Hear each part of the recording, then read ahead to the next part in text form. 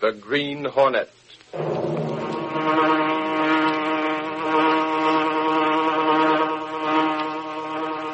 He hunts the biggest of all game, public enemies that even the G-men cannot reach. The Green Hornet.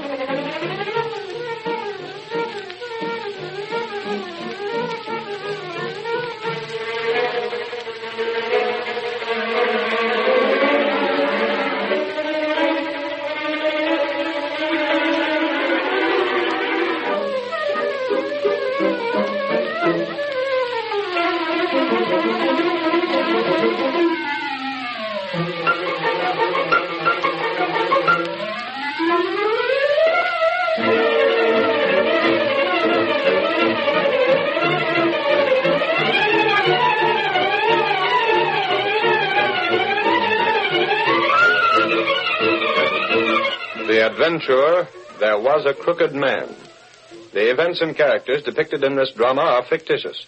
Any similarity to actual persons, living or dead, is purely coincidental.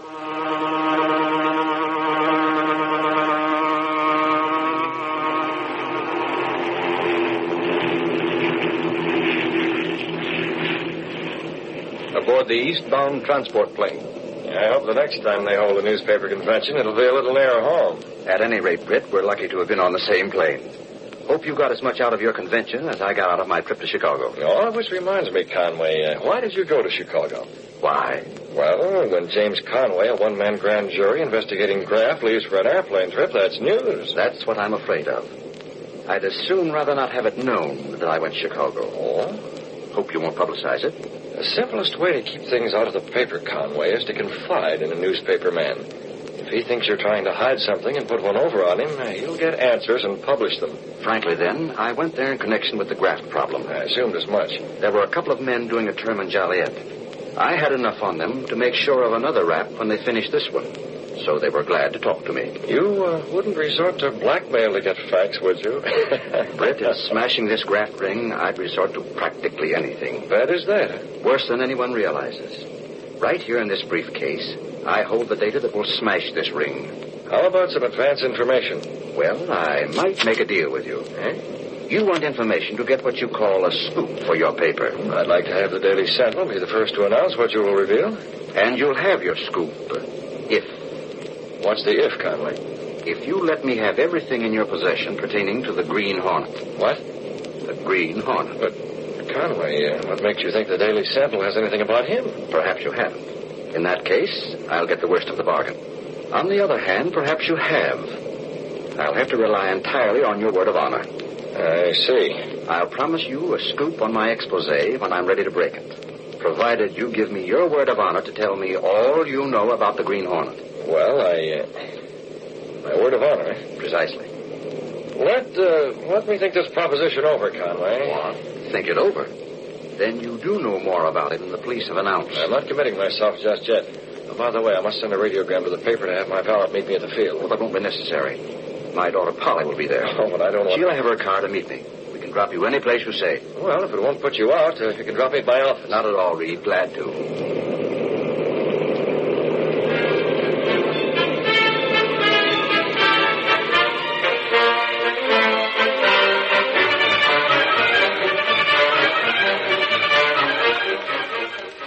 Meanwhile, at the airport, Ed Lowry of the Sentinel approached a sport roadster. Say, you're Polly Conway, right? What? Why, yes. My name's Lowry of the Sentinel. Waiting for the Chicago plane? Yes. By any chance, are you waiting for your father? How did you know who I was? Those low license plates are a dead giveaway, Miss Conway. Oh. Heard your father was digging up some facts in the Midwest. I'm sure I wouldn't know. How soon is the plane due to land? Half hour.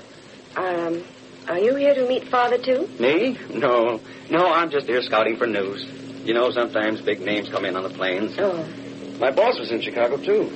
Wonder if you met your father there. Mr. Reid? Yeah, know him? Indeed, yes, very well. Say, that's one nasty mess we're having in this town, isn't it, Miss Conway? I wonder how your father's investigation is going. I'm sorry, Mr. Lowry, If anyone can smash this graft ring, he's the man to do it. You really think so? He's told you about it, of course. Well, A couple dozen gambling houses running wide open with all kinds of protection. Cheap joints where they let a sucker play for a nickel and others where they let them do anything to limit, win or lose. Yeah, really, Oh, Miss Conway, he must have mentioned them to you. Well, if he has, I've paid little attention. The sheriff of the county attempts a raid once in a while, but there's always a tip-off. Is there? Yes. Yet the same sheriff completely smashes the joints that try to open in competition to Deke Slotkin. Say, what's your father said about Deke Slotkin? Now, there's a crook who's in solid. Wonder how much he pays for protection. If you're trying to get information out of Me? No, where'd you get that idea? I'll bet Deke Slotkin has tried to approach your father, hasn't he? Miss Conway? Yes. Wire just came to the office for you. Thank you. From your father? Oh, really, Mr. Lowry, it's none of your business. Darn. Bad news? We missed the plane and we'll have to come by rail. I'm to meet up at the station later. I'll go with you. Oh, no, you won't. Wait, I'll tell you what. Let me check at the office and see the passenger list of that plane. Goodbye, Mr. Lowry. It's nice to meet you. Now, lady, wait. Gosh, what a girl.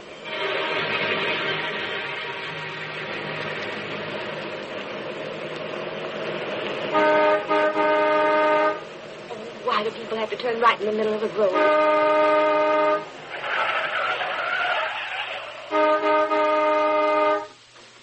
Can't you pull to the side and let me pass? Just a minute, lady. Oh, I didn't see.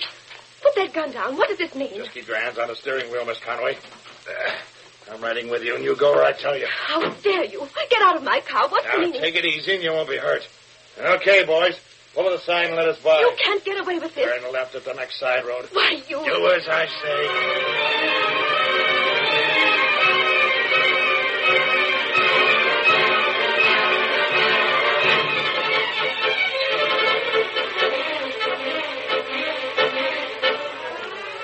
The next morning in the office of the Daily Sentinel. Holy mackerel, if this don't beat the Chinese. Hey, where's Gunnigan? What? Lunch. I thought a city editor lived on ink and paper. Lunch. With a story like this, he's eating. Gangway, I gotta see the boss. What's the matter with you, Lowry? Deke Slotkin smacked the homer with the bases loaded. Good grief, Lowry. Easy on that door. Where's the boss? Where's Reid? What do you want him for? He's busy. Yeah? Well, tell him that Deke Slotkin's finally found enough cash to bribe James Conway. Watch yourself, Lowry. That's one of those things that calls for lots of proof. You said it, Casey, and what I'd give to be the guy to prove it. What's the matter, Lowry? Get a load of this, boss. Conway reports that he couldn't find a thing against Deke Slotkin, the sheriff, or anyone else in the gambling ring. What? Here's his statement. It just came in. Oh, but that's impossible. It's a lot of bunk. He had plenty of stuff before he went to Chicago. How do you know he went to Chicago? Don't ask me. I know, that's all. That trip was kept secret. A guy in Conway's spot conducting a grand jury investigation don't have any secrets. Besides, I was at the airport yesterday. His daughter Polly was there. Oh, she was. Yeah, I tried to get some information from her, but she was too smart. She wasn't there when the plane landed. No, her father didn't come by plane. She got a wire to meet him at the Central Station. He came by train. Hey, wait a minute, Lowry. Let's get this straight. You say Conway wired that he'd not be on that plane? Sure, then his daughter drove away. And you say that he did have enough charges against the Slotkin crowd before he went to Chicago? Yeah, and he must have got something in Chicago. Now he comes back and says he has no evidence. Hands in a report that the sheriff and his stooges are perfectly okay. Says Deke Slotkin is on the level. And we know darn well this county reeks with graft. But Lowry, Yeah? James Conway was on that plane.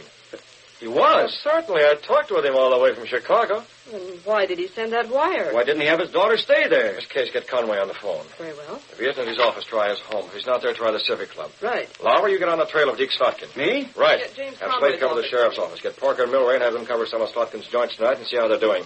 They'll know whether or not the gambling is running full blast. And if it is? We'll know Slotkin's mob feels perfectly safe. I get it. The last 2 weeks they've had a soft pedal on. Get going. Don't worry, I'm on my way. Oh, sorry, buddy. I didn't see you come.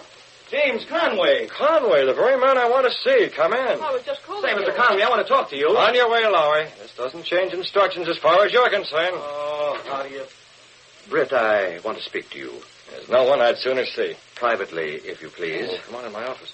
Miss Case, if those other men Lowry's going to call for me should come in for orders, have them wait. Yes, Mr. Reid. There we are. Sit down, Conway. One of my reporters brought in some news about you. Yes, I know they did. All the papers have it. I couldn't do anything else. I had to issue that statement. That you made no findings whatever against the gambling graft? Yes, Reid, I had no choice. What's behind this, Conway? Reid, there's just one man who knows I did have information. Oh, I knew it. You told me as much on the plane yesterday. That's why I'm here today. To beg you, Reid, to forget everything I said yesterday. Why? Please don't ask any questions. Will you do as I ask? That's a large order, Conway. I know. You told me yesterday you were ready to smash the gambling ring in this county. You said you got enough information in Chicago to expose the sheriff and his crooked deputies. You guaranteed to prove that Deke Slotkin could run his gambling houses wide open because he was paying plenty for protection. I know. I wish I'd bitten my tongue off before I said that. What's happened since then? I can't tell you. I can't tell anyone. Conway, I told you yesterday that you could trust a newspaper man. This is different. I also told you that if you tried to put one over on a newspaper man, he'd go a long way to get to the bottom of things. I know, Reid. But this, well, you can't get to the bottom of this. Where's your daughter, Conway? What? You heard me. Where's your daughter, Paula? Why, she's out of town. Are you sure she's out of town? What are you driving at, Reid? Just this, Conway. Your daughter went to meet you at the airport yesterday. Someone sent her a telegram. She drove away from the airport. Has anyone seen her since then? Good Lord, how do you know these things? Has she been taken by Slotkin's mob? Reid, Are they holding her? Do they demand that you surrender all the evidence against them as the price for her safety? You seem to know. Conway, what are you going to do about it? I have no choice, Reid. Are you going to let a gang of crooks get away with it? Reid, for 20 years I've served the public. Worked for the interests of the people. When Matterling ran for the office of sheriff, I fought against his election. He was elected through no fault of mine. Oh, you needn't tell me, Conway. I fought with you. As soon as Matterling took office, he started this tie-up with Slotkin.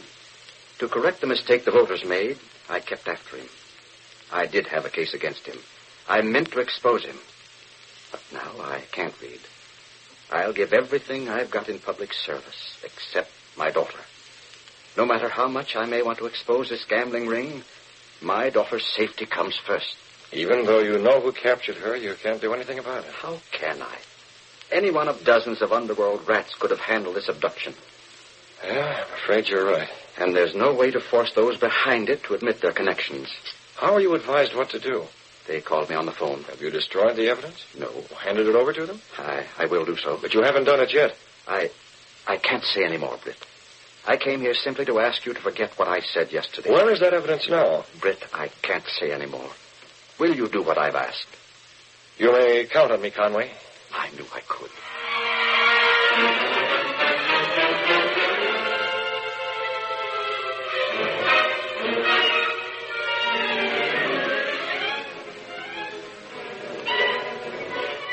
Later, in Britt Reid's apartment, the young publisher spoke to Kato, his faithful valet, and the only living person to know him as the Green Hornet. Kato, we're going out tonight. We're going to see what we can do. Very well, Mr. Britt. I wondered, Kato, just how I could give Conway all the information I had about the Green Hornet. No, you'll not have to. No, Kato, I won't have to. His daughter's disappearance makes it unnecessary to keep that bargain with Conway. Still, I'd almost prefer telling him the whole story if it were the only way to smash this gambling ring.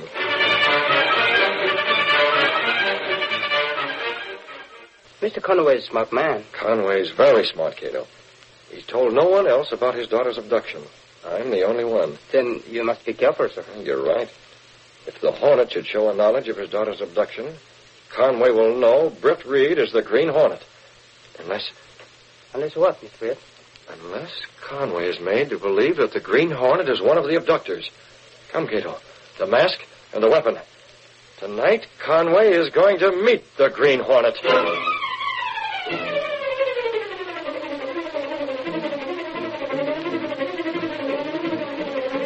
The curtain falls on the first act of our Green Hornet adventure. Before the next exciting scenes, please permit us to pause for just a few moments.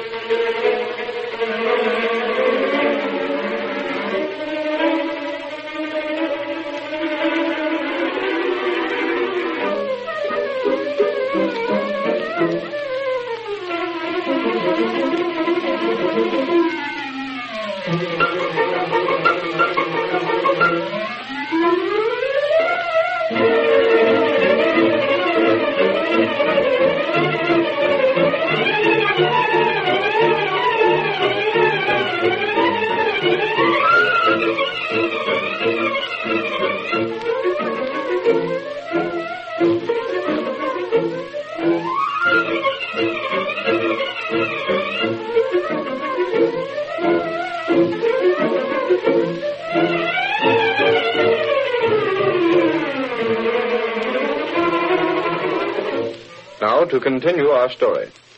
The only way Britt Reid could offer aid as the Green Hornet without making James Conway suspect his true identity was to pose as a member of the gang that had kidnapped Conway's daughter. With this as his plan, he guided the sleek black beauty to the court outside Conway's study.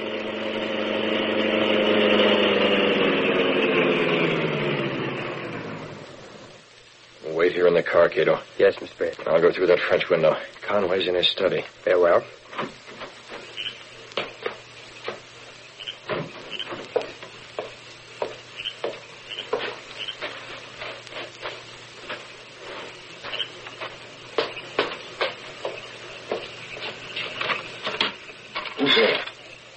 What are you doing in here? Back inside. Man. In, Conway. We'll talk inside the study. The Green Hornet. I guess you know why I'm here, don't you? I can imagine. Why? You and those other rats are after the portfolio. Well, where is it? I thought there'd be a phone call. I've been waiting for it. I'm here. There's no need for the phone call. But if I give you what you want, how do I know my daughter will return safely? You'll have to take your chances on that. If she's seen any of you might not let her go free to testify. She certainly won't go free if you don't stop stalling. Hand over those affidavits. But Be quick about it. Yes, I have them. I'll get them. Now you, put your hands up. Why, you... Hurry. Raise your hands or I'll blast you into eternity. More nerve than I gave you credit for, Conway. Take off that mask. Conway, do you know what this will mean to your daughter? I know that I'm about to learn the identity of the Green Hornet. After that, I'll dictate the terms. You send my daughter back, not to save the gambling ring, but to protect yourself. My silence in exchange for my daughter's life. Don't be a fool, Conway. You can't help your daughter this way. Take off that mask. Take it. Something's wrong. My throat. Oh. Too bad, Conway. You forgot I might have an assistant. I saw him. Shot gas in the window just in time. Now get in here quickly. We've got to find those papers. They must be in here somewhere. He was waiting for a phone call from the gang. We'd better hurry. He started for this drawer. Perhaps... Yeah, here's a portfolio. Is that the one? Yes.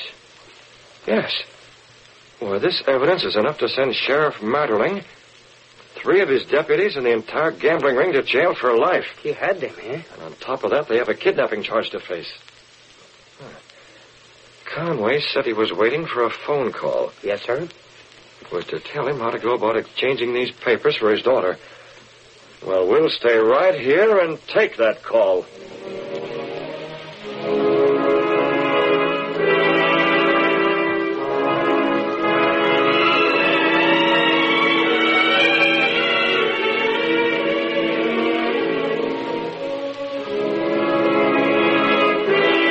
In a large suburban home where Polly Conway was held captive, Deke Slotkin made his phone call. The girl? Well, Conway, you'll just have to take our word for it that she's safe. Yes, of course you can talk to her.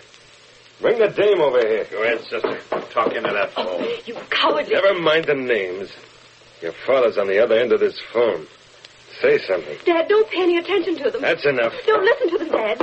Come on. You heard the boss. Hello, Conway. Don't try to trace this call because we ain't calling from the place you'll find us at when you bring the stuff, see? Matter of fact, I'll tell you where we're calling from. It's your own house in the country. All right, you mugs. Take the girl out to the car.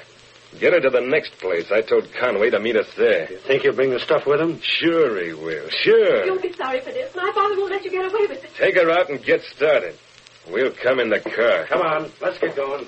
Deke, Yes, Steve? the dame's seen us all. We don't dare let her go. No? She'll squawk. She'll send us all to the gaol for life. Who said anything about letting her go? On the other hand, if we don't let her go, Conway knows who'll be doing her in. It's all worked out, Steve.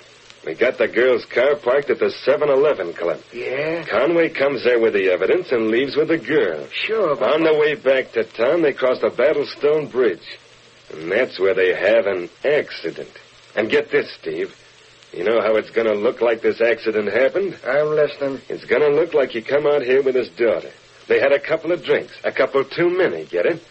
And Conway's too tight to drive his car, so he goes off the bridge. Boy, that's a Lulu. Yeah, and 6 of you guys will swear the girl was at the club. Come on now, we got to get to the 7-Eleven club before Conway does. Tell the boys to watch for his car in the parking lot. Right. Conway is one guy that couldn't be reached with cash. Well, we'll reach him this way. Permanently, Steve. Permanently.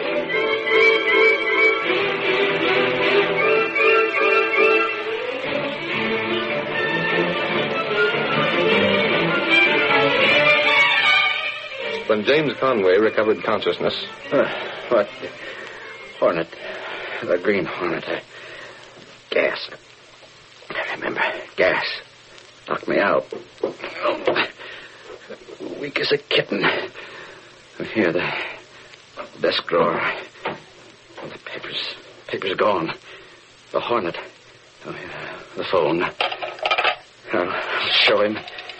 He can't bluff me. Hello. Give me police headquarters. What's this? Dropped something. Address. Good Lord. Hello. Police headquarters. James Conway speaking. I just found a clue to the Green Hornet. Yes. Send Sergeant Doyle here with men he can pick out and trust. I know he's on the level. Warrant nothing. We're going to raid the 7-Eleven and do it without a tip-off. We don't need warrants where the Green Hornet is concerned.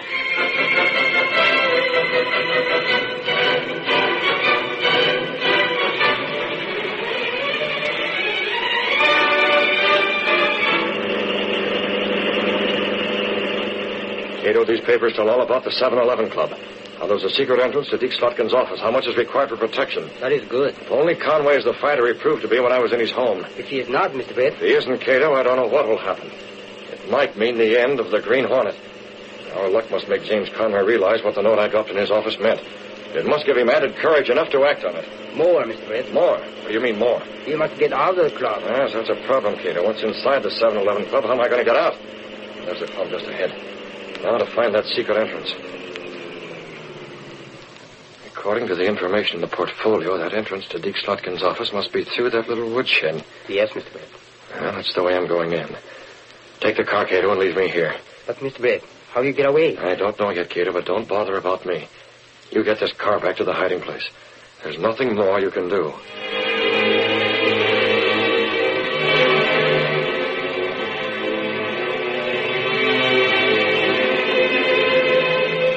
Holly Conway, her hands still tied, was in Slotkin's office. Better put a gag on her, too, Steve. Okay, boss. Whatever you say. Yes, you'd better, you pack of yellow rats. 4 of you here, and you're afraid of one girl. Shut up. Take it easy. Get a gag in her mouth and get outside. Watch for Conway's car. Who's that? I wouldn't know, boss. Who knows about the secret door to this place? You got me, Deke. Must be one of the bunch. The only one of the bunch that knows about that isn't here. He's in stir in Chicago. Maybe he's out. No, he isn't out. If he was, we'd have heard of it before this. Say, do you suppose Conway knows about that? Maybe he does. Should I open it? Yeah, open it up. All of you, stand where you are. Hey, what's that? The Hornet. What the Samuel? Move Back in there. Hey, what's all that smoke behind you? The tunnel behind me's been filled with gas. You better close that panel if you don't want it to come into this office. I'll close it. What's the big idea? Who sent you? I'm here representing Conway. Close that panel. That means no one will leave by this exit, Slotkin. Did Conway send you here? What do you think? I'm here to take the girl and leave these papers. Hold on. That stuff don't go, understand? You figure on stopping me, Slotkin? Now, Hornet, put down the rod. We can get together. Untie that girl. Hurry it up. I'm taking her out of here with me. And just how do you figure on getting her out, Hornet? You think you can walk right through that crowd in the gambling rooms here with a Hornet mask on without nobody stopping you? I said untie her. Guess again, fellow. I'll shake it down. Gas, you fool. If anyone else wants some gas, just make a play for a gun. You're going to untie that girl, and we'll have to gas the bunch of you and do it myself. Take the ropes off her, Steve. He can't get out of here. Okay. Conway thought you wouldn't be depended on to keep your word. He kept his. See, here are the papers, all the evidence he got against you. Yeah, let me look at them. Now remove that gag. All right, I'm doing it. I suppose you think you're smart finding that secret entrance. Well, let me tell you, Hornet, you haven't a chance in the world of getting out of here. That's the cops. The signal. It's a raid. We didn't get a tip. Don't try to rush that door. We gotta scram. Help! Help! Boss the dame. Them papers, if they catch us... Hey, we'll find you here. See how you like this gas. There's enough in that bomb to fill the room, and here's some more. Now to get out of here. Across the corridor. In that room there. Come on, then. Smuggler's private office is this way. I'm right with you, Conway. Get back there. Here's one raid you weren't tipped off. Here's the office. The door's open. Conway, why didn't you tell me you were going to raid tonight? Me? You here? It looks that way, huh? Holy smoke, boss. You can't be here found in a raid. I was after information. Stay with us, Reid. My daughter is here somewhere. The Hornet's here, too. Hornet? Yeah, he tried to threaten Conway. He's in with the gang. You stick with us, boss. Make out you made the raid along with us. Oh, there's my daughter. Polly. Polly, are you all right? This room's filled with gas. Careful how you enter it. What's this stuff? My evidence. The things the Hornet stole. Here's Ferber, Slotkin, and a couple of others. They're out cold. Polly, speak to me. Are you all right? I'm sure she's not harmed, Mr. Conway. The gas the Hornet uses is not dangerous. Mr. Reid, this will smash the ring. Look at the stuff that's here. I know. You know? Well, Conway told me about it. I think, Conway, that now the Sentinel has a story. The Sentinel has. I wonder which of these 4 men is the Green Hornet. I doubt if any of them is. You seem to know a lot about the Green Hornet. You said the gas was not dangerous. You claim none of these is the Hornet. I happen to know quite a bit about the Green Hornet. In my position with the Sentinel, I've been well informed about him. That's right, Conway. There's only one guy that knows more about the Green Hornet than Britt Reid does. And that's the Green Hornet himself.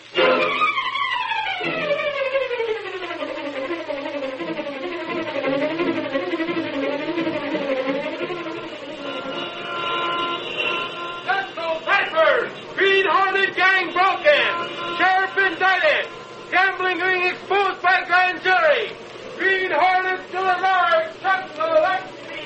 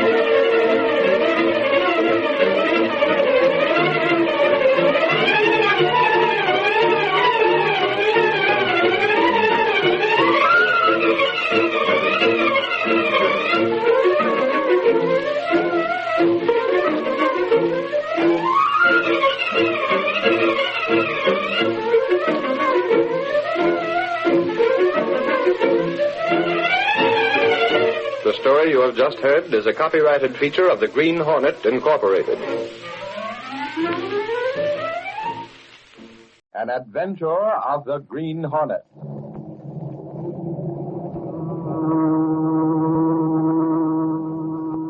He hunts the biggest of all game, public enemies that even the G-men cannot reach. The Green Hornet.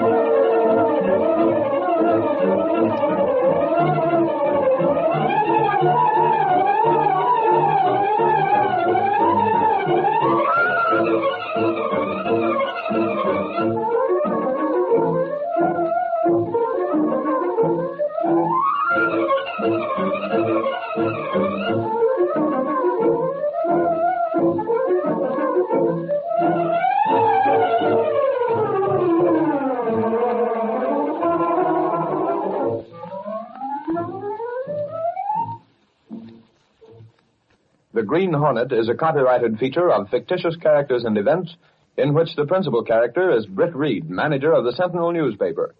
Only Kato, his faithful Japanese valet, knows the dual role the young millionaire plays to strike at lawbreakers within the law who cannot be reached through the court.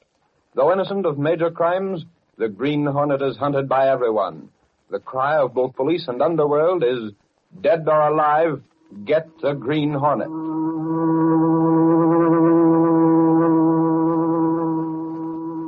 Joe Desmond, boss of one of the wards on the Lower East Side, managed by cash and votes to maintain a strong position in his community.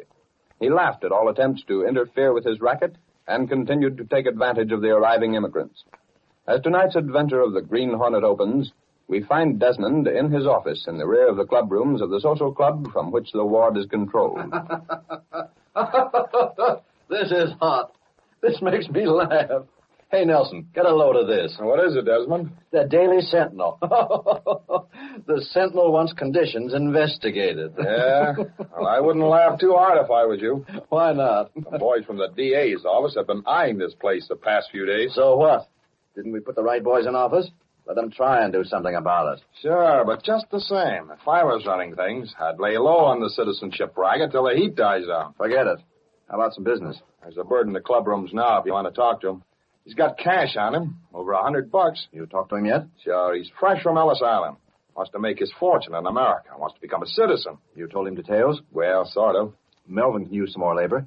Send the bohunk in. How many more can Melvin put on the job? All he can get. The bigger the payroll, the better. It's one of those city jobs. I'll call that guy in. His name is Russo. Tony Russo. Talks enough English to get by. Good. Hey, you, Russo. Shoot, so what's the matter? Come on in here. We'll get you fixed up. Shoot. On your car. Hello, Tony. My name's Desmond. Just call me Joe. Hello, Joe. How do you like America? Tony, she's like this country. It's a one fine place. Tony, she's a make a much of one. That's right, Tony. And we're here to help you fellas.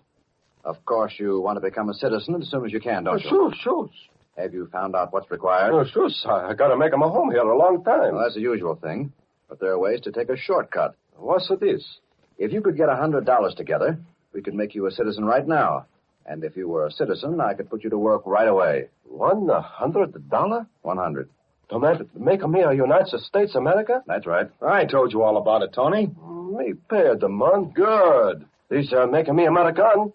Give it to me, the job. Yeah, but it's got to be kept quiet. You understand? It isn't the regular way of doing it, but it'll be all right. You got what you call a pull, no? Yeah, I got the pull. You pay your cash, get your papers, and then I'll take you over and get your job right away. Sure. Thank you. See? Tony, she's know how. She's a red. I stand straight. I raise the right hand, and I say the word, I pledge allegiance to my flag. You know it all right. Sure. But you got to remember one thing. What's this? Now, if the other men find that you've been made a citizen before them, they might get sore about it. You got to keep quiet.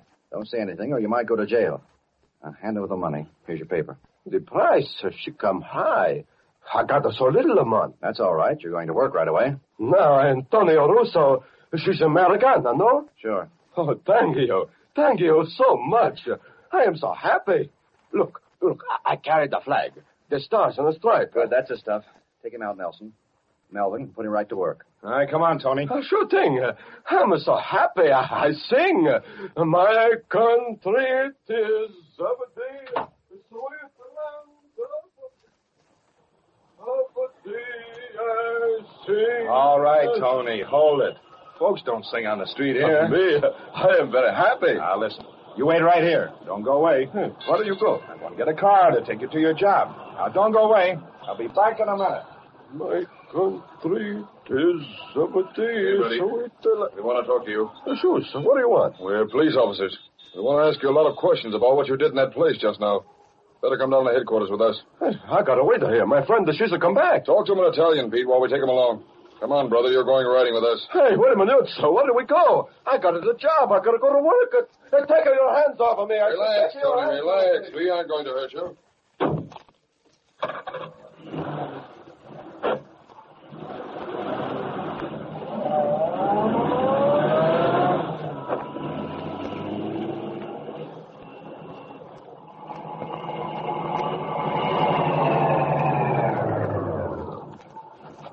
Hey, Gus. Nelson, those Bugs from the DA's office picked up Russo. They did? Yeah, just before you drove up. Keep the motor going. Chopper will be right here. Orders from Desmond. He's seen it from the window. What's up? Slide over. I'll do the driving. I'm checking out of this. When Chopper rides, there's trouble. Sit still. Here comes Desmond and Chopper now. But I... Pile in, Chopper. What are you doing, Desmond? Those lugs picked up a witness. As sure as shooting, he'll talk. We got to stop him. How? You'll see. Go on, drive. Chase that car.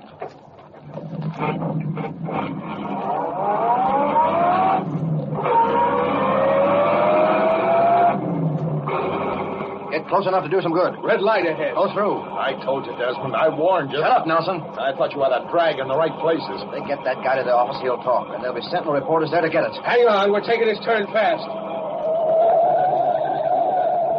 There they are. Go on. The cop saw us. Keep going. Chopper, you get ready. Hail him as we go past.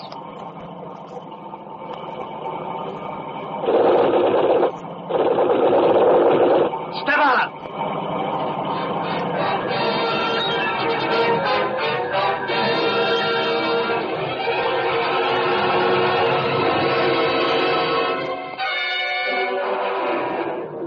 Sentinel X Street paper. Desmond Hellman murder. Police question big shot and gang death. Read all about it. Sentinel X Street paper.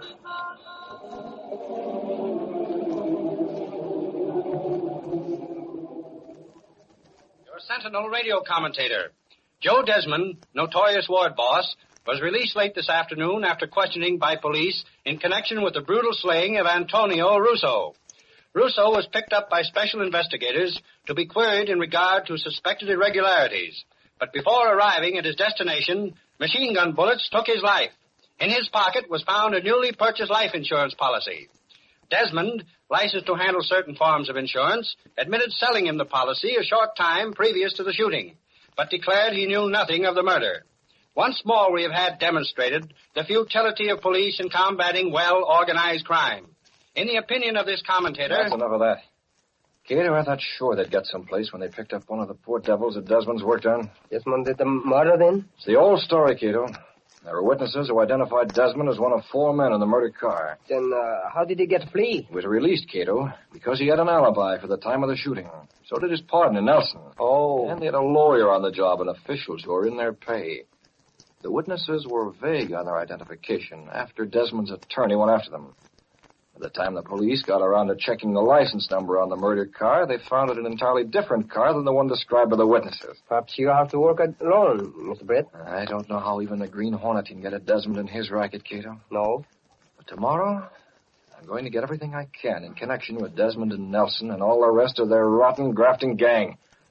If the law can't smash them, the Green Hornet will.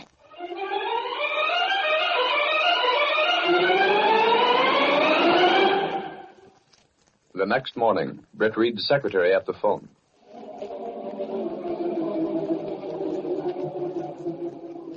No, Gunnigan. Mr. Reid hasn't come back yet. Jenks is here if you want him. Oh. What's the city head say, Casey? Well, he hinted that he didn't want you. Gunnigan don't know what he wants. Hand him a story on a silver platter, and he says it's not enough. Mr. Reid's been riding Gunnigan pretty hard. He's after information concerning Joe Desmond. You're telling me? They routed me out of bed last night. Told me to get up and get out and hang around wherever I thought best to pick up things about the rat. Rat? Desmond. I tell you, Casey, Reid is on the warpath. He has been for some time where Desmond was concerned. Well, I got plenty to tell him. You really learned things? Yeah, I got... Gunnigan said you were here, Jenks. Yeah. Say, boss, have I got news? I doubt it, but go on. Desmond has a racket you didn't know about. What's that? He gets immigrants while they still got cash. Makes them think they're getting their citizenship. Tells them if they get it, you get them a job right away. Takes their cash gives and them what they think is citizenship papers, but which turns out to be nothing but a simple life insurance policy for which they pay an exorbitant rate. You know about it? More than that. After they've got their paper, he takes them to Andrew Melvin in charge of city improvements. Melvin puts them to work, puts them on the payroll, and when the need arises, purges himself to give Desmond an alibi. Oh, you knew? Of course I knew. What do you think I'm after Desmond for? Well, I thought it was because of the graft in his ward. It's a mere detail. And you call yourself a reporter, Jenks. Lay off. Get after Melvin. Find out what you can about him. Somewhere in this setup Desmond has built, there must be a weak link. It might be Melvin. Find out. Okay, boss, I'll try. Gunnigan, please. If I can only... Hello, Gunnigan. Here's what I want. Give me a story on Andrew Melvin. Yeah, that's the man. Story? I want to scare him. I want him to think we have a lot of information on him. Leave his name out, but point it so he'll know what we mean. If we can scare him enough, he might back down on that alibi he gave Desmond and Nelson. You get the idea? I thought you would.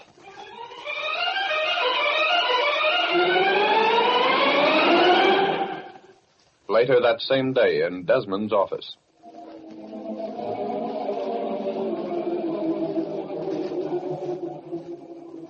This confounded sentinel. What's the matter, Desmond? Melvin will lose 10 pounds from worry if he sees this. I wouldn't trust Melvin. He'd run out on us if the heat was turned on. And maybe you think the sentinel ain't turning on the heat. This won't do, Nelson. Get it? It won't do. What do you mean? I have an idea that when Andrew Melvin reads this, he might take his own life.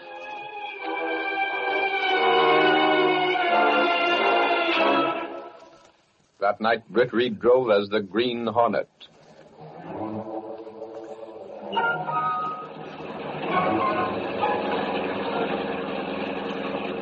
If Melvin left in the car we just saw leave his house, we'll wait inside Kato till he returns. I think the Hornet can make him talk after what the Sentinel published. I hope so, Mr. Britt. Leave the car here in the alley. You have the master keys and weapons? I have them.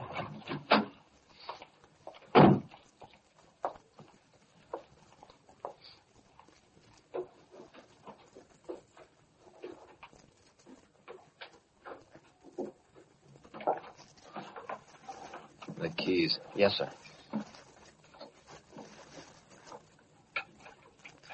That one won't do. Good. Flashlight, Kato. Yes, sir. Quietly. There may be servants. Come along.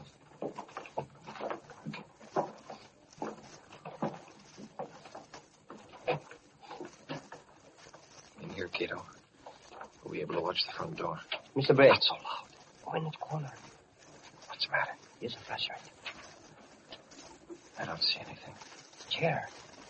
One with the back toward us. Yes, sir. On the floor. A foot. Someone sitting there. Keep back, Kato. Stick him up.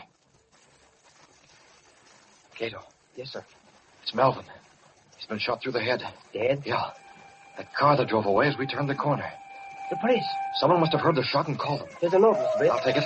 We gotta get out. There's a gun on the floor, Kato. Pick it up. Yes, sir. This way, quickly.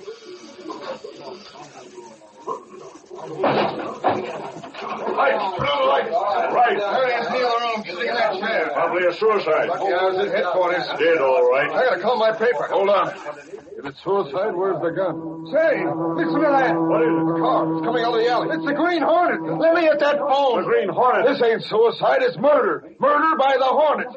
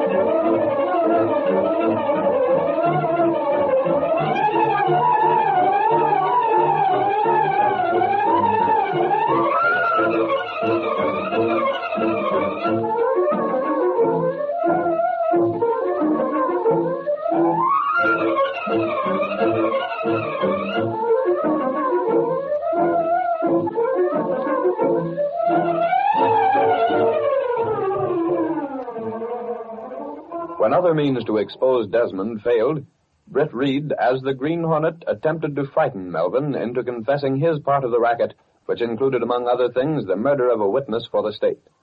Arriving at Melvin's home, Britt Reid found the man dead. A gun and note pointed to suicide, but Reid knew it was murder and removed the gun and note. Police arrived as the Hornet fled, and the next day's newspapers carried an 8-column banner.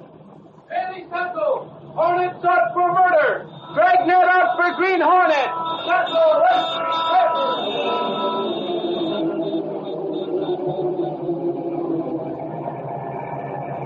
What else does it say about the Hornet, Desmond? The cops got there as he drove away. Didn't they find a suicide note? No. The gun? No. Didn't find a thing except Melvin's body. Don't drive so fast, Nelson. I'm nervous. Well, what's the odds? Melvin's dead. He won't talk now. No, but And the Hornet's blamed. That puts us right in the clear. I hope so. There's just one thing. What's that? The Hornet's got the note and gun. So what? There's no way to connect them to us. I still don't like it. Gosh, boss, I never saw you nervous like this. Well, you see me now. You always laughed at anything of this sort. Listen, Punk. When we had the law to worry about, I didn't worry. Sure not. When the DA tried to investigate me, that was a laugh. But now... Now what? I don't like it. The Green Hornet don't work like anyone else. He's after something. If he wasn't, what did he take the gun and note for? Well, what could he be after? Maybe cash. Maybe power. Maybe he's figuring on taking over the ward. Maybe he's after me, I don't know. But I don't like it. Now, what about the party? You figure on going ahead with it? Sure. Except the bid's out. We gotta go ahead with it. Our political pals figure on it. We gotta make some plans for the next election. The party has to go on. Why shouldn't it? Well, I just thought maybe you being so nervous and The party's on. The bids all went out yesterday.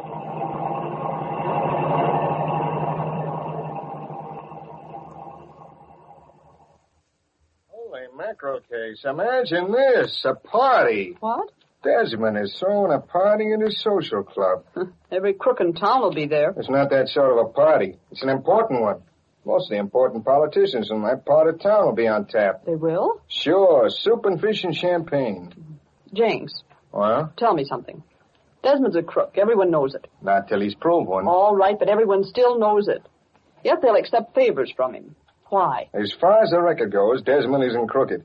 We can suspect all we want, but that doesn't make him a crook. Well, if I knew what I do about him and was invited to a party of his, I'd certainly not go. Yeah, but Casey, you're not after votes. That's the difference. I'm glad I'm not. You going? Wouldn't miss it. You're not after votes. I'm after the guys that are after the votes. Besides, I'm curious, and I got hunches. What? Look here. Melvin's murdered. Yes. Just at a time when he might have squealed and made it hot for Desmond.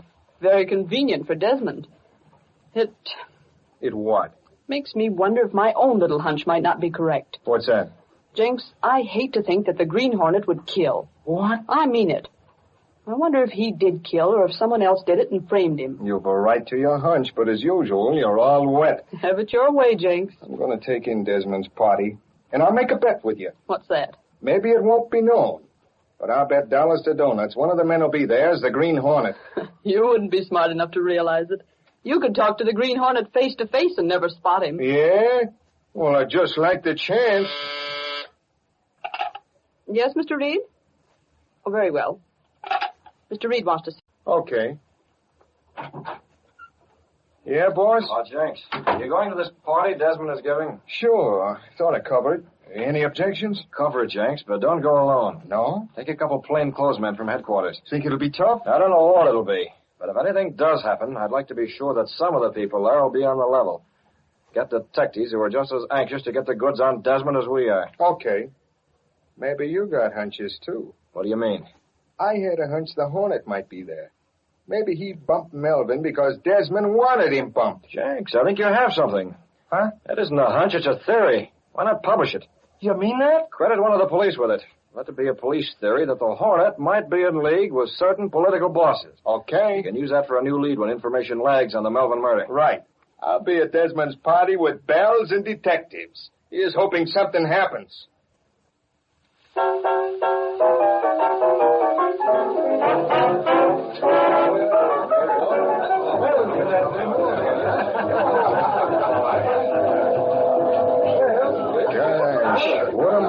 This company isn't even fit for a couple of flat feet. Way off the cracks, Jinx. Remember, we ain't here because we like it. Besides, the reporter ain't such hot company. Hold it, Flatfoot. Didn't I give you credit for a theory on the Melvin bump-off? Yeah, thanks, Jinx. Yeah, I wonder where all these rat-faced mugs go in the daytime. Crawl back in the cracks in the woodwork.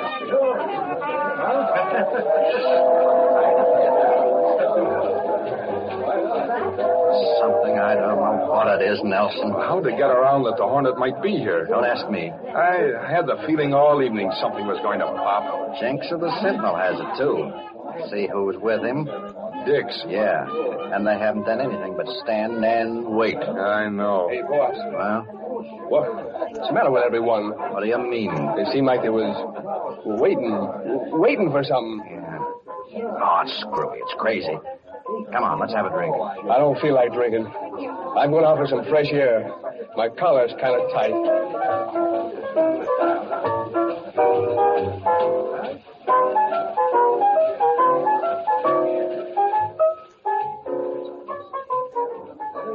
What time is it now, Jinx? A little after midnight. Why? What's funny? Maybe I was wrong. I sort of felt something would happen before this. I wonder if he is here. Who? The Green Hornet. If he is, I'd like to know it. I'd like to get my hands on him. That's what I'd like. Desmond, I checked with the doorman. There's no one here without invitations. Okay, it was just a fool idea of mine. We checked the list of bids real careful, didn't we? Sure. I guess nothing will happen. I never saw you with the jitters like this. Dry up. Listen, boss. What's the matter with you? I just come from the back room. Well, what of it? I just wondered, did you leave the window open there? No. I shut it and locked it and had the slide closed over it. That's what I thought you said. Why? It's wide open now. It is? Who opened it? I don't know, boss. I went to check up and see if the room was all set for the meeting to discuss the slate of the next election, and seen the window open. I'll go have a look. Yeah, you better. Well, I'm going to have a dance. What the heck? Nothing will happen. What are you so worried about? Hey, Maisie, how about a dance? I don't feel much like dancing now. No one feels like doing anything. Blast it, this is the worst party. Hey, Nelson, the boss wants you. Me? Yeah, he just called down. Go to the conference room. Okay. I'll see you later, Maisie. Yeah, don't be long.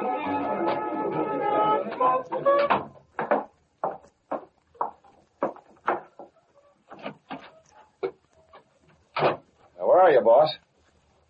Where is he? Window's still open. This way. What the? Take it easy. Raise the hands. Turn slow. You, that mask. Not too loud. The Hornet. Sure, it's the Hornet. Desmond. Joe! Joe, where are you? I'm taking his place. You're likely to squeal after the cops pick you up. No. What cops? What cops do you think? Those flat feet out there aren't here for their health. They're here to crack the Melvin murder. Listen, wait a minute. Well, who you working for? Who do you think? Desmond? I won't get the goods on Desmond. He's too handy at putting those who might squeal out of his way. Not me. No, not me. I won't squeal. You bet you won't. Desmond has the rod that killed Melvin.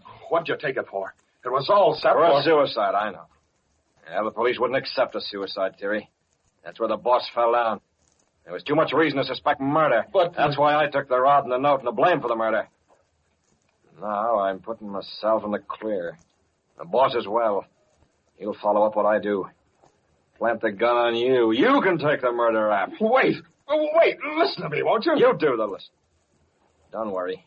Even though you're blamed for the murder, it won't bother you any. You won't know about it. Well, don't bother me. Wait a minute. Won't you let me talk? There's 5 shots left in the gun. They'll match the one that was taken from Melvin's body. Don't kill me. Give me a chance. I won't squeal. I swear I won't squeal. You'll not get the chance. Oh, help. Help, it's a Green Hornet. You take it, rat.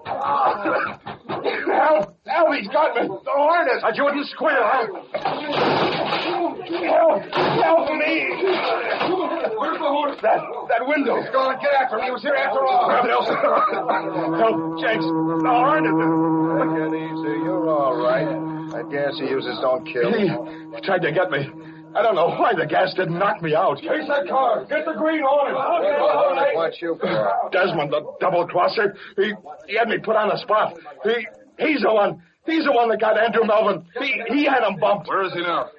Come on, get this mob out of here. Go on, now get back out of there. I want to look this room over. No chance getting the Hornet now. I'm going to talk. I'm going to spill everything. Listen, Desmond is a killer. Hey, get a load of this. This Desmond in this clothes press. Knocked out. Killed. Wow. I ain't dead, just gas. The Hornet's gas worked on him all right. Wait. Let me show you. Let me prove he bumped Melvin. How?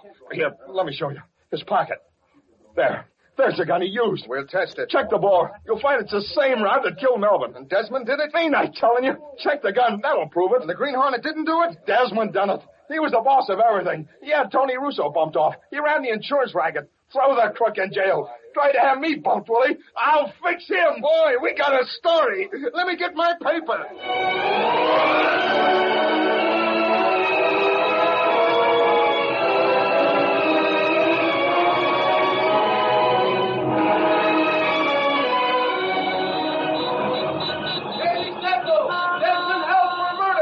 Green Hornet appears at party. Murder attempted. Yeah, I'll break everything now, Kato. Are you sure about it, Mr. Britt? Nelson had to frame Desmond because he was sure that if he didn't put him in jail, Desmond would get him. Yes, sir. When he starts talking, he'll involve Nelson. Kato, I think the racket will be smashed before long. I'm expecting a call from headquarters any minute. Oh, I'll answer it. Yes? Yes, Jenks. He did? Good work. Now all you have to do is find the Green Hornet. Okay. Call the office and give the details to a rewrite. Kato? Desmond has started talking. That is good. He denies all knowledge of the Hornet, but he must admit enough to send him where he belongs. Hello, let me have the desk. You call Gunnigan? Yeah. Hello, Gunnigan. Concerning that headline you hope to use someday. Well, use it. Desmond and his rackets are both finished.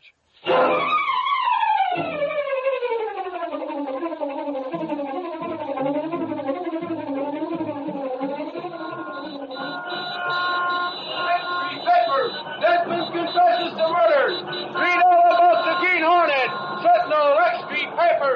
Green Hornet still at large. Sentinel, X Street.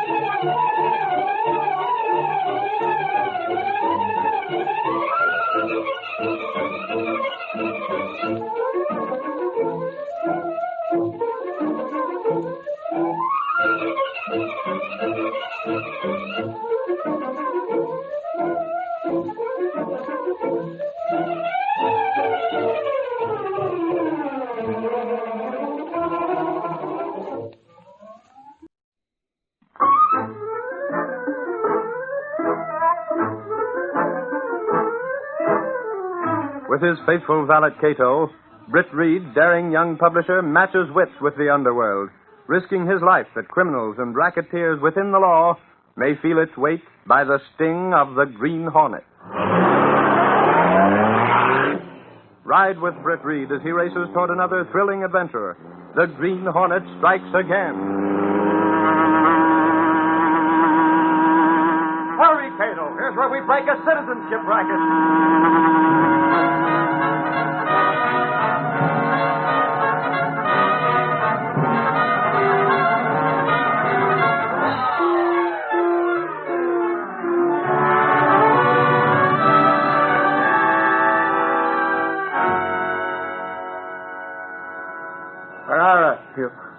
You called me? No use ducking in the house. I got a message for you from Liggit. Oh, listen, please. I try hard to get the money. I don't want to leave this country. Then get the dough. Please, you give a little more time. I get the money fast. Understand? I try every day. Trying ain't enough. You pay up or back you go to the country you come from. But I'm a citizen. I'm a citizen of the United States. Nuts. You know just where you stand. Get that dough, or you'll be waving bye-bye to the land of the free permanent. You and your whole family. What are I going to do? What are I going to do when I've got the money? I got to get the money someplace.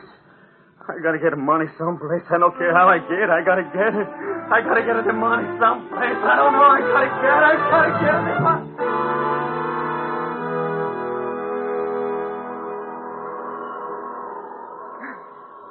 wind. It's always windy outside the Sentinel building, Miss Case. With all the wind that goes on inside, I ought to be used to it. Inside? Yes. Whenever Michael Axford starts talking, it's a blast, and he never stops. Well, Axford has his good point. Sure, Mr. Reid. Axford has muscles like iron, a heart of gold, a helping hand, a fist of oak, and a head of solid bone. Well, he manages to be right often enough, Miss Case. That's what surprises me. He's right very often. What I can't understand is how does he do it? Well, it's getting dark. Windy street corner's no place for conversation. Which way were you going? Oh, I think I'll go another way tonight. Just a moment, Miss Case. But I wonder... Something's bothering you. What is it? Oh, nothing, Mr. Reid. You're nervous. Nonsense. I'm just cold, that's all. I had a hunch up in the office that you were concerned about something. After all, you've been my secretary ever since Dad left me in charge of the Sentinel. You make it sound like such a long time. Well, it's long enough to know how you act. And you've been on edge for several days. Well, perhaps I was. What about? I had a silly idea that a man was watching me. Oh, I watch you as often as I can, Miss Case. Not hard on the eyes, you know. No, I mean someone out here in the street. I'm imagining things. Good night, Mr. Reid. Miss Case, you're Well, sure... probably I need my eyes examined, or I've seen too many movies. Good night. Good night, Miss Case. Oh, I've never seen her like this before. I wonder whether she's... Howard, what was that? Ain't you gone yet, Reid? You left upstairs... Shut up, Axford. Did you hear a scream? What are you talking about? Scott, it's Miss Case. Come on. Holy crow. There she is. There's a man. He's trying to get away. I see him. Get him, Axford. Come back here, you little rat. Case, what happened? Are you all right? He's the one that... Case, pull yourself together. He jumped out of the alley. No. Case, it's all right. There's nothing to worry about. He started to say something. He grabbed my pocketbook. Well, I'm talking about you now, not him. No, stop it. I'm all right now. I'm sure you are. That's better. It was such a shock. So sudden. Come on, you... Something snakes. What was that you said, Casey? Please. Oh, shut up, you.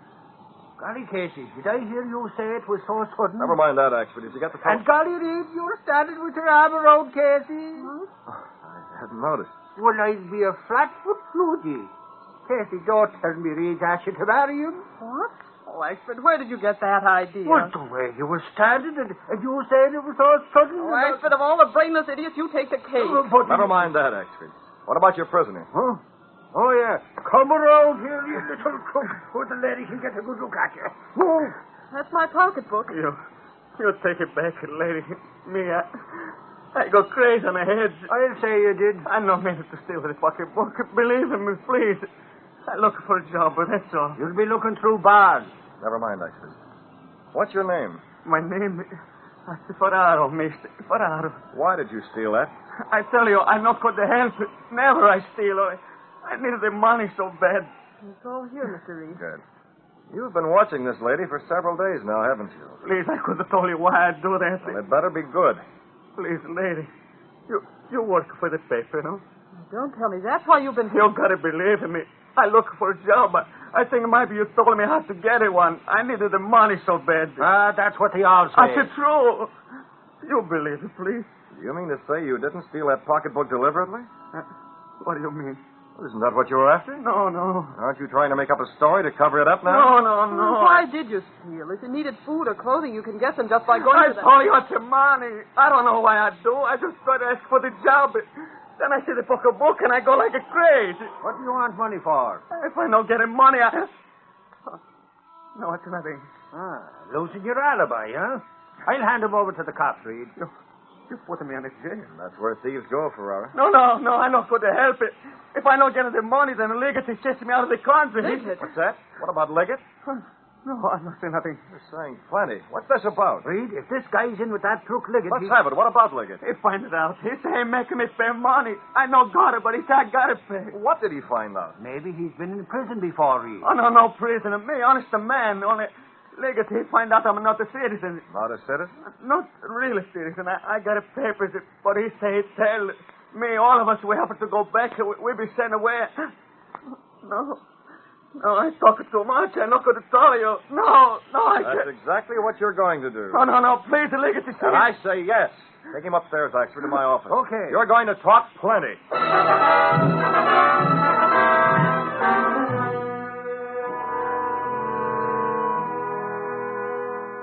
There's nothing I told you. Oh, please. You're locking me up. I ain't no good to talk, please. Okay, Ferrara. That's all. I'm afraid of what happens to me. You understand? I understand. All right, Axford, let Mr. Ferrara out. Come on. And take this with you, Ferrara. What's it? Oh, Mr. Reid, you're giving him money. Take it. All of this is money. Forget about going to jail, Ferrara. This case won't press charges, will you? Of course I won't. Come on. I no can say nothing. My throat is all tight like it. Gracias, senor. Gracias, senorina. Mr. Reid and Missy. Oh, I no can talk. You've done pretty well at not talking all along. You don't have to tell her. My family, me, we stay here in this country, in America. Oh, thank you so much. Silver and Snakes, will you come on, you little squirt? Yes, I go. You'll have all of us turning on the waterworks if you don't stop. Gosh, I feel sorry for him, Mr. Reid. Yeah, poor fellow. There's no doubt, Miss Case, he's not a thief. He was so upset. Yeah, he wants money to pay Liggit. He'd only told us why he has to pay Liggit. Sounded terrified, Mr. You know Liggett's reputation in this case. A minor official who's got his fingers in more pies than Jack Horner ever saw. What's his racket this time? Well, it's got something to do with citizenship papers. Yeah, Ferrara let that slip, didn't he? But I don't understand. Ferraro is a citizen. Well, he hasn't been one very long, this case. He's one of the large number of immigrants who've come over here lately. Well, he's paying Liggett for something. Would you say that Liggett would stop at blackmail in this case? You think that's what it is? Definitely. But what's he holding over Ferrara's head? Yes? There was something in the Sentinel several days ago, buried in a back page. About a racket, Mr. Reid? Yeah, only a rumor, but... Give me the desk. I want Mr. Gunnigan. I didn't see it. Well, it wasn't worth playing up, just to stick it tight. But after what Ferrara said, or rather didn't say... Hello, Gunnigan. Reid. I want a copy of the home edition for a day before yesterday. Yes, right now. Okay, thanks. You got it? It's coming right in. Meanwhile, Miss Case, get the district attorney on the phone. See if he's heard anything about rackets involving people getting out citizenship papers. Yes, sir. Here you are, Reid. What's that? The paper you asked Gunnigan for. He was coming back to the newsroom and he gave it to me to give to you. Uh-huh. Well, let's see. Page 6. Oh, golly, Reid. I was sort of sorry for that little fellow Ferraro. If a crook like Liggett's got his hooks into him, it won't... Here we are. This is it. Huh? Axford, what do you think of a racket that victimizes people who come to this country hoping for freedom and safety? I don't get you. Well, this story's nothing but a rumor, but it may have a deeper foundation in fact. You've read it? I'm glancing at it now, Reid. But what's this got to do with Ferraro? Suppose you were a foreigner trying to become a citizen. You have to take a test. Yeah, all about the Constitution. Suppose someone offered to take that test for you at a price, to someone who knew all the answers. Well, suffering snakes, Reid. That ain't legal. It's cheating. Exactly, but people like Ferrara don't know that. Hey, I thought you said he didn't say nothing. He didn't, Axford. But put these rumors together with his mention of Liggett's name, and there it is. A racket that takes advantage of the ignorance of foreigners, makes them pay to have someone else answer those questions. Golly. And then turns around and blackmails the victims under threat of revealing the fraud. A fraud they planned in the first place. That's it exactly, Mr. Reid. You spoke to the district attorney, Miss Case? He echoed your words, Mr. Reid. About the racket? Yes. Oh, has he got anything on it? Is he doing anything? Well, he hasn't any proof, Mr. Reid. He says all the foreigners are afraid to talk. Golly, Reid, what can you do? Well, if the district attorney can't get any place, what can the Daily Sentinel do? I asked him about Liggit, and he said it was the same thing. He had his suspicions that Liggett's at the bottom of it, but no proof. Suffering snakes, Casey. Why don't they find the guy who was taking the test for them foreigners in the first place? Axford, don't you see? How can they do that when they don't know which men are taking that role? The foreigners won't talk. They're caught right in the middle. Good grief, Mr. Reid. Can't anything be done? Well, might give it a little more publicity. In the Sentinel? Mm-hmm. Miss Case, clip this out in from the Sentinel for the day before yesterday. Have Gunnigan do a repeat on it on page 1. Tell him to use a box for it. Yes, Mr. And Axford. Yeah, Reid. You have Ferrara's home address? It's written down on Casey's pad at the outside office. Give it to Lowry. I want him to do a write-up on Ferrara. No names, just a human interest yarn. Human interest? Not about the racket? We can't print what we can't back up, Miss Case. No, just a simple story about this man who's so desperately in need that he stole the purse of the secretary to the publisher of the Daily Sentinel. That about covers it. Hey, Reid, now wait a minute. And tell Lowry to take a camera along and get some shots. Miss Case, Gunnigan's to hit that on page 1, too. But, Reid... Sorry, Haxford, I'm heading for home. What for are you sending Lowry out? Why not? But, holy crow, what about me? Now, look, I should have been home hours ago. I have an important date tonight. Ah, Reid. Oh, very well. Go along with Lowry. Good night.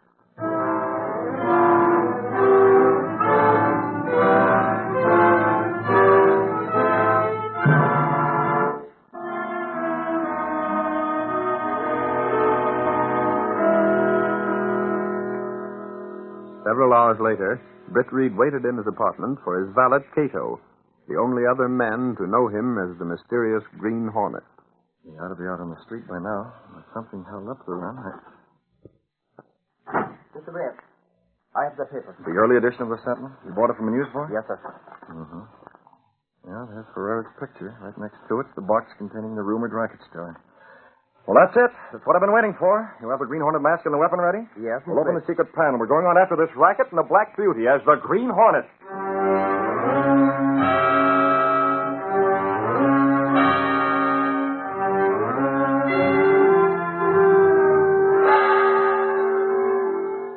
Britt Reid led the way through the secret panel, then along a narrow passage within the wall of the apartment house, which connected directly with an adjoining building.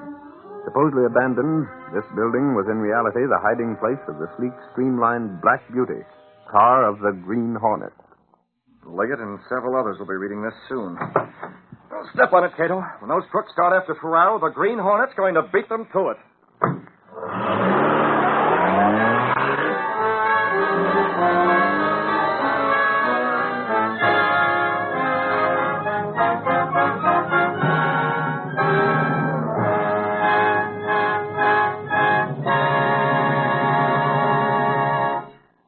We should like to take time out this evening to salute the Campfire Girls of America, 260,000 strong, on the occasion of their 28th birthday, in commemoration of which they're holding a nationwide celebration this week. These girls need leadership and support from civic-minded men and women to continue their worthy program. If you are interested, get in touch with your local Campfire headquarters.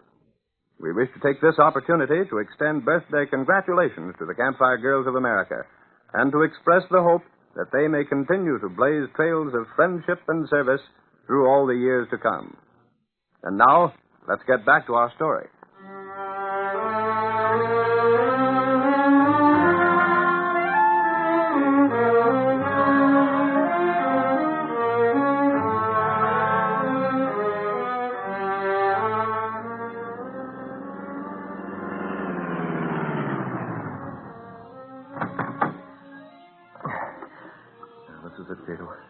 That's the tenement where Ferrara lives across from the alley.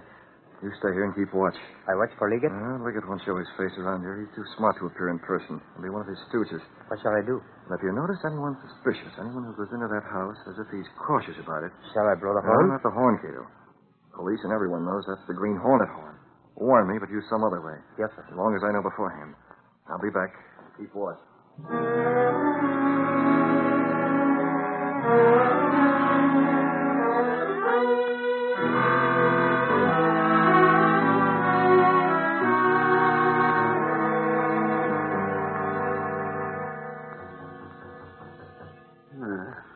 To the door. Maria, I go answer. Might be after the man from a Liggit. Sure. Now I pay him money. He told Liggit not to talk it. And I know I have to worry about citizen papers. Hey, I'm here. Okay. Ferrara? Yes, that's him. You have some money for Liggit? Sure. Come in. That's the dark kind of hole. Never mind that. Just hand it over. You'll see about under the pay. I know you have it. Sure. What? Please, I pay Mr. Liggit this money. He not tell it the government. There were no promises made. Oh, I do nothing wrong. You had someone else take your citizenship examination, didn't you? Yes, that's right, but I don't know what's wrong. This is the man he's telling me everybody do all the time. Then this is the man he coming from a Liggit, he say you throw me out. Send me back. I'll take that money first. Oh, okay. That's all here. Thanks. Yeah, that's funny. Why, you wear the glove. Never mind that. Who is the man? The man? The man who took your examination for you. Oh, him. I don't know. I call his name Monk. Monk, huh? Yeah, Monk. Please, that's all right now. I give her the money. I could stay. I don't mean nothing wrong. Ferrari, he's honest. I think everybody... You'll be all right. Now just... Hey, what's that? Somebody's a whistle. Yeah, I heard it. You're back inside, Ferrari. Hey, somebody come up the stairs. Back inside. Hey, wait. Wait, you know the same fellow who came here before. Inside and close the door. You got a gun. Now, hurry. A gun. You wear a mask. I could see now. I see better. My eyes... Move inside. She hit back. Slam at the door. Funny. You wear the mask. The mask. I see faces of that man. It was the Green Hornet. The Hornet. He's the one. Hey, Ferrara. Wait. Ferrara. It's me. I come for that dough. I no got the money. Lay off of that. I seen it in the papers. Got your picture in the Sentinel and everything, huh? I told you it's... Come on, kick in. No use denying it. I seen by the papers that publisher give you some dough. Let's have it. It's a gun. This man, he come here and it's take. He wear a mask. Listen, punk, I ain't got time. Please, you hurt me, my neck. The dough, sucker. Come on. I no got it. The Green Hornet, he take the money. Huh? What did you say? He come with a gun. He take the money. Did you say the Green Hornet? He wear a green mask, he gloves. He come here just before. What the devil is the Green Hornet doing in this? I no lie. That's the truth. Yeah? Well, we'll see about that. Maybe I believe you, and maybe not. So wait, where do you go? I'm going to say Liggit, hey? And I'll be back. I don't understand. For the dough, you sap. But the Hornet here, what he... Yeah? Well, that's your tough luck, if it's true. Sure, that's the truth. But it don't make no difference, hey? You mean I gotta pay some more? I'll be back. You're paying that dough to Liggit. No one else, understand? So get some more if you have to, but get it. Oh, what I gotta do? I no got no more money. The Green Hornet, he take it all. Oh, Dio mio, what I do? Mr. Rick. Yeah, I see him, Kato. Coming out of the tenement now. That's the man who went to see Ferrara? Yes, sir. Your whistle warned me. I ducked out of the way. He's getting in a taxi. Trail him, Kato. Don't lose sight of him. Let's go.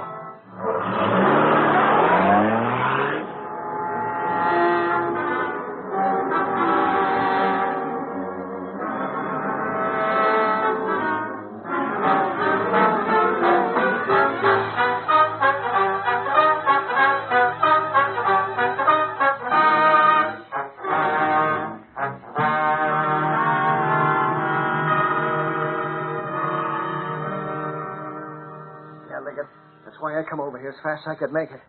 What do you think of the story? Ferraro says the Hornet called on him, huh? Yeah, took the dough.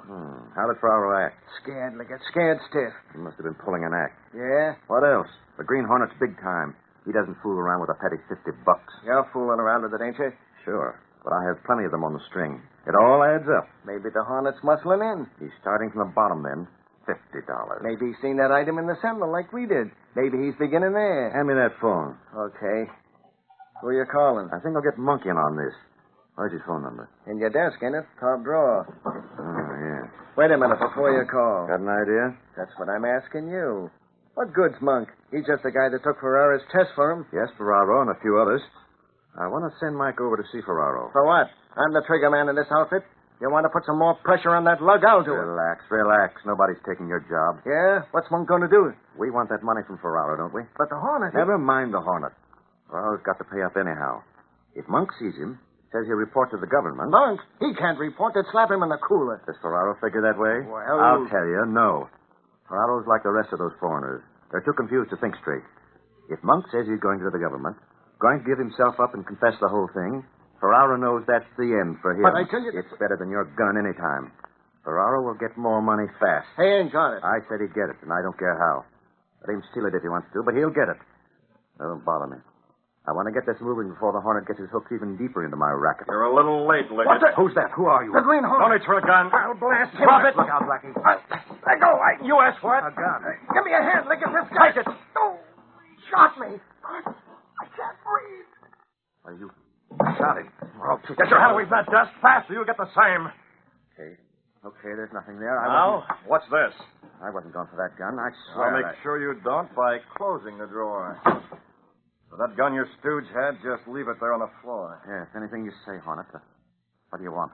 You've been here quite a while listening. That man on the floor was right. You took that money? There it is. Count it. Oh, Go ahead, you might as well. It's yours. Mine? Yes, I'm giving it to you. I don't get this. First you take the money away, then you hand it back. What's the idea? I just wanted to show you how easily I could cut myself in. Oh, listen, Hornet. This racket isn't your style. It's too small for you. It's big enough. But You've got your hooks into practically every foreigner who applies for citizenship papers. And plenty of them fall for your story. How many men do you have besides Monk? None.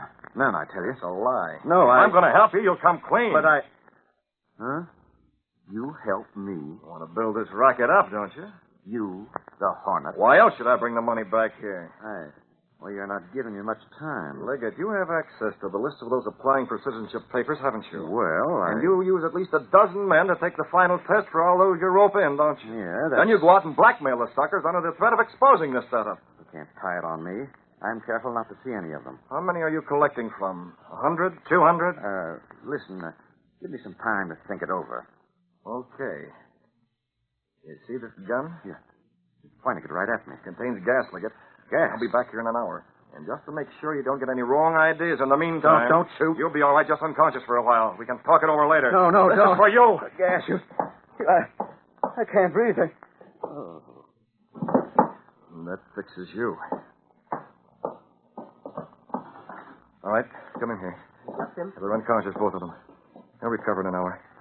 Kato, I want you to get over to the tenement and leave word that Ferrara is to come here. Here? Don't let him see you, but see that he gets the message and step on it. I have a couple of phone calls to make, and the first one's to a man named Monk.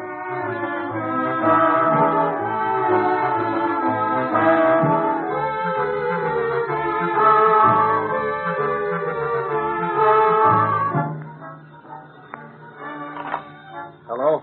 Monk? Yeah, talking. Calling for Liggit. I want you to come over in an hour. Okay, I'll be at Liggett's place in an hour.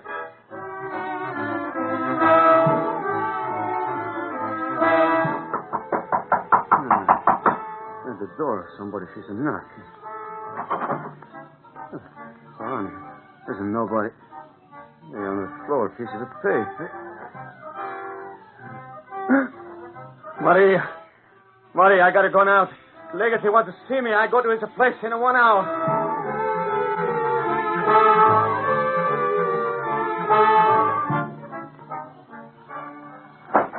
Casey! Hey, Casey, I seen the light on and But what are you doing at the Sentinel so late? I could ask you the same thing, only I see you're typing letters. Is Reid in? I just got a call from Moran. No, Mr. Reid isn't here. It's a tip, Casey. Sergeant Moran says to be over to Liggett's place in an hour. Holy crow, maybe I'll bring back a scoop on the racket for the Sentinel.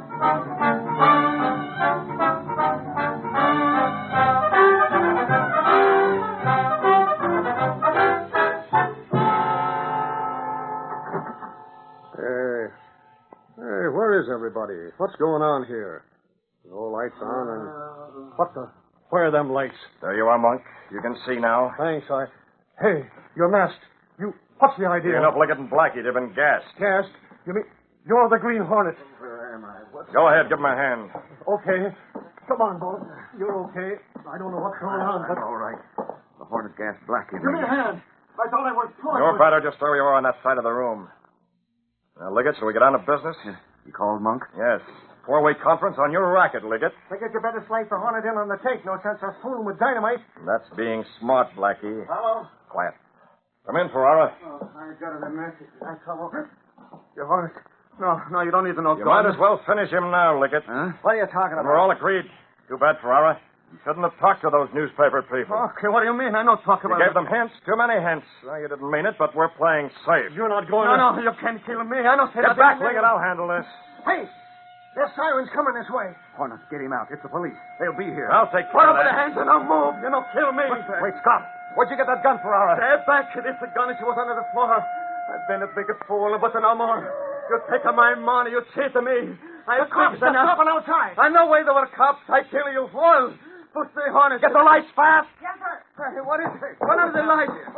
Monk, Blackie, let's get out of here. The Hornet went out that door. It's dark. I don't can see. Where's the light? Where is he? Where's the Hornet? The Hornet's gone. Get out of here. Don't move, none of you. Stand back. Put your flashlight on, Flannery. I get the light. The police. We didn't do nothing. Let me. Can't kill all of you. Please, you take it. It's a gun. It's a man of the crooks. I was going to shoot them, but no more. Ferraro, what are you doing here? I got a message to come. Then they tried to kill me. So I faked. You ask me anything I tell you. It's nuts. The police will decide that. What about this racket, Ferraro? You'll talk? Yes, I talk. I told everything. This one, he's taking my place for citizens to pay. He's lying. He can't prove it. He'll prove it plenty, you rat. And it is the man. He's the boss. He's making me pay, or he's sending me back to the old country. Oh, listen, Sergeant. This man doesn't know what he's doing. Get back, Liggit. We know all about your little racket. You said it, Moran. And now Ferraro's going to give us the proof we need to slap you in the jug. That's all right. The Liggit and the Green Hornet. Huh? The Hornet? What about the Hornet? The Hornet, he was mixed up in this too. He was here. I almost shot him, but then the lights had gone out. And the Hornet's got away. Holy crow, that's what always happens. The cops grab all the rest of the crooks, but the Hornet gets away. Say, Mr. Racket, before the police. You think it might be the government that they let me stay on this country? Huh? Oh, no, don't worry, Ferraro. You didn't know what you were getting into. Uncle Sam can be pretty tough on crooks, but he don't make it tough for guys like you. You'll be voting before you know it.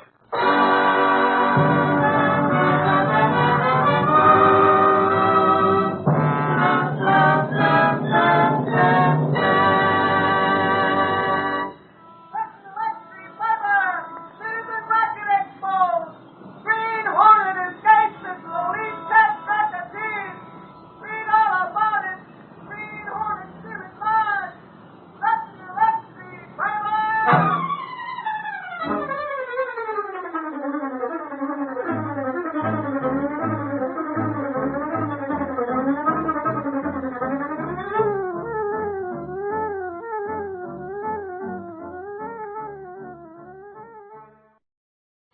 The Green Hornet.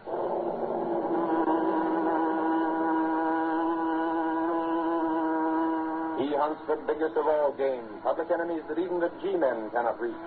The Green Hornet.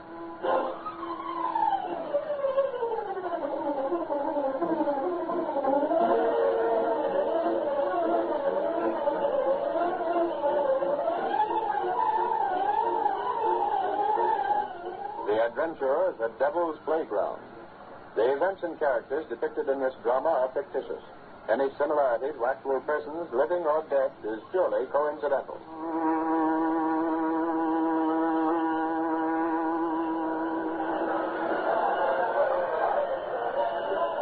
Some mob, isn't it, Casey? Look at the crowds around all the different stands. There's a wax museum and a shooting gallery.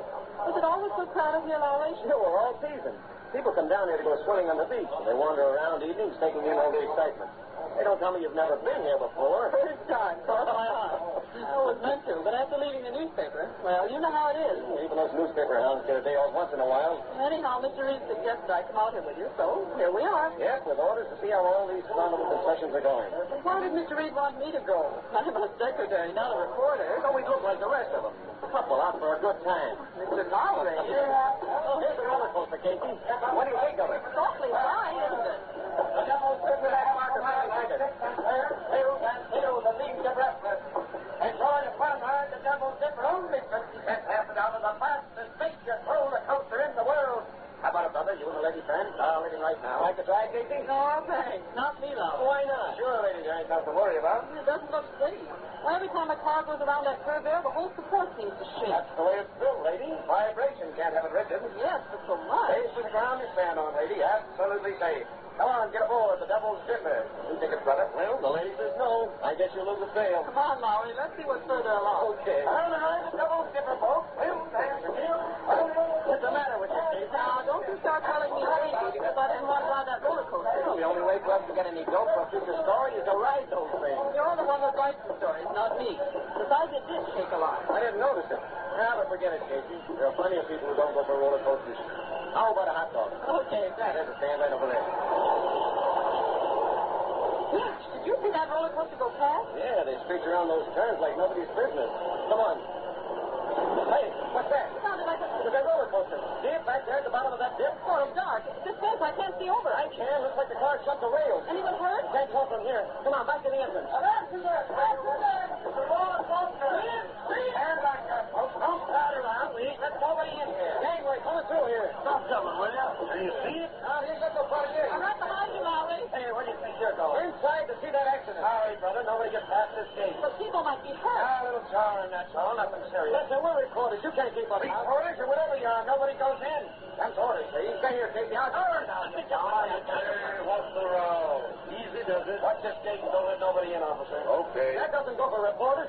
Oh, you a reporter? He's Lowry from the Daily Sentinel. Sure, let me in on this. It might be a story. Well, yes, I guess reporters He stays here. Everyone stays. The Devil's Dipper is private property, you understand? Those people who are riding your roller There's coaster. a doctor in there now. You can come in as soon as it's okay.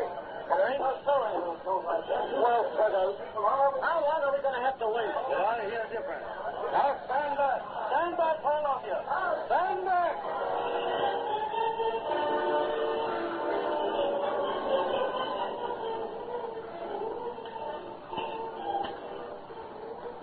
Dear.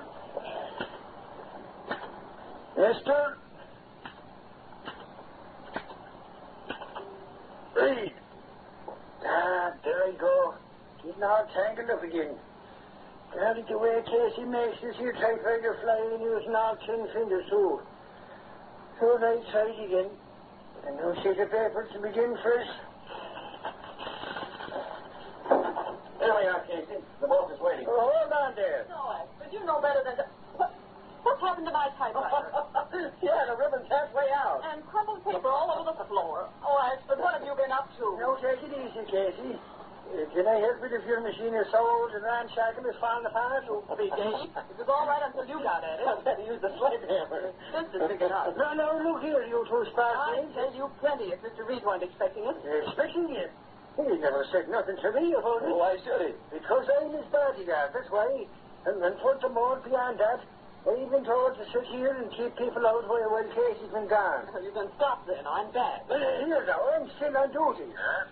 This case, Mr. Reid. Barry and I are back again. Well, they're expecting you. Come in, both of you. Hey, hold on that chair, Axel. Mr. Reid doesn't want you. Surely I can't understand this Reid since I get back. Oh, well, I close the door.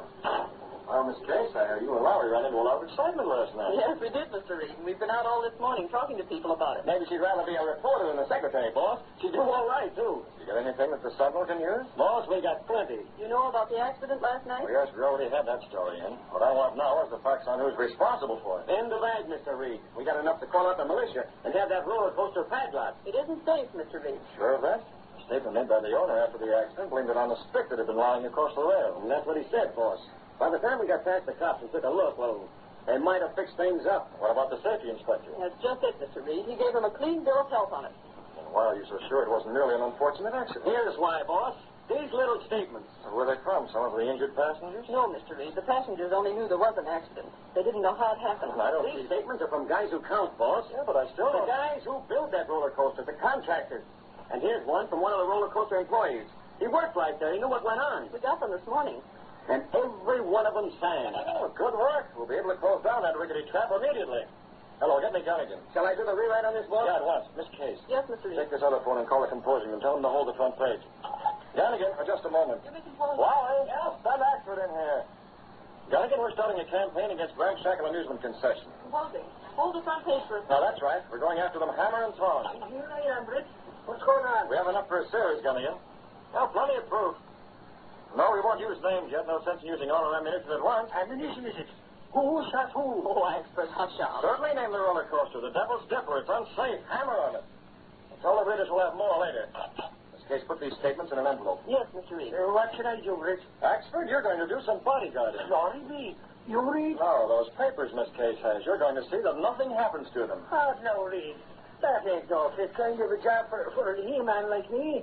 I want something important. Well, these papers are plenty important. They're going to make certain that innocent people aren't the victims of another accident like the one that happened last night.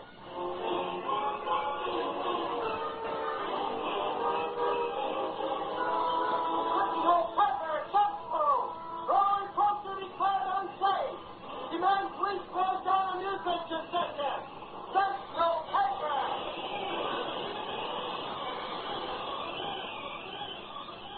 Those meddling newspapers. How did the Sentinel get the story, Scanlon? Not from me, Durkin. What about that accident? You told me there was a reporter from the Sentinel at the Devil's Dipper when it crashed. Sure, with a dame, but they didn't get in. I swear it, Durkin. No, Durkin. Let's look at the facts calmly. Calm, huh? You're in as deep as I am, Buckley. You're the inspector who okayed my permit on that roller coaster. That's very true. Yeah, and you got plenty for it. A lot of good it's doing us now. This doesn't answer my question. How did the Sentinel get enough information to be so positive? If you read past the headlines, you'd know, huh? You ain't had a chance. I have. The Sentinel got that information from the contractor and men who built the roller coaster. What? They have statements from them.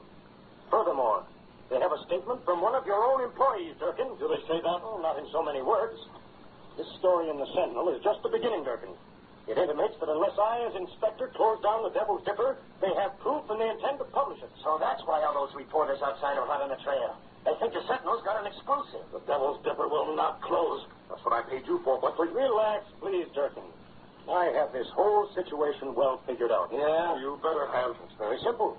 A few threats will take care of these witnesses the Sentinel talks about. Sure, but they got statements, signed statements. And that's where you come in, Scanlon. Yeah, get to the point, Buckley. If I remember, Scanlon once did a stretch for safecracking. What about it? Simply that I know where those statements are kept. They're being guarded by a man named Axford. He's not very smart. Oh, I get it. I swiped them statements before the Sentinel can use them, huh? Precisely. As for those reporters out there, Durkin, come along. We'll see them together. What are we going to tell them? Leave that to me. There they are. What about that Sentinel yard, Durkin? There's Buckley, the inspector. Are you closing them down? Please.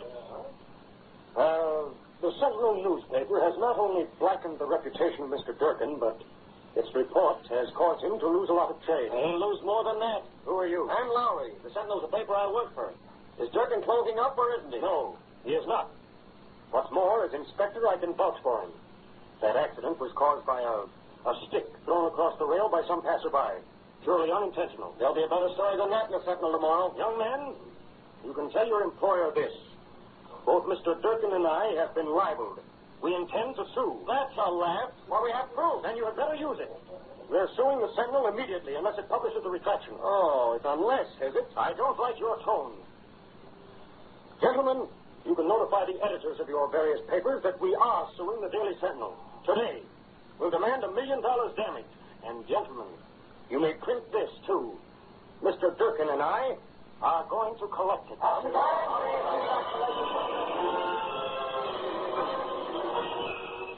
Late that evening, Scanlon and an accomplice took up their post near Britt Reid's home in the entrance to a dark alley. There they waited until they saw the bulky figure of Mike 𝒆𝒍'𝒔 approaching. Here he comes, Mike. See him crossing the street? You mean that big guy, Scanlon? Hey, he ain't gonna be no pushover. We'll handle him. Buckley sure was right about that guy being a little bit on the dumb side. All I did was send him a telegram to bring them statements to his boss's place, and he falls for it. Looks that way. He's turned info. That's them, all right. Couldn't be nothing else. Stay here in the shadows. When I talk to him, you know what to do. It's all set. Why, me brother, you're a match, huh? Darling, that's a funny way to help out in the dark. And besides, I'm in too much of a hurry to... Oh, why, you're dirty. Again, Mom. This is like the top. I got the envelope. Run for it.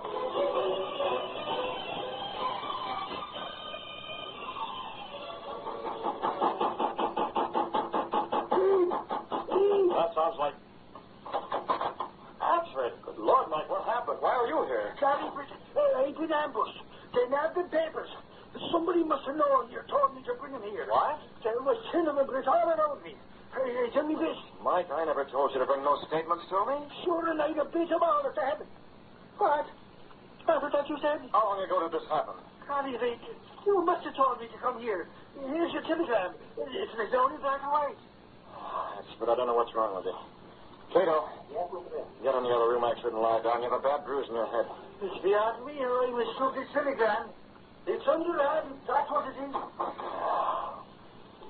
Kato, the statements placing the blame for the roller coaster accident are gone, stolen. There's no doubt about who's responsible for that. Mr. Durkin? So that's why Buckley and Durkin are so sure about suing the Daily Sentinel for libel. Without the evidence upon which we based our story, they've got us right where they want us. Very bad, Miss Britt. There's only one answer. Unless we recover those statements or get new ones from the same witnesses, there's no power on earth that can save us from this libel suit. What's more important, the Devil's Dipper will continue to operate and endanger the lives of hundreds of people. What are you going to do? Throw all the papers. Get every available man out to try and get new statements from those witnesses. If that fails, Kato. Yes? This may be one more job for the Green Hornet.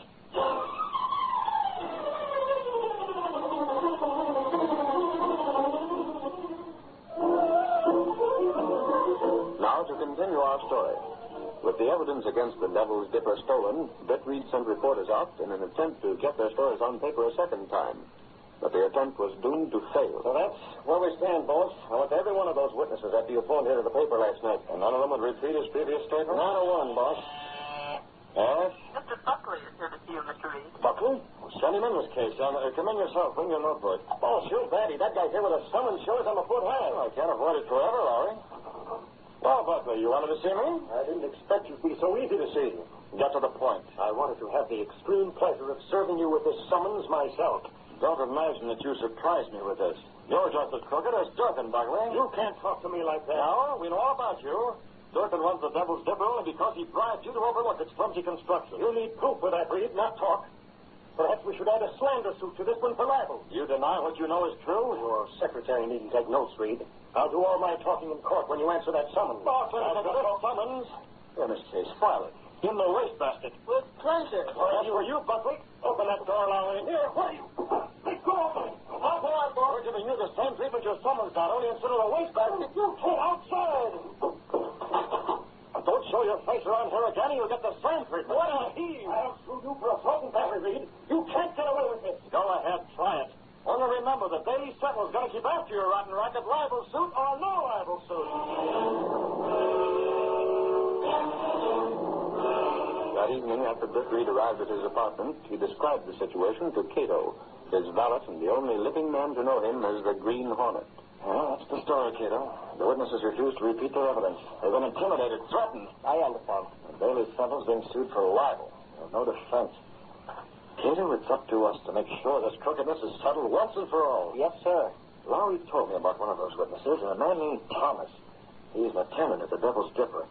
His job is to inspect the roller coaster after closing time each night. Will you talk? If we get one to repeat his statement, the others will follow. Get the mask and gun, Kato. We'll take the Black Beauty. Tonight, Thomas is going to meet the Green Hornet.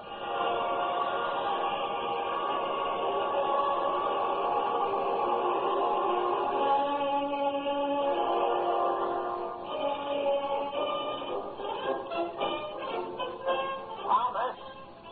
Hey, Thomas. Yes? What do you want? Let's turn off the music. We're closing up the Devil's Dipper for the night. Not a bad take tonight, huh, Durkin? All right, considering how the Sentinel's been talking up that accident. We'll split plenty from that libel suit. Okay, Scanlon. All fixed. Except I gotta make my tour of inspection. Don't bother us with details, Thomas. Go ahead and do your inspecting. Yeah, make it snappy, Thomas. Me and Durkin will be waiting over in the shack next to the entrance. Thomas. Yeah? Just a word of warning. Remember what we told you about any squealing? We took care of that statement you signed for that Sentinel reporter. We got him back, all of them, yours included. When that rival suit comes up, you keep your lip button about the accident. You understand? I ain't gonna talk. You better not. You know what'll happen if you do. I told you once I wouldn't talk no more. I ain't got enough. Hey, look over there. What? One of the roller coaster cars is starting up the slope. Huh? Well, get after it, Thomas. You must have caught on the cable. It's empty. How could it catch? Check that, Salt. Roll and get it and snap it up. I can't figure it. Guess the cable control must have slipped and pulled the empty car up the grade. This whole Devil's Dipper ought to be junked. Condemned. Rotten equipment all over. Where's that cable lever? Shut off. Guess I'll leave that car there till morning, no use. You'll be with it, Thomas. Huh? Who's that? Don't you know this place closed? I'm a special visitor, Thomas. Hey, you're masked. You're the Green Hornet. Right.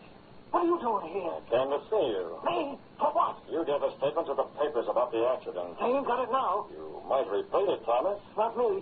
I'm doing like Durkin and Scanlon told me to. I'm keeping my mouth shut. Perhaps they don't believe that. Huh? Perhaps Durkin and Scanlon are still afraid you'll try. Listen, Hornet. As long as you're alive, you're a danger. Durkin and Scanlon wouldn't do nothing like that. How do you know they don't plan to put you out of the way? They said they'd pay me plenty for keeping quiet. Well, you trust them, huh? I got it. Suppose I tell you there's no intention of paying. Well, you just... Suppose they want all that money from the libel suit for themselves. They're the kind of guys to do a stunt like that, all right, but... Look here, Hornet. What's your stake in this? Sign this and I'll tell you. What's that? Look at it. Okay. Easy with the guns. I'll look. Hey! This is about the accident. It's a duplicate of the statement you signed. Yeah, I thought they burned it. Not before I got a copy. Sign it. What? You think you can trust Durkin and Scanlon? What's that got to do with signing this? When they know the Green Hornet has your signed statement, what'll happen then? You mean they won't take a chance on doing nothing to me? Exactly. You're safe as long as someone has your statement. Yes, but... They'd pay plenty to get it back from the Green Hornet. Hey, I never figured that. You're right. You're a smart guy. Sign it. Sure, pal. You and me, huh? We'll blackmail him for a load of dough. Yeah, that'll teach some guys to threaten me. Here's a pen. Okay. You're on the level, Hornet. You'll split with me. Whatever I get from Durkin and Scanlon, you'll get your share. That's enough for me. There you are. We thought you couldn't be trusted, Thomas. Huh? So you would double-cross us. What the? So that's it.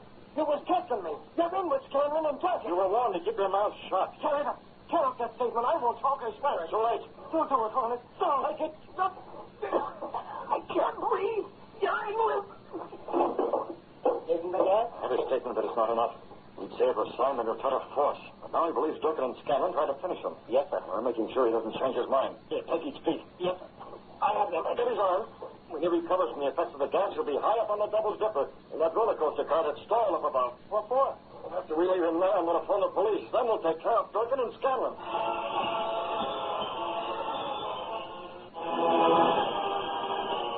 Britt Reid and Kato carried the unconscious form up the narrow catwalk high above the ground. They deposited Thomas's limp body in the stalled car. Leaving Kato on guard, Britt Reid descended and went to the nearest phone, first removing his Green Hornet mask. Police department? I'm calling from the amusement park. There's something wrong at the Devil's Dipper. Yes, that's right, the Devil's Dipper. Better get over in a hurry.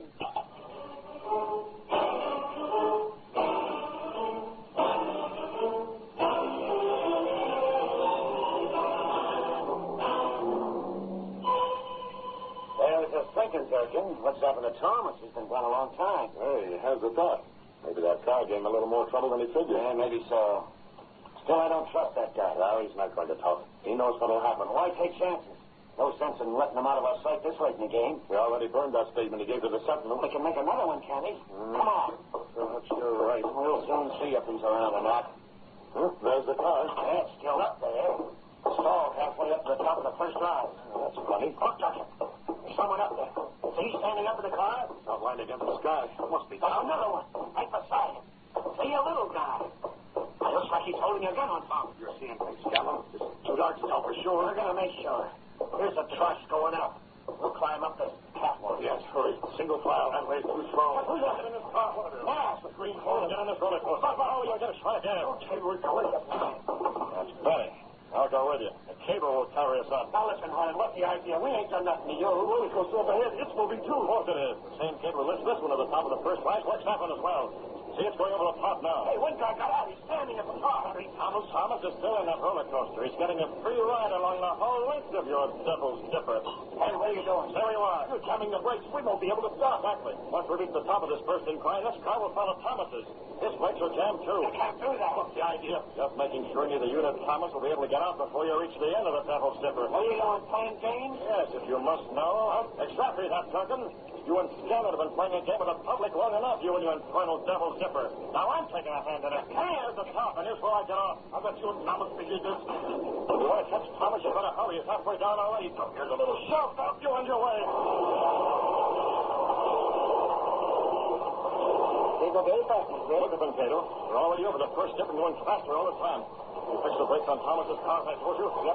Good. Either one of them will stop until they reach the end. Thomas is certain that Scanlon and Durkin have it in for him. He takes the same guy, Mr. Britt. Seeing him come after him will make him even more afraid. You see them? They're going around that curve now with Durkin and Scanlon about 50 yards behind. Should we go now? Yeah, it's high time we were on our way, Kato. But not that way. We walked straight into the police. How then? Down the beams. By the time the police get things straightened out, the Green Hornet will be miles away.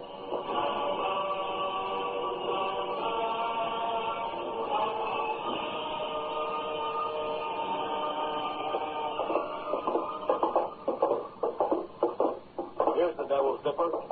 I don't see nothing wrong. This is utterly ridiculous, getting me down to a deserted roller coaster this time of night. Listen, Buckley. Didn't a call come into the police saying something was wrong here? And aren't you the safety inspector for the amusement park? Well, then this is where you ought to be. Sergeant, there's nothing wrong here. Looks like a false alarm right now. Yeah, look at that.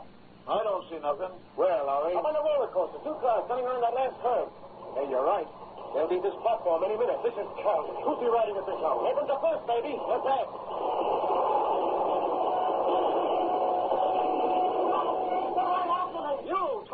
What goes on? Who's out there? Durkin and Scanlon. Let me out of this car. Oh, what's that sticking out of your pocket? Handcuffs or something? It's paper. Hand that over, Larry. We're running this, not you. Oh, wait a minute. Let me read it. This fuss is ridiculous. Yeah? You know what the statement is? I neither know nor care. This is a signed statement about the accident. Impossible. Those statements were... Huh? That is, I mean... Go on, say it. They were swiped from the Daily Sentinel. That's what you were going to say. That's right, Buckley. Nobody knew about those statements. How did you? He did with Durkin and Scanlon. That's how funny. Somebody's put me on the spot. I haven't time for this. Boss, I'm leaving. You're staying here, Buckley. Here comes your pal. We'll take them in, too.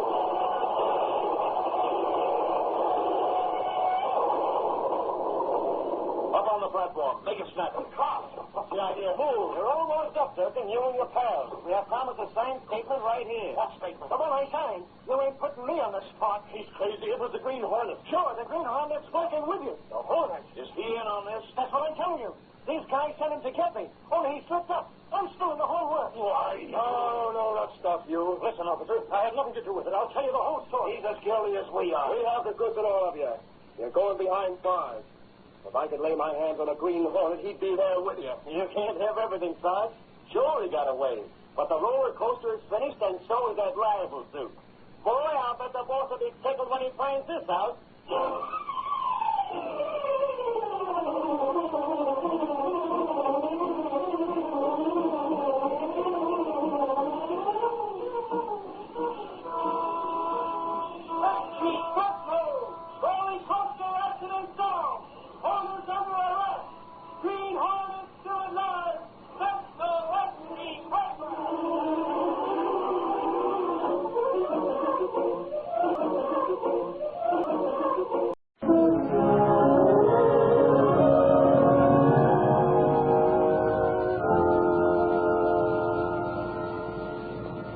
Just a minute, lady.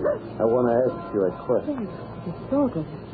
Oh, do you want a nickel for a cup of coffee? Work for the paper, don't you?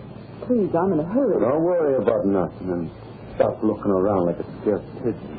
I have to get back to the newspaper. I just come in from out of town. Oh, it's very interesting. Now, if you'll excuse me... Relax. Answer me and you won't get hurt. Where is it? I don't know who you're talking about. You know all right. Crandall, that's who I mean. Crandall. Crandall? Yeah. Mr. Biggs brought me into town. He says I should look up Crandall.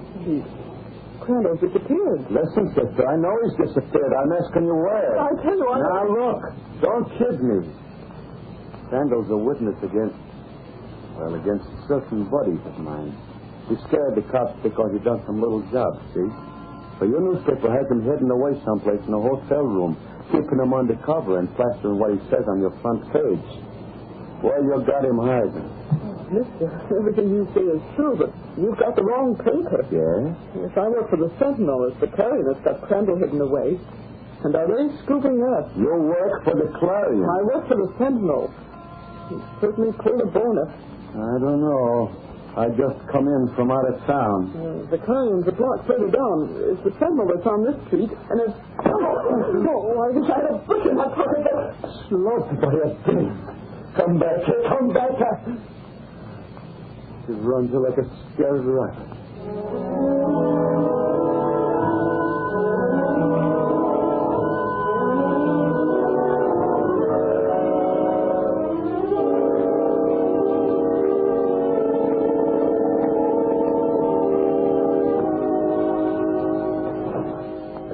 You wanted, Reid. Took it out of the file. Oh, let's see it, Johnny. He's the baby the police have been told to watch for. He's a tough-looking gorilla, isn't he? According to police, he's been imported into the city. To do a job on some of those witnesses the police are trying to get against the racket. The police know he's here? Yeah, I got a teletype from the city he came from. They got a general alarm out for him now. I don't know. The city's a big place, Gunnigan. Men have stayed out of sight in it before. Yeah, plenty of rattles and plenty of rats. Heard anything more about Crandall? Don't mention that name. Every time I hear the C word. When I think that the Clarion has got that guy hidden away, scooping us on his story. I can't understand why Crandall didn't get himself up to the police, Gunnigan. Oh, he's one of those small-time crooks. Their minds work in circles. And besides, one of those smart apples of the Clarion must have worked on him. I wonder how much the Clarion is paying him for that exclusive. His story's been in the Clarion 2 days running. Yeah. How long do you think they can get away with it? Well, they're open to a contempt charge. That wouldn't stop those babies. All they care about is sensational stories. They haven't put out anything sensational yet. Yeah, give them time, Reid. They're going to stretch it out as long as they can. Feed Crandall's story in little pieces. And the Clarion ought to think more of the public and less of yellow journalism. What they're doing is against the public interest. Yeah, tell them that. Suppose this out-of-town trigger man should locate Crandall. How can the Clarion hope to protect him? Search me. But that the Clarion should beat us on a yarn, that's curse, Reid. Wait, easy. Tell us what's the matter. I ran all the way. He stopped me in the alley. Oh, now take it easy. Let's sit down. Oh, you look like... I don't know that I'm tired or scared. I guess both. Well, who stopped you? Oh, some awful-looking man. He wanted to know where Crandall was. What's that, Crandall? He made a mistake. He thought I worked for the Clarion. He said he'd come in from out of town, and some friends of his wanted to take care of Crandall. He looked like a gunman. Jumping catfish. No wonder you're scared. Wait a minute. Hey, is this the man you saw? Huh? Here, take a look at this photo. Is that the man? Wait. Well, yes, I think it is. Where did you get that? It's case you ran into something. Dunnigan. Yeah, get the police. Tell them he's been spotted. Hello. Now get to the Clarion. Yes, the publisher. Now, if he's not there, make it the managing editor and ring me back. Wait, they won't listen to you. Never mind that. Now get going. This case, tell Dunnigan all you know. Okay, Mr. Reid, but you're not going to try and make the Clarion give up their pet witness just because... Just because his life is in danger? I certainly am. Even the Clarion has some respect for human rights.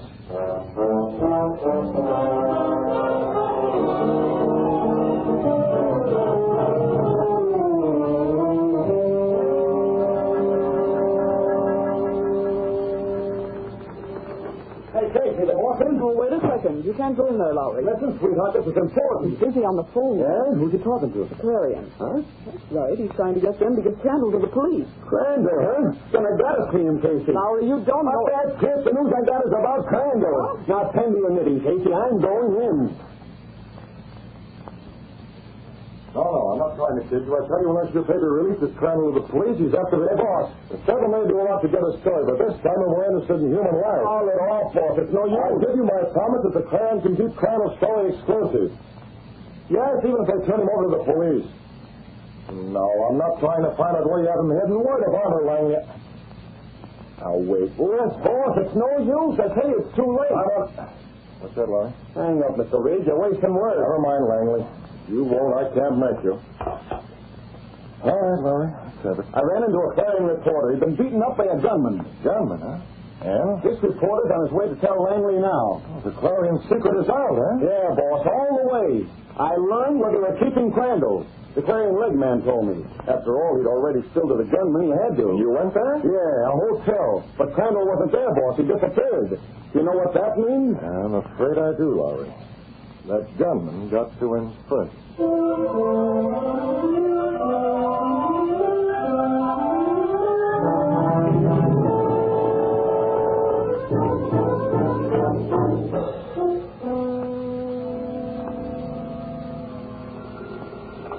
Yep. He's outside, huh? Sure, send him in. Send him right in. You better put this note on the release paper. There we are. Hello, Buckner. Come in, Trigg. I told him to collect my dough. I took care of Crandall. Yeah? Yeah, I got to skip out of town. The bulls are looking for me. So you want your dough? Yeah. 10 G's. That's what you brought me into town for. Now give me the cash and I'll blow. Just a minute, Trigg. Sit down. I ain't got time. I got to... Sit down. Okay. But make it snappy. So you done your job, huh? You read that Crandall. Right there in the papers? Yeah, I can read. Witness disappeared. Police sent the Clarion newspaper for holding him secret. Claim newspaper cause witness is lost indirectly. You don't see he's killed, Trigg. What do you want me to do? Leave him there? Where's his body? In the river? Yeah. Trigg, I've been running this murder ring for a long time. Things got hot and the cops were checking up. So I had to bring in a hood from out of town to close Crandall's mouth.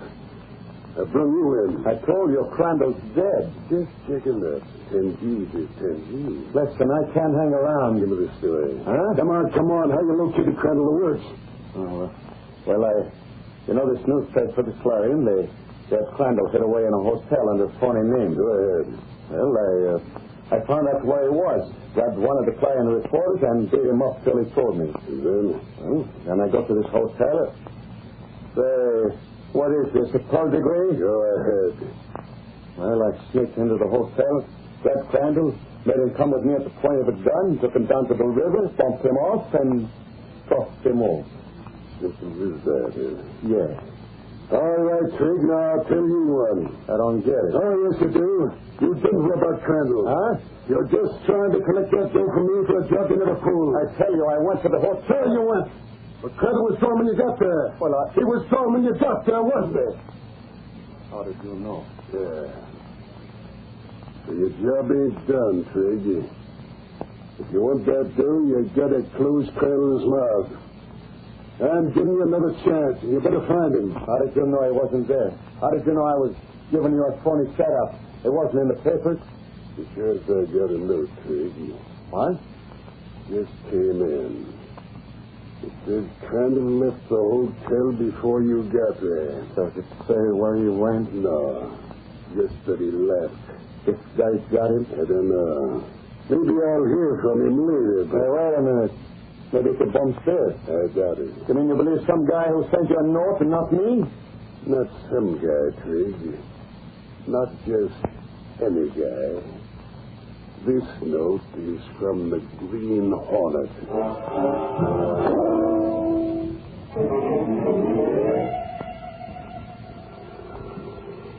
I'll take it, Kato. Hello? Reid? Yes, Dunnigan. Anything new? Not a thing. You want me to give you a ring at home? Crandall's body been located yet? No, Reid. You think he may not be dead? Yeah, I'm just wondering, Dunnigan. Keep after it. Got the whole staff out now, Reid. Good. See you tomorrow, Dunnigan. Good night. You heard that, Kato? Crandall's not dead? If he is, his body hasn't been located yet. That may mean Crandall's wife got the Green Hornet note I sent her and acted on it before that trigger man located Crandall. You think so? Well, Crandall's a peculiar duck, Kato. A small-time criminal who's afraid to go to the police because he's mixed up in some minor crime. Yet he holds the key to the exposure of Buckner's murder ring racket. That is true. And the Clarion had him bottled up. I sent a Green Hornet note to Mrs. Crandall, a threat which I thought would make Crandall go to the police. Apparently, it had a different effect. What is that, Miss Britt? Well, assuming that Crandall is still alive, that Hornet note may have made him seek another hiding place. I see. But that note you sent to Buckner. We'll go into that later. Right now, we're calling on Mrs. Crandall. Mrs. Crandall? Yes, if Crandall isn't dead, she must know where he is. Got the Hornet gun and the mask. We're taking the Black Beauty.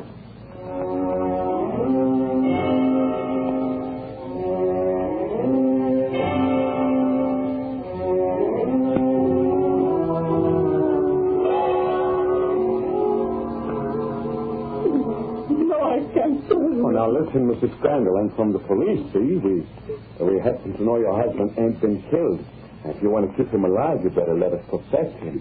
Where is he? Oh, yeah, I know. He don't like the cops. He's not, I tell you. There's a figure man looking for him. Maybe the Green Hornet. Oh, but the Hornet did like him, huh? A warning? Well, that's why he... Sure. That's why your husband left the hotel where the Clarion had him, huh? Now, look, the police thought maybe your husband was dead, see? That's why there ain't nobody been around up to now. Then we got other dope. Now, where is he? The police? Sure, plainclothesman. That's why no uniform, but you've seen my badge. Now, where is he? Oh, that's more like it. This address. Room 34. That's the best case, yeah? I get it. Room 34, huh? Okay, lady. You don't have to worry. I'll take care of him. So long.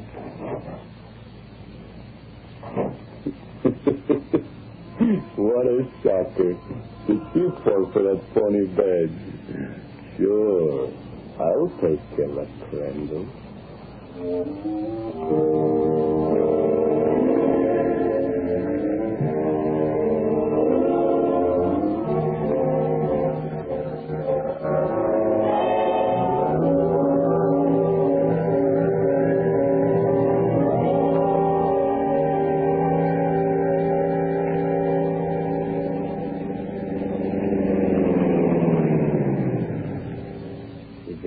Yes, Kato. I'll get out.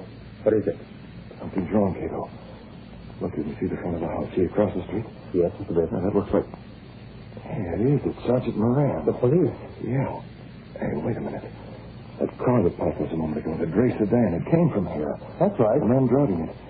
I didn't realize it till just now, but that man looked a lot like the picture I saw at the Sentinel. Yes? The picture of that imported gunman. Kato, we're not stopping here. Keep your eyes peeled. We've got to locate that gray sedan. I've got a hunch he's after Crandall. If we don't locate him, Crandall's finished.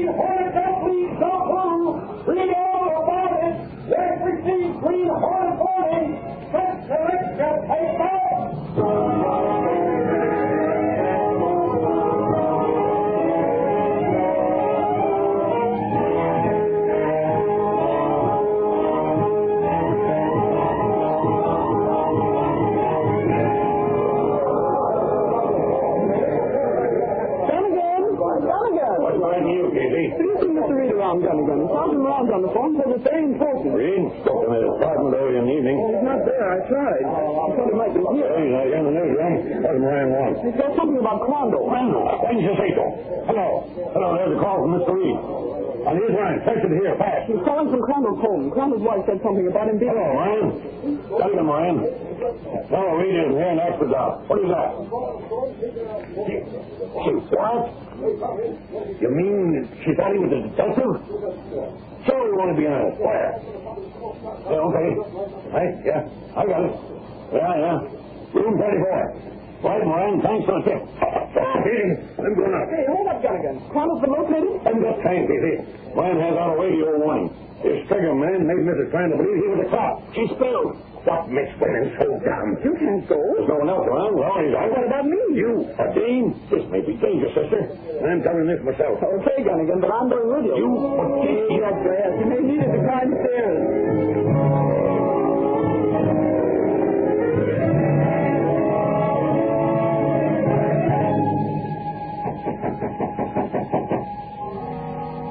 Who is it? Come on, what's going on? I'm going to message from your wife. Oh. Message from my wife inside Crandall. Hey, now, wait a minute. What's the idea of the gun? So you were spilling to the newspapers, huh? So are you. Something had me to take care of you, Crandall. Well, now, wait, you can't. I'm trying to put up. What's that? You can't see the guy in cold blood. Pick him, man. Shut up. Police time. Police? They can't let me. No, pals. Come on, open their window. No, open it. On the fire escape. No. Stop going down. Move. You changed your mind, thinking about the air moving. Stop this too close. Go on, jump down to the ground and don't try running, Fred. I'll be right behind you. All right. Stay there. Here I come. There, take the car. Get in. No, listen, I won't go. I'm not telling you. Get in. Slide over. Behind the wheel. Okay, stop the car and get going. You and me ain't hanging around for the cops, Crandall. We're taking a little drive, see? That's right. Head away from the sound of them sirens. You can talk up now. I won't do any talking, eh? What have you been doing up to now? Sign language? I didn't tell them clearing guys nothing. Nothing real important, honest. You gotta believe. Yeah, I believe you.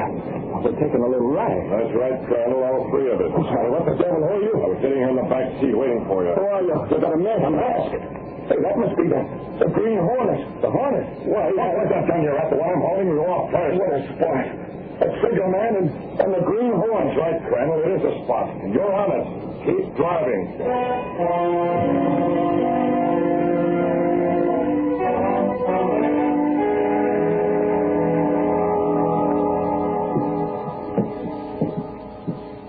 This is the address. Here's the room. Room 34. I don't see a guy named Crandall around here. He looked under the bed, Gunnigan. A little mouth like Crandall. Oh, save the sarcasm, Casey. I thought Sergeant Moran was really handing us a tip. That guy makes more mistakes than Axford. And I'm not kidding. Someone was here, Gunnigan. Sure. But the birdie is phone, Casey. No, I mean someone else besides Crandall. Sure, Come here and look at the fire escape. I'll show you what I mean. Okay. Just what? The footprints in the coal dust that covers that fire escape, Gunnigan. Sure. Crandall scanned out that way. Those footprints. 2 sets of footprints. 2 sets, not one. See, that's right. But no.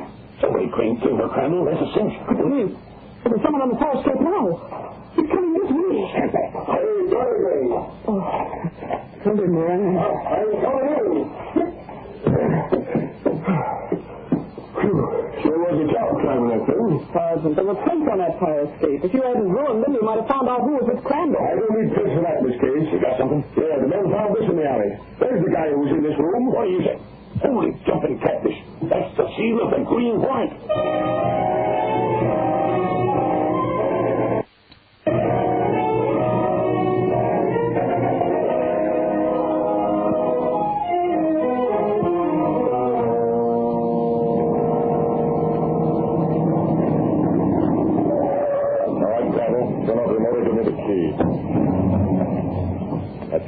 Now get out both of you. Keep your hands high. Hey, what's that car going behind us, Hornet? That's my car, Trig. I'm leaving you two here in your car. Hornet, you can't. This guy, he come to rub me out. And what do you think the Hornet's here for? The same thing, sir. That's enough, Trig. I got started up the double path. You two punks are staying here. Wait a minute.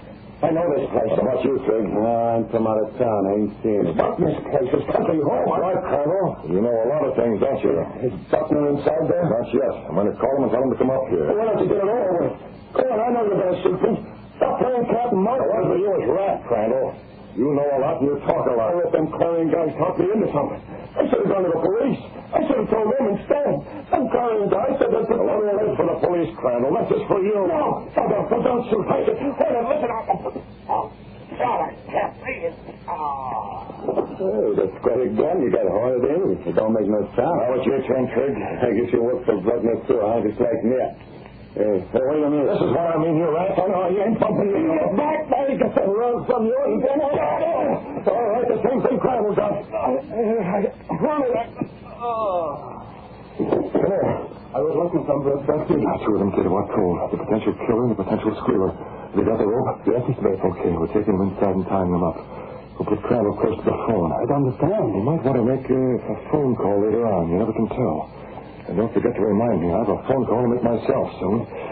Can you carry Crandall? I think so. Good enough. I'm in the house, you know.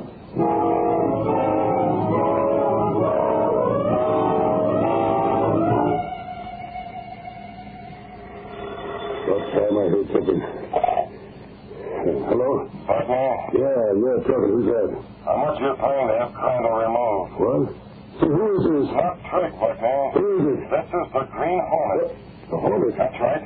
How much? Well, we simple about 10 grand. 10,000, huh? Bring it here and we'll talk business. What are you getting at?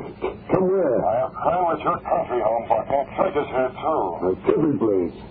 How do I know this is on the level? You don't, partner. You'll have to take that chance. Now, hold on. The country place, eh? The Hornet, eh?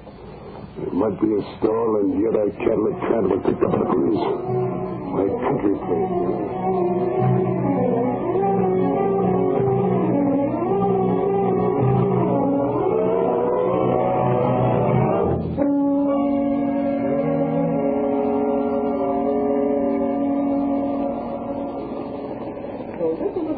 Where you hang your hat, Sergeant Moran.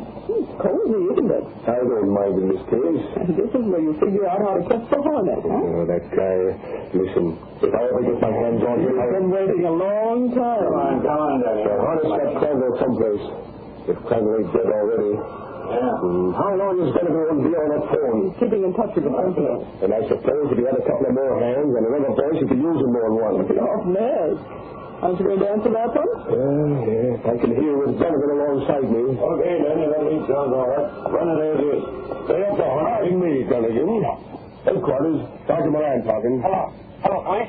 This is Crandall. By the way, Danny, I'm busy here. Turn up my phone, I can't hear. Yeah, police headquarters. Hello, this is Crandall. What's that? Danny, Crandall. I'll call you back.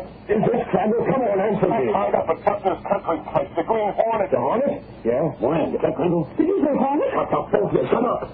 Hello. You gotta come out here. You gotta save me. The Hornet's tying me up, but he got one arm free so like his phone. He's around someplace. No. Crandall. Down that phone. Crandall, what's the matter? Who? Who are you talking to? Nobody, huh? What's this about? You tied up? Did you get a word? I don't know. The Hornet shot me. I must have been. Was it you called me, you little monkey? Did you call me and say you was a Hornet? No. I just come to. I phoned you, Buccaneer.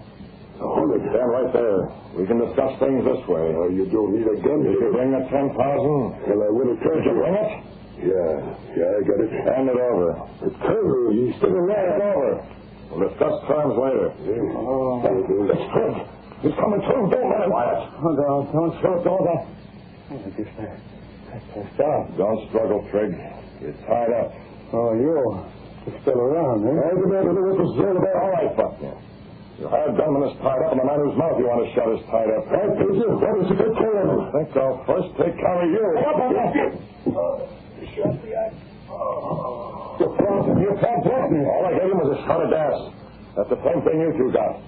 Now get this. Crandall called the police. No. That's the way I heard you. You're tied up, Crandall, so's Trig. The police will be here soon.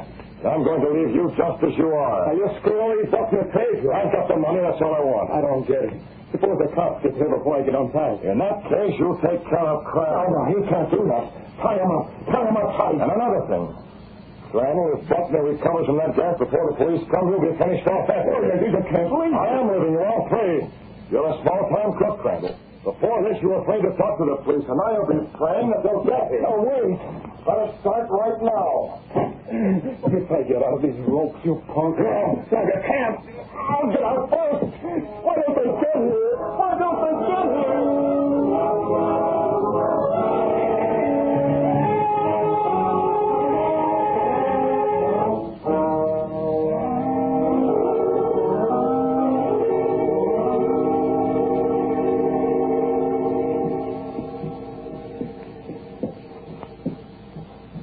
Something, Gunnigan?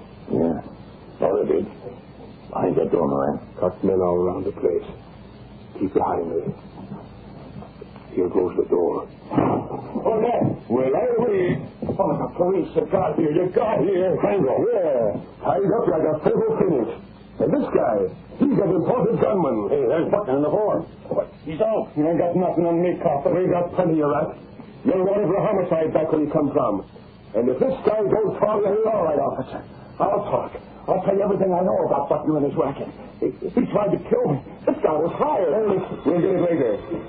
Hello. Yeah, Sergeant Moran talking. Huh? Oh, is that so? Hold the phone. Gunnigan. Yeah, Moran. It's the city editor at the Clarion. He says they heard a rumor about some yarn out here at Buckner's summer place. Wants to get the story. Maybe you'd like to talk to him. Would I? Give me that. Oh, you'd like the story, eh? That's the way your newspaper tried to cross up the law by owning Crandall so you'd get an executive exclusive, huh? Well, you don't get it. You get nothing. Now get off the line. I want to phone this in myself. Who is this? Why, you sap, this is Gunnigan. Gunnigan of the Sentinel.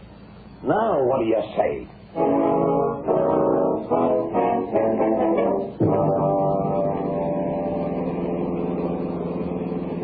Sent for the hideout, Kato. Yes, Miss Beth. He stayed around until the police showed up.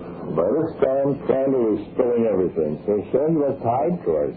Both he and Trigg tied for Padley, neither could get loose. I just wanted Crandall to realize what a spot he was in, and he did, Kato. He did. Oh, by the way, do you know a good charity that would like to receive an anonymous gift of $10,000?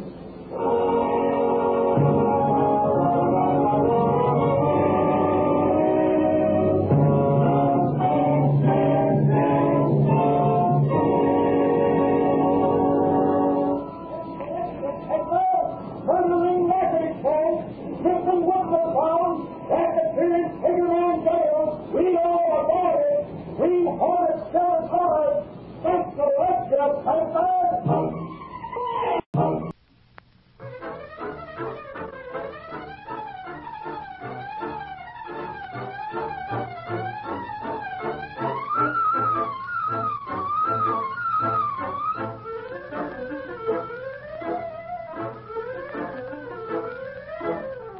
With his faithful valet Kato, Britt Reid, daring young publisher, matches wits with the underworld, risking his life that criminals and racketeers within the law may feel its weight by the sting of the Green Hornet.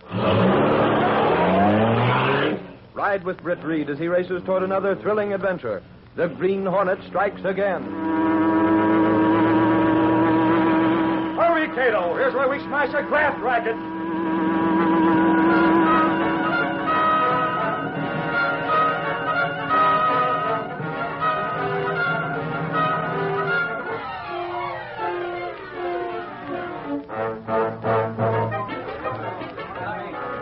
Okay, Charlie. That closes the Bulldog. Yeah, take it away. Not much news today, Gunnigan. Yeah, that's the newspaper business, Reed. One day you got a 5-alarm fire, a nice, heavy murder, a big scandal case, and so much stuff coming over the wire you could fill a dozen page ones.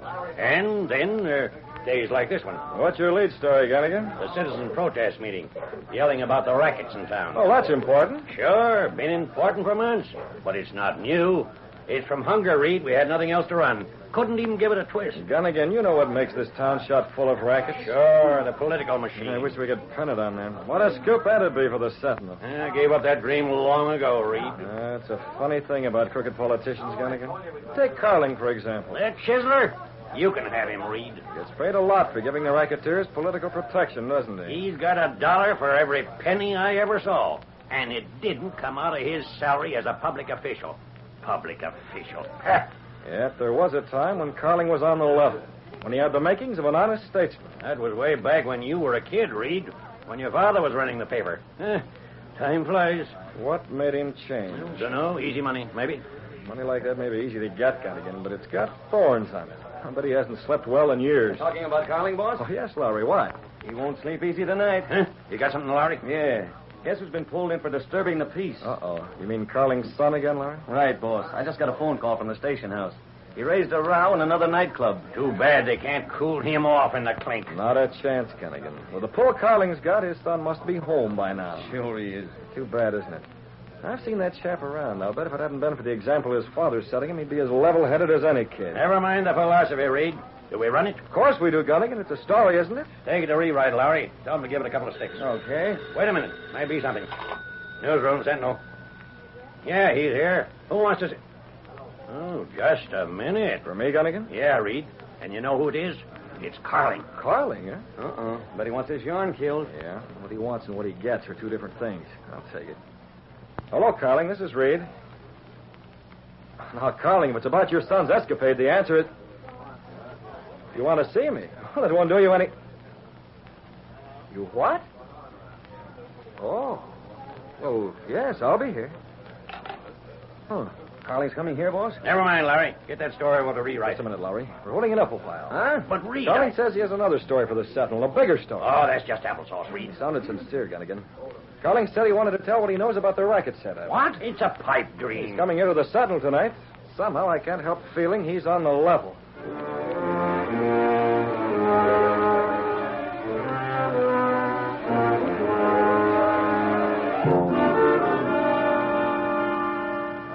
What is it? Reed, I had a talk with my son tonight after I got him out of the police station. Just a moment, Carling. You're not trying to squash that story. No, I'm not. Because it won't work no matter how you go about it. Yes, I understand that, Reed. I built my political career on graft and corruption. I didn't realize until tonight how insecure that foundation was. You wanted money, Carling. Well, you got it. Dirty money. It's all finished now. I'm through. It took you a long time to change your mind, Carling. What's the matter? Did you have a quarrel with the racket boss? No. I had a quarrel with my son. Did you expect him to be a good citizen after the example you set him? Please don't rub it in. I thought I was providing for his future. Instead, I ruined it. Well, just what was this quarrel? Well, I took him into the library. I wanted to give him a lecture on his conduct. He didn't seem to be impressed by what I was saying. That's all you're going to say it, will you, Dad? I'm sleepy. Son. What are you always preaching at me for? Because you're my son. I can't see you go on this way. What's wrong with it? What's wrong with it? You've been tossed out of 3 universities already. You've gotten into one scrape after another. Why don't you settle down? Because it's more fun this way. I don't know. Every time we get together, you act as if... Son, I've done everything for you. Okay. Suppose we let it go at that. I can't believe it. I can't believe you're no good. I'm your son, aren't I? Just what does that mean? All right, you're asking for it. All right, I'll tell you. How do you expect me to act? What have I got to look up to? You're my father. All I'm doing is taking you for an example. Do you know what you're saying? Yes, I know, and so do you. I used to think when I was a kid that you were the greatest guy on earth. My father, a man elected by the people. That's a laugh. Stop it. You asked for this, not me. You keep telling me to be a good citizen. Why don't you practice what you preach? Son, you're tired. Sure, I'm tired. I'm tired of having you tell me how to act. You, of all people. You're a crook, and I'm your son. You can't say that. I can, and I am. You've never been in jail, sure, because you're too smart. But you get your money from gambling joints and rackets that exist because you give them political protection. It's dirty money, so why should you kick when I spend it? I'm just putting it back where you got it from. I never realized how... Don't worry about it. It used to worry me, too. I used to be ashamed to look other kids in the faces. as soon as I learned what you were like. But it doesn't worry me anymore. If you got away with it, why can't I? I'm going to be just like you. Get what I can, and I don't care how. Like father, like son. Bless it, huh? Like father, like son. I can still hear him saying it. That's why I'm here, Reid. It doesn't feel so good, eh, Carling? He's all I've got. I should have known better. Reid, if I give the Sentinel information about my political tie-up with the Rackets, will you print it? You might go to jail. I will go to jail. And so will plenty of others. I've thought of that. But I've thought more of my son. Might have been wiser to think of him sooner. You needn't twist the knife. I realized a lot of things tonight. It may be too late, but at least I can try. Well? Carling, anything you have to say, the Sentinel will print. It'll take me a day or two to get things together. I've been tied up in so much graft, I've forgotten about half of it. You won't change your mind? Not a chance.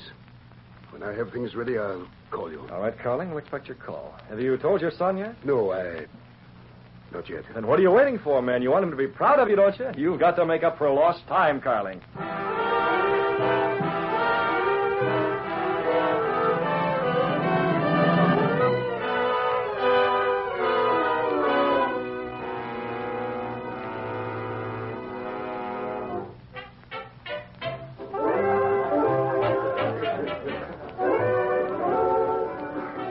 You'd come to my dance, Jack. Fooled you, huh? I've sent you so many invitations, and you've always turned them down. Forget it, darling. Let's dance.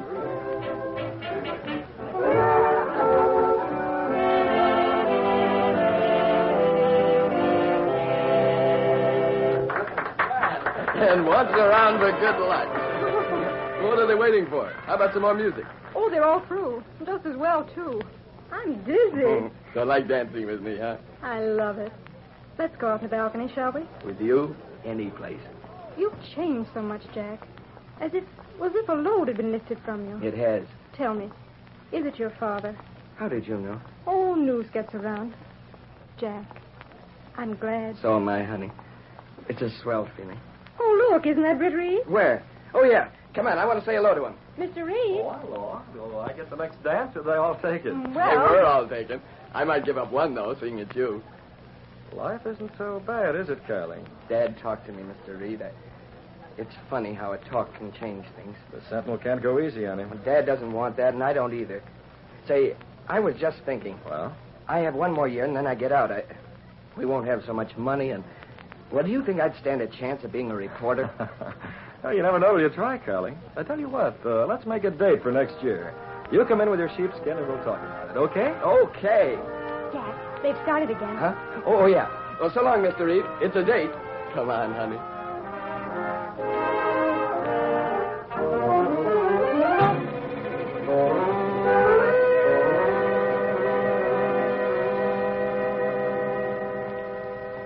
Just a minute, Carling. Who's that? Over here in the car. Who is it? Now, was that a way to talk to a pal? Tilson. What do you want? I've been parked outside your house for a couple hours, Carling. Didn't we have an appointment today? Appointment? Yeah, to split a little dough.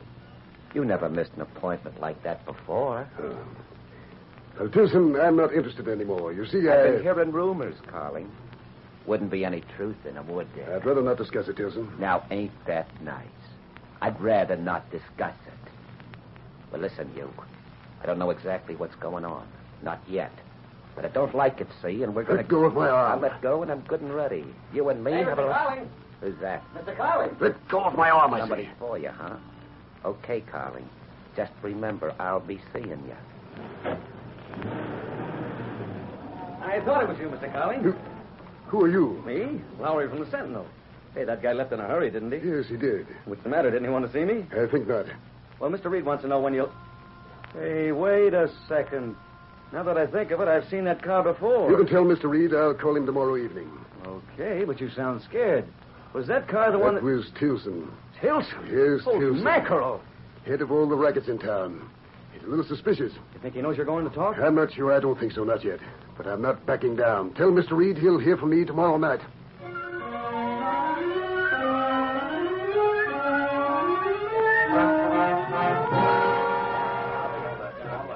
sure you got us straight, Lowry? Calling said he'd call? Yes, boss. And what you waiting for? We ought to hear from him by now. I don't like broken promises, Gunnigan. Oh, boss, he'll call. I tell you, calling means business. Well, I'm sure he does, Lowry, but...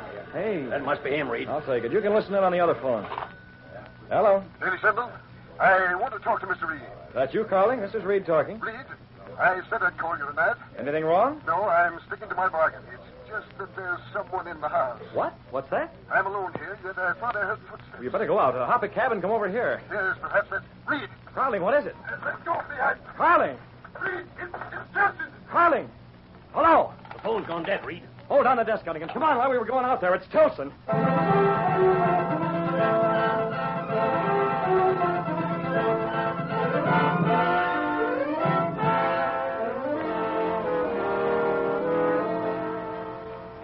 Must be that newspaper guy, Carling. They got here in a hurry. Tilson, you I'll can't... tell you once more, just so you'll remember it. If you start talking about my rackets to any newspaper, your son won't live long enough to light a cigarette. I've got to answer the door. I'm going out the back. You know I'm not kidding. I can get to your son no matter where he is. I know you don't care about yourself, but you do care about him. Plenty. So long, Carling. Give my regards to the Sentinel. Tilson. Where's that? The door. Yes, I'm coming. Carling, open the door. Hey, what's going on? Carling, are you all right? Yes, Reid, I'm all right. Well, what happened? Why, nothing at all. You were talking on the phone. Where's Tilson? Tilson? He hasn't been here. He hasn't? Well, then why did you hang up? Reid, I changed my mind. I'm sorry, but I can't give you any information.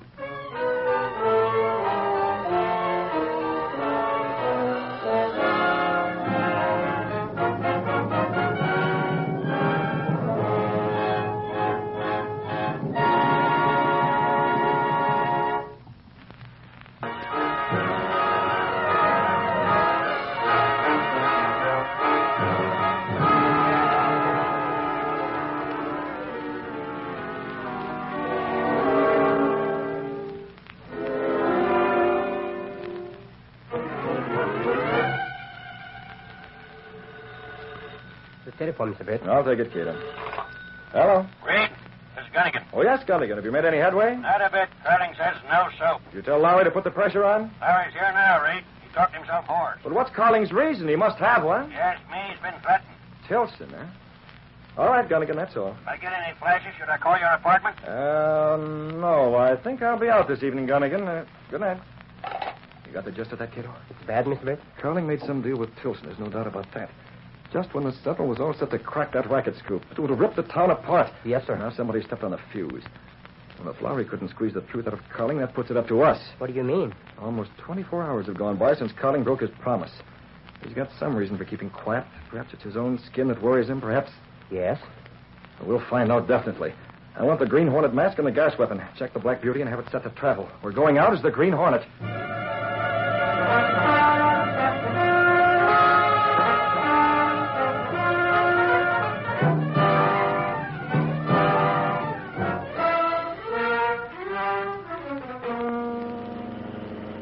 How is it this time, Kato? I see no one, sir. I guess the reporters have finally given up. Come on. What about the car? I will leave it here. I might need you. This way. There's an open window. Careful, stay out of the light. Yes, sir. We'll see who... Kato. It's Carling and his son. Yes. Looks like an argument. Now, get this. I'm going up close to listen. You stay here. If young Carling comes out, trail him in the Black Beauty. But, Mr. Britt... Do as I say, in the Black Beauty. I'll get back somehow. I'll put the Hornet mask and the gun in my pocket. No one will know me. Quiet. I want to hear this.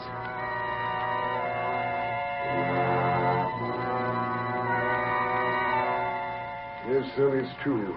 I've changed my mind. But, Dad, when I read that in the Sentinel this morning, I couldn't believe it. I don't want to discuss it. But why? Why? Please, please. No, you've got to tell me. Was Tilson here last night? Well, was he? Yes, son. He made threats. Oh, so that's it. And just because he threatened you... Not me, son. I didn't want to tell you this. Well, who did he threaten? You. Me? I know Tilson. When he makes a promise, he means it. And what about your promise? What could I do? Son, you're all I've got. Oh. Does it seem funny to you? Go on, what are you stopping for? You might as well make it good while you're about it. But what are you saying? Oh, cut it out. You're not kidding me. I don't understand. This song and dance about Tilson making threats. I'm old enough to know the truth. It is the truth. Yes? Then why don't you get the police to protect me? Because if I made one move like that, Tilson would think I was getting ready to talk. He It'd get you first. I don't believe you. No, I fell for that stuff before, but I'm not falling now. You never had any intention of going through with this. You handed me a lot of soft soap, then you cooked this up as an alibi. Friend, come back here. Wait a minute. Let go of me. You're insolid. You've got your dirty money. You can't Stop go. playing the doting father. Keep on with your chiseling racket. I don't care. Now let go of me. I'm going. Son, Jacker. He's gone. How much does he know, Carling? Who's that? It's a nice little scene. Was it for my benefit? Your mask, you... Green Hornet. Spill it, Carling. That scene was fake, wasn't it? The Green Hornet. Tilson never told me. Tilson doesn't tell you everything. You're working for Tilson. He sent you here. Came to have a look. Well, Tilson needn't worry. I'm not talking. What about your son? My son? Is he going to talk? He doesn't know anything, Hornet. I hate to disagree with you, but... Listen, Tilson promised me... Maybe he told your son. Maybe he's going to the Sentinel. I don't know where he's going. Now? I'm going to see that he doesn't get there. Wait. Did Tilson give you orders? Someone has to keep tabs on that kid, just in case. But he knows nothing. He can't talk, and I won't. Well, I'll see that he doesn't. Hold on, Carling. Hornet, wait.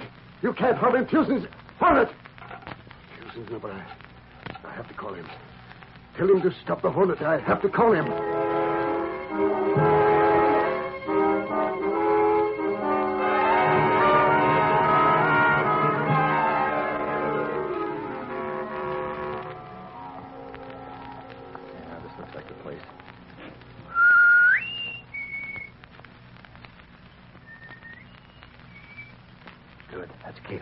You? Yes, Kato. I went to the apartment, came here as soon as you phoned. Is young Carling still inside the roadhouse? He'll be out soon, Mr. Bates. I see. Closing up soon, Yes, sir. Kato was out of Carling's home. He was calling Tilson. I gave Carling the impression that I was Tilson's gunman. I see. Then I called Tilson myself later on. I got him worried about young Carling. Tilson's got men out right now looking around for him. Kato, Tilson is planning to put the finger on young Carling. What is bad? It won't take him long to locate him either. Tilson's got connections in every roadhouse and gambling joint in town, including this one. Now, listen closely. We got to plan this very carefully, otherwise there may be a slip-up. The young Carling's in that roadhouse.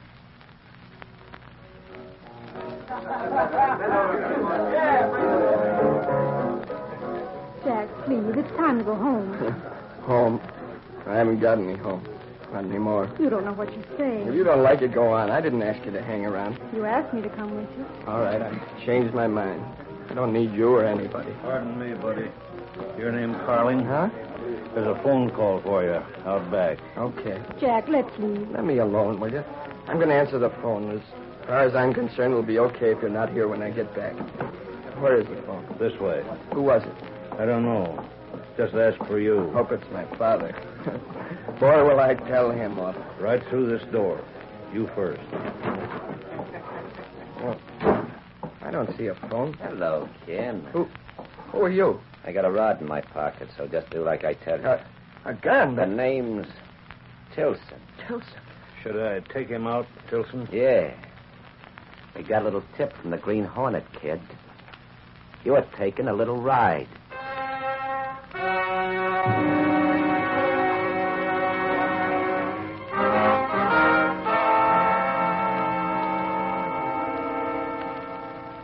He's been gone all night. All night. Yeah, heard about it at the Sentinel this morning. Police don't care much for me, but they're doing all they can. Now, take it easy. Tilson wouldn't dare. But he sent the Green Hornet last night. The Green Hornet? Holy mackerel, was the Hornet here? I never knew it, but he must be the gunman for Tilson. From what the Hornet said... Well, I hate to say this, Carling, but if the Hornet's in on it, I think you're wasting your time. That guy's been accused of every crime on the book, including murder. The Hornet thought Jack knew something, but he didn't. I swear he didn't. When you get in a racket, Carling, it's hard to get the tower off. If Jack... He's dead. Now, you can thank yourself for it. You started this racket, helped it to grow. Now you're getting some idea of what it feels like to reap the harvest. The door. Whoa, slow up. It may be Jack. It must be. Now, wait, Carling. You may be heading for a letdown. Take it easy. Jack, it's you. I thought it was Jack. Mr. Carling, I was with him last night. Hey, you're his girl, aren't you? We were out at the roadhouse in the country. Jack got up to answer a telephone call. What did you do, walk all the way in? I had no money. Where is he? It wasn't a phone call. I went after him. Oh, there were two men taking him out back. Two men with guns. Where is he? I heard them say something about taking you for a one-way ride. One-way ride? Who were they? I don't know. Maybe it's the police, Mr. Carling. Maybe they found him. I can't answer. I'll take it for you, Carling. Hello? Police? Yes. Yes, I'll take the message. Uh-huh. Yes. You picked up a man named Shorty. Shorty's one of Tilson's guerrillas. Well, what about? All right. I'll tell him. Thanks. What about Jack? Have they found him? They haven't found him. Police grabbed Shorty on the road. He was beaten up. He says he didn't mean to kill your son, that the Green Hornet got him. You mean Jack is dead? That's what Shorty told the police. I did this. It's all my fault. Larry, is Reid at the Sentinel now? I think so, Mr. Carling. Can we go there now? I refuse to talk because of my son. Now my son's gone. There's no reason for me to be silent any longer.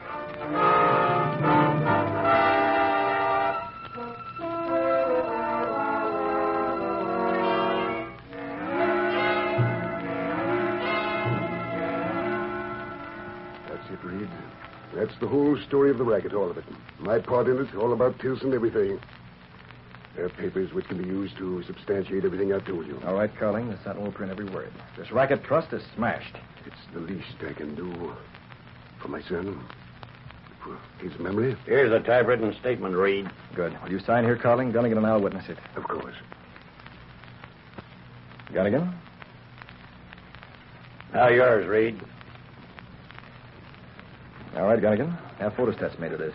Send one to the district attorney, one to the police. Print it in full on page 1. Okay, Reid. You know, Yes, Carling? I should have done this a long time ago. I'm just beginning to realize. Even when they threatened my son's life, I should have remembered I was a public official. My duty was to serve the public. Well, at least I've wiped the slate clean. When I get out of jail, I can start fresh. You'll get my vote, Carling. Hey, boss, Carling. Sorry, take it easy. Take it easy, nothing. The police just called. Young Carling is alive. What's that? My son? Yeah, alive. He walked into a police station upstate a couple of minutes ago. But I don't understand. That man Shorty, he told the police that he and the Green Hornet killed my son. That's what they thought, but it wasn't true. Your son woke up beside the road. He'd been gassed. It wasn't a shot. It was gas. My boy, he got away from the Hornet. He's alive. I've got to see him. Sure you've got to see him. Holy mackerel. Is this a story or is this a story? Reid, it's a knocker. Let me by. I got to get that... Well, politician's son escaped from the Green Hornet. Hey, wait for me, Gunnigan. All right, Carling. Put your shoulders back. From now on, you'll have a son to be proud of. And I think you'll be proud of his father.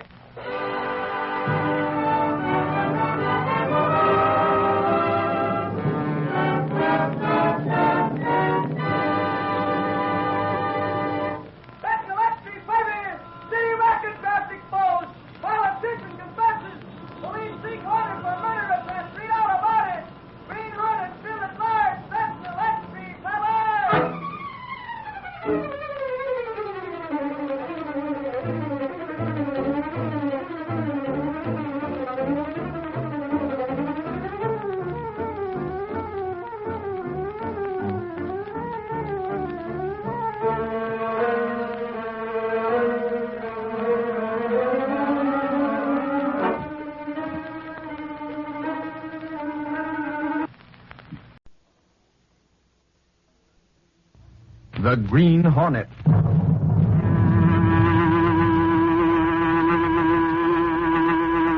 He hunts the biggest of all game, public enemies that even the G-men cannot reach. The Green Hornet.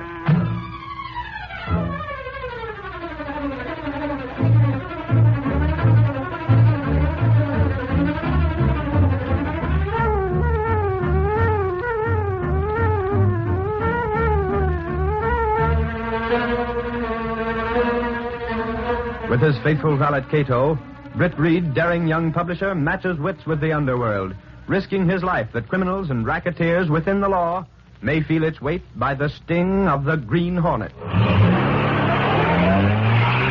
Ride with Britt Reid as he races toward another thrilling adventure. The Green Hornet strikes again. Hurry, Kato. Here's where we smash a smuggling racket.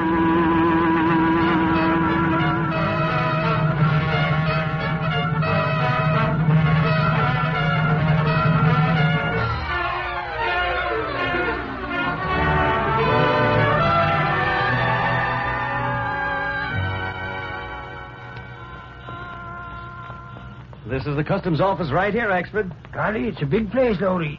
What's all this courtyard for? They hold parades or something? You lug. Don't you know what a customs office is? What's he trying to do? Make me out to be ignorant? Now, with you, that's not necessary. I can see the proof right before my eyes. I ain't been a detective for nothing, Lodi. The police department would give you an argument on that. The customs office is where, It's where, well, golly, it's where the customs inspectors hang out. Surprise! You do know something. And if that ain't the answer, I... Holy crow, you mean I hit it right?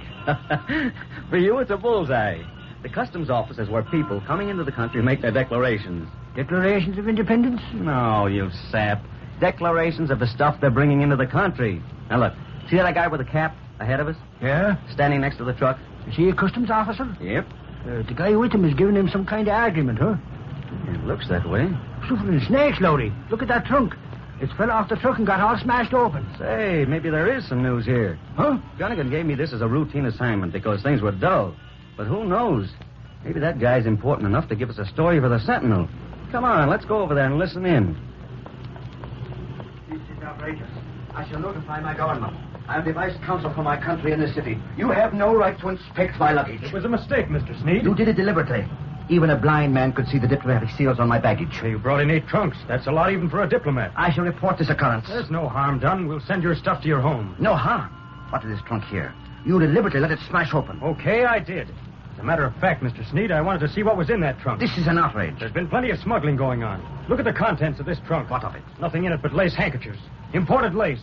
What are you doing with a trunk full of imported lace handkerchiefs? You have no right to ask questions. Yeah, I know. Diplomatic immunity. Those handkerchiefs are for the consulate. I may give some away as gifts. If you ask me, you're smuggling them in. For the last time, you have no right to question me. I will lodge a protest against this. It will be no... Hey, this is pretty expensive lace, isn't it? How dare you? Golly, look at all the decorations on it. Give me that. Hey, take it easy. For the last time, I've had enough of this prying.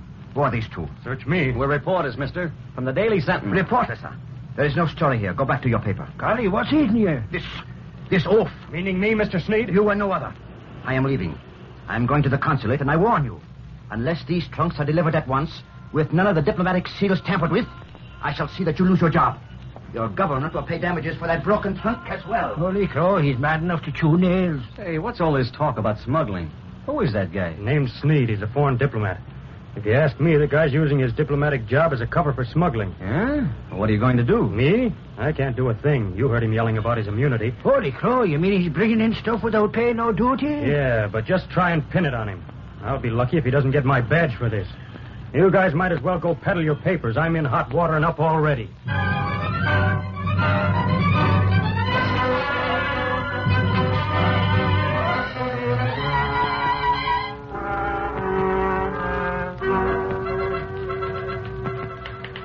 Well, that's what I call reporting, Lowry.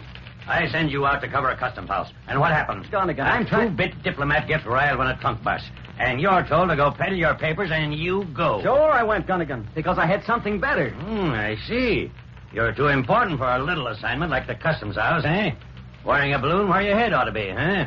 Or is your work on the Daily Sentinel beginning to bore you, Lowry? Oh, for Pete's sake, Gunnigan, give me a break. I tell you, I got something. Yeah? And maybe I can prove it right now. Maybe.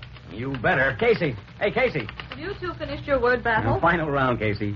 Did you tell the boss we wanted to see him? I don't see why Reid has to be... It's my inning, Gunnigan. Well? He said he'd be right out. Oh, here he is now. Yes, what's this about? Okay, Lowry. Give. Boss, I swiped a handkerchief this afternoon. I want you... Good grief, Lowry. Swipe. See? Now he's a kleptomaniac. Okay, then borrowed. But Sneed doesn't know I have it. Sneed? At the customs house. He's some half-pint vice consul. When Axford and I got there, he was having a terrific argument with one of the customs officials. A diplomat shouldn't have to argue with the customs. That's what he said. There was a busted trunk, and I took this handkerchief from it. Gosh, that's a beauty. This guy Sneed had a dozen trunks, and the one I saw was jammed full of lace hankies. So instead of a story, Lowry comes home with a lace hanky. It's one of the loveliest I've ever seen. Well, what? Hey, Casey, you don't have to grab it out of my hand. Lowry, are you sure you're not pulling a gag? Huh? Are you sure this hanky didn't come from Creevy's? Creevy's? The department store? They've made a feature of imported lace handkerchiefs like this at a swell price. Miss Case, you're sure they're the same as this one? Mr. Reid, that's one thing a woman knows. Materials. And you got this at the customs house, Lowry? Out of Sneed's trunk, boss. What is this, a memory test?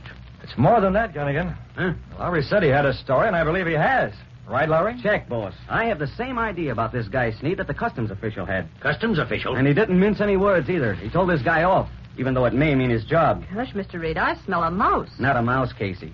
What you smell is a smuggling racket. What? Lowry, you're suggesting Sneed is smuggling these in? He had plenty, and Casey saw him in that store. Well, maybe you are a reporter. But, Mr. Reid, the department store may have gotten the hanky some other way. Some honest way. Why not? This guy hasn't got a corner on lace hankies. What about the price, Miss Case? Did Creevy's offer them at a low price? Yes, Mr. Reed. It was much cheaper than anywhere else. It's a natural, boss. Creevy's is a big firm. They sell plenty of these things. Who's going to trace them? Yeah, that's true, Lowry. It would be difficult. Sure. Larry, you missed your calling. You're not a reporter. You're an amateur sleuth. What reporter isn't, Gunnigan? Gosh, Mr. Reed, if this is true, think of the thousands of people that are buying smuggled goods. And the thousands this guy Sneed is picking up. Reed, can't you turn any place without running into a racket of some kind? I'm afraid not, Gunnigan. Every place you look, somebody is raking in the chips. I'm doing it by stacking the cards. Smuggling in lace.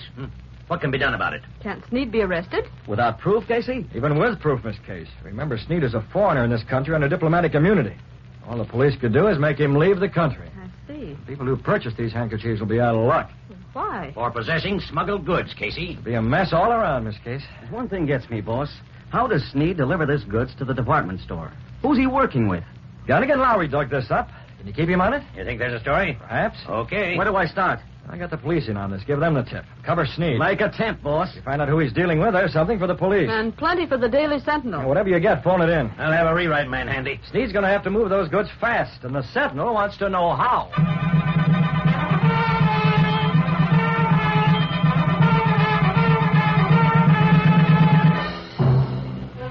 That evening, Britt Reid returned to his apartment and gave certain instructions to Kato, his valet and the only living man to know him as the Green Hornet. You understand what I want, Kato? Yes, Mr. Britt. A chemical ink that'll be invisible for a certain period and then begin to show up. You can do that? It's easy, Mr. Britt. Lowry and Axford are with the police, shadowing Sneed's home. Even if they have some idea about who's working with Sneed in his smuggling racket, they may be unable to get proof. And that puts it up to us. You go out tonight? Tonight, Kato, as the Green Hornet. Get down to the hiding place of the Black Beauty and start preparing the chemical. I'll join you as soon as I hear from Lowry.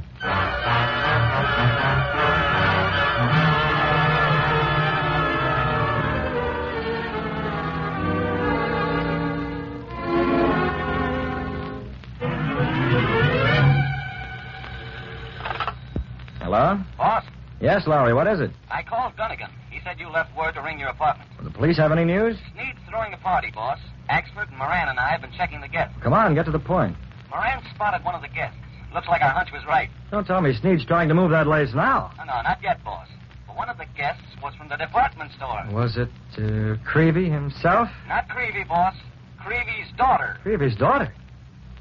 Oh, looks like you may have a story, Lowry. If we get anything else, I'll give it to Gunnigan tomorrow. Yes, do that. Good night. Night, boss. Creevy's daughter, huh? Yeah, if anyone could get goods smuggled into the department store, she could. I think I'll go to that party myself.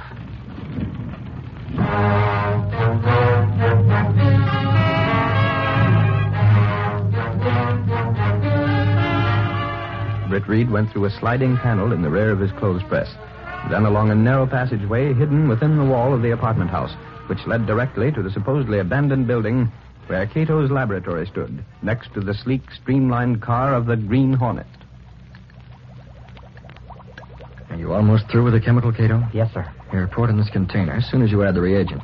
I'm adding it now, Mr. Britt. Your knowledge of chemistry comes in handy, Kato. Here, I'll hold the funnel. Now cap this container and put it in your pocket.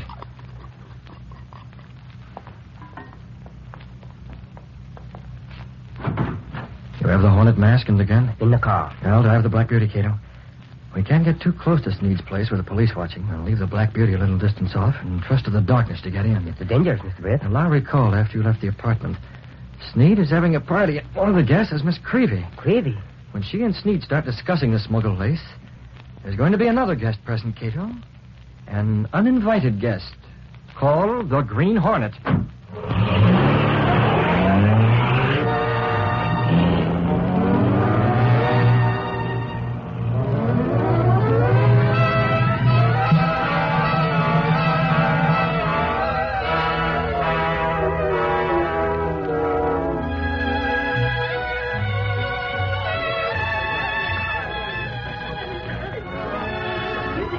Ah, Miss Creevy. Mr. Sneed, this is a lovely party. I'm so glad that you enjoy it. Would you care to dance? No, thanks. I'm rather tired. Can't we just, talk? Surely, Miss Creevy. Here, through this door. Now we can talk privately. You brought in the lace? 8 large trunks crammed full. There was almost some difficulty. What? The blundering customs inspector let the trunks fall off the truck. Does anyone suspect? One of the trunks burst open. There was a snooping reporter present at the time. He saw the lace? Oh, it is nothing. He doesn't suspect.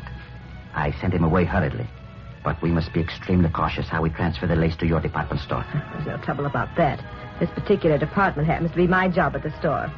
You have the lace here? Below in the basement. When will you pick it up? Tomorrow night, midnight. I'll have the truck. As usual, eh? Yes, the back entrance. We must be extremely careful. Haven't we always? We got away with it before. We can do it again. Fine, then. Tomorrow midnight. Now, perhaps it is best for us to return to the main room and mingle with... What's that? Excitement from outside. Here this way. Through the French windows. I seen him, Ryan. It was this way. Hey, got around now, expert. Who are these people? He was going across the lawn. Who are you? What do you want? Ain't you been seeing nobody around? What does this mean? I am having some people in. What is a disturbance? Sorry, Mr. Sneed. Moran, police headquarters. There's been a prowler around your place. A prowler? Golly, lady, ain't doubting it. You can have him, Moran. He must have got away, Lowry. You are that reporter. Why are you here? Well, Holy crow, I tell you why we're hanging around, Sneed. It's on the Never mind, expert. I said never mind. It's nothing, Mr. Sneed. We're just covering police news for the paper, that's all. You've been prying, snooping around. Sneed. Huh? Oh, yeah. Yes, of course. You must forgive me. I'm a little disturbed. So much excitement. Was it, a robber? I guess so, lady. You've got a lot of jewels in that crowd. Thank you very much for frightening this prowler away, Sergeant. If he has gone. Sure he has. Suffering snakes. We seen him too fast for him to try nothing. Whoever the crook was, he ain't hanging around. Not with Michael Axford to nab him. Have you any idea who it was? All we seen was the shadow, lady. Might have been any one of 100 crooks. Sure, Holy mackerel. Listen to that. That strange buzzing. What is it? There it goes. Way down at the corner. It's a car. But it's going so fast. I never saw a car like that. Well, take a good look while you can. There's your prowler. But who? Who? Holy crow, who do you think? That's the car of the Green Hornet.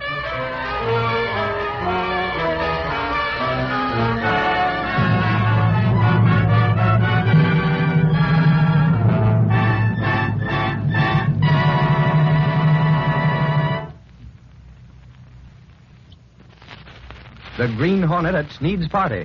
Has Britt Reid's plan gotten underway? Before the next exciting scenes of our Green Hornet adventure, please permit us to pause briefly. Green Hornet fans, please stand by for an important announcement. Next Thursday night, November 30th, the Green Hornet is going to inaugurate a new feature on this program when he calls into session for the first time on the air the Law and Order Roundtable, your forum of discussion on vicious rackets, the clever men behind them who victimize you and your neighbors, and what he thinks you can do to remedy the situation.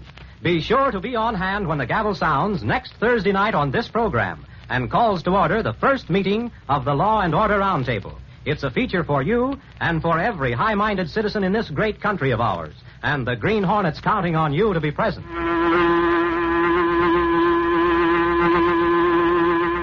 Now to continue our story.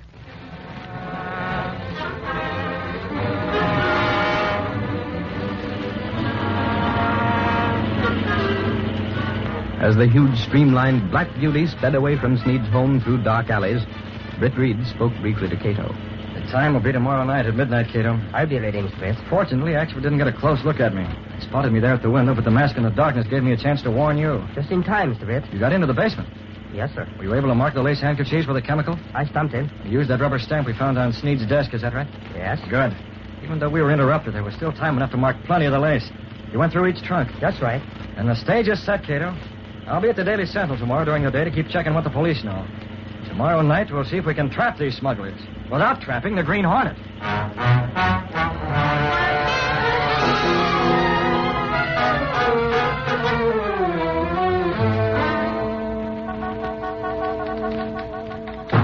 Hey, Casey. Oh, golly, Casey, where's I to read? Put the brakes on, expert. You'll go through the wall. Casey, did anyone ever tell you about what a great detective I am? You did, but I still don't believe it. You will when you hear what I dug up. The only thing you ever dug up was a garden. It's news, Casey. Go ahead. Convince me. Suffering snakes, you don't take me serious. So help me, Hosanna. It's real news. News with a capital G. Capital G? You big lug. News isn't spelled with a G. Who said so? Mr. Webster. That's his dictionary right there. Never mind that. This here news does start with a G.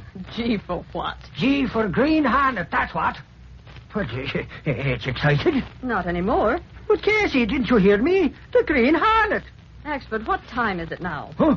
It's 4:00 in the afternoon. Golly, what's that got to do with it? Anyone else would have been calmed down by now. What are you talking about? The same thing you are. I'm talking about the Green Hornet. That's just it. You've been talking about him ever since last night when you spotted his car at Sneed's place.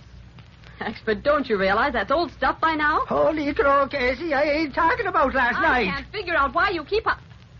What? It ain't about last night. The Hornet's popped up again? Sure he has. A telephone call to public headquarters. That's what I want to see Reed about. Well, that's different. Yes? Axford's here, Mr. Reed. Axford? With a mouthful of news about the Green Hornet. The Hornet? Late development? He's champing at the bit with it. Does he go in? Yes, send him right in, Miss Case. Now. Okay, Axford, that's your signal. But not too fast. Mr. Reed has company. Company? Lowry and Gunnigan are in there. Ah, them two. Go up, Axford. What do you mean? If you're going through that door, open it first. It's easier. Ah, you and your guys. Hey, Reed. What's this about the Hornet, Axford? It better be good. You're interrupting something. I came right over from headquarters. What's the scoop? Reed, the Hornet's going to be over to Sneed's. Well, I thought that was last night, Axford. So what's next? I just finished going through that once with Casey. He's going to be there again. Holy mackerel, boss. What's he after? Well, there's the smuggling business. Don't tell me the Hornet's interested in that. Why not? Reed, you seem mighty sure of yourself. Do I? From what Lowry said, they're smuggling with a team of two. Sneed and Miss Creevy. Now you're ringing in the Hornet. Well, he was there last night, Gunnigan. Sure, we seen him. So it seems logical to suppose he's concerned in some way with this racket. Yeah, that's true. Who took this phone call, Axford? Over at headquarters, Reed. Moran took it. But he couldn't find out who was giving the tip-off. Do we stand another watch, boss? You do, Lowry. The Sentinel can use a good story. Help circulation. Golly, Reed, why don't you come along? It's going to be a lot of excitement. Yes, perhaps I will, Axford. Perhaps I will. I'm telling you, I've been in training. If I get near that Green Hornet, I'll... You'll do nothing. You guys remember one thing. You're newspaper men. Your business is getting the news. Leave the Green Hornet to the police. You get the story into the Daily Sentinel.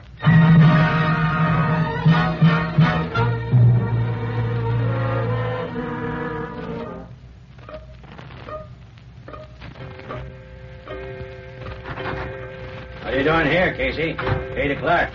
You closed up your typewriter long ago. Didn't you know, Gunnigan? I wanted to go along with Axford and Lowry. Oh, I get it. You couldn't be right on the scene, so I'm staying here at the Sentinel to learn the news when they phone you. Maybe a long week, Casey. I don't mind. I have my knitting. Okay. We'll hold down the lobster shift together.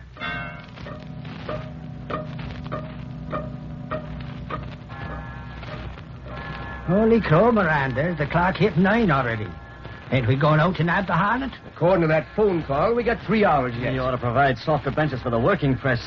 But this bench is hardwood. Do you think Reed is going to be there tonight, Lowry? I don't know, Axford. He said maybe. Your guess is as good as mine. All I hope is that the Hornet is there.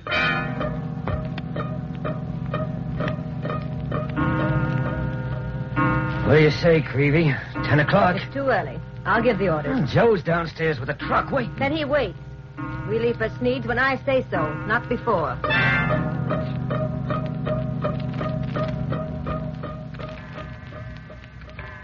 Mr. Britt, 11 o'clock. Yes, time for us to start moving, Kato. You understand what you're to do? Yes, sir. We'll use both cars tonight. You'll drive the Black Beauty. I'll take the small sedan. If I'm going to come in at the finish, I can't have Lowry and Axford wondering how I got there. I understand. I'll meet you at the entrance to the alley, 2 blocks south of Sneed's place. Keep the Hornet mask and the gun and the Black Beauty with you so I can pick them up. I have them. The gun is loaded? Yes. That's all, Kato. Get going. Take the Black Beauty out of here. I'll meet you in a few minutes.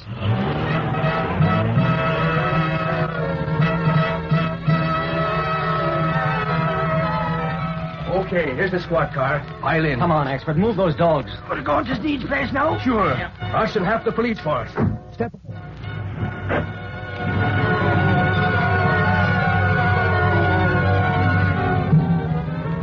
That you, Butch? All set, Joe. 3 of us can sit up in front here. Yeah. Let's go. We're going to pick up them laces, huh? Get this bus rolling. Sneed's expecting us.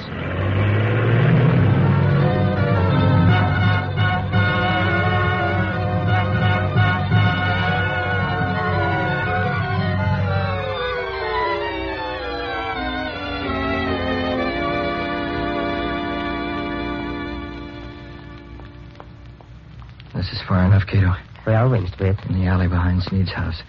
It's almost midnight. As soon as that truck pulls in here, we have to get busy. Mr. Britt. Yes, I hear it, Kato. A truck. It must be the one we're waiting for. Listen now. Give me the Hornet mask. Put yours on. Yes, sir. And the gun. Here. Remember, as soon as we're through here, we race for the Black Beauty fast. I hand you the mask and gun, get in a small sedan, and come back here. To make sure the Black Beauty gets away with you in it. I understand. Get back out of sight. The truck has no headlights on, but it's going to pass right by us. Back.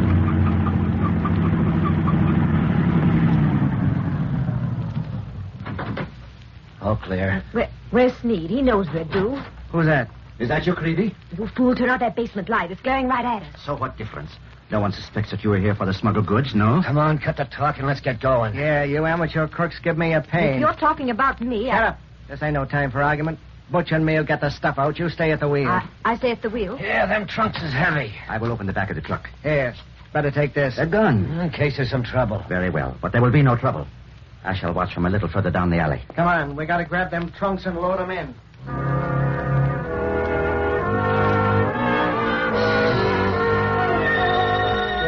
As the two men worked fast, making a trip for each trunk, Britt Reid and Kato moved closer to Sneed, sticking to the shadows. There. One more. Okay, Sneed. We'll be out of here in a minute. I will watch. Those fools.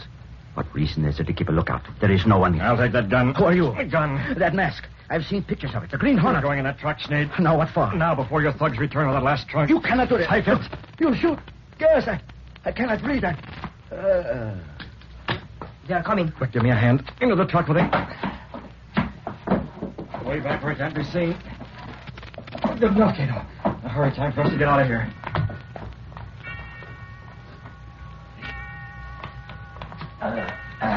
Okay, heave it in. Slam the doors. All through, Sneed. That's the works. Hey, where is Sneed? I don't know. Yeah, he maybe don't like the dark. He's got my get. I'll go in and hurry him No up. time. Come on, we gotta get this stuff rolling around the front. All set, Miss Creevy. We can get moving. Where's Sneed? Come on. We ain't got no time for saying goodbye. We got the goods. Let's deliver it to your store. But he He didn't this time. This stuff's hot. Come on. Yeah, step on it. It's 12 o'clock. As soon as we get out of this alley, you better snap on the light so nobody won't suspect nothing.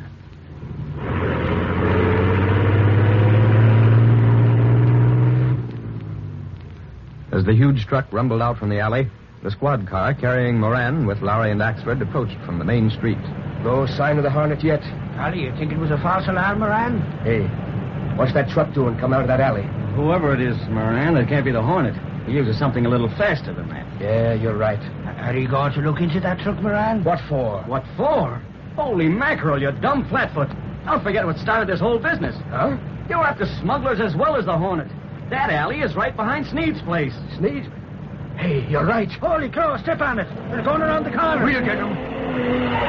Hey, pull over there. Get to the curb. Crowd them in. They won't stop. Swing your wheel and smash into their fingers. Hold on. Here we go. Come on. Go on. What are you doing? What's the idea of smashing into us? That's far enough. Don't none of you move. What's this? Hey, it's a squad car. We've done nothing wrong. It's Creevy, huh? That's my name. What of it? What have you got in this truck? It ain't nothing. I'll tell you, it's late. Holy crow, you're admitting it. You're admitting you smuggled the stuff in with Sneed. I know, Mr. Sneed, but I have nothing to do with smuggling. This charge is ridiculous. These lace goods are for the department store. I'll say this for you, sister. You're a pretty smooth customer. Go ahead, search the truck. You can't prove anything. I think that's a fine idea, Sergeant. Why not do that? Who's this mug? Reed. Good gravy. Where did you come from? Why, sedan, Axford. Parked right behind you. I saw the crash and came over. Okay, you. Open up this truck. Hold the flashlight on it, Axford. That's a gun the sergeant's holding. You'd be smarter to do as you're told. Okay. Those trunks are full of lace, but if you think you can pin anything on us, you're badly mistaken. Help. Let me out. Sneed. Well, this looks like quite a party. Creevy, I was gassed. The Hornet. Did you get the lace? Shut up, you fool. These are police. Police? Yes, Sneed. Too bad your eyes were blinded by that flashlight. I am innocent. I have nothing to do with this. Nothing to do with what? You can't make any of us talk by these third-degree methods. I tell you, those laces are mine by rights, and you can't prove they've been smuggled in. Hey, Reed. Here's one of the handkerchiefs from the trunk. It sure looks like the ones we seen in Sneed's possession the other day. What of it? Let me see that, Axford. I'd like to... Well, Sergeant Moran, take a look at this. Oh, holy mackerel. It's got Sneed's name written right across the corner. Oh. My name? Yes, right here. But that's impossible. When I brought these handkerchiefs in, there were no names on them at all. And yet, That is my signature from my rubber stamp. You fool. Let me at that rat. Oh, you don't. You've ruined everything. Take it easy, Miss Creevy. It would have made no difference if Sneed hadn't torched. I know better than that. You'd have been sunk plenty. These signatures were all the proof any court would need. Yes, the signatures. I do not understand. Holy glory! What is it? Would you take a sniff at this handkerchief? Whoever did it must have used invisible ink for those signatures. Invisible ink? Yes, you can tell by the characteristic odor. This was done with a chemical that doesn't begin to show up until 24 hours after it's applied. Well, what do you know? Invisible ink. Gotti, who was it? Come on, Sneed, spin it. There is only one answer for that. It was the man who gassed me, the man who ruined our plans, the Green Hornet.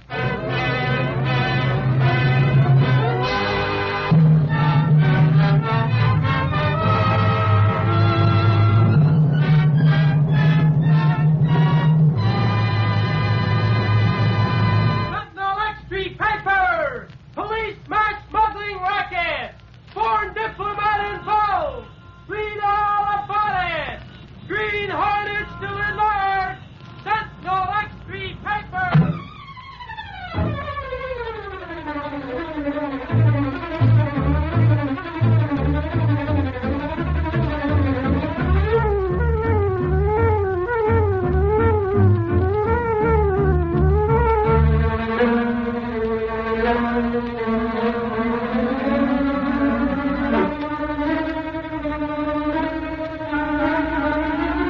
You have just heard the adventurer, the Smuggler, signs his name.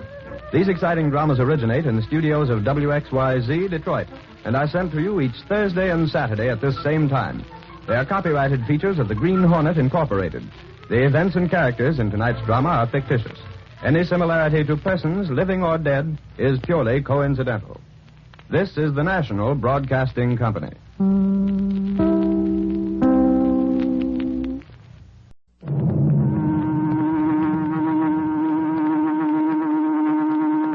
He hunts the biggest of all game, public enemies that even the G-men cannot reach. The Green Hornet.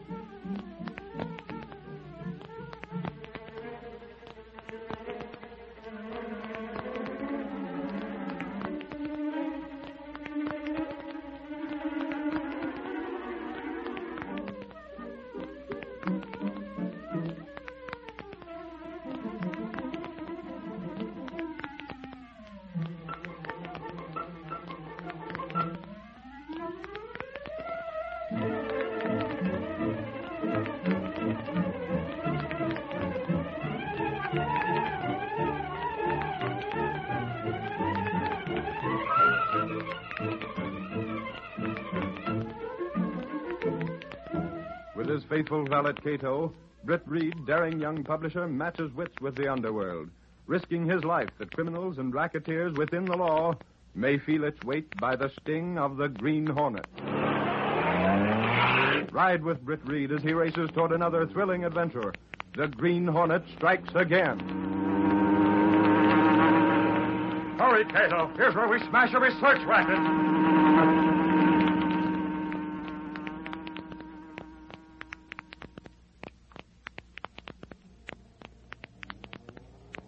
That's some fan, isn't it, honey? Feel that cool air. Is it a good make? I've never heard of it. Costs half what the others do. Oh. It's good. See what it says on the base? Okayed by Renner Testing Laboratories. Oh, that's fine. John, the blades are wobbling. Turn it off. What's that? Hurry, it must be loose. It's probably flying apart.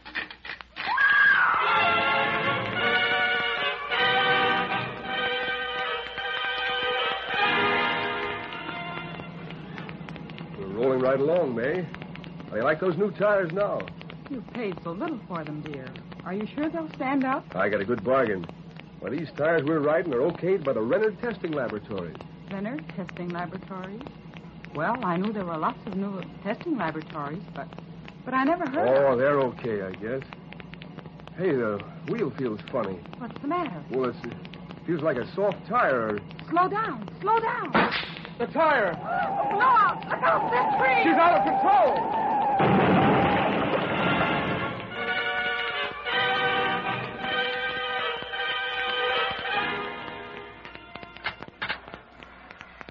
All right, Marie. Let's start using our new stove. Yes, ma'am. But I ain't never heard of this kind of stove before. I asked the gas company man, and he ain't never heard of it neither. But you've heard of testing laboratories, haven't you? Oh, sure. Yes, ma'am. They tell you if the stove is good or not. Well, see here on the side of the stove? It says okayed by Renard Testing Laboratories. I ain't never heard of them neither. Oh, don't be so suspicious of bargain prices, Marie. I like the oven. I'm feared, ma'am. That gas, it don't sound like it's coming out right. Oh, get out of the way. I'll do it. Now, there. It's lit. You see, I told you.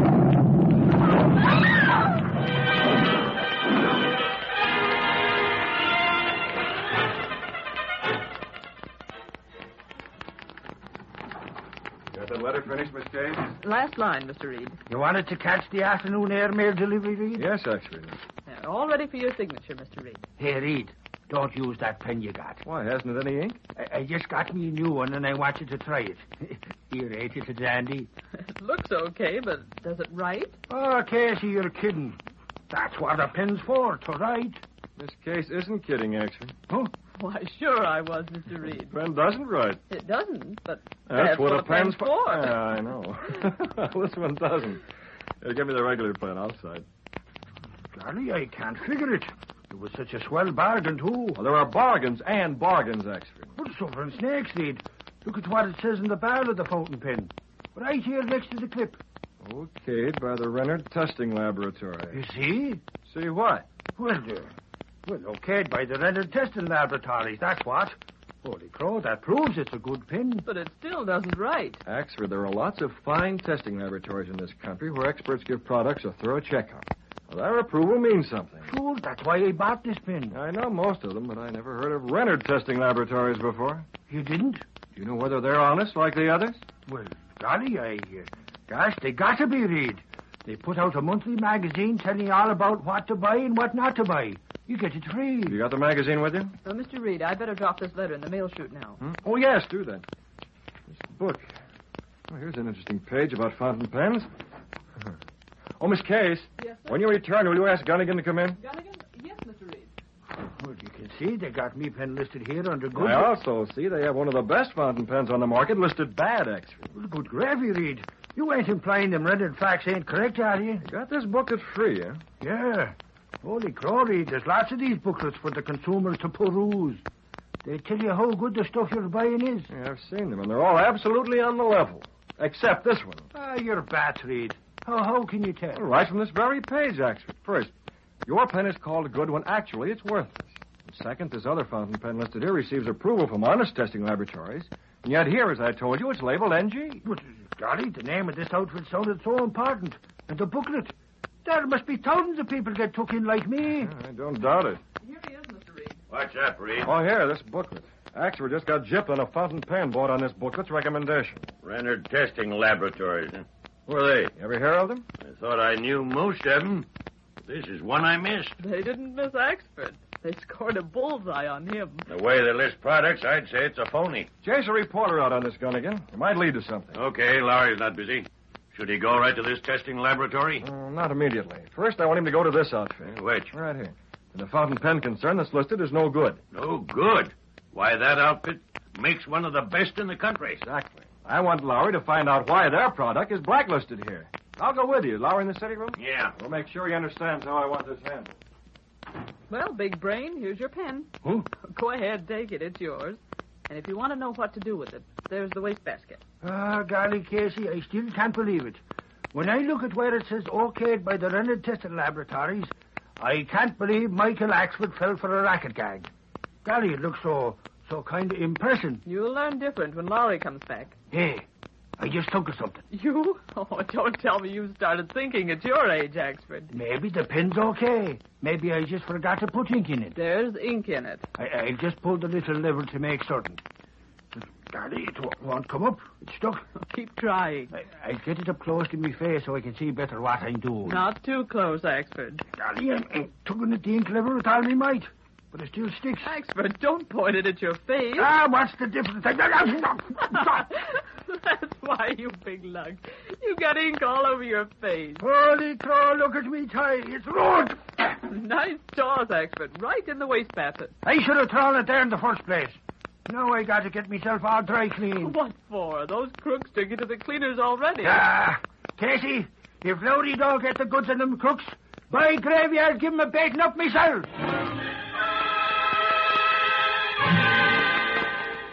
Yes, that's exactly what I mean. I tell you, they're crooks. That's what the Sentinel believes, Mr. Hammersmith. We're checking on this Renard outfit. My company makes as good a fountain pen as any in the country, and yet they had the colossal impudence to give it a no-good rating. That's why I'm here. You say this Mr. Renard came to see you with a proposition? He did. On the surface, a legitimate proposition. On the surface, mind you. What was it? Renard owns this so-called testing laboratory. He puts out this monthly free booklet extolling certain products and condemning others. Has a pretty wide circulation, hasn't it? Of course, it's free.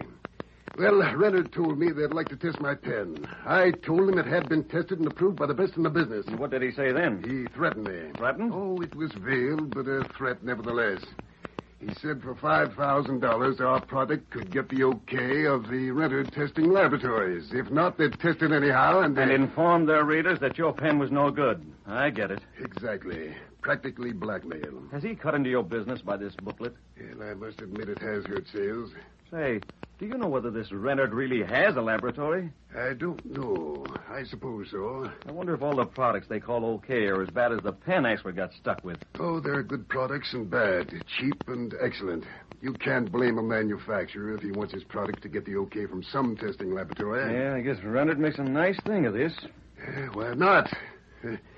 It's too bad his threats weren't more definite. I could take him to court. As it is, well, he guarded his words too carefully for that. And besides, the law takes a long time to get moving. Well, thanks, Mr. Hammersmith. Guess it's my cue to take a powder. Oh, you're leaving? Back to the paper? No, not yet. First, I'm going hunting for a fox named Renard.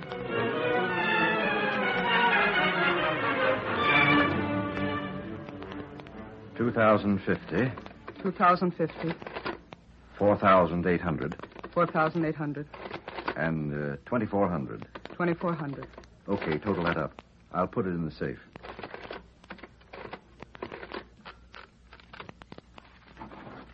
Yes? Mr. Renard? Well, who wants him? Oh, that's a stack of bills. Just exactly who are you and what do you want? Mr. Renard, I came here to test something. Oh, well, that's different. Miss Hanson, take care of the rest of this. Yes, Mr. Renard. You've heard of the Renard testing laboratories? Yes, I've been looking through your booklet. You must have quite a laboratory to do complete tests on all the products listed here. What did you want us to test? Could you show me through your laboratory first? I see it's right through this door here. One moment, that's private. Don't have to grab my arm. Sorry, but we allow no one in our laboratories. There may be a delicate experiment going on. Now, just what do you want our laboratories to test? I understand you charge $5,000 for testing. We do. $5,000 must pay for a lot of tests. That price includes publication of results in our monthly booklet. It's given free to the public, so it costs us quite a bit. The money's in the safe, Mr. Renard.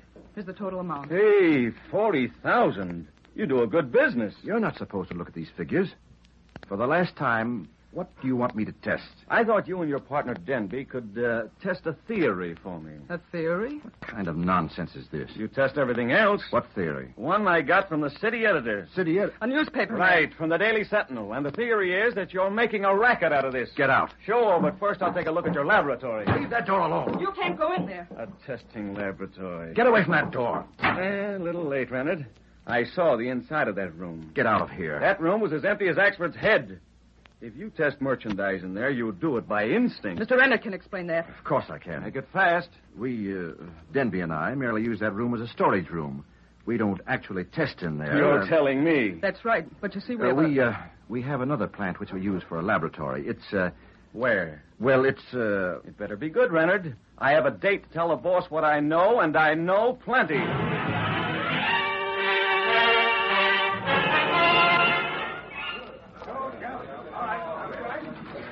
Hey, Gunnigan! The demon reporter.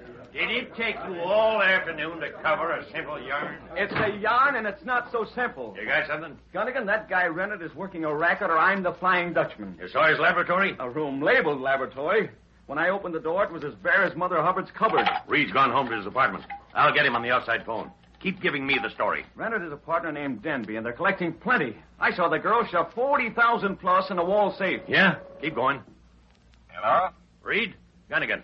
Lowry got some dope on that testing outfit. Oh, Renard? Lowry says there's no laboratory at that outfit. They say it's out of the state. They rake in the money. They gave Lowry the yarn that the testing is done in another state. I see. They're making much money? Cleaning up. Lowry saw them put over 40,000 in a wall safe. 40,000, huh? All right, Gunnigan, take his story and keep it in reserve. We may need it when the Sentinel cracks this racket yarn. You mean if, Reed. Have it your own way, Gunnigan, if we crack it. Goodbye. Yeah, goodbye. When and if we crack the racket. Gunnigan doesn't know it, but that racket is going to be cracked. Starting right now. Kato. Yes, Mr. Britt? I told you about that Renard testing laboratory racket, Kato. Yes, sir. That was Gunnigan on the phone. Lowry brought back the information I've been waiting for. Those crooks claim their laboratory's out of the state where the police can't touch it. Well, that puts it up to us. The Green Hornet? I want the mask and the gun. We're going out in the Black Beauty. I'll get them. Oh, one more thing, Kato. I want a stethoscope, a doctor's stethoscope. I don't understand. You get it first. I'll do the explaining while the Green Hornet is on his way to rub out this racket.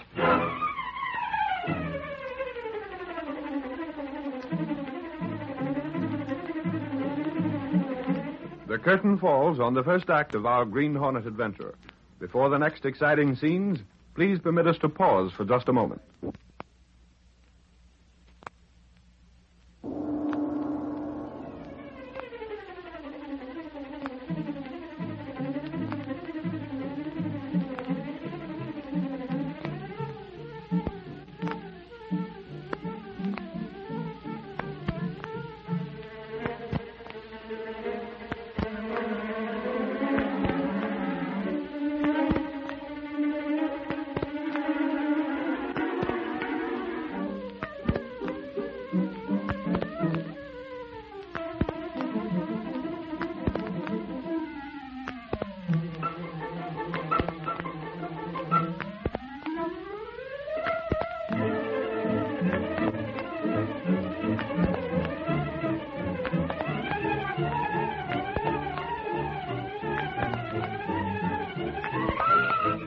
Now to continue our story. As soon as darkness descended over the city, Britt Reid opened a secret panel behind his clothes press. Followed by Kato, he made his way along a narrow passageway within the wall of the apartment house, which led directly to a supposedly abandoned building in which stood the gleaming, streamlined car of the Green Hornet. The Black Beauty's in perfect shape, Kato. Tires, oil, plenty of gas. It's all checked, Mr. Britt. The Black Beauty's amazing speed has saved the Green Hornet many times, Kato. It mustn't fail tonight. No, sir. It's a good thing that doctor friend of ours knows you're a chemist, Kato. Otherwise, you might have wondered why we wanted this stethoscope. Yes. While you went for it, I made several phone calls. Renard and Denby have been informed that the government is interested in their firm. I gave that impression, keeping my voice disguised. I also took a look at their monthly magazine. Yes, sir. A fountain pen manufacturer named Hammersmith has been blacklisted in their booklet. We're calling on him. Where are you going? Kato, the Green Hornet is going to play those two crooks one against the other. After we call on Hammersmith, they'll get even more panicky than they are now.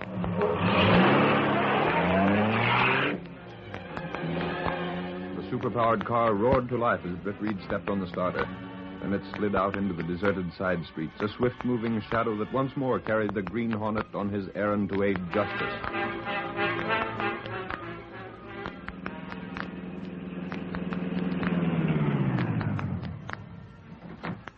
This is Hammersmith's home, Kato.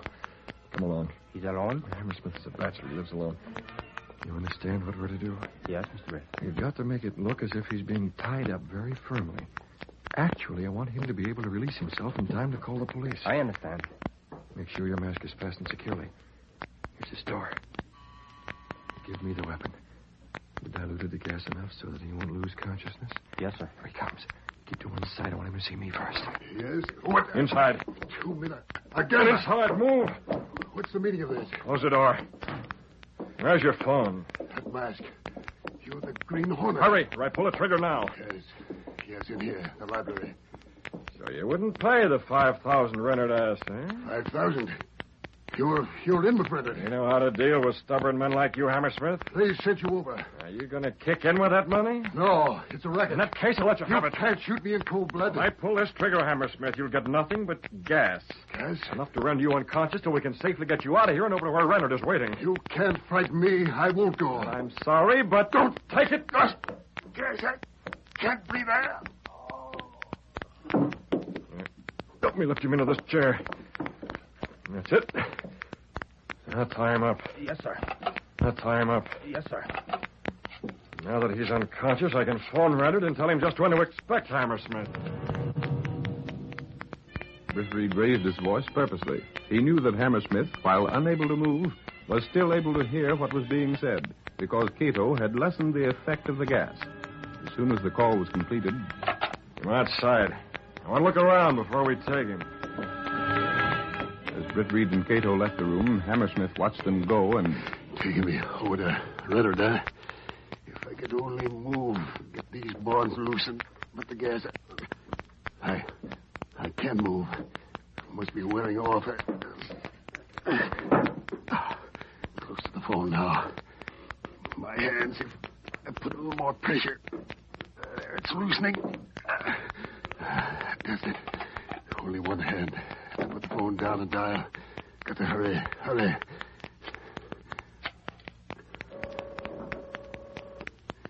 Don't they answer? What's wrong? Police headquarters. Doyle talking. Listen and pay attention. The Green Hornet's got me. Green Hornet? Say, who's this talking? This is Hammersmith. He's taking me over to Renard's testing laboratories. Hammersmith, the guy who makes fountain pens. We'll be right over. No, not here. To Renard's laboratories. Yeah, I got that. I haven't much time. The Hornet will be back. He's in with them. They're racketeers. You've got to get there, understand? They're going to do something. I don't know what. As the desperate man spoke hurriedly into the telephone, Britt Reid and Kato listened in the hall. You're in, Kato. That gas was just weak enough for him to phone police headquarters. Yes, sir. I hate to put Hammersmith in a position like this. He's a fine man. But it's the only way to catch those racketeers. And if Hammersmith knew it, he'd be only too glad to help. I understand. But that would mean he'd learn the true identity of the Green Hornet. And that's impossible. He's finished, Mr. Vick. Now, raise your voice, Kato. We don't want him to know we overheard every word. All right, we can take him now. Nobody waiting outside. What in the world? You're back so soon. Tried to reach the phone, eh? How do you know? Then move. It won't do you any good. What are you going to do? What I'd intended doing from the first. You're going to Renard's.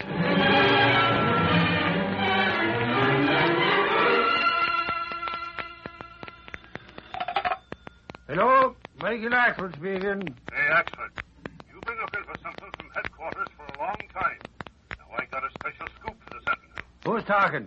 Who do you think? You lame brain ex-detective. Golly, is that you, Doyle? I didn't recognize you when you were so polite. What's your scoop? Remember who's doing you the favor? Sure, Doyle, sure. Don't the Sentinel always play ball with you when we get a lead for the police? Okay. I'm coming by your way in a squad car. Who's the tip about? The crook you've been after since you pulled into town. Sugar and snakes. You mean the Green Hornet? Who else? Sure, it's the Hornet. He's in with a racketeer named Renard. Want to go along? Holy crow, you darn tootin' I want to go. You're going to have company when you go to Renard's.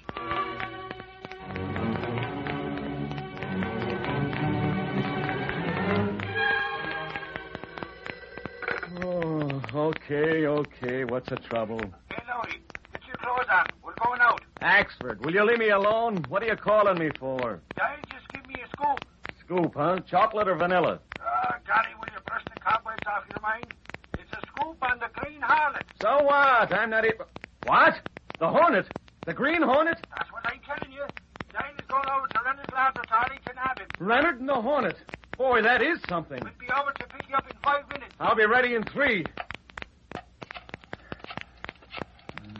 I ought to be a fireman the way I got to get dressed. Green Hornet, huh? Come on, Gunnigan, answer the phone. Is everybody asleep?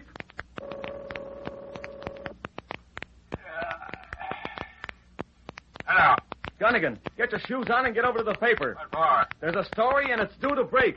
I recognize that yapping voice of yours, Lowry. If this is a gag... It's not a gag. I know you don't hold on the lobster ship to the Sentinel. You're darn right I don't.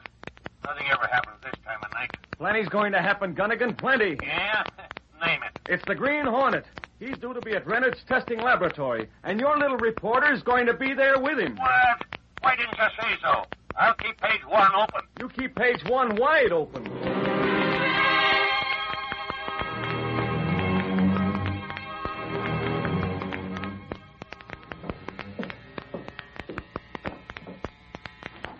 What is it, Reynard? What's up? About time you got here, Denby. We have to cover up. You said something on the phone to me about a tip. All I could say, it's Hammersmith. What about him? Someone called. Said he was coming over with a bunch of government men. What? They're going to grill us plenty. But how can they? They've nothing on us. We listed his fountain pen in our booklet. Called it no good. Well? That pen's been government tested. They can prove we've been working a racket. Leonard, if we work fast, we can convince them we made an honest mistake in this particular case. That's what I called you for. We're cleaning out the safe. Miss Hanson's inside now. Who called you? I don't know. But whoever it was, we owe him a debt of thanks. Here are the contents of the safe, Mr. Renard. Hand them over, Miss Hanson. I'll take the check. Be careful of them. They're more important than the money. They're the checks of people we've forced to pay us. Well, that's all. You better go, Miss Hanson. Yes, sir. Good night. Good night. Now, you take those checks and beat it. I'll talk to Hammersmith and the government men. Wait a minute. Miss Hanson forgot to close the safe. What? Oh, that little fool. She knows the government men will demand that I open the safe. If it's already wide open, they'll realize we've been tipped off. There we are. Now, you beat it, Denby. All right. Don't destroy those checks unless you hear from me. Understand? I understand. Hand them over. What the? Man, those checks. You're the Green Hornet. I've seen pictures of that mask in the papers. I'll let you have it. A gun. No, you... Slip away, huh? Let go. Gas. You shot me. I saw you deliver it cold-blooded. You'll recover very soon, Denby. Soon enough to meet certain people. Quick, go through his pockets. Hurry. Is unconscious? Yeah, he should have some checks on him somewhere. Yes? Yeah, I'll take him. Come on. What's the commotion? Grab him. Nast, what have you there? I came for you, Renard. I'll get you first. Stick up, huh? Missed that time. Now it's my turn. Take him inside here. Hurry. Renard almost got me. Didn't have time to use the gas weapon. I had to hit him. Just all right? Yeah, it's fine. Close the door. Where's the safe? It's locked. I thought it would be. That's why I told you to bring that stethoscope. You have it? Yes, sir. From Lowry's description of the safe, I knew it'd be one like this. A stethoscope amplifies sound, Kato. You place it against the safe. Mr. Britt. Yeah, what? A window. A car's coming. I can't help it. I gotta get the safe open. I can hear the clicking through the stethoscope. Hurry, please. Keep going as fast as I can. They come fast. The safe must be open before they get here.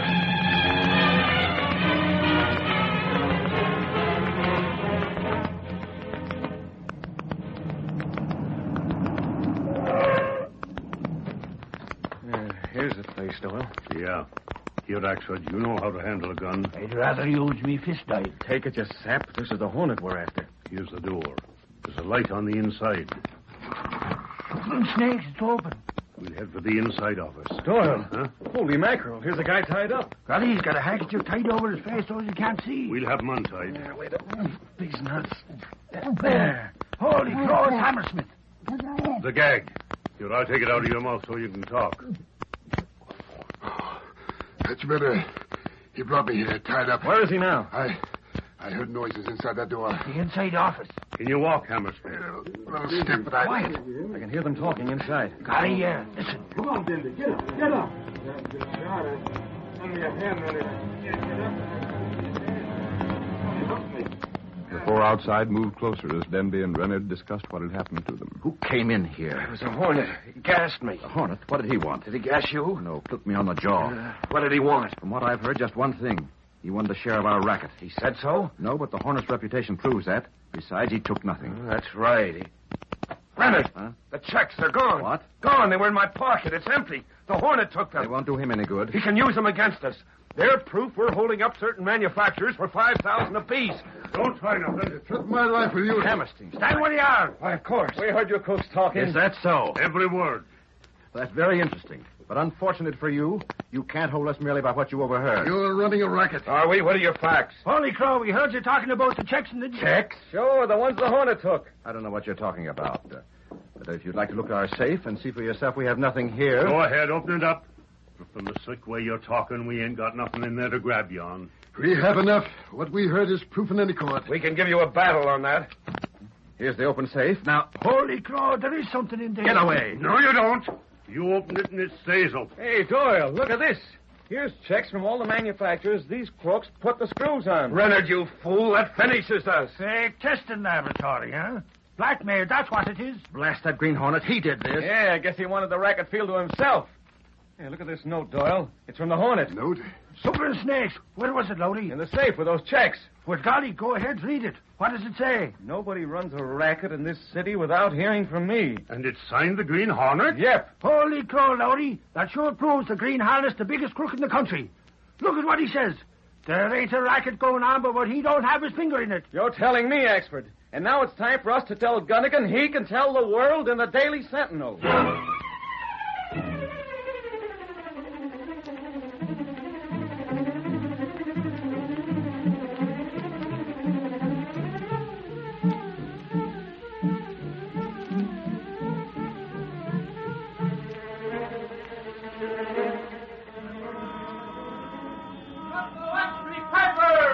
Racketeers confess to big testing swindle.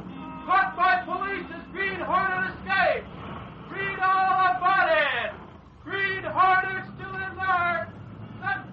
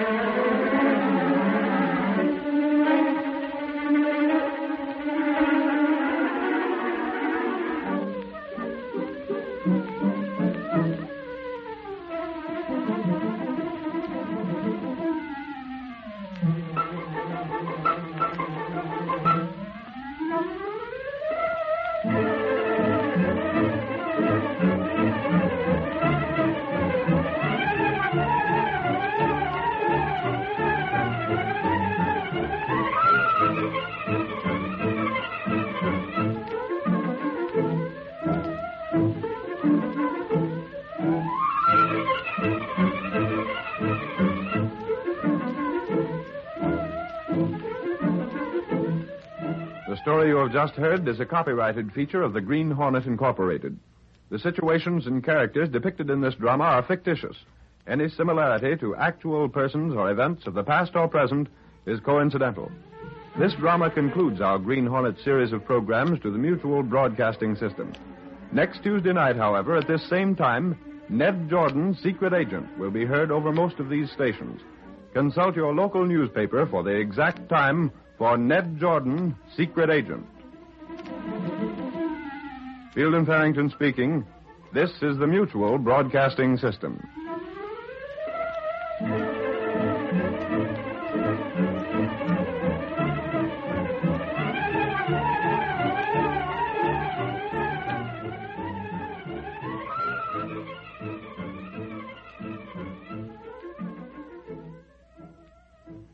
The Green Hornet.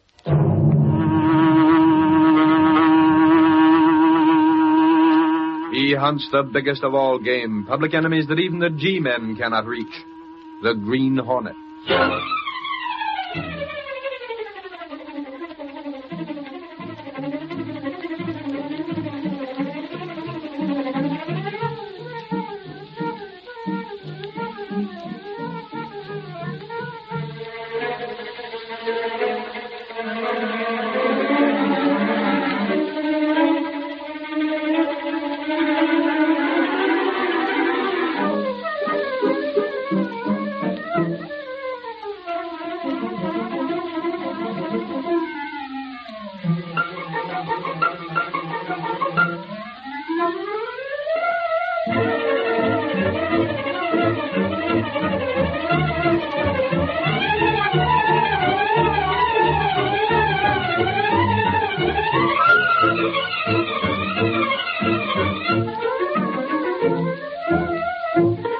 With his faithful valet Kato, Britt Reid, daring young publisher, matches wits with the underworld, risking his life that criminals and racketeers within the law may feel its weight by the sting of the Green Hornet. Ride with Britt Reid as he races toward another thrilling adventure. The Green Hornet strikes again. Hurry, Kato. We're out to smash a parking lot racket.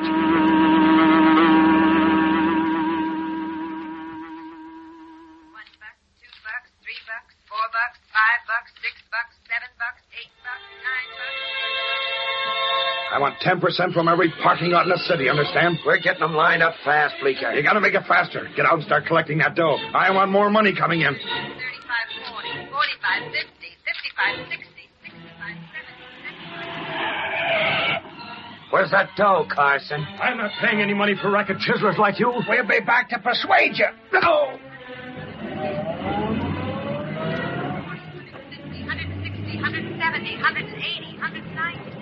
They won't listen to reason. Smash a couple of the cars, throw a couple of bombs, start a few fires. They'll lay it on the line. 220, 230, 240, 250, 260, 270, 280, 290. There's the parking lot. Toss that bomb. Is she going? A bomb! Wreck the cars! It's them racketeers! 500, 550, 600, 650, 700, 750, 800. Some blasted rat's going to slash all the tires in the lot. That paid plenty for this. Morning, Blake. How's your parking lot going? Huh? How about you, Blake? 10%, Blake. Pay it and you won't run into grief with your parked cars. All right, you got me. I'll pay. 10, 20, 30, 40. 4,500, 5,000. Pay up. 500, Pay for 6,000, protection. 6,500, Wreck cars. Ruining my business. 10% or out. Okay, I'll pay. You win. Go for the racket. Kick in. 10%. Here you are. Don't smash any more cars. I'll pay. Hand the dough over. Here's the money. There, we got 'em lined up. Count the money, May. 19,000, 20,000. Look at it pile up. 20,000. Look at it pile up.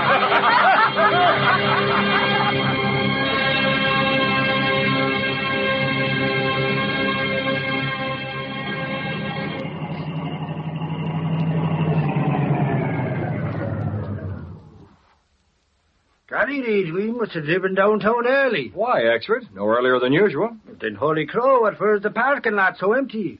You don't think that... Say, Reid, today and Sunday, is it? Don't tell me we made a mistake and come down to the Sentinel on Sunday. Why not? The Sentinel's a daily paper. There are plenty down on Sunday. Suffering snakes, I never come down on... Relax, Exford. It's not Sunday. Look it, there ain't hardly 6 cars in the parking lot. Morning, Mr. Reid. Hello, Schaefer. What do you wear the long face for, Schaefer? You're looking like a candidate for the morgue with the other cadavers. You better go to that parking lot across the street, Mr. Reid. What? I can't handle you here. Suffering snakes, what's he trying to do? Don't you like it? Or maybe Reid Sedan ain't good enough for your parking lot, giving us the cold shoulder. Shut up, Exford. Can't you see something's wrong? Huh? Oh, golly, is there? Why can't we park here, Schaefer? There's plenty of room. Yeah, after all the accidents I've been having. Yeah, we've heard about them at the Sentinel. So the city. They may take away my parking lot license. Golly. The insurance company has already turned me down as a bad risk. So since you're a particular customer of mine, you'd be better off at another parking lot. Your license hasn't been revoked yet, has it? Not yet. I have my own insurance on the car. Hey, Reid, where are you going? Get out, Exford. We're parking the car here. Mr. Reid, Car's yours, Schaefer. I'll call for it at the end of the day. Suppose something happens. What about these other cars? Well, I told them the same thing, but they wouldn't listen.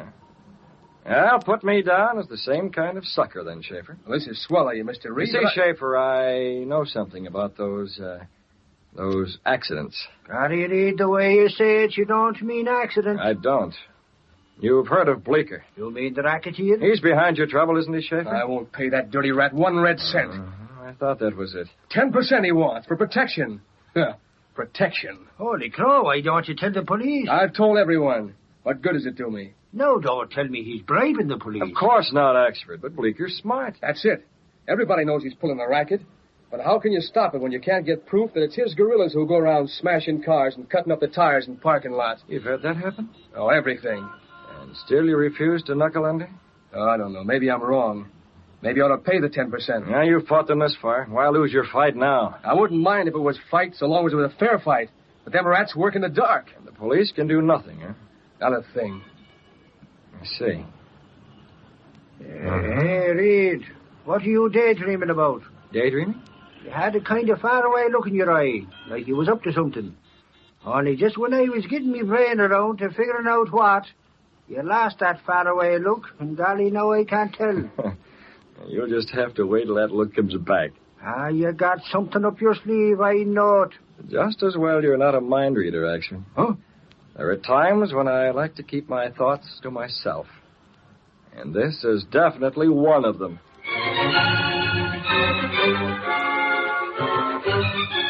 Letters, letters, and more letters. How do you bake a chicken pie? Is barbecued beef made in barber shops? Gunnigan, if you keep grinning at me, I swear I'll get the screaming meanies. Don't you like my always, Miss Case? No, but even less do I like handling this cooking advice for the homebody column. It's only for one day. Somebody had to take Miss Topper's place. Good grief, why does Mr. Reid have to pick this one day to be out of the office? It leaves me with so little work on my desk that I just couldn't excuse myself from this. Casey, why don't you take those letters back where they belong? I like it better here. This is the city editor's cubbyhole. My cubbyhole. I could do with a good cleaning. Don't go domestic on me. Why not? I'm reading very domestic letters. Miss Topper's desk is out in the city room. See? Through the glass. Out there. It's too drafty. I like it better here. Or did I say that? You did. Well, here's a typewritten letter. Most of them are in longhand. All right. One housewife can have a typewriter. No law against it. Well, let's see what recipe she wants. Go ahead, Casey, but never mind the talk. Okay, I won't bother you. Casey, what's the idea of knocking the typewriter table over?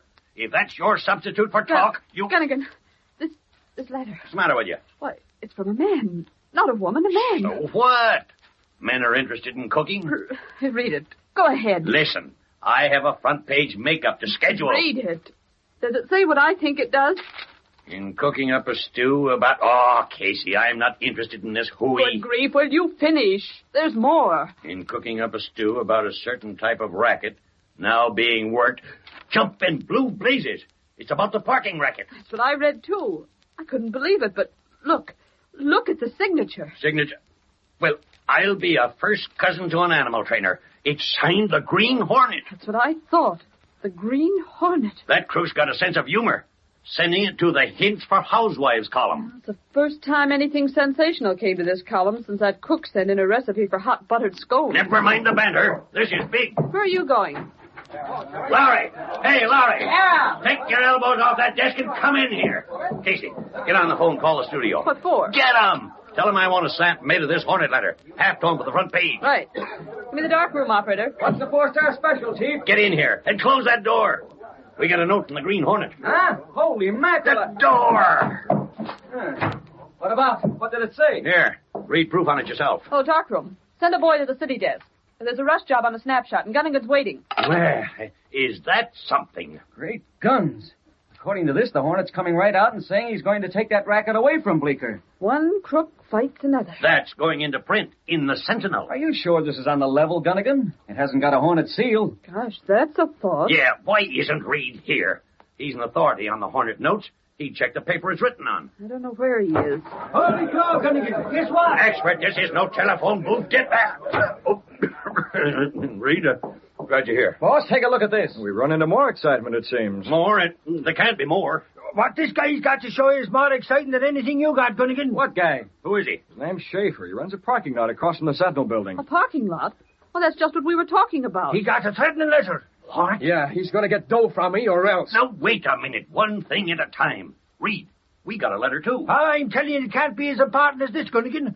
Why, golly, Schaefer got a threat from the Green Hornet. So what? The letter we got... What? What's that? The Green Hornet? Yes, Gunnigan. Axford and I got into the parking lot when he was looking it over. Well, what are you all staring at us for? Because, you big lug, this letter is from the same writer. Holy cow! The Hornet? You must have mailed them both at once, boss. Hey, let me see that. I'll compare them. There's no doubt, Gunnigan. These are identical. Same paper. The Hornet? I'm as certain as if I had written these myself. That's bad business, Mr. Reid. I've been standing off Bleecker, but now if the Hornet's stepping in, I'll be getting from 2 racketeers. You keep your chin up, Schaefer. When the Sentinel prints this and the news gets around, Bleecker and the Hornet may battle it out just long enough for the cops to pick up the remains.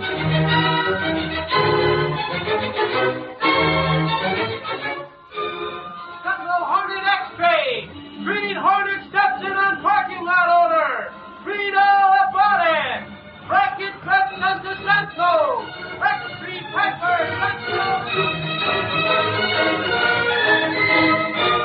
Britt Reid returned to his apartment that evening and spoke to Kato, his valet and the only living man to know him as the Green Hornet. Kato. Yes, Mr. Britt. The Sentinel's out in the street with the 2 Green Hornet notes I wrote. It's time for us to get moving. You want a Blackbeardy? The car and the mask, too. I'll need the gas gun as well. Bleecker is reading the Sentinel himself, like everyone else in town. We've got to be ready for him.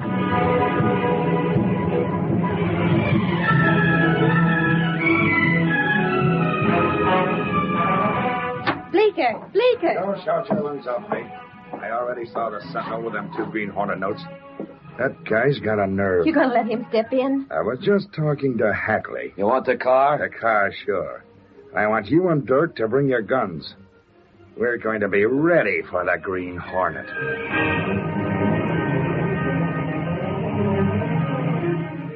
A lot depends on how Schaefer reacts, Kato. He's almost at the end of his rope. He can't hold out against those racketeers much longer. He's a brave man. Yeah, he's taken a lot from those rats already. Cars smashed, tires ripped open. His business is practically sunk. That is true. Unless I'm mistaken, Bleeker's going to make it even tougher now that he believes the Green Hornet is muscling in on his territory. I see. Open the sliding panel, Kato. We're going to the hiding place of the Black Beauty. Where are we going? Bleeker is just the kind of gorilla to make sure that Schaefer doesn't slip out from under him now. He wants whatever extortion money Schaefer is paying out for himself. And it's up to the Green Hornet to stop him.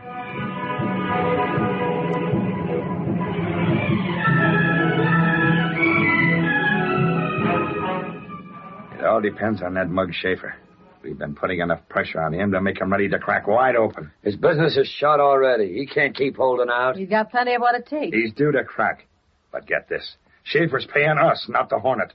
Nobody's muscling in on us. We better get moving. Where's the car? In the garage, waiting. Okay. Open the door, May.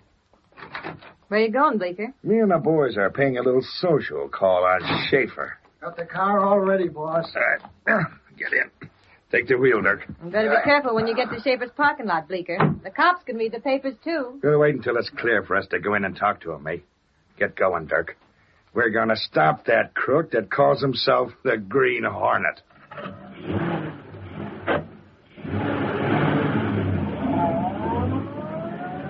As Bleeker's car swung into the street and turned toward Schaefer's parking lot, a huge, sleek black car started along behind them. It was the car of the Green Hornet.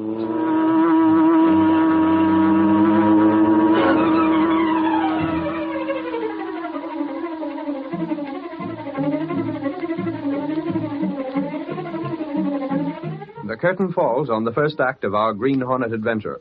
Before the next exciting scenes, please permit us to pause for just a moment.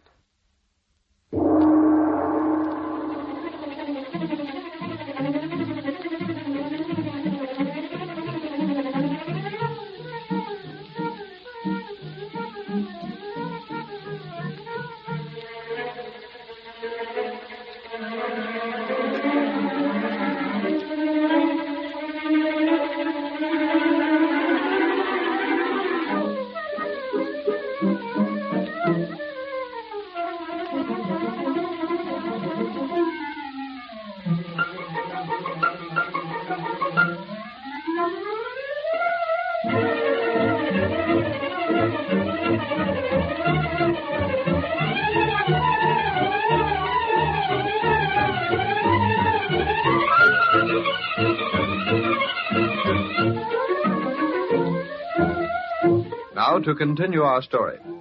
In the Black Beauty, Britt Reid and Kato trailed the racketeer's car until they were certain Bleeker was heading for Schaefer's parking lot. Keep watching them, Kato. If they turn that next corner, there won't be any doubt about where they're going. Yes, sir. Fortunately for us, it's too late for there'll be much traffic on the streets. Otherwise, we might be running constant risk of being recognized as the Green Hornet. Mr. Britt. What is it? The car. Oh, yes, Bleeker. He's turned the corner, Kato, heading for Schaefer's lot. Quick, turn in this alley. But, Mr. Do as Britt. I say. Swing the Black Beauty in here. Hurry before we're past it. Good enough. I don't understand. Why we didn't continue after them? Yes, but... Those 3 crooks were desperate men, Kato. They're sure to be heavily armed. If the Green Hornet walked in on them, we'd run into a hail of lead. I'll wait here a few minutes to give them time to get to where they're going. I'm going into that drugstore to make a phone call. And I want to be certain Bleeker is there when that phone rings.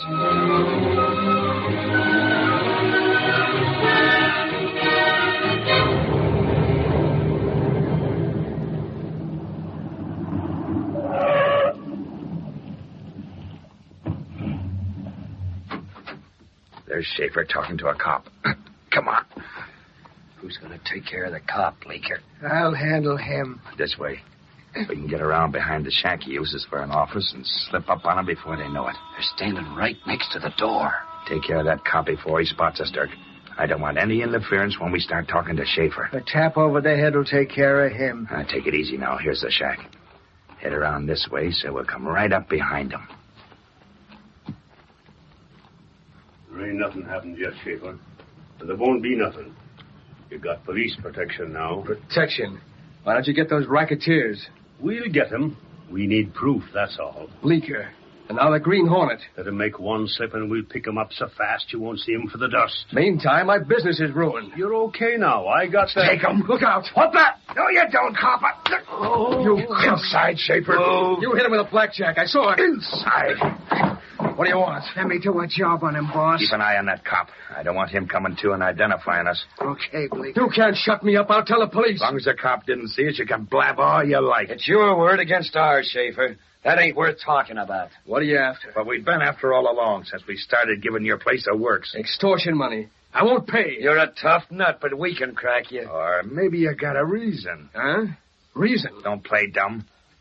Are you already paying off? No. Maybe you got the Hornet behind you. I don't deal with crooks. Any crooks. If you figure paying the Hornet will keep us away, get it out of your head. We're controlling the parking lots, and the Hornet ain't stopping us. Where is he? I don't know. I never saw him. We read the Sentinel. You got a note from him. Where is he? I tell you, I don't know. Sure, I got the note, but I didn't see him. You're paying us and nobody else, see? The phone. Get away from that. I'll answer it. Keep your gun on him, Hackley. Right. Hello, Schaefer parking lot. Let me speak to Schaefer. Who wants him? This is the Green Hornet. The Green Hornet? What? Don't move. Green Hornet, huh? I got your note. Is this Schaefer? Yeah, this is Schaefer talking. You calling about the note? When are you going to pay up, Schaefer? Pay up? Well... Don't stall. You agreed already. Oh, so I agreed to pay you, did I? Don't back out. No, I ain't backing down. Sure, I'll pay you, sure. When are you coming around to collect? Sometime this week. Okay, Hornet, I'll pay you. I'll have the dough for you. When? How about tomorrow night? Yeah, tomorrow night, say around midnight. How's that? I'll be there, Schaefer. Okay, Hornet. Tomorrow night. He's coming here, Bleeker? Tomorrow night? It was a Hornet, Hackley. He took me for Schaefer. So you was planning on paying the Hornet off, huh, Schaefer? I'm not paying anyone. The Hornet's coming here tomorrow, midnight. You have the dough ready for him, Schaefer, like you said you would. I tell you I'm not paying it. I was just talking to him. Hey, boss. Yeah? If we tell the cops, they can make a pinch. The Hornet? Sure, he's due here. The cops can nab him like that. It'll get him out of the way for a long time. Listen, Hackley. The Hornet's a crook, and so are we. Everybody knows that. When I tell you to talk, I'll tell you, Schaefer. We're not telling the cops, Hackley. But we got This is our job, taking care of rats who try to cut in. We'll look after that baby ourselves. Yeah, I guess that's the regular way. It is. We'll be here, and Schaefer ain't blabbing a word to nobody. No? You ain't got the nerve, Schaefer. I thought you were tough. But from what the Hornet said over the phone, it was him behind you that was giving you backbone. Sure. Otherwise, Schaefer'd have folded up like the rest of them parking lot owners when we put the pressure on. Yeah. Schaefer, you'll keep your mouth shut. Because, if you don't, we'll shut it for good. And if we don't, the Hornet will. So you're playing ball with our team, see? The Hornet's coming here tomorrow night, and we'll be around to meet him with a dose of lead.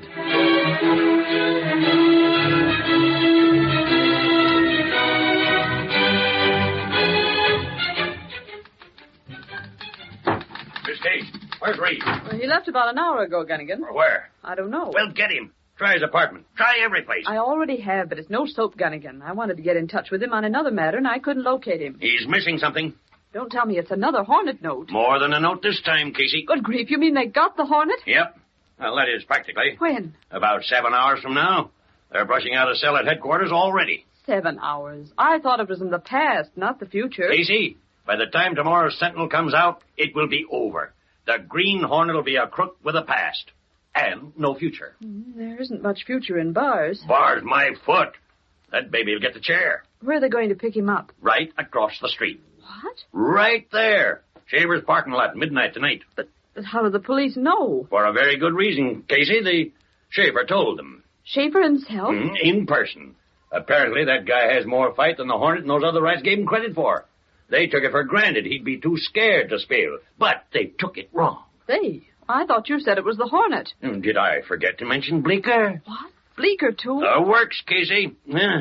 Will this make a headline for the public gaze? I might try an experiment on this yarn. Slap the headline that new red ink instead of black. Got it all settled already, haven't you? Huh?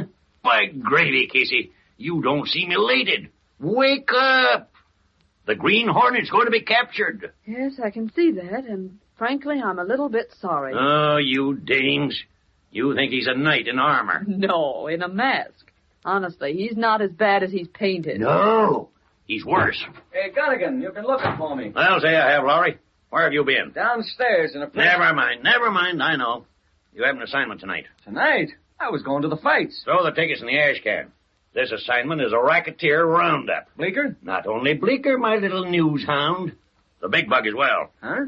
The will-o'-the-wisp, known as the Green Hornet. Holy mackerel, Chief. When? Where? You'll get the details later. Just be at Shaver's parking lot with the police tonight. Will I? This is better than any fight. Looks like the finish of the Hornet. Where'd you get the tip, Gunnigan? From Axford. He was at headquarters with his pal Doyle when Shaver came in. Axford? Good grief, Gunnigan. That big lug couldn't get anything straight. He's always wrong. It's probably a month from tonight. Schaefer never said anything, and besides, it wasn't the Green Hornet in the first place. Sure, that's how Axford's tips always turn out. This time it's accurate. I wouldn't bet a plug nickel on anything that guy... Lowry, I'm not a fool. I know how Axford is. So I spoke to Doyle myself. This tip is authentic, the real McCoy. Well, that makes a difference. It does, plenty. We'll hold page 1 open. Gosh, I wish I could get in touch with Mr. Reid. He'd want to know about this. He'll read it in tomorrow's Sentinel. Reid's plain out of luck, Casey. But what's the difference? He'll still be able to pay the reward for the capture of the Hornet. Now get going, Lowry. Over to police headquarters. I'm on my horse. Schaefer's parking lot, midnight. I'll be there.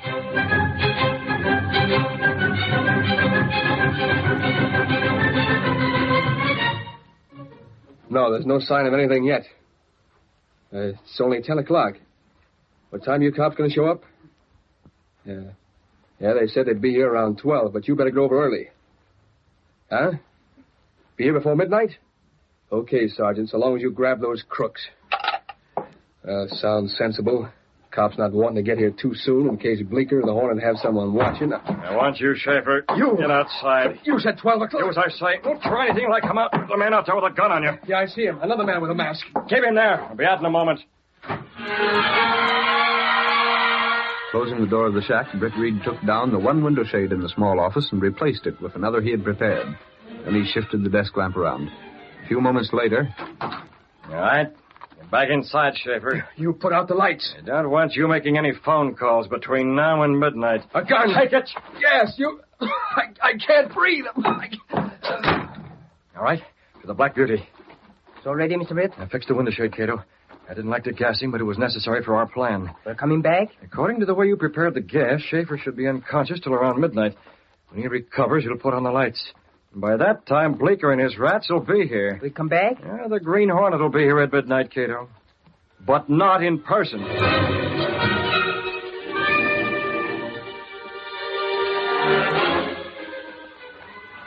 We got all the men placed around the parking lot. But where's Schaefer? Was he going to be here? Golly, that's what he said, Lowry. But there ain't no lights, not even in the shack. Almost 12. Come on, we'll go in. Holy crow, what's that? Turn on the light. Schaefer, what happened? I'm all right. The Green Hornet. Sugar and snakes, was he here already? Gassed me and left. What time is it? It's almost 12. Hey, we better get out of here with the cops. Right. Come on. You stand right here outside the door where you told them crooks you would be. We'll have you covered. Okay. Remember, the cops want to catch the Hornet as well as Bleecker. Yeah, I got it. Car coming. Stay here, Schaefer. We'll be here within earshot. Hey, Lowry, I just noticed something. Stay there, you lug. Come on, back out of sight.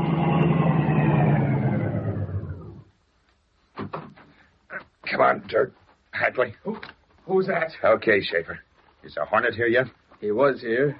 Now he's gone. What? So you called him after we left? No, I didn't. Oh, then he'll be back, huh? I guess so. Yeah, we'll get him. He ain't cutting in on us. But right now, hand over that dough. Wait a minute. We wrecked your cars a couple of times already, Schaefer. Pay for protection or we'll do a final job. Hey, boss. Pay that dough you got for the Hornet. You'll take care of him when he shows up. Boss, it's a Hornet. Huh? I didn't hear nothing. Sure, he's been here all the time. What? Look there, boss. See the lighted window of the office shack? What the? There's a shadow. You can see the profile of the mask. He's holding a gun. Listening, huh? Yeah. He don't know the light makes his shadow a perfect target. Well, what are you waiting for? Blast him to bits. Right through the window. That does it. Hey, he ain't falling down. He's got to. I caught him square. I can see the bullet holes in the window shade. Come on inside and we'll finish him. You too, Schaefer. Stick him up. Well, I'll be a Dutch uncle. Look at that. What the cops? We're trapped. Make a break for it. Hey, where you are? Drop that gun. Take it. No, don't hit me. You got it. Set to rights, you rat. We heard what you said to Schaefer. Get moving. Take these crooks to the jug. Okay, Sarge. Come on. Hey, what about the Hornet? I heard those crooks say he was in here. Yeah, I saw him in the window. But where's he gone? There wasn't no one here when Bleeker shoved me in. Hey, Lodi. Holy crow, will you look at this window shade? Window shade?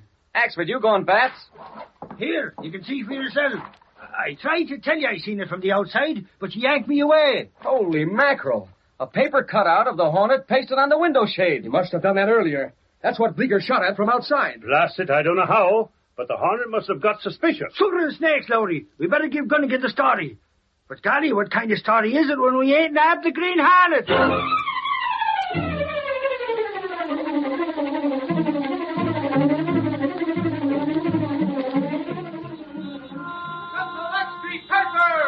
Green Hornet evades police.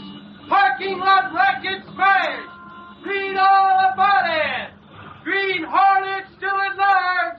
Sentinel 𝒆𝒆𝒔 paper.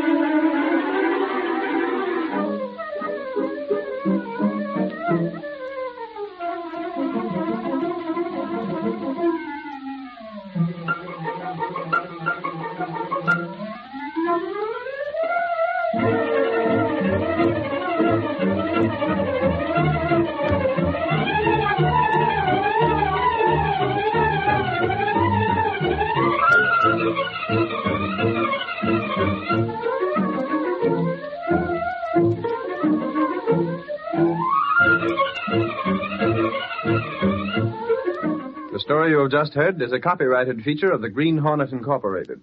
The situations and characters depicted in this drama are fictitious. Any similarity to actual persons or events of the past or present is coincidental.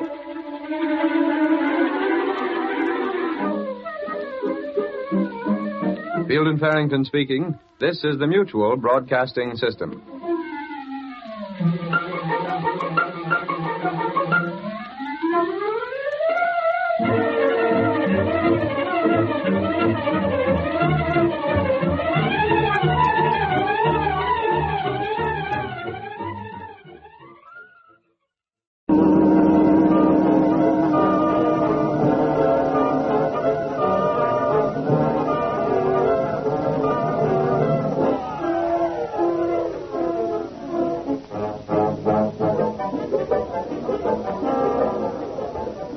Get a remake on page 1 for the next edition. Reid says we got to go soft on Fraser. For what? Lawyers, expert, lawyers. They say we're getting a little too definite. Well, if the guy's the crook, why not call him the crook? Search me.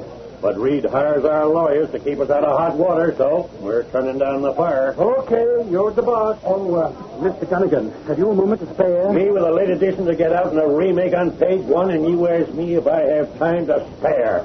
The answer is no, but what is it? Well, you see, these figures... More of them, eh?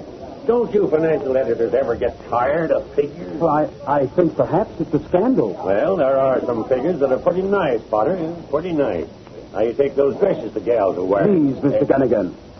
I've been checking over some of the sales tax figures, and I think there's something wrong. The Sentinel doesn't pay a sales tax, Potter. Will you look at these? Okay, but I'm no accountant. What's this figure in red? That's the amount the state sales tax department announced they collected for the last fiscal year. And this one here? Well, that's what they should have collected. You see, I took the yearly retail sales made in the state as given by the Chamber of Commerce and other bodies. Wait a minute.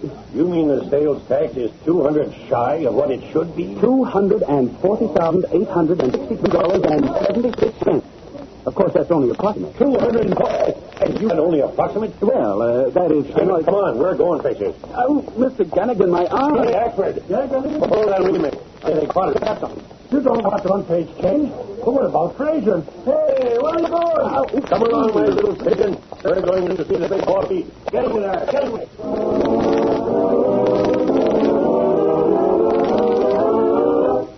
This is very interesting, Potter. I think you've dug up something. That's true. Fraser's department is shy 200,000 or more. Mr. Reed. You persist, William. It's 240,800. Never mind the details. Any way you look at it, it's big. When you read it, don't you? Well, the lawyers got it in. Really, they can't object to the sample publishes the figures, can they? Well, the figures are correct, Potter? I can't vouch for the figures, Mr. Reed, but as far as they Make no go... errors in calculation. Mr. Reed. Oh, yes. You have an adding machine for every brain. Get ready on this right away, Gunnigan. Right. Miss Case, I want circulation to send up 2 men. Give it 1. 1 man from circulation. The biggest and toughest they have, that's all. What's that for, Mr. Reed? For you, Potter. For me? Gunnigan is putting your figures in paper. And the second ask if it calls for an investigation. Boy, there's no one I'd rather see investigated than Fraser. Fraser's got some tough connections. When that news hits the city, you have it the next edition, Gunnigan? Yeah, Reed, we can make the deadline. Tell you what, Potter. I want to make sure you're well guarded. My man from Circle is an accident to make sure nothing happens to you. You mean? I mean, I don't want the source of information to get beaten up by any guerrillas Fraser might find your case. Beaten up? We'll give it a whole 8 count, Reed. What in the world? Potter! Miss Case, get some water. Potter's fainted.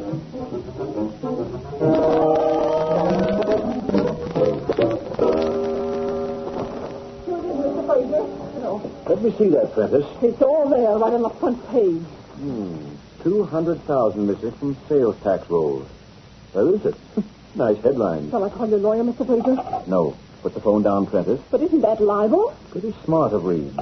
You see, he didn't make any accusations. Merely asked the question.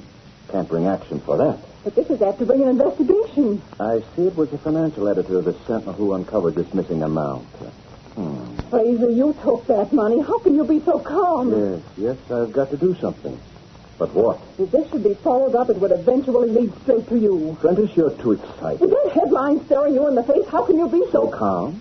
I'll tell you, my dear.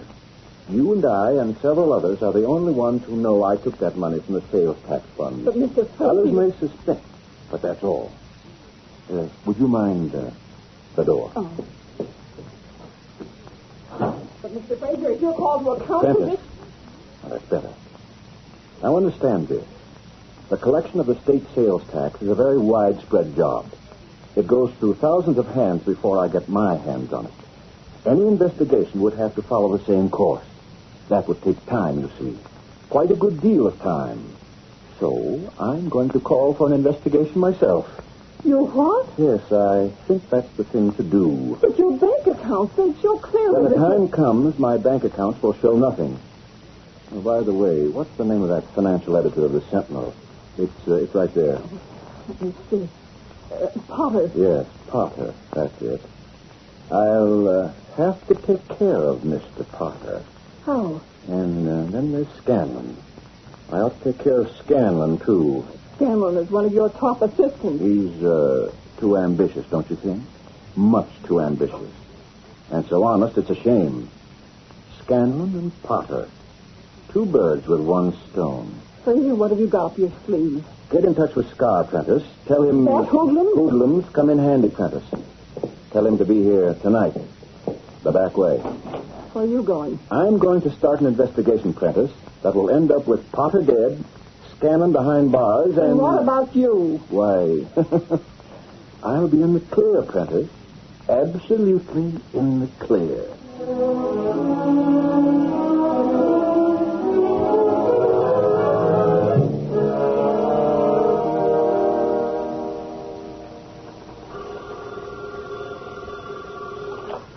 Publisher's office, Miss Case. Oh, yes, Sally. Mr. Reed's here. Who wants to see him? Oh, good grief, just a second. What's trouble, Casey? Who is it, Miss Case? Mr. Reed is... Well, it's Fraser out in the reception room. Fraser? Holy cats, Reed. Here comes a libel suit. That story... Miss Case. No, Reed, don't do it. Duck out of sight. We'll get rid of him. Why do that? But Mr. Reed... you heard me, Miss Case. Okay, it's your funeral. Have him come in, Sally. Reed, I know that politician. You've let yourself in for something.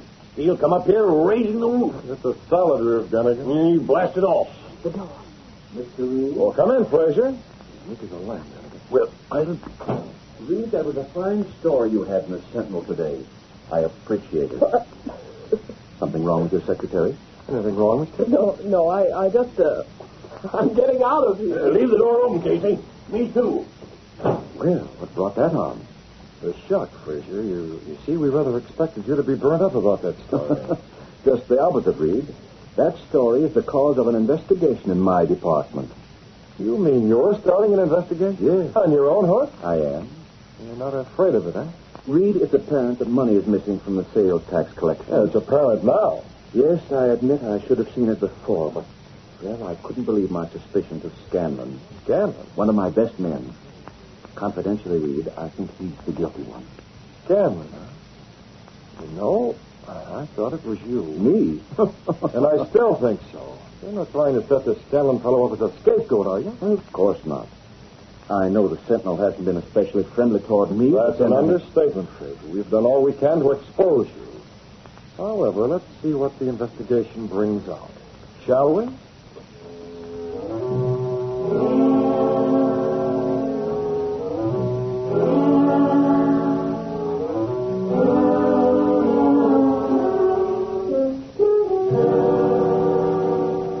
I don't like it at all. What makes Frazier so confident? You worried him, Kid? I thought that story would knock the props off from under Frazier. But he welcomed an investigation, took the lead in starting it. He's not guilty? Cater, if Frazier didn't take that money, I'll eat a complete edition of the Sentinel with printer's ink as a sauce. I'm positive. Dark outside this bed? Yes, it is, Cato. Very dark. Dark enough for us to go out as the Green Hornet. Yet, what are we looking for? Why did Frazier mention Miss Scanlon? What's he got up his sleeve?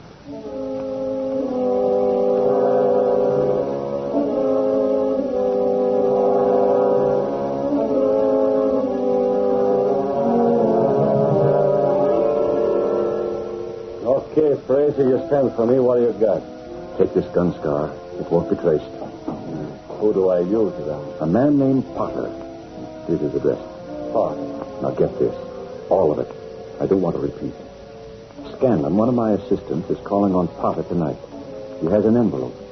He doesn't know it, but that envelope contains $20,000. It'll appear that Scanlon is going to see Potter either to bribe him or to kill him for digging up this sales tax investigation. What? You will use the gun to kill Potter and leave it there. So it'll appear that Scanlon committed murder. I want Scanlon to take the rap for the missing money. And this will do it very nicely. It'll be up to you to see that Potter is dead and the gun is linked with Scanlon as he leaves Potter's house.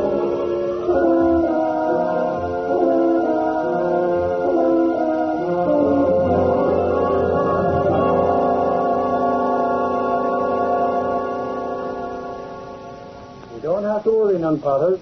Strong is watching the back of your house, and I'm here with you to take care of the front. But you needn't keep repeating it, Axford. If Fraser tried to get even with you, we're going to see that he don't. Oh, why should he? He's starting the investigation, isn't he? Oh, you never can tell about that crook. Reed figures he's planning something phony, and I've got a theory. I'm not interested. You don't want to hear it? No. Oh, you look awful pale, Potter. You ain't going to pull another feint like you did in Reed's office? Oh, that was nothing. I'm subject to fainting spells. I wasn't afraid at all. The way Gunnigan was rubbing his hands. I bet he almost wishes something did happen to you. Please. Then he could put it in the Sentinel. Oh, that's ridiculous. But, it's your doorbell. I can see it from here. There's a guy out there. Come on, I'm going. No, you stay here. No, Potter Reed said I was... I'm not afraid at all. Now you stay here. I insist. Okay, if you're going to be stubborn... I'll be watching. I'll see if we're here.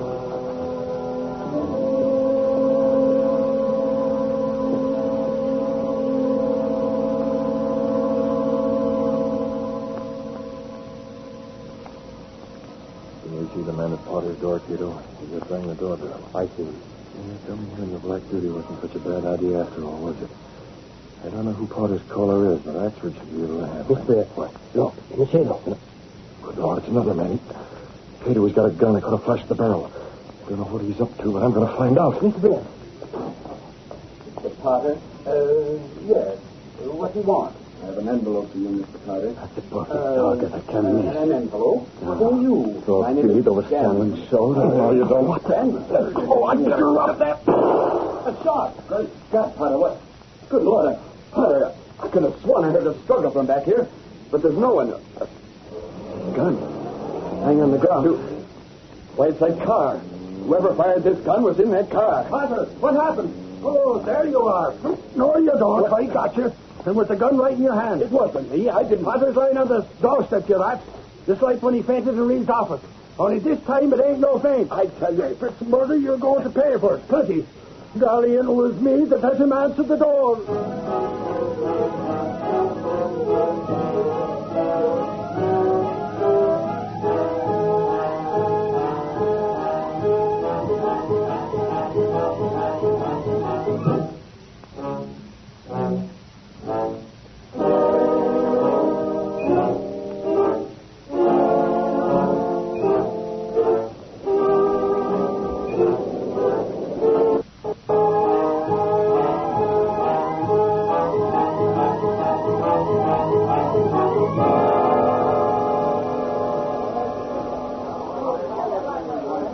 You ought to have your head examined. You were told to guard Potter. Oh, go easy on him, Gunnigan. He feels badly enough about it now. Why, that bullet only missed by a whisker, Casey. You don't have to tell me, Gunnigan. Golly, when I heard the shot and seen Potter lying on the ground, I fainted. Sure you fainted, Potter. But holy crow, I thought you was dead. Well, at least you got the man expert. Yeah, Casey, he's behind the bars right now. Oh, Gunnigan. Yeah, Reid. Great work on that yarn last night. It was a close call for you, Potter, wasn't it? I shudder when I think of it, Mr. Reid. Gunnigan, I want you to go easy on Scanlon in the future edition. Go easy? Reid, the guy's a killer. Yeah, I'm not so sure. He seem like a killer to you, Potter? Well, I don't think so. I thought I heard a commotion behind him. And that shot, I'm not sure it was Scanlon who fired it. Ah, Potter, you're nuts. Golly, didn't I find him with the gun in his fist? He had an envelope with it, Mr. Reid, with 20,000 in bills in it. And just what does that prove, Miss Kay? Well, Scanlon knew the investigation would expose him. Yeah, it's a cinch to figure, Reid. Scanlon was going to bribe Potter to lay off any more articles on the missing money. When Potter wouldn't bribe, Scanlon tried to plug him. Simple as ABC. Is it? How about it, Potter? Did Scanlon mention anything like that? No, Mr. Reid. He didn't mention a bribe. Gunnigan, why should Scanlon bribe Potter? The damage was already done. It was too late. Well, maybe he was too excited to think clearly. You ask me. Someone sent Scanlon over there. That's what Scanlon claimed, Reid. He kept saying Fraser sent him. But Fraser says no. You ask me. Scanlon's in jail, and that's where he belongs. Gunnigan speaking. Hey, Gunnigan. Get in there for this. Larry, Reid. Let me take it, Gunnigan. You at the jail, Larry? Yeah, that's right, boss. And get this. They found over 30,000 bucks in Scanlon's bank account, and he can't explain where he got it. 30,000? But there should be more than 200,000 missing. $240,860. Potter, will you stop quoting them exact figures? You're driving us back. Well, we should be exact. Never mind, Potter. Well, Larry, what about it? Where is the missing money? Well, he's got the rest of it someplace else, or, well, he's stuck in the market. No matter how you look at it, Scanlon is guilty. Scanlon guilty, huh? Well, it looks that way. It is that way, Reid. You can't ask me to go easy on Scanlon now. It's a clear-cut case.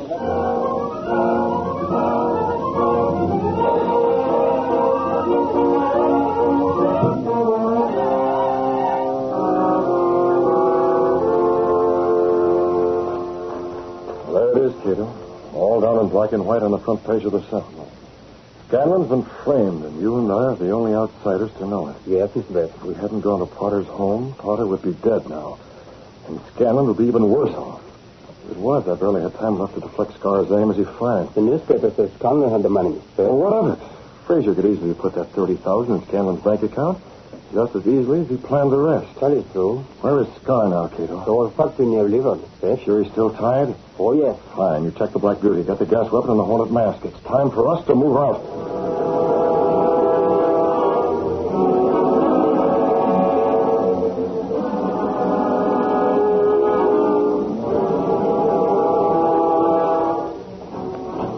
Perfect shape, Kato. Ready to go, Mr. Britt. Take the wheel, Kato. Let's see how soon you can get us to the old factory. I want to have a talk with Scar about his boss.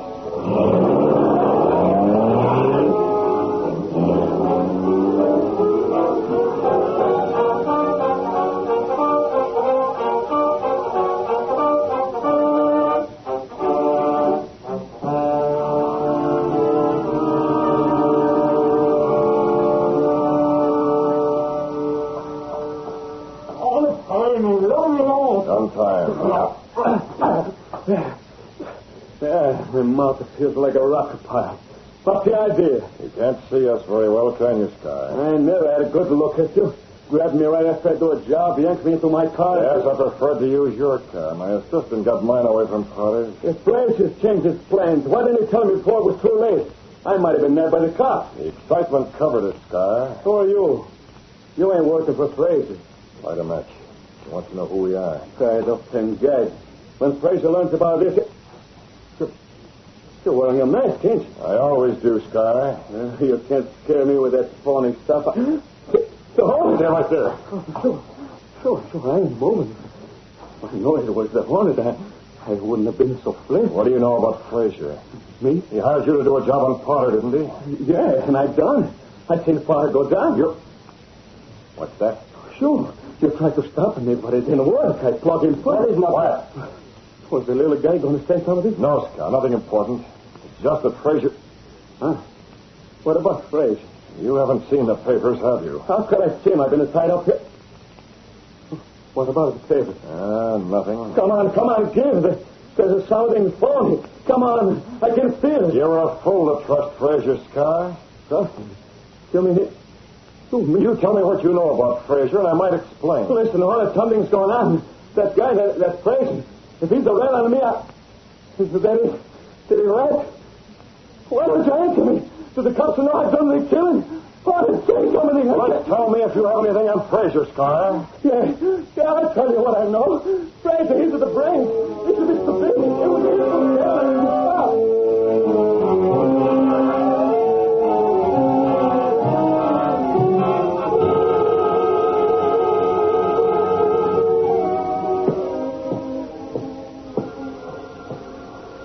Shall I take that, Fraser? Yes, Prentice. Hello? Yes, we're looking for Scar. Have you seen anything? Nothing, huh? Well, keep trying. That's it? Yes, he's been all over town. No trace of Scar. Nobody's seen him since last night. The fool shot and missed, and then he ran. I don't like it, Mr. Fraser. Can't say that I do either. Why should Scar stay away? Perhaps he got scared. After all, I sent him to bump off Potter, and he didn't do it. He had some money coming, didn't he? For missing his target? I don't pay for mistakes, Prentice. Scar knows that. Maybe that's it. He failed and But the fool must have seen the papers. By now I must know that even with Potter alive, Scanlon's in jail for a murder attempt. That the entire press is calling Scanlon guilty of stealing the tax money, not me. Even a lame brain like Scar can read that. Is it as simple as that? Why, they're even calling off the investigation and concentrating on Scanlon. Doesn't that prove it, Prentice? Well... And I have the money, the rest of it. 10 bank books, all under different names. So far, the police have $50,000. Well, I had to give that up to make it look as if Scanlon was the one. And it was worth it. But sorry. Yes, I know. Everything appears to be smooth as silk. But I'd feel a lot better if I knew where Scar was right now.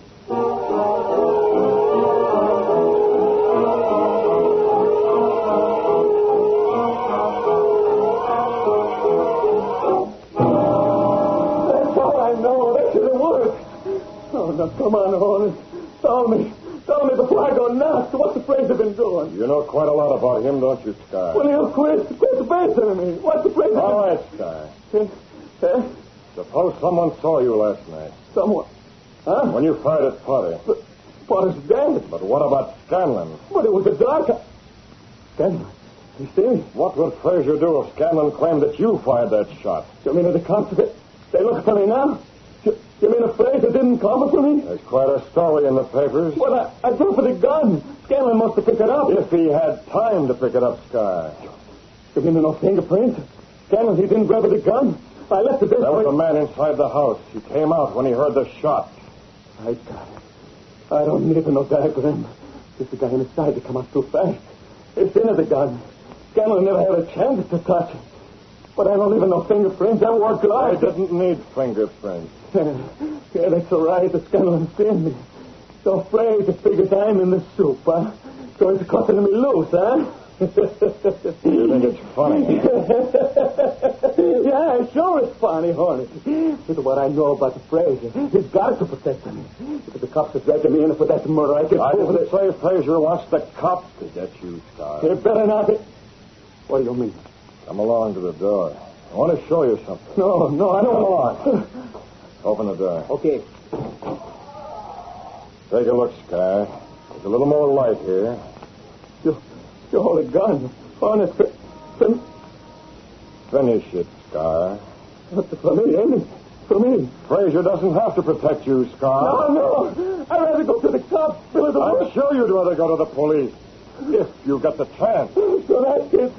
Fraser, I used to rubbing me out. I spill all I know to you, and you've been sentenced to rubbing me out. Take a deep breath, Scar. Enjoy the fresh air while you can, and take a good look outside. It's your last. That's your car parked right across the street. You won't drive it anymore, Scar. You want no chance to let me go. I told you. Nobody's getting me. Look at him run, Kato, like a scared rabbit. He's caught. No, Kato, let him go. But don't you get it, Kato. I want him to get away because I know just what he's going to do.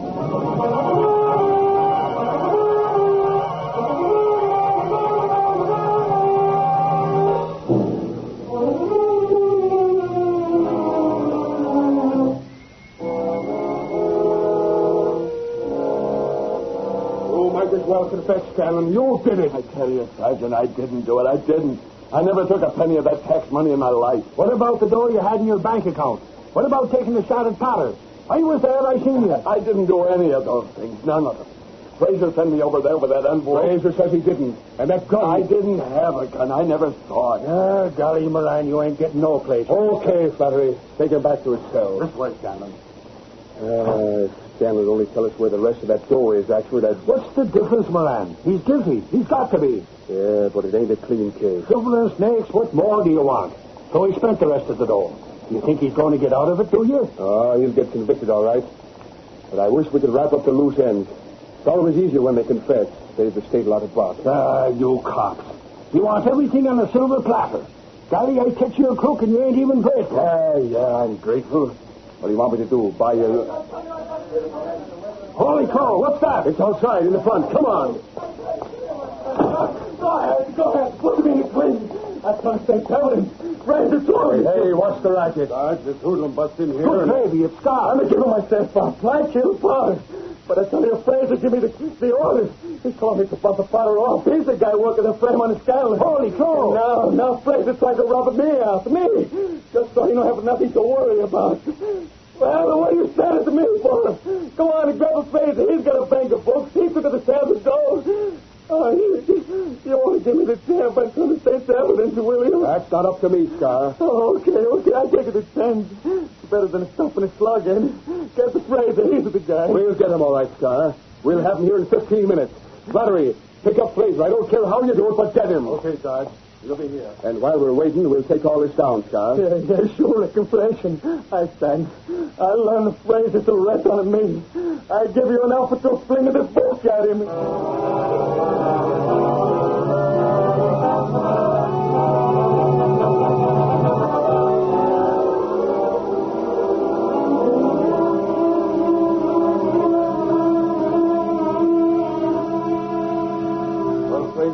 Got anything to say? Ah, you fool, you crazy fool. Yeah? Don't give me the fish eye, Fraser. You're worse than me, and I'm a pain in you off. Yes, I can see that. Your confession ties me down tight. And the bank books that were found We got on you dead to rights, Fraser. You stole that tax bill yourself and fixed to put the blame on Scanlon. And the whole thing blows up right in your mug. Don't rub it in. But I don't understand why you did it, Scar. Because you put the Green Hornet at me. You hired him to rub me out, so you'll be extra safe. The Hornet? You're mad, Scar. I never hired the Hornet. He was going to rub me out, following your orders. I knew he'd catch up with me sometime, and that's why I give him myself up. I'd rather take my chances with doing that job on part of them by ducking at the Hornet. You don't know it, Scar, but that's funny. What's funny about it? You killed Potter? That's what you think? Huh? What are you staring at me for, Grace? Oh, hey, Reid, you brung him, huh? Yes, I should. I happened to stop at his house when the police phoned, so I came along. I got your message, Sergeant. You wanted me? What? Take a good look, Scar. What's that came of that spot? Is the guy I shot? Haven't you seen the newspapers? You missed him. No, I seen him fall. Well, I fainted. Fainted? Now you see what you've done, you idiot. Everything was fixed. Scanlon was framed perfectly, and you let the Green Hornet fool you into spilling everything. Everything! Well, Fraser, whoever the Hornet is or whatever his reasons, this is one time he's done the state a favor. He's put you behind bars.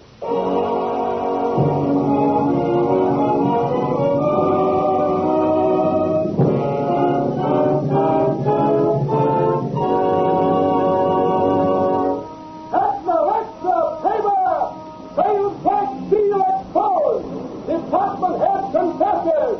Read all about it! Gunmen caught from fear of Hornet!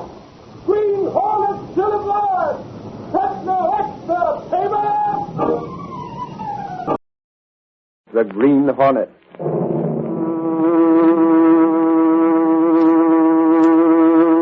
He hunts the biggest of all game, public enemies that even the G-men cannot reach.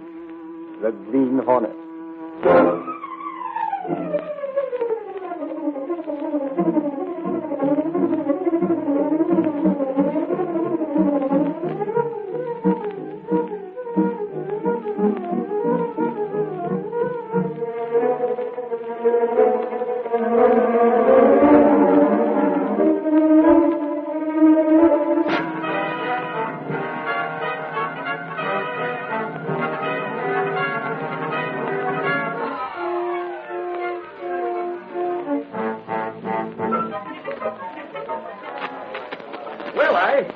Cole, sure. Sure, we'll be waiting for you. We'll have a reception committee right in front of the Daily Sentinel building. You get here. We'll take care of printing your story. Okay. Carly Lodi, is it something important? Out of my way, expert. Hey, Gunnigan. I seen him and Reed go and talk to Oh, there they are. Hey, Gunnigan. Boss, wait. Who's that? Wait a minute. What's the matter, Lawrence? What's all the excitement? Boss, it's a scoop on its way. What's that? I was just on the phone talking to Cole. Cole? Yeah, he's assistant to Robertson. Holy crow, you mean Robertson, the guy with hands out holding the cart job? Hold it, expert.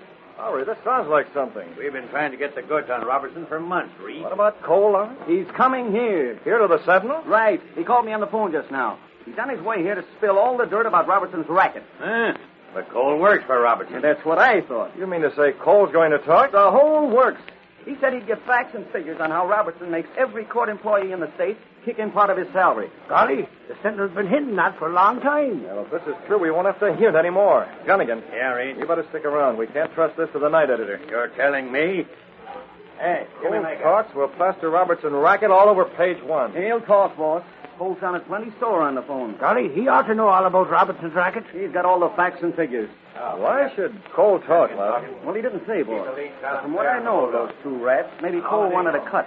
When Robertson said nothing doing, Cole figured the spill. I hope so. Even after Robertson's scalp for Hey, a while. Lowry. Yeah?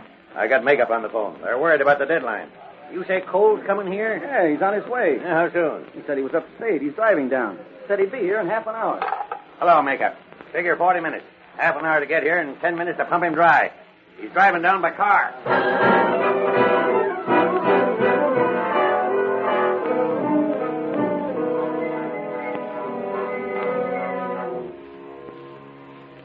This'll serve that chisel right, Hopburn. Do we take this road all the way in, Cole? Yeah, right to the door of the Daily Sentinel. Okay, it's your funeral. I'll show Robertson he can't keep me out of it. Can you imagine him dragging down thousands a week? Every guy that works in the courtroom in this state paying him a percentage. And Robertson won't even give me a 10% cut. Maybe he doesn't like you. He'll like me less after he sees the headlines in the Sentinel tomorrow. I'll smash him high, wide, and handsome. Then you won't ever get a cut. So what? If he gets tossed out, maybe I can get in. Sure. Then I'll do the same thing. Only it won't be 10%. It'll be the whole take. Robertson doesn't like a double-cross, Cole. Shut up and keep your eyes on the road. I want to go over these figures. I'm driving. The whole works right here in this little book. Names and figures, everything. It even lists the safe deposit vaults and the bank accounts Robertson has the money hidden in. And the way he signs them. That ought to finish him. It'll do it. Ryan. Huh? There's a car following us. Yeah, I know. Then why didn't you say so? Is that Robertson's car? How should I know? We'll step on it, lose it. I can't take any chances. If Robertson knows I'm spilling, he'll try to hold me up. Put your foot on that accelerator. We're due at the Daily Sentinel. If you're in such a hurry, why don't you take the wheel? And let that car behind catch up. I tell you it's Robertson. Can't you shake him? I'm going as fast as I can. He's going faster. Oh, how do you know it's Robertson anyway? I don't know, but I don't want to find out. We're almost to the city limits. Once we get inside, we can do a little turning and... Hey, what are you slowing up for? There's a stoplight. It's red. Go through it. Come on. Well, it's your funeral. You fool. You let him gain on us. Get away from him. Oh, he's coming alongside. Get over and stop. It's him. Hey, what are you doing? Don't stop. Let go of the wheel. Keep going. Look out. Don't fall off the road. Look out. Here, hit the brake. He got him. Hit the brake. There's a tree.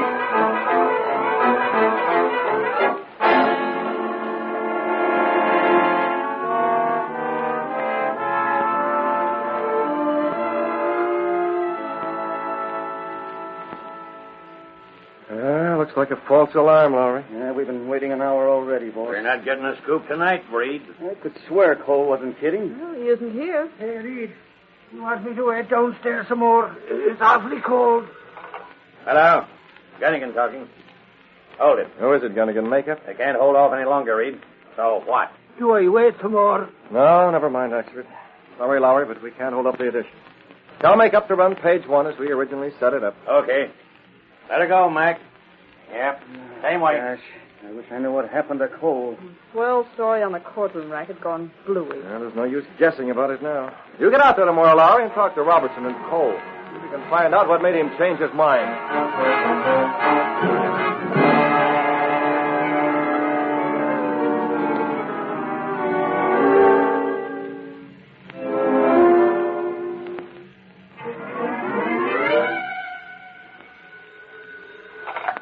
Hello? No, this is Robertson. I don't know where he is. All right, I'll tell him you called. Cole? Uh-huh. You better make up a good story. From the way he grabbed the wheel out of my hands last night, I thought we were going to need tombstones, not stories. You're as good at handling a car as any man I ever saw, Vern. When I stopped and ran to your car, I certainly didn't expect to find you both uninjured. A little shaken up, that's all.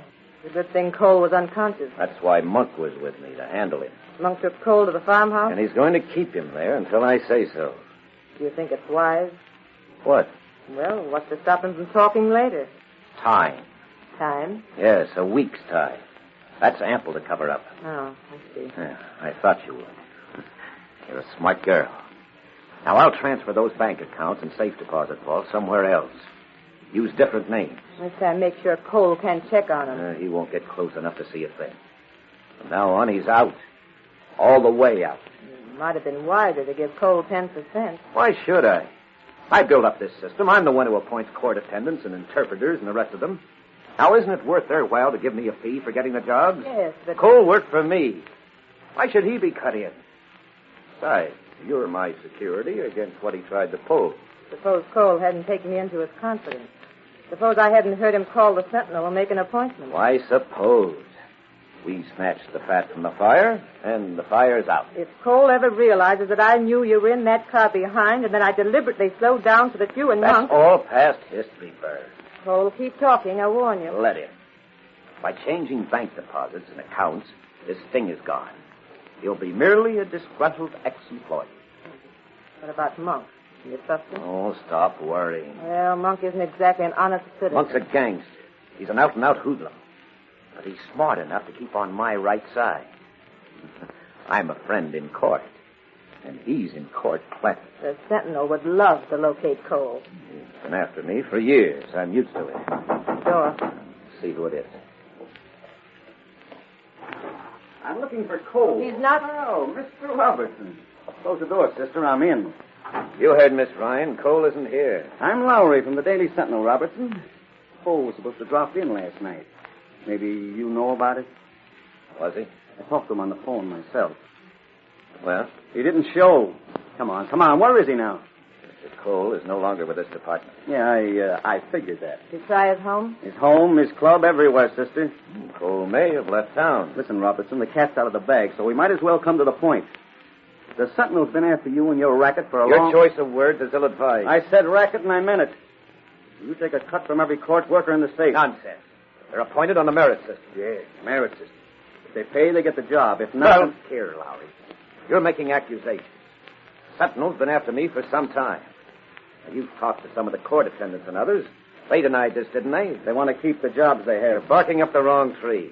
My department's as honest as the day is long. Yeah, in Finland. The days last 5 hours, and that's giving you a break. Mr. Robertson doesn't know where Cole is. Why keep asking? Because there's an answer someplace. Well, then find Cole and ask him. Why see him, anyhow?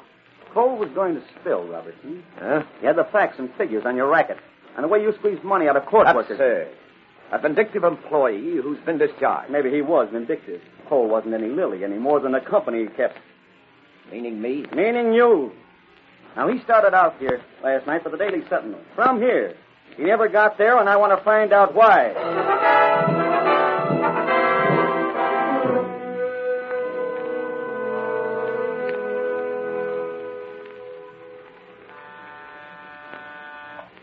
Yes, Mr. Reid. You work yet, Miss Kate? Dunnigan just heard from him, Mr. Reed. He's due in any minute.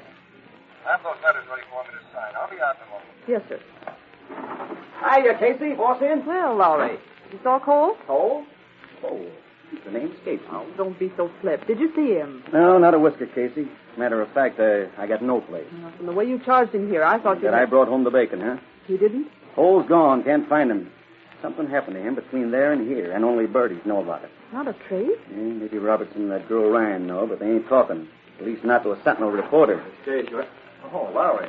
Yeah, just got here, boss. Any inkling of what happened to Cole last night? An idea, that's all. Somebody got to him before he got to us. He's gone, huh? How did you know, Mr. Reed? Just as much. Lowry, whom did you talk to? Robertson? Right, boss. Robertson says Cole is no longer with the department. Doesn't know where he is, what's happened to him, where to reach him, doesn't know anything. But he's got a look like a cat that's been lapping the cream. He's been lapping plenty. And the same goes for that Ryan dame. Boss, if you ask me, they know where Cole is or what happened to him. They got him out of the way so Robertson could cover up. Please, Mr. Reed, you think he's been murdered, Miss Case? No, I don't think Robertson would do that. Except as a last resort. Hey, Reed, I got something for you. Where have you been? Oh, I know you told me to stay around, Reed. But golly, after all the excitement, I've been out sleuthing. Sleuthing? Out detecting, huh? Yeah, and I found something too, Lowry, which is more than I can say for you. Well, I admit it. Come on, expert, spill it. Reed, Cole was in an accident last night. What? Well, how do you know? You haven't seen Cole? No, I ain't seen Cole. Nobody has. But I seen his car. His car? Yeah, Reed. You know, I used to be on the force. So I figured maybe I could find out if there was an accident on the road last night. Yeah? I figured which way I'd be coming in town if I was Cole. So I got Moran over to headquarters and went out to investigate. And by gravy, we found Cole's car sitting by the side of the road just beyond the city limits. But for once you were right. That ain't all, Reed. One fender on the car was crumpled, and there was a dame's glove on the front seat. A woman's glove? Yeah, it was brown with... Now, with a sort of gold cord along the back? Yeah. How did you know? Boss, this Dame Ryan. What about her? She was in Robertson's office. She had a glove like that. I noticed it on the desk. One glove? Right, boss.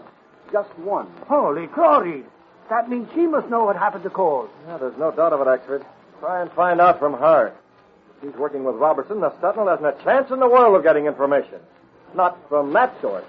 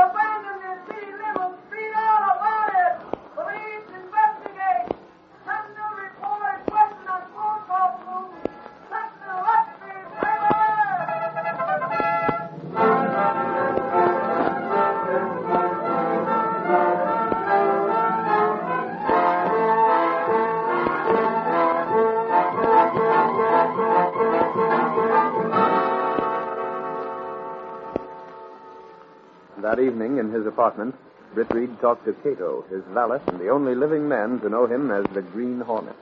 No doubt of it, Kato.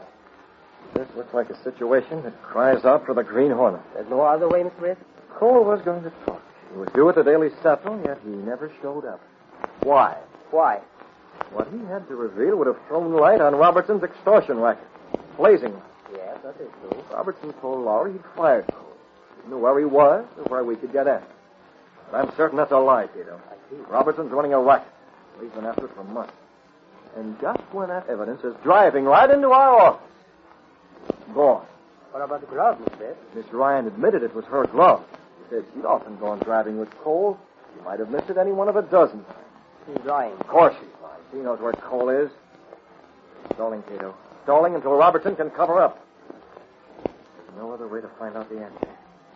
He'll have to go out and mask. The Black Beauty ready? The car's ready. Hornet mask and the gun, then in a hurry. Ryan hasn't answered many questions. We'll see how many she answers for the Green Hornet.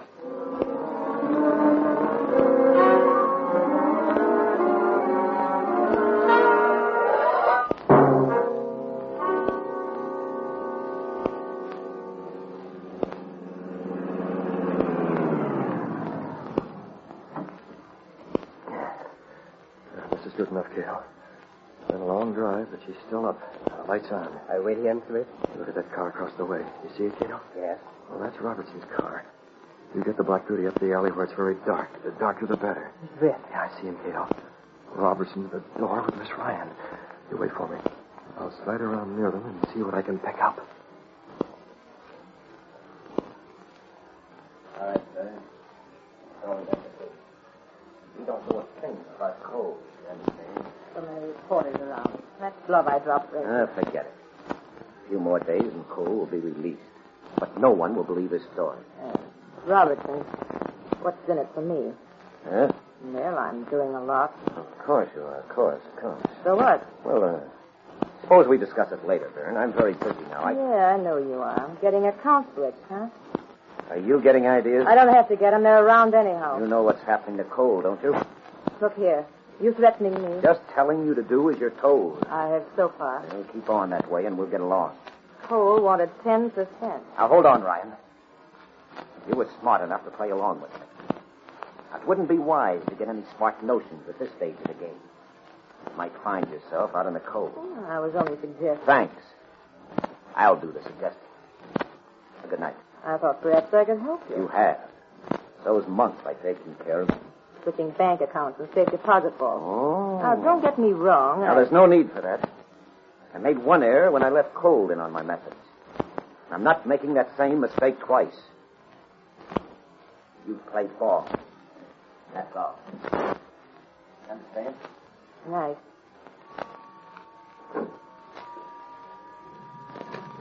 There it goes. Big shot. Well, may as well go inside. Maybe I made a mistake. Maybe I should have stayed with Cole. There might be more money in it. Why not, Ryan? Who said that? Here, this way. Who are you? How did you... Never mind that door.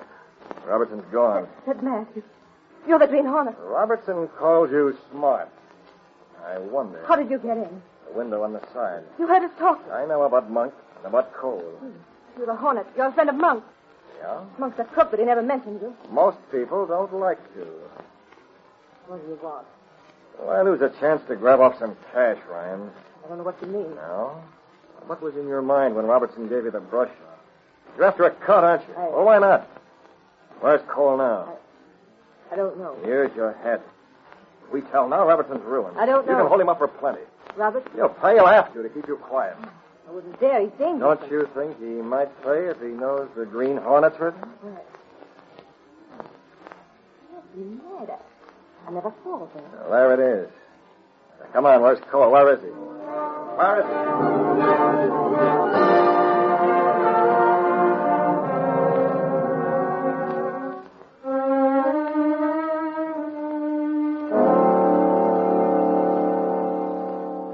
Kato. Yes, Mr. Smith. Miss Ryan told me where Cole is. How? She thinks the Green Hornet is going to help her hold Robertson up for a pail.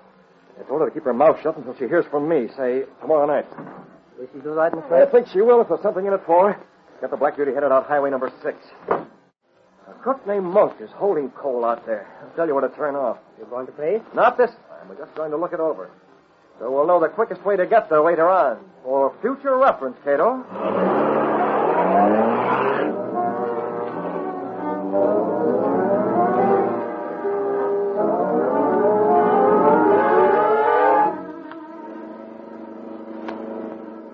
Look, Mr. Smith. Yeah, that's the place. Farmhouse. There's a light. No, don't get any closer, Kato. Are you sure you'll remember how to get here in a hurry from the city? Yes, sir. Good enough. Turn here, Kato. We'll head back to the city, and tomorrow night we'll put Robertson in a spot he won't like.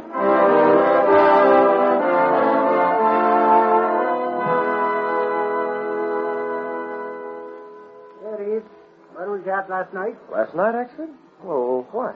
Golly, I was looking all over for you. I couldn't find you no place. Oh, that's too bad, actually. I was out. Reed, I've been keeping something a secret from you. No. And your old man hired me off the force to act as your bodyguard. He said I was to stick with you when you went out gallivanting at night. Yeah, and it seems to me you slipped up lately. Last night, for example. That's what I'm getting at. I'm trying to be a reporter instead of a bodyguard. That's why he went upstate to talk with that Ryan boy. Last night? Golly, Reed, when I got close to his place... Did you talk to her? No, 'cause I seen something. You... It was the car of the Green Hornet. Why haven't you mentioned this before? On account why I wasn't certain, Reed. You see, I only caught a glance near the dame's house. I didn't want Lowry or Casey. It was that. Well, whether you're sure or not, Axford, you should have reported it. Now get over to the Sentinel. You think so? Now, tell Gunnigan about it. Sugar and snacks, Reed. That's what I've been waiting for. You're okay. You have my okay. And Axford, Yeah, Reed. you might call up Miss Ryan. On the phone from the Sentinel. You're a former detective. Ask her some questions about the Green Hornet. Pointed questions. Good gravy, Reed. Golly, I'm a nasty father. Come on, Reed. Kato. What's going on, Fred? Axford almost spotted us last night, Kato. We came very close to being identified. Yes?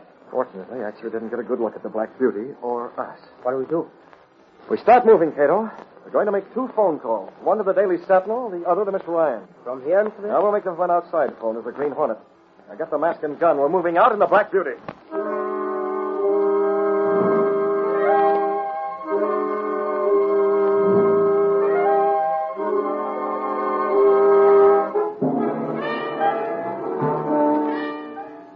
Behind a secret panel in Britt Reid's apartment, a narrow passage within the wall of the apartment house connected directly with an adjoining building.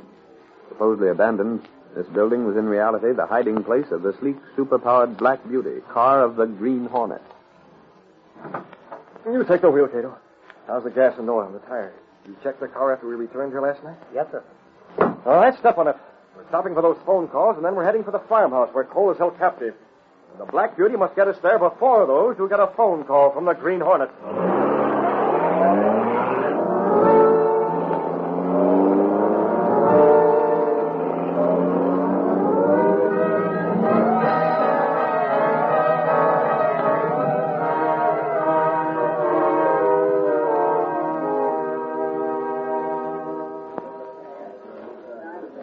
Hello? Hello? I want to talk to Miss Ryan. This is Michael Axford, star reporter of the Daily Sentinel newspaper. But I have nothing to say. I want to know about the Green Hornet. The what? What was he doing at your place last night? That is it. Axford. Hey, Axford, come on, we're traveling. I can see I'm beginning the phone, Lowry. Never mind the phone. Gunnigan just got a tip on the Green Hornet. Cole's out of the farmhouse on highway number 6, about 25 miles out. The Hornet's got him? Will you put that phone down and call? Holy crow. Ryan, Miss Ryan. What's that? She ain't there. She hung up. You sap, were you talking to the dame that works for Robertson? Golly, you caught me by surprise, Lowry. You must have heard what you said. Well, big lug, why didn't you warn me? Come on, the pat's in the fire now. We gotta beat Robertson out there, or we'll never locate Cole.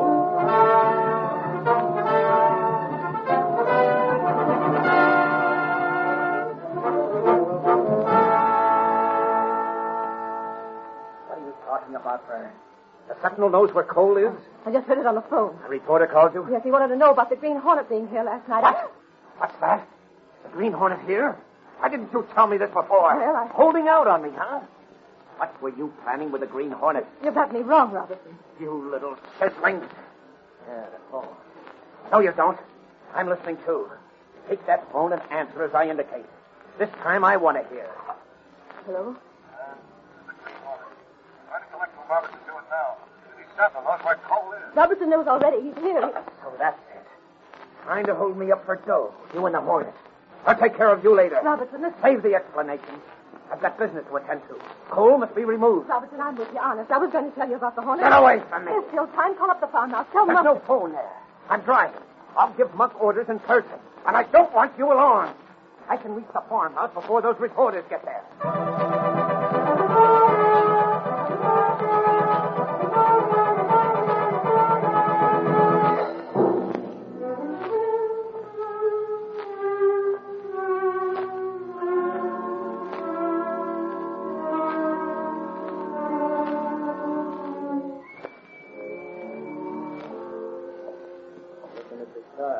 Cole? Listen, Monk. Robertson hasn't any right to keep me prisoner here. Look, I'll tell you. Pipe down. The answer is no. I'm playing ball with Robertson, see? He comes in handy. A couple more days, and you can do all the talking you want to. But right now... What the? A car. Help! Pick it up, you! Inside! So it's you, Robertson. Quick, close the door. Listen, Robertson, you can't do this to me. Shut up, I told you. This is kidnapping. This thug you hired to hold me here. Robertson? You have a gun, Monk. A gun? Sure. That's right. Keep it trained on Cole. What are you going to do? Now, listen to me, Monk. Reporters coming out here. You any minute from the Sentinel. I beat them here. Reporters, huh? That's fine. I'll tell them plenty. I'm afraid not, Cole. You won't be able to talk. What are you getting at? Monk, can you use that gun without having it traced? Sure. Sure thing, Robertson. I can dump the gun in the river. They'll never find it. Okay. Get him in the car. Sure, I'll put Don't him... shoot him. Here you You'll left fingerprints around. Now, in the car. We'll dump him on the road. So you're a killer, too, eh, Robertson? When the necessity arises, Cole. Yes. Now get going. We haven't much time. What's it? Drop that gun, Monk. That's my Green Hornet. Out of the way, Robertson. Let me plug him. Look out. Monkey's got a gun. Take it, Monk. You up. Shot me. Yes. I can't breathe. You shot him. Now, listen, Hornet, it's okay. I'll make a deal with you and Ryan, both of you. Only get Cole out of here now. Hornet, listen. Hornet, there's a car coming. I can see the headlights. What about it? Get Cole out of here. You're getting what Monk's got. No. This is yours, Robertson. Oh, you're not going to shoot me. They're not scared. They've been gassed. Gas? You can tell the reporters what you please, understand? You're not going I'm to... through with these rats. Now do what you like. Going on the back way. You can wait here for them. You needn't try to catch me. I've got a car that can't be caught. Hey, Monkey, the door's open. Who's inside there? This way. Come here. Help. Here, I could. I'm down for the steps. Okay, keep your hands up. We got you covered. Holy mackerel, that tip was on the level. It's cold. Thank heaven. You got here just in time. Hey, who's these mugs on the floor? Robertson, he's been gassed. And this other guy, he's a hoodlum named Monk. Come on, spill it, Cole. Was the Hornet here? Yes, the Hornet. He gassed him. Robertson wanted to kill me. He was going to... Don't tell me the Hornet stopped him. Yeah, it was some argument about a payoff. The Hornet was in it all right. Hey, Cole, have you got the dope and the racket Robertson was working? All of it, plenty. Robertson stopped me from coming to the Sentinel with it before, but he can't stop me now.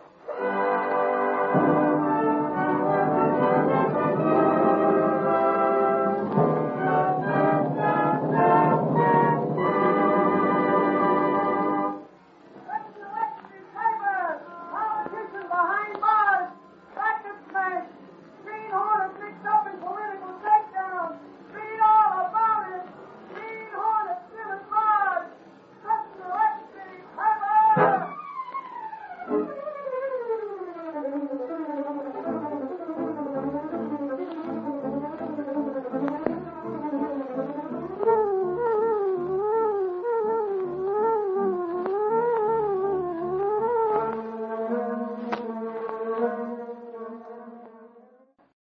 Green Hornet.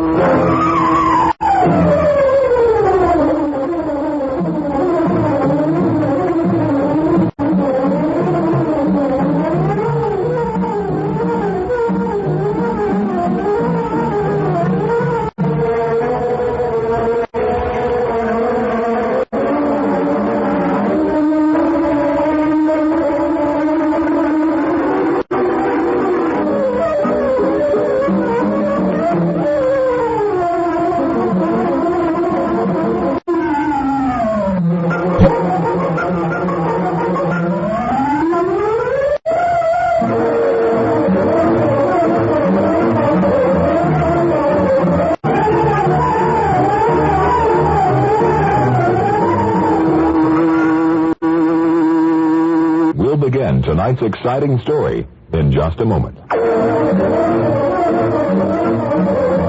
The adventurer, disaster, rides the rails. The events and characters depicted in this drama are fictitious. Any similarity to actual persons, living or dead, is purely coincidental.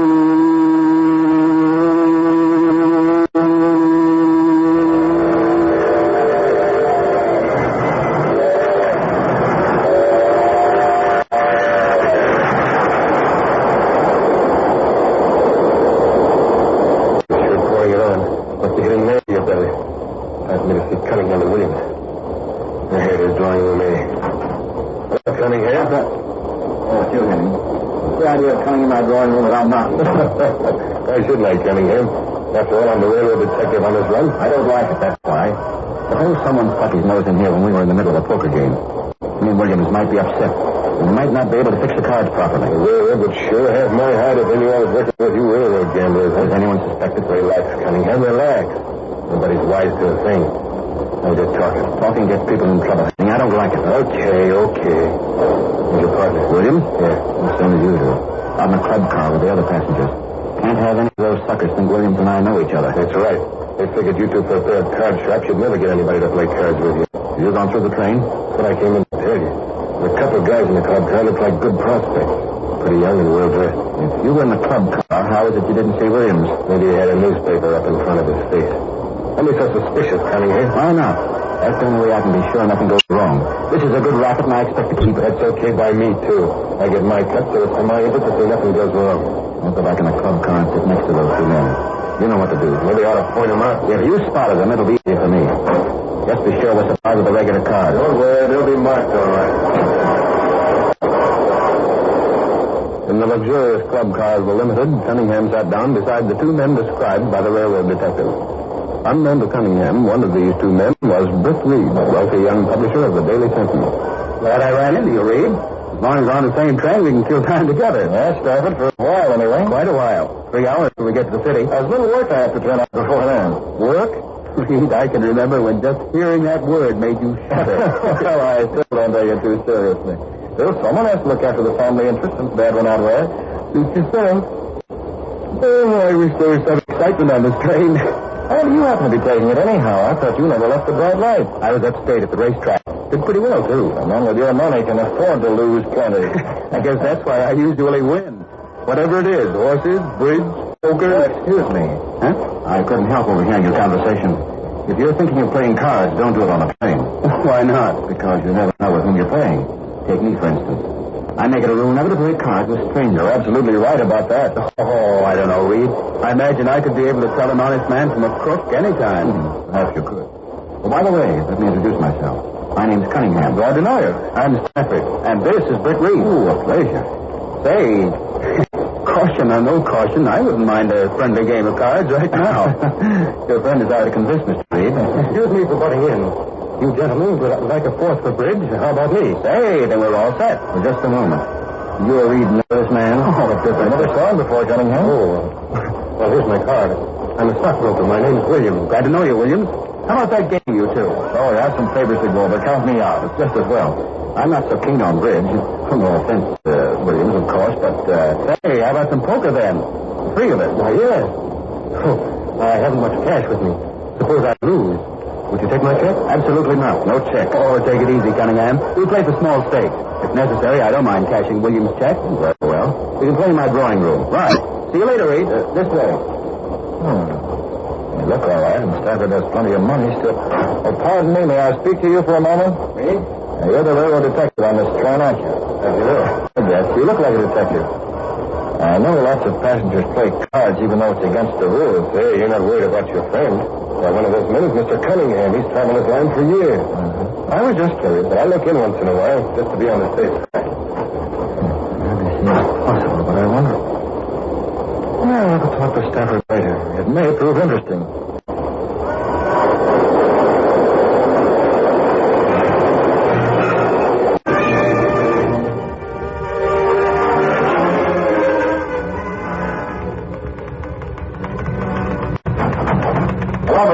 How things been going during my absence? I understand Lowry's looking for me. Yes, he's very mysterious about it. That's not like Lowry. When he has something, he wants to tell the world about it in newspaper headlines. There's a byline, too. Let him come in.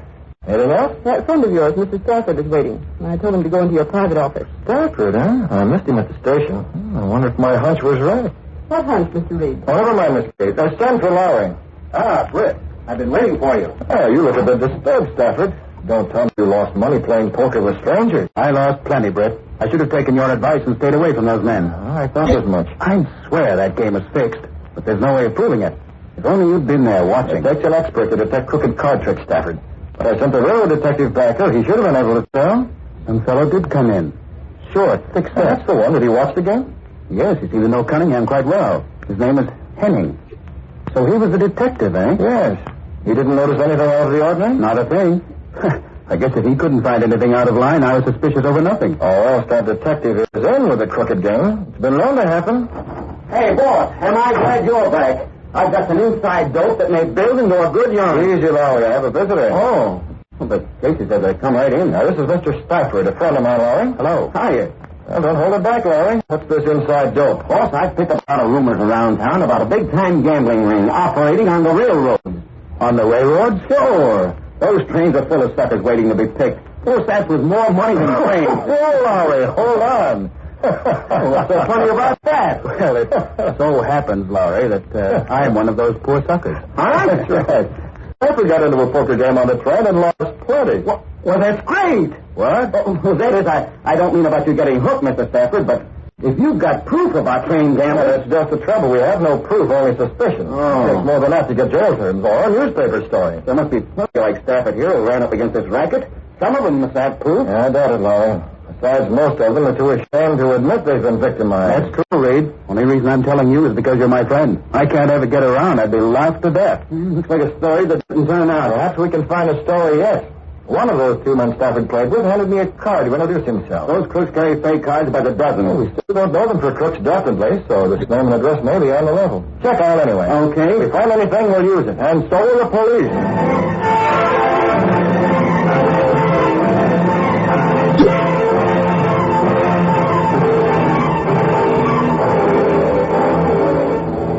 Several days later, in Britt Reid's apartment.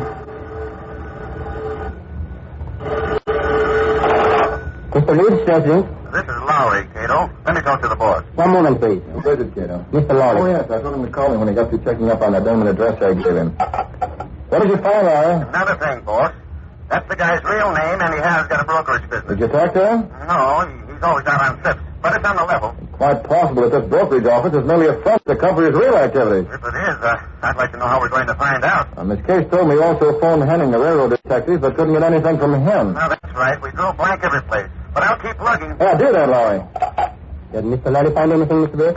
I didn't hear. Apparently everything is innocent on the surface, Kato. This man Williams does run a brokerage business. Lowry found that out. Then he's not the clue? Well, he could still run the business as a blind to cover his gambling. According to Lowry, Williams is away most of the time. If my idea is right, he may be spending that time on the trains looking for victims like Stafford. Yes, sir. And if this railroad detective Henning knows Cunningham, the other man in that poker game, as well as he says he does, he may be in on it, too. How'd you find out, Mr. Britt? I'm checking on that right now, Kato. Hello, Central Depot? I'd like to speak with one of your railroad detectives, a man named Henning. Oh, he is, huh? What train? Oh, no message, thank you. He's not there? Henning's out on an assignment. He's leaving on the limited age 15. Kato, if those two fellows are card sharps and Henning is in with them, they're bound to pull their dirty work on the same train. Yes, sir, that's true. I'm going aboard that train to find out what I can. As the Green Hornet, Mr. Britt? Not as the Green Hornet, Kato. That would be too risky. But I'll stay out of circulation as much as possible. Those two men, as well as Henning, have seen me before. Yes, sir. But I want the Green Hornet mask and gun handy in case they should be needed. Let me think. How can I do that without carrying them in my bag or someone might find them? Kato, you have to take out the Black Beauty. The Hornet's car? Only fast enough to keep up with the limited.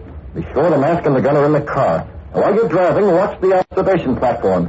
If I give the signal, you know I'll meet you at the next stop. Be sure to watch.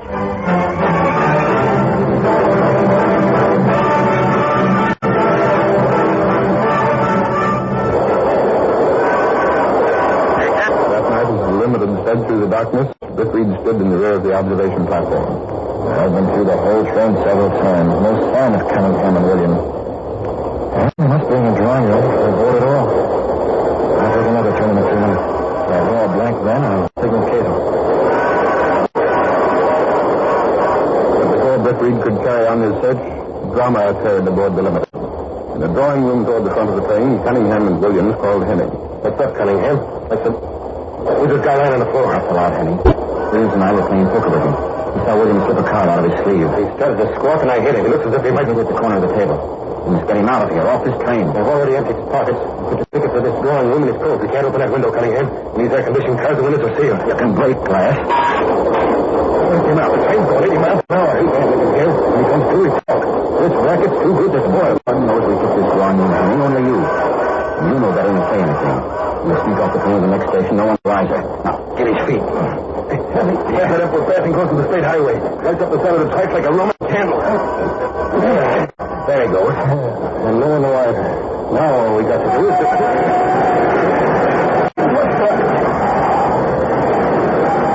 Brake. Somebody pull the air brake. How did the man be tossed out? Come on. Grab her bag. We're getting off this thing. Fine. We'll start the real checkup. The door's open. Beat it, Cunningham. Come on. Over your side. Hey, what happened? Who pulled the emergency call? Search me. Has there been an accident? You almost knocked me out of my berth. That engineer ought to be fired. Stop me like that. I pulled that emergency cord. You Don't you realize that's a criminal offense? I do, conductor, but it was necessary. I was standing on the emergency platform and I saw a body fall off the train. Huh? Why, man, you must be crazy. That young man, tell me the truth. I saw it, too. Oh, it was horrible. Calm yourself, lady. How can I calm myself after that? And that's not all I saw. Now, look, madam, what else did you see? I was looking out the window. We were passing right close to the state road. And just before that body fell, I saw a long black car beside the train. And the man driving his long mask. I could see him clearly. He was so close. A black car and a man in a mask. Why, that must be the Green Hornet. The Green Hornet? Are you sure you're not dreaming, madam? Of course I'm sure. The Green Hornet. You mean he might have had something to do with that body that fell from the train? Oh, I talk about that. Let's find the passenger who fell first. I'm sure he'll be dead when we find him. I'm sure of it. And the Green Hornet is the one who did it.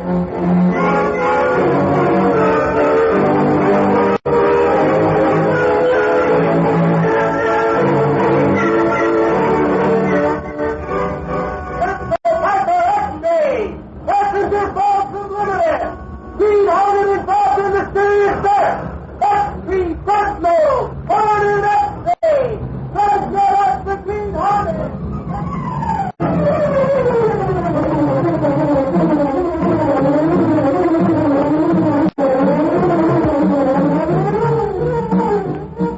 Falls on the first act of our Green Hornet adventure.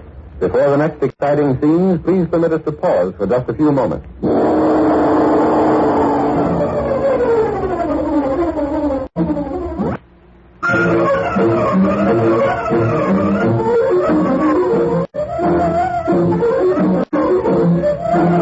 Now to continue our story. A friend of Britt Reid lost a lot of money to railroad card shops, but nothing could be proved since the gamblers were very clever in their operations. Going aboard the Limited himself in an attempt to corner the card shops through a chain of circumstances, the Green Hornet is accused of murder. Yes? What are you? Oh, the police expect to identify the man who fell off the train. Well, they've been expecting to identify him ever since it happened last night. Well, keep after them. We want to know. Wasn't that some story last night, Casey? Do you really think it was the Green Hornet, Lowry? That woman claims she saw his car just before that guy fell. But why are they calling it murder? Well, suppose the man jumped off the train. Wouldn't the fall be enough to kill him? Maybe, Casey. But murder makes a better story. What I want to know is who was that guy? His pockets were empty, except for that ticket to Drawing Room A, car 92. That's where he fell from, all right. The window was busted out. Hello, Miss Kay. Well, any identification yet? No, Mr. Reid. I'll call police headquarters again. Some yarn, huh, boss? I wonder who covered it for the sentence. Get me police We put the other papers on it by an hour. Where were you? Last night, I was home in bed. First I heard about it was when I came in this noon. I phoned that story in. Huh? I was on that train when it happened. Holy cats, and you saw the Green Hornet. Was that woman's yarn on the level? I don't know. Way. The Green Hornet's car was driving along beside the Limited. I saw it, but I don't believe the Green Hornet was directly involved. You and Casey both. How else would that car be there? Hello? Police headquarters? I want to... I'll take it, Miss Case. Britt Reid talking. Any identification on that man who fell off the Limited? Oh, you have, huh? Oh. Is it positive? There's no mistake. Oh, we'll print it all right. Who was it, Mr. Reid? That man was Morelli. Morelli? The big shot gambler from upstate? Wow. Lowry, keep after that fellow Williams.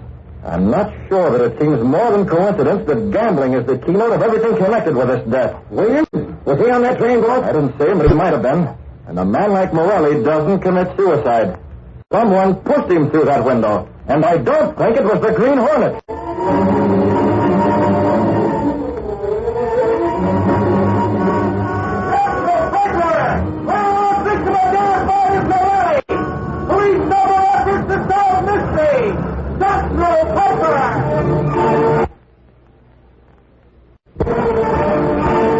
That evening, Britt Reid arrived at his apartment carrying a small parcel under his arm. There he spoke to Kato, his valet, and the only living man to know him as the Green Hornet. That man has been identified as Morelli, the gambler, Kato. Very bad last night, Mr. Bates. Well, it's a good thing that woman saw you driving the Black Beauty beside the railroad tracks. And then you threw Morelli off the Limited, will be expecting a call from the Green Hornet. And they won't be disappointed. Open that parcel. Yes, sir. Luckily, I was able to flash you a danger signal from the train last night so that you turned the Black Beauty around and got away. Yes, sir. Very certainly. Mr. Britt, you back, boy. Careful how you handle that, Kato. I don't want our fingerprints to get on it. I'd understand. I bought this little toy railroad car on the way home. Notice how well it's built. Glass windows, everything. Hand me that metal ashtray. Small one on the table. Yes. I had a special reason for getting this toy car, Kato. No one saw me get it. I sent a small boy into the toy shop while I stayed outside. What are you doing, Mr. Britt? Breaking one of the windows in this little toy? Are the mask and the gun still in the Black Beauty, Kato? Yes, Mr. Britt. The police are on the lookout for the Green Hornet, so we'll have to be especially careful tonight. Bring the toy railroad car along. No fingerprints. Picking up the toy, Kato followed Britt Reid through the secret panel behind the clothes press in the apartment. Then along a narrow passageway built within the walls of the building, down a flight of stairs that led directly to the supposedly abandoned warehouse that housed the car of the Green Hornet. I'll drive. Put the toy car where it'll be handy when I want it. Yes, Mr. Britt. Careful. Wipe it off with your handkerchief. Yes, sir. There are 3 men involved in Morelli's death. All 3 of them are going to meet the Green Hornet.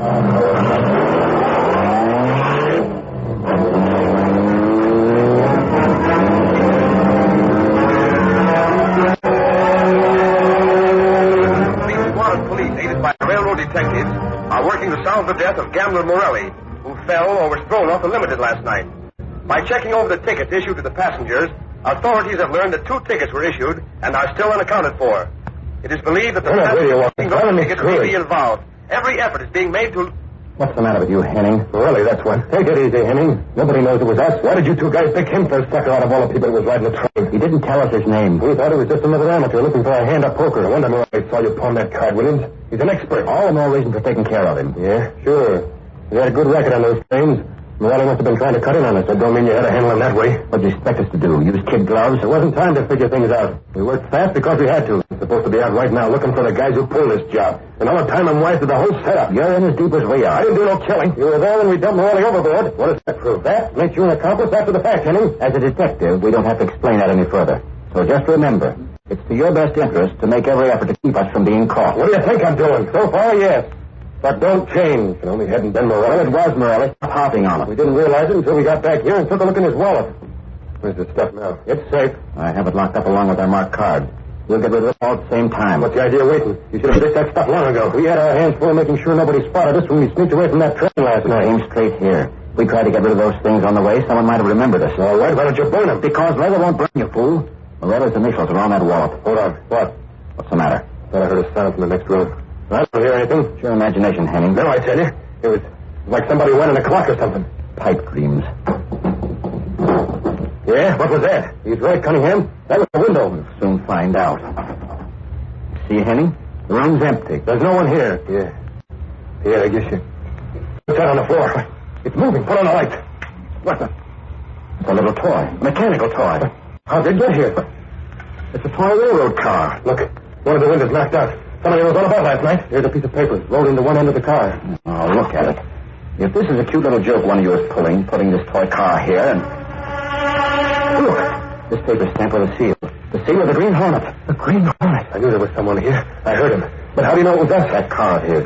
It was alongside the train last night. That's the answer. He must have seen what happened. He saw because the cops were looking for him instead of us. Hold it. What I want to know is what's he going to do? Shut up, Henning. You have an idea, Cunningham? The Hornet can't tell the police about us. They never believe him. Besides, if he's after money, he can't get any unless he finds Morelli's wallet and uses that against us. Well, the wallet's here. It won't be long.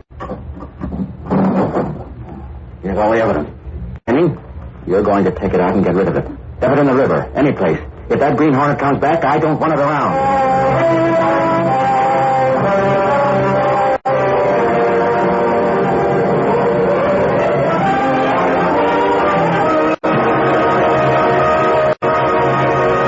After leaving the toy car in Cunningham's apartment, Britt Reid left by the fire escape. He and Kato waited below. I overheard their conversation before I left, Kato. Morelli's wallet was still there, hidden away. Yes, sir. I won't dare keep it around after they got my warning. And whoever comes out to get rid of that evidence... Get back in the shadows. Someone's coming. This light coming here making me want a dirty wick. Gotta get rid of these things. Don't move, Henning. The Green Hornet. I want what you're carrying. You won't get it. Let me buy it. I can't up in the light. You don't dare follow me. Yes. Yes, me. I can't breathe. Grab him. Pull him inside that alley. I understand. I'll call the police now. Get them over here when Henning comes through. You watch him. I'll be back in a minute. Leaving Kato to guard the unconscious railroad detective, Britt Reid put the Green Hornet mask and weapon in his pocket and headed for the nearest phone. He called police headquarters, and when they answered... I want to speak to the officer in charge of the Morelli investigation. He ain't here. He's out with a reporter named Lowry. They got a lead on some guy named Williams. Call him up. Tell him to forget about Williams' place. There's no one there. Who's this call? I don't mind. Take this tip and use it. Tell him to get over to 1724 East 51st. A man named Cunningham. Don't forget, if he wants to solve the Morelli job, 1724 East 51st.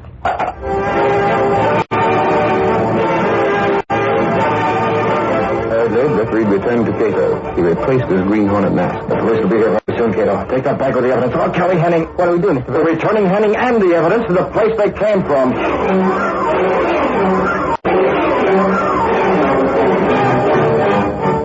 Cunningham, are you sure we can trust Henning? He knows better than to cross us. And why isn't he back here? He's had plenty of time to ditch that stuff. That must be Henning now. Henning! Why, he's been gassed. Somebody propped him against the door. The Green Hornet. Whoever it was, there's no time for talk. Pull him inside. He's coming around and close the door fast. Okay, Cunningham, the bag with all that stuff, that's here, too. What happened? Son of a Henning. Come on. Don't let him get away. The Green Hornet, he gassed me, took the bag. Took it nothing. It was outside the door. He brought it back. Get it out of here, Williams. Hurry. And see if this Green Hornet doesn't get you the way he did Henning. Okay. It's him. He's back. Oh, the Hornet, huh? Don't move any of you. The police. I'll take this guy. Let me go. Resisting an order. You won't get me. What's Cunningham? Go for that desk door. Where is that? I'll get you before I do. Stop it. Oh, my arm. Let go. Are you going to drop that gun? Oh. Nice work, Hardy. I've got the gun now. You pay for this police or no police? Sure, you can't come busting on private citizens. Who are you? I know these two. They were described to me, but I never saw you before. Where's your search warrant? I recognize him, Hardy. He's Henning, a railroad cop. That's how he knows about warrants. Come on, talk. What do you know about Morelli? Never heard of him. And I suppose Henning never heard of him either. Did you, Henning? Hey, what are you reaching after that bag for? No reason. Nothing at all. Give me that. I'll dump this stuff on the table. Playing cards and dice. So you guys are gamblers. Here's a wallet. Let me look at the name on it. Morelli's wallet. We don't know a thing about that stuff. It's not ours. We'll see about that when the fingerprints are checked. Looks like you two are going to get what's coming to you. I don't know a thing about Henning. Where does he fit in? Me? Why, it's this way. I was on a trail of these crooks, too. I came up here to nab, and they almost got me before you came. You'll need a better story than that, Henning. A minute, and I can't have that. He was in with us. You yellow squealer. Don't believe him. He's as guilty as we are. Listen, buddy. I'll talk. I'll turn state's evidence. It wasn't me. I knew about it, but they're the ones. They killed Morelli. It was that Green Hornet. If it hadn't been for him, we'd never have been caught. If I ever get my hands on him, I'll... Listen, Cunningham. Trying to grab that guy is like trying to grab a handful of air. Nobody ever got the Green Hornet yet, and take it from me. Nobody. These popular radio dramas, created by George W. Trendle, are a copyrighted feature of the Green Hornet, Incorporated. All characters, names, places, and incidents used are fictitious. The Green Hornet.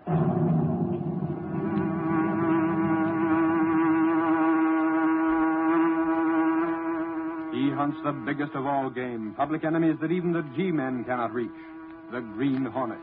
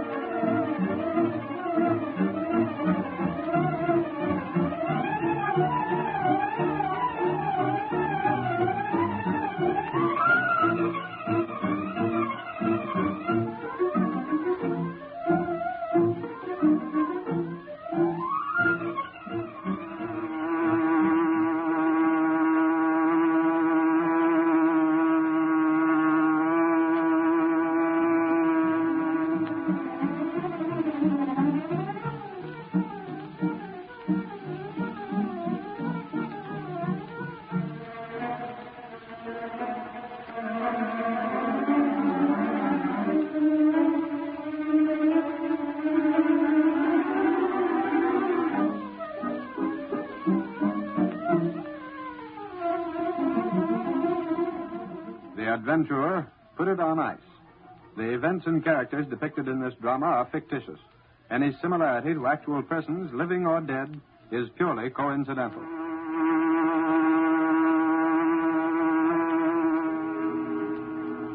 Miss Williams, what's that? Why is the whistle blowing? I don't know, Mr. Brinkley. Something's gone wrong. Find out what it is at once. Mr. Brinkley, the refrigerating system open packing plant 6. What? The new system we installed yesterday? Better come along and look for yourself. I most certainly will. Miss Williams. Yes, Mr. Brinkley? Call the police emergency squad. If any men are overcome by the ammonia fumes, we'll need all the help they can give us. Right down here, Mr. Brinkley, around the corner. Yes. How did it happen, Carson? Are there any men inside the plant? Can't tell how it happened, Mr. Brinkley. The system was okay when we inspected it yesterday.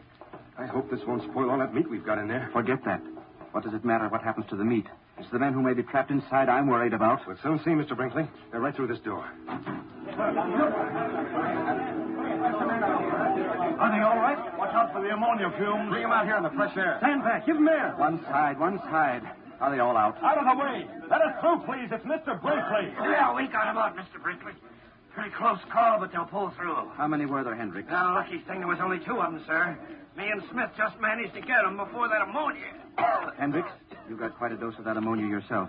Better have the doctor take a look at you. Well, I'm all right now, sir. Just got a little whiff. Nothing to worry about. Just took a look in through the open door, Mr. Brinkley. That meat is ruined.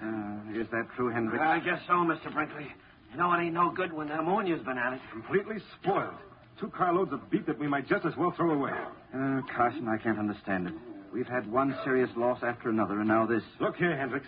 You were in charge of this unit.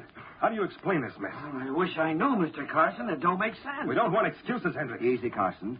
There's plenty of time to get Hendricks' account of things. But Mr. Brinkley... Never mind. You go over and have the doctor check you up, Hendricks. We'll go into this tomorrow. Yes, sir. I can't figure it happening the way it did. Carson, you and I better go inside and look around ourselves. Now, Mr. Brinkley, there may still be some ammonia in there. No, there ain't, sir. Hendricks busted all the windows when we went in. Gas is practically all out by now. Come on then, Carson. Is it okay if I go in with you, Mr. Brinkley? Who are you? Lowry's my name, sir, from the Daily Sentinel. Oh, Britt Reid's paper. Well, come along. Do you think it's wise, Mr. Brinkley? How do you mean? Well, there's been quite a bit of trouble in our packing plant already, sir. Perhaps it's best to keep reporters away. You're wrong there. Better take me along, Mr. Brinkley. I don't exactly... I have a story already, Mr. Brinkley, from the men who were inside.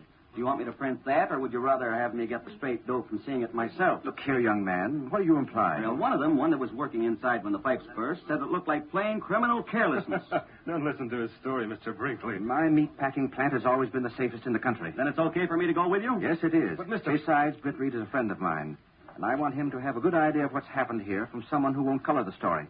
Put a handkerchief over your nose. We're going in.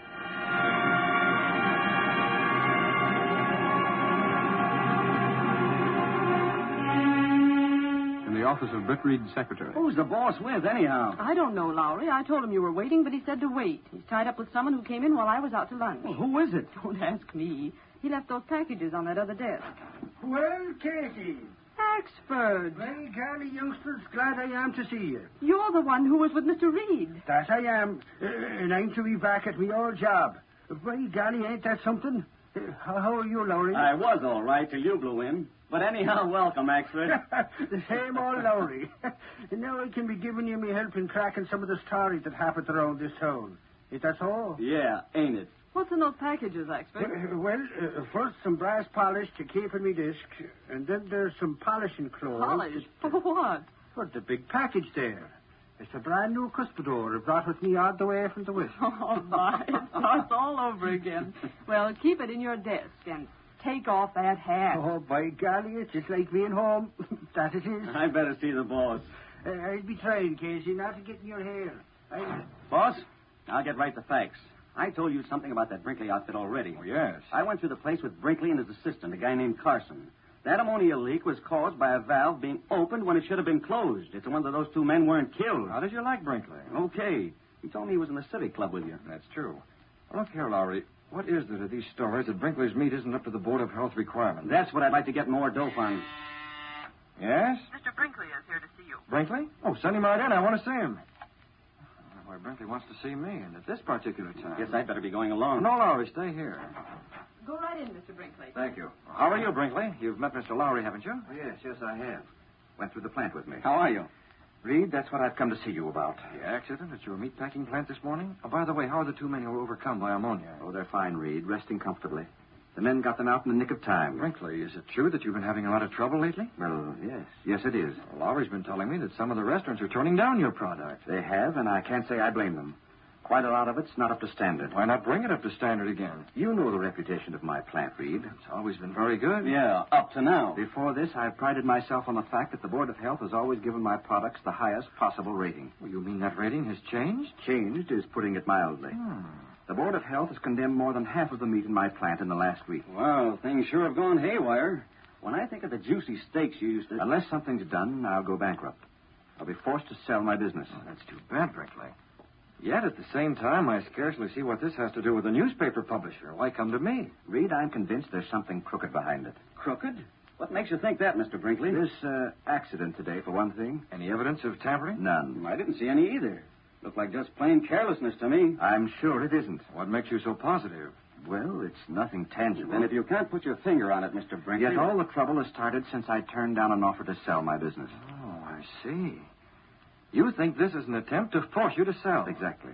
Well, I take it this attempt is proving successful. Reed, my back's to the wall. Sounds simple enough to me. Get the police after it. Have them check up. I have, with no results. They believe I'm simply trying to cover up my own negligence. Have they investigated the outfit that wants to buy you out? They've tried to. What do you mean? Exactly that. They haven't been able to find out. Well, isn't it a bit unusual For a prospective buyer to conceal his identity? Yes, Reed, it is. But it's not unheard of. Sure, might be a rival meatpacking concern that wants to put you out of business, then buy your equipment for practically nothing. Unless I can stop these accidents, they'll get it. Brinkley, you supply meat to all the hospitals and city food centers, don't you? That's true, Reed.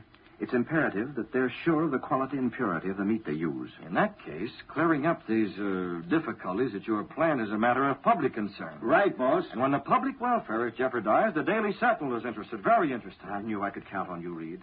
A reporter can find out a lot of things that the police can't. Yeah, especially a good reporter. Well, Aubrey, see what you can dig up. Track down this outfit. The one that's made Mr. Brinkley that offer? Cover that plant from cellar to skylight. Check on every one and everything. Check, boss. It's an assignment. I'll give you all the help I can. Brinkley, what happens to your business is a private concern. But when the quality of the food you sell the public is being tampered with, then it's a matter for investigation. And believe me, boss, when I start investigating, I investigate. Before I'm through, I'll know this setup like I know the palm of my hand.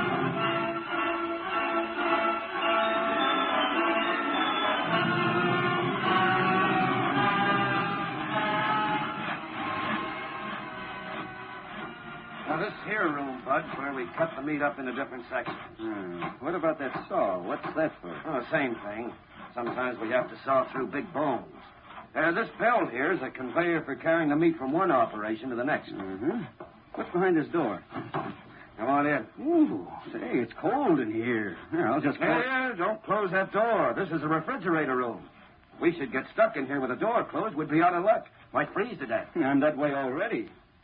This is where you hang the meat, huh? Yeah, got to keep it cold so as it don't spoil. Mr. Carson, our expert on refrigeration, is mighty particular about that. He can have it. I've seen plenty. Let's get out of here before they use me for a snowman.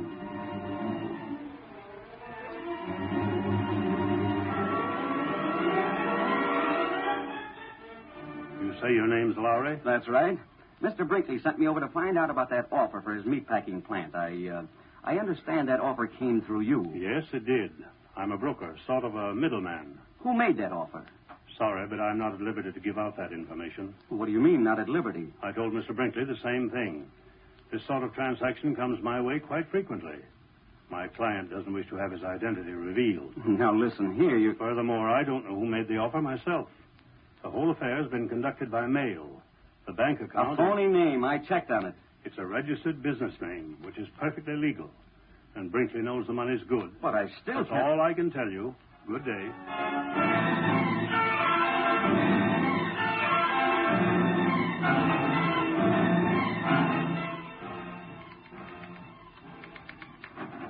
Casey, you see before you a reporter without a story. Don't tell me, Lowry, the demon reporter couldn't discover anything. I know the meatpacking business from A to Z. I know it cold.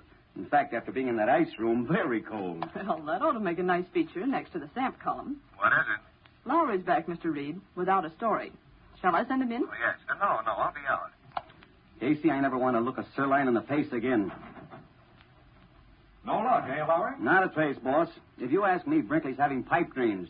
No trace of any dirty work going on in his place. As far as I could see, those accidents were caused by carelessness. Nothing more. You couldn't track down the outfit that's offered to buy his business? I drew a blank on that, too. It's a blind alley, boss. What did you find out? Oh, I know the business. I know that there's a big shipment of beef coming in by truck tomorrow night, for example. But you can't call that a new scoop. Tomorrow night, eh? Is there anything unusual in that, Mr. Reid? Huh? No, Miss Case, not exactly, but... What's on your mind, boss? Just thinking. I have a dinner appointment with Brinkley and Carson at the Civic Club. I'll have just time enough to go home and dress. Goodbye, Lowry. Keep trying. Well, how do you like that, Casey? We have a mystery on our hands, and he's thinking about dinner.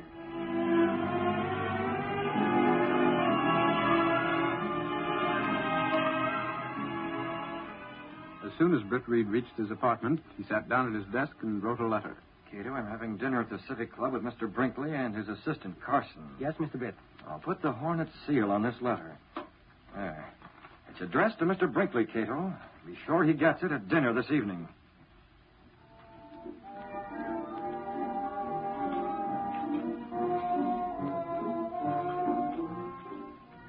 I tell you, Carson and I are worried, Reid. The Board of Health has threatened to shut the plant up if there's one more case of contaminated meat. Let me see. Carson, you're the chemist of the plant, aren't you? You're responsible for the condition of the meat. Yes, I am. I inspected very carefully. Pardon me. A letter for you, Mr. Brinkley, just came by messenger. I wonder who. This letter's from the Green Hornet. The Green Hornet? That's impossible. Look at this seal. Yes, I'm quite familiar with the Green Hornet seal. There's no mistake about that. He says he's going to hijack that shipment of meat tomorrow night. You can usually depend on the Green Hornet to do as he says. How are we going to stop him? Well, why not delay the shipment? Can't do that, Reid. That meat has to be here on time. Well, then send it ahead. We'll send it by train. Have the trucks take a different route. There ought to be some way. That's it, Reid. We can't send it by train because of the cost. But we can reroute the truck so the Green Hornet won't know about the change. That's an idea, Mr. Brinkley. Suppose the Hornet learns of this change of route. How can he if we take the right precautions? If you say so, Mr. Brinkley. I do say so. And we'll do it right now, at this table, secretly. So the Green Hornet will never be able to find out our plan.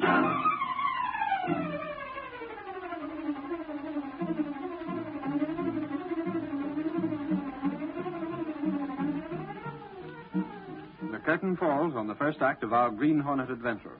Before the next exciting scenes, please permit us to pause for just a few moments.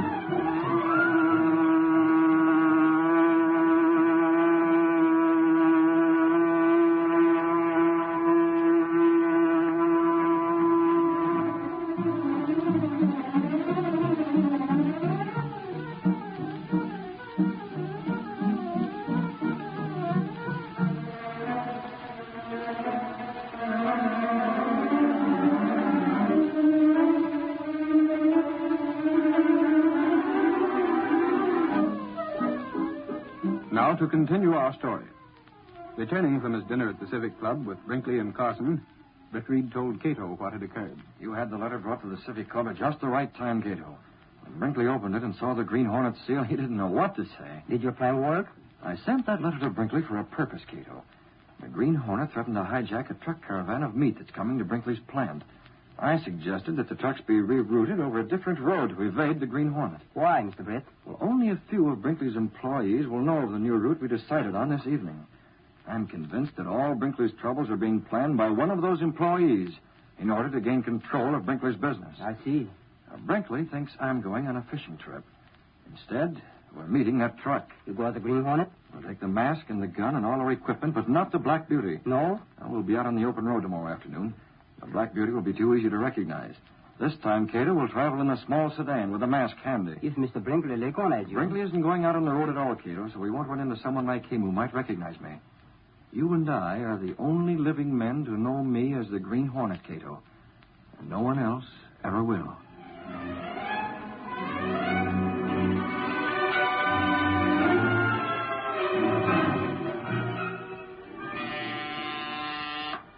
Yes, Miss Williams. What is it? I called Mr. Reed's office. He's already left on that fishing trip. Already left? I didn't think he'd go so early. He left orders that Lowry was to come over to see you. He's on his way. All right. Lowry's the reporter who was here the day of the accident, isn't he? Yes, I'm glad as long as Reed himself isn't available that he's having Lowry come over. You'll pardon me, Mr. Brinkley. I can't understand why you're so nervous. That shipment. If the Green Hornet should discover our new route... Only about 10 of us here in the plant know that. Still... If you're so jumpy, why not call in the police? And increase the chances of a leak? The less people who know, the less chance of the Green Hornet finding out. I think you're unduly alarmed about all... It's Mr. Lowry, sir. Oh, good. Come right in, Lowry. Hello, Mr. Brinkley. You know Mr. Reed's out of town. A fishing trip, yes, I know. You know Carson? Yes. I'll be going along. Got a lot of meat to inspect this afternoon. See you again, Lowry. Oh, sure. Hey, what's eating him? He looks like he bit on a tough steak. Pardon me. Carson doesn't approve of your employer's ideas. The Green Hornet threatened to What's that? The Green Hornet? Yes. Don't tell me he's mixed up in this. He sent me a letter threatening to hijack a truck caravan full of meat. Reed told me not to release it for publication. Mr. Reed said that? In order to avoid publicity, Lowry. Oh, I get it. You've made plans to checkmate the Green Hornet, and you don't want to take any chances of letting them get out. Is that it? Precisely. Hasn't Reed told you? All he said was to stay close to you. Now I see why. I'm worried about tonight. I wish I could make sure nothing happens to that shipment. Why don't you? Huh? What's to stop you? You have a car, haven't you? Yes, I Then have. come on. If we leave now, you'll be able to meet those trucks halfway. If anything starts to happen, you'll be right there. But what could I do? You can decide that later. Come on, Brinkley. All right, I'll go. Maybe I'll meet this Green Hornet face to face. But where are you going, Lowry? Well, what do you think? If anybody's meeting the Green Hornet, this is one baby who wants a grandstand seat. I'm going to be right beside you.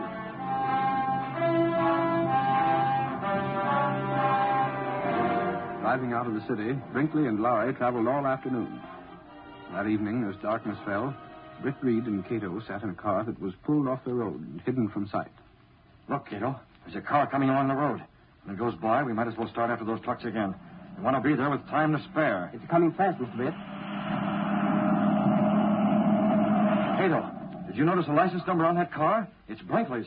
I noticed it last night in front of the Civic Club. He has a very low license number. Where is he going? He must be worried about his trucks. This may ruin everything. What are we doing, Mr. Britt? We have to make sure Brinkley doesn't reach those trucks before we've taken care of everything. He might recognize me in spite of my disguise. Yes, sir. We'll drive up past them. Several hundred large tacks in front of their tires will delay them a long time. Long enough for us to accomplish what we set out to do.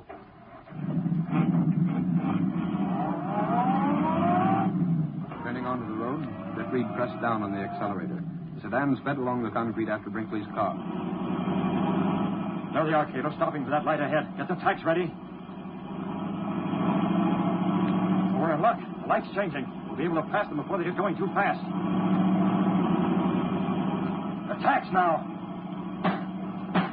Good work, Kato. Both front tires.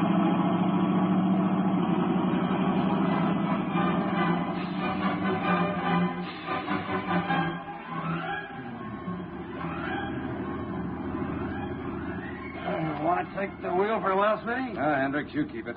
Tough job driving over this strange road. Ain't like the regular one. What's the idea in shifting the route on us? Search me, Smitty. He's been jittery ever since that icing plant broke down. All I hope is he don't get wise to what's going on. Yeah, that chance. By this time tomorrow, Brinkley will be glad to sell out. As long as I get my dough, that's all I'm worrying about. You and me both, Smitty. Yeah, we'll get it. And more than we figured, too. Yeah? How do you mean, Hendricks? Well, we know what's going on, don't we? Sure, we're the babies who've been doing all the dirty work for Carson. You got it, Smitty. After Carson makes Brinkley sell the plant, we ain't finished, see? You mean we tell Carson he's got to keep shelling out dough to us? Right. Either Carson keeps paying us hush money or we squeeze. Say, wouldn't Brinkley be surprised to know that Carson's the guy who's figured out this whole scheme? He ain't going to find out. You and me and Carson is the only ones who know. Carson ain't going to spell it, and neither do we. If he pays us enough. Yeah, if he pays us. He'll pay all right. Carson's no dummy. Hey, Hendricks, look up ahead. Yeah, I seen it. A car across the road. But this ain't where we're supposed to meet Carson. Who else could it be, you sap? It must be Carson. Yeah, it's Carson. I recognize his car.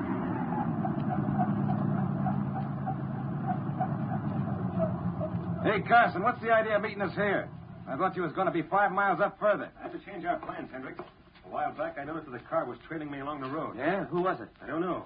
But to be on the safe side, I turned into a side road to duck him. And met you here instead of the regular place. Say, what's going on? This business and making us take a different route from the regular run.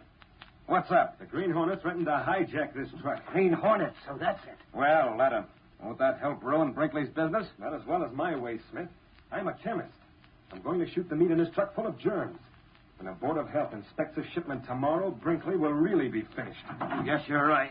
That's why I called the state police. What? State police? Who wants them around? I told them you were calling, Hendricks. I said you wanted protection from the Green Hornet. You understand? Oh, I get it. That's in case this Green Hornet should show up later, huh? Exactly. Now, let's get busy. Just a second, Carson. Me and Smitty got a paper for you to sign first. A paper? Yeah. Hold it under the panel light, Hendricks, so you can see. Read it, Carson.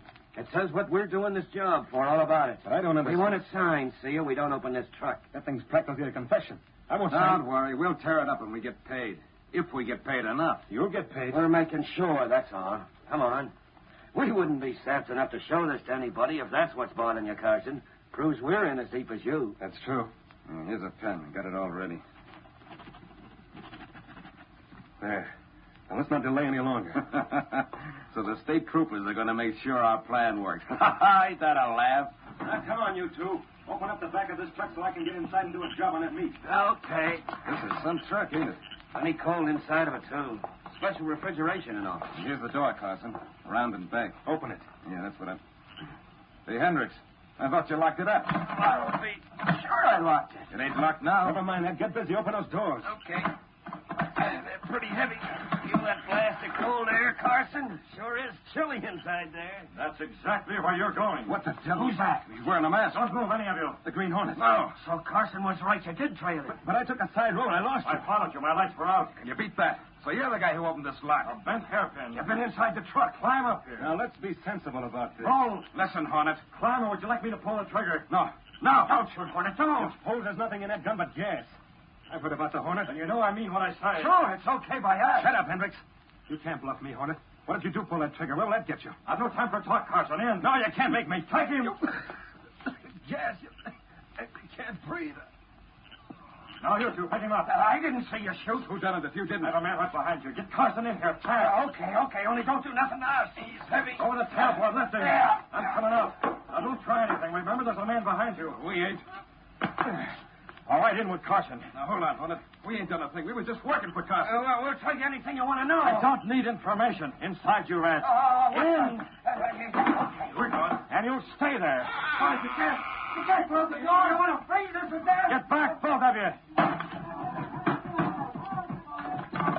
There.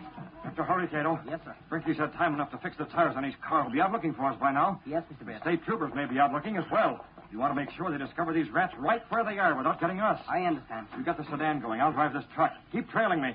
We'll keep moving along this road till we meet up with Brinkley. Get going.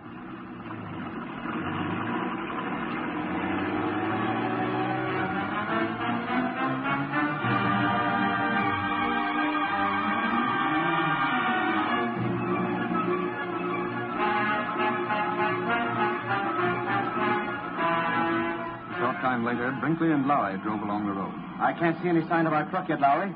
According to the schedule, we ought to be up with it by now. If we hadn't got those blowouts, it'd be okay. The way that car whipped past us and dropped tacks on the road, it must have been the Green Hornet. We have the state troopers with us now. Even if we did locate the truck, we'll get there in time. Look, Mr. Brinkley, up ahead, coming toward us. Isn't that your truck? Yes, it is. Hey, you troopers! That's it up ahead. Get up there. That's it, all right. The truck stopped. There's a guy jumping out of the driver's seat. That's not the regular driver. Look, he's getting in a car beside the truck, Brinkley. The troopers will never catch him. Hurry. You troopers, after that car. It's going too fast. That's the Green Hornet. I thought he had a special car. Couldn't catch that one with a bullet the way it's traveling. Hey, what's that? Somebody's yelling for help. Whoever it is, it's from inside my truck. We'll get you out. Well, hurry up. It's locked. Stand back. I'll shoot the lock off. There. Swing these doors back. Let me out. I'm froze. We'll talk. Don't shoot. Hendricks, Smith, what happened? The Green Hornet, he caught us, shoved us in the eye. Hey, give me a hand. There's another guy here. He passed out. Okay. Take it easy. It's Carson. By all that's holy, what's he doing here? Look at what he had with him, Mr. Brinkley.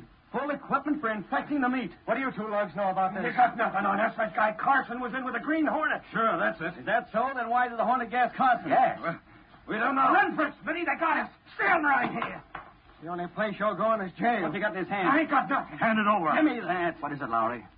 Wow, it's just about a full confession. That's all you need. Come on, you two. You're headed for the cooler, and I don't mean refrigeration. It's too bad we couldn't get the Green Hornet, too. To think that Carson was in with a crook like him. Anyway, Brinkley, you have one thing to be thankful for. Yes? Green Hornet or no Green Hornet, your troubles have been put on ice for good.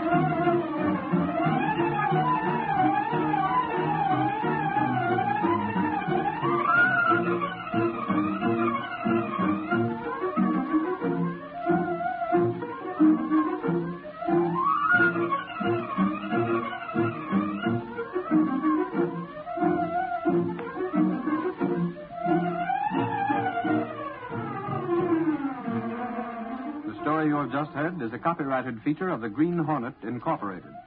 The adventurer, Money, talks too loud. The events and characters depicted in this drama are fictitious. Any similarity to actual persons, living or dead, is purely coincidental.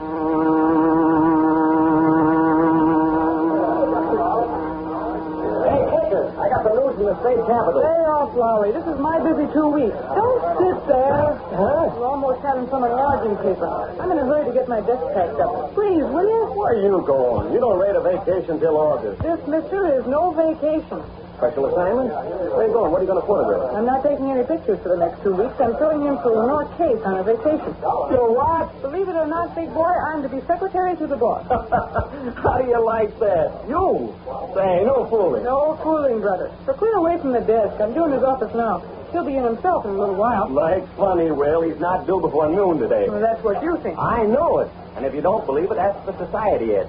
He saw him at that Bernard dame's party last night. Was he there? Sure. Gosh, I guess it must have been quite a party. There were a lot of big shots from the state capitol there. Yeah, big shot is hot. What'd you say? What's the matter with you? I said there were a lot of senators and things there. There were? Oh, I wish I'd known that. I'd have barged in myself. I would have talked to some of those birds. For what? A slant on the horse racing bill. What's that? Don't you read the papers? Nope. I just look at the pictures. They're trying to put a bill through to legalize betting on the GGs. They are? Say, that'd be all right, wouldn't it? That's what you think. Don't make a crack like that in front of Britt Reid. Is he against the bill? And how? But he can't be. Oh, he can't, huh? Tell him that, Toots. Go on and tell him that. Think I'm afraid to? Look here, smart guy. The Brannigan bill is before the committee right now. What bill? Brannigan. That's the horse race bill, in case you didn't know. Oh. And the bookies have gotten together about 50,000 smackers to lobby against it. Why, you don't... And money talks in the state capitol. You say you don't read the papers? If Britt Reid starts a string of articles against the bill, he'll be stringing right along with the bookies. And he can't do that. Then maybe you've got something there. But tell me this. How can he take a stand in favor of the bill? Well, why can't he? In the first place, there are too many bad angles to it. Too many places for the grafters to get in. Too little protection for the state. Why, it costs more to collect the state's taxes than the amount of revenue it would bring in. Gosh, I didn't know all that. I'm telling you. Well, tell me more. It would mean that the state would sanction gambling.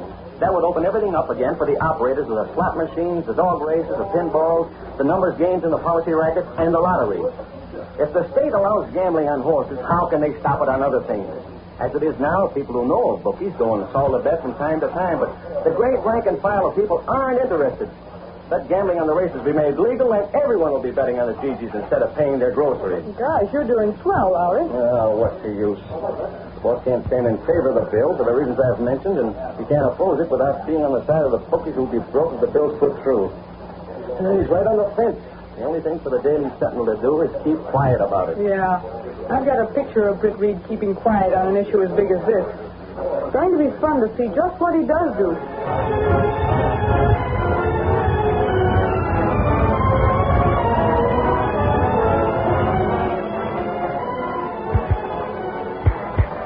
I'm not so hot on this machine, Mr. Reid, but maybe I'll get better with practice. You're doing all right, Miss Benny. There. I guess that'll do. You want to sign it now? I'll send it into my office with the rest of the letters when you have them finished. Yes, sir. Now, concerning this Brannigan bill that's in committee at the Capitol. Oh, yes. Lowry was speaking about that this morning. The Daily Sentinel is going to take a firm stand against it. But, Mr. Reid... I want Gunnigan advised that we're to campaign strongly in opposition. Right along with the gambling interest, huh? What? I understand there's a lot of cash to hire lobbyists against the bill. The bookies put up the dough. Money. Oh? They'll be glad to know the Sentinel is with them. With them? Well, isn't that what your opposition amounts to? Perhaps it is. And that's the way it appeared to me. I suppose if you played your cards right, you might sell them some space. Sell who what? The bookies, some space. Why not? Miss Benny, have you been talking to Lowry or Hart? Well, not about selling space. The Sentinel is opposed to the passage of the Brannigan bill, but that doesn't mean we're in cahoots with the bookmakers. No, sir. Never mind that message to Gunnigan. I'll write an article myself.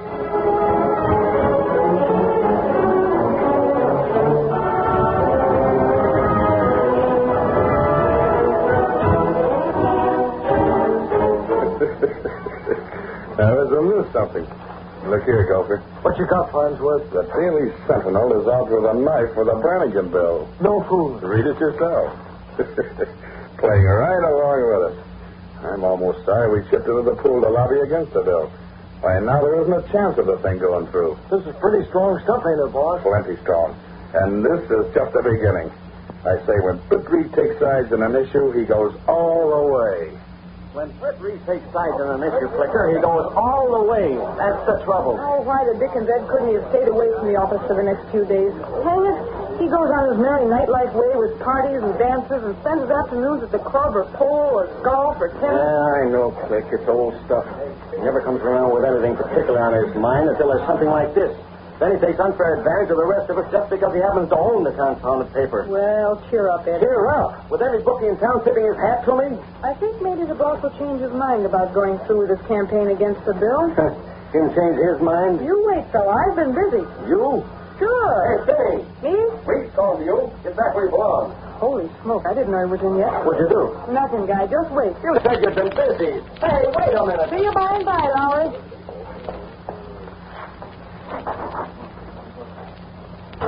I didn't know you'd come in yet, Mr. Reid. I'm sorry. Quite all right, Miss Benny. I'll be glad I came in early this morning. Early? Oh, yeah. Early for you. Here's an interesting letter that was in my mail. Oh, really? It's a letter of thanks for the manner in which the Daily Sentinel is taking a stand against the Brannigan bill. Oh? Signed by the Green Hornet. Not really. No, not really. What? Not really? That's what I said. But I don't know. Someone wrote this letter to me and forged the signature of the Green Hornet. It's quite an accurate copy of it. Not bad at all. It must have been done either from an original or a photograph of an original. But how could you tell I that? wonder if someone who wants me to take a neutral stand on the Brannigan bill might not have sent this to me. Whatever gave you that impression? Or possibly someone who'd like to see me reverse myself and go in favor of the bill, knowing that I dislike the gambling ring. But mightn't it be tenuous? After all, Mr. Reid, the Green Hornet might be involved in the gambling ring.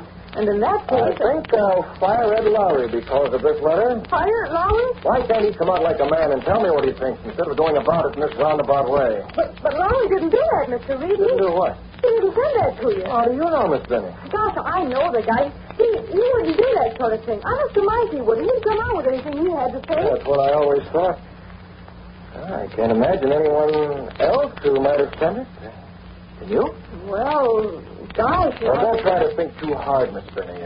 We'll let the matter drop. Well, isn't there some small chance that the Hornet might be opposed to the Brannigan bill? Well, Yes, Miss Benny, there is a chance that the Green Hornet might be opposed to the Brannigan bill. Then you won't play along with the same side that the Green Hornet is on, surely. Why? Well, Oh, I'm late. I'm due at the City Club for luncheon there. You watch things here, Miss Benny. Yes, sir. If any more letters come from the Green Hornet, save them for me. Yes, sir. I have an idea there won't be any more. I don't think there will be. That guy gives a girl a headache that aspirin won't cure. Makes me feel like a first-class hero.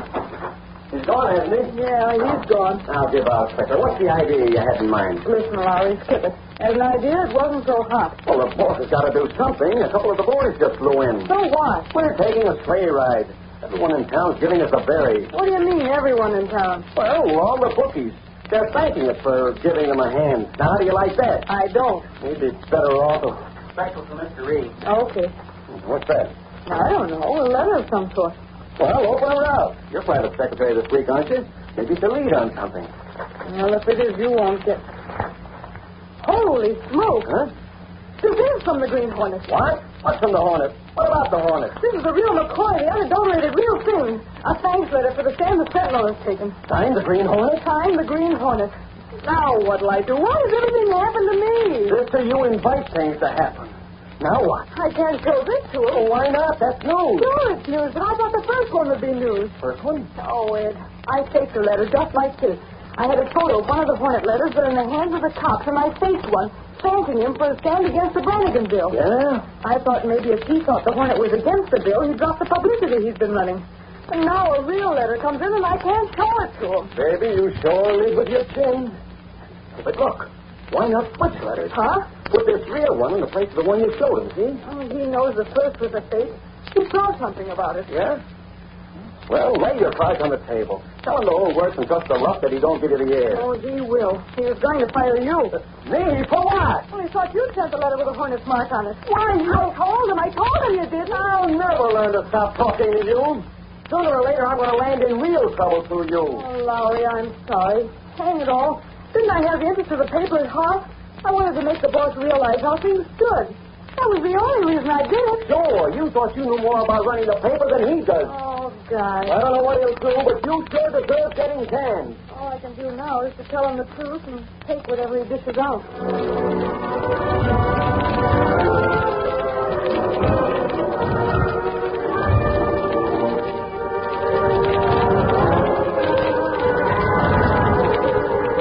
That evening, in his apartment, Britt Reid told Kato about the letters from the Green Hornet. The first I suspected came from Miss Benny. It gave me an idea, you see, Kato? What was that, Miss Britt? I sent another letter in, and when I got back to the office, Miss Benny broke down and admitted that she'd sent the first. But I had Lowry make a page one story from the second. Before to pave the way. Right now, I'm between two fires.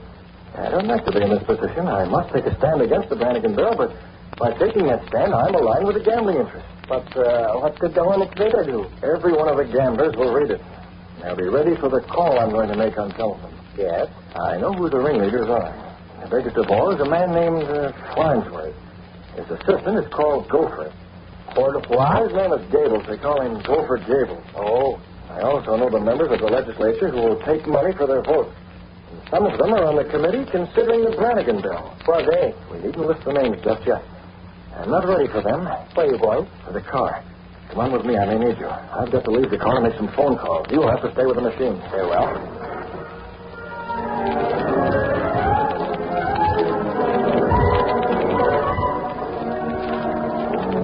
Britt Reid went through a sliding panel in the rear of his clothes press, then between the walls of the apartment to a secret door that opened into an old, supposedly abandoned warehouse where the sleek black car of the Green Hornet was housed.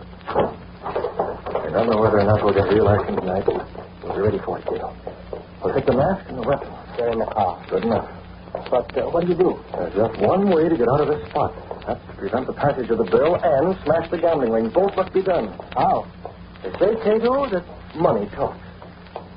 Well, in this case, if my plan works out, money is going to talk too loud.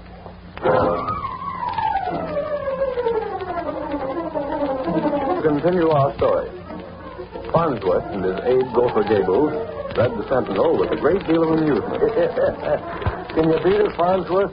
The Hornet thanking the Sentinel for what they're printing about the Brannigan bill. That's a good one. Well, I wonder. What's the matter, Mr. Farnsworth? Maybe that message from the Green Hornet will have the reverse effect. I don't like the way it's been used here. The things that are written about it. It makes it look as if all of us were working with the Green Hornet. As if he was the boss of the whole bookmaking business in town. Hey, does it do that? Yes. Maybe that'll make those fatheads in the Capitol pass the bill in spite of all we can do. That won't do that, boss. I wonder. Be quiet long enough for me to answer the phone. Well? Farnsworth? Yes, what is it? You saw the evening Sentinel? Hey, naturally. Who are you? It's going to cost more dough as a result of that story. What do you mean, Mordo? There's a nervous bunch at the Capitol. They're afraid of public sentiment in view of the fact that the Hornet seems to be running your business for you. That's ridiculous. Preposterous. The Green Hornet has no part in my business. I know that, Farnsworth, but just the same, boys need half again as much cash to swing the committee. You better get busy on the phone and raise it. Who are you? Where are you calling I from? can't say anyone else. Someone's coming. Hello. Hello. What's the matter, boss? I wish I knew who phoned. Someone said we had to raise more cash because of that story in the Sentinel. Yeah? I was afraid of something of that sort. Gopher, go and call on Meekin. Tell him to get the boys lined up and be ready for another contribution. He ain't gonna like that so well, boss. Tell him it can't be helped. We've already sunk plenty of cash in fighting the Brannigan bill. We've got to protect our investment. Now get going.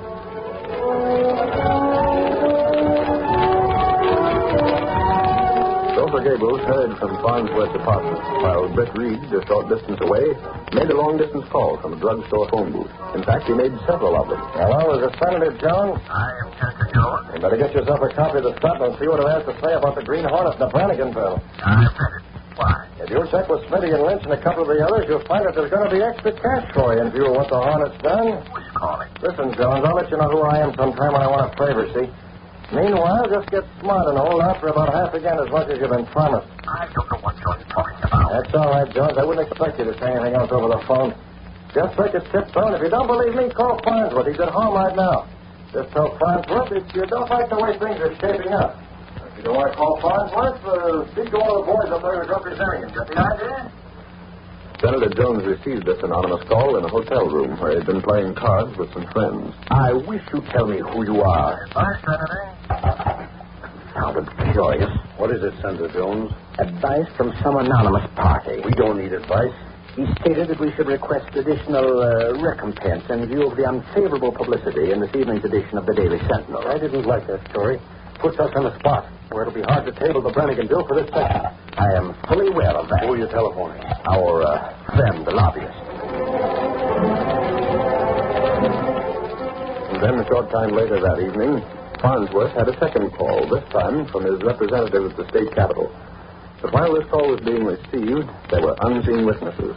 The Green Hornet and Kato, both wearing the familiar masks, were just outside an open window. Yes, I know. I've already made the necessary arrangements. I'll raise more cash for those chiselers. I don't know when I'll have it. I'll let you know. And very well. Goodbye. Hey, boss. I've seen the boys. Well? They'll raise the dough. When? It ought to be on hand before the night is out. They'll contact you soon after midnight. They got to round up the guys that are out night clubbing. The sooner the better. That cash should be in the hands of the boys at the Capitol in the morning. Why have we got to work so fast? The committee has to report on that bill. They'll have to hand in their report by the day after tomorrow at the latest, or it won't be passed at this meeting. Ain't that what you want? Of course it is. But if we don't raise the cash, then they will turn in the favorable report. And the thing will be railroaded through by the birds that want to close the session and get started on the summer vacation. Yeah, I see. The pressure of the newspapers will make them pass the thing unless we raise the cash to block it. Did you contact everyone? Sure thing. Don't worry, boss. The dough will be here all right enough. You can get it to the Capitol in the morning with no trouble at all. Very well. All we can do now is sit tight and wait. Come on, kiddo. While he's waiting for that cash to arrive, we'll make one more telephone call. Yes, Mr. Bannister. Aren't you going to go out there, man? Not just yet, kiddo. That's all I wanted to see for the time being. The room, the desk, the inkwell. We'll probably use them all before the night's over. What are you calling now? I'm going to try to reach Ed Lowry. Will he be at the office? No, he won't be at home. I'll probably locate him in one of his favorite hangouts.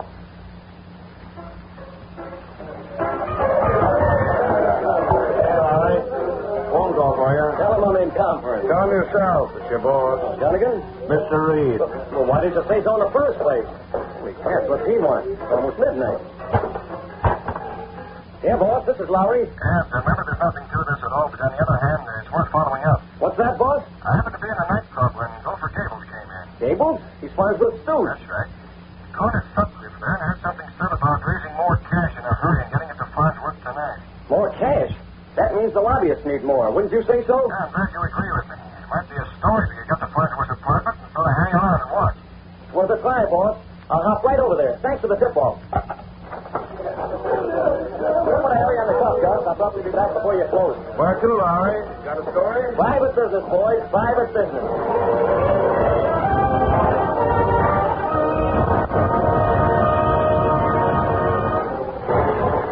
Ted Lowry parked his car near the Farnsworth apartment. He watched for quite some time. He saw a couple of men enter and leave the place. Then, after waiting a few moments longer, he approached and rapped on the door. Hello, Gopher. Lowry. Mind if I step in?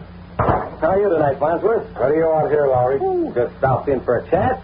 Hey, what's all that dough? None of your business. Now beat it. We're busy. You came for something, Lowry? What is it? Speak up. I hear you're raising more cash to fight the Brannigan bill. Where did you hear that? Is that what the sugar is for? Ain't none of your business. Now scram, Lowry. Can't you see the chink? Hey, what's that from out of the light? Trick, hey, Farnsworth? Turn on that table, left. That's where you are. Oh, who are you? You'll find out that front door. Where's he at? Let me drill it. Get to the hole, boss. I'm shooting. No, you're not. Don't shoot, Gopher. Don't shoot. What? I can't breathe. He went out the door. Light was the last time. I'm going to get some light in here. There's the light. He turned them on again. How the devil do I know? Look at Gopher. What's happened to you? Get up, Gopher. Get up. Out cold. Look at the desk. The door's gone. Come on, get after him. Get after him, Lowry. Say some yourself. It was your dough. He stole the inkstand. Look at here. He must have got his hands in the ink and smeared all over the door now. What's been done to Gopher? Is he dead? Hold on, Farnsworth. Get a load of this. But Gable. He'll be all right. He just took a snootful of gas, that's all. The girl who came here to get that dough is the Green Hornet. What? There's a signature. That stamp he left on your desk. The Green Hornet. Now, there's a story for the Sentinel.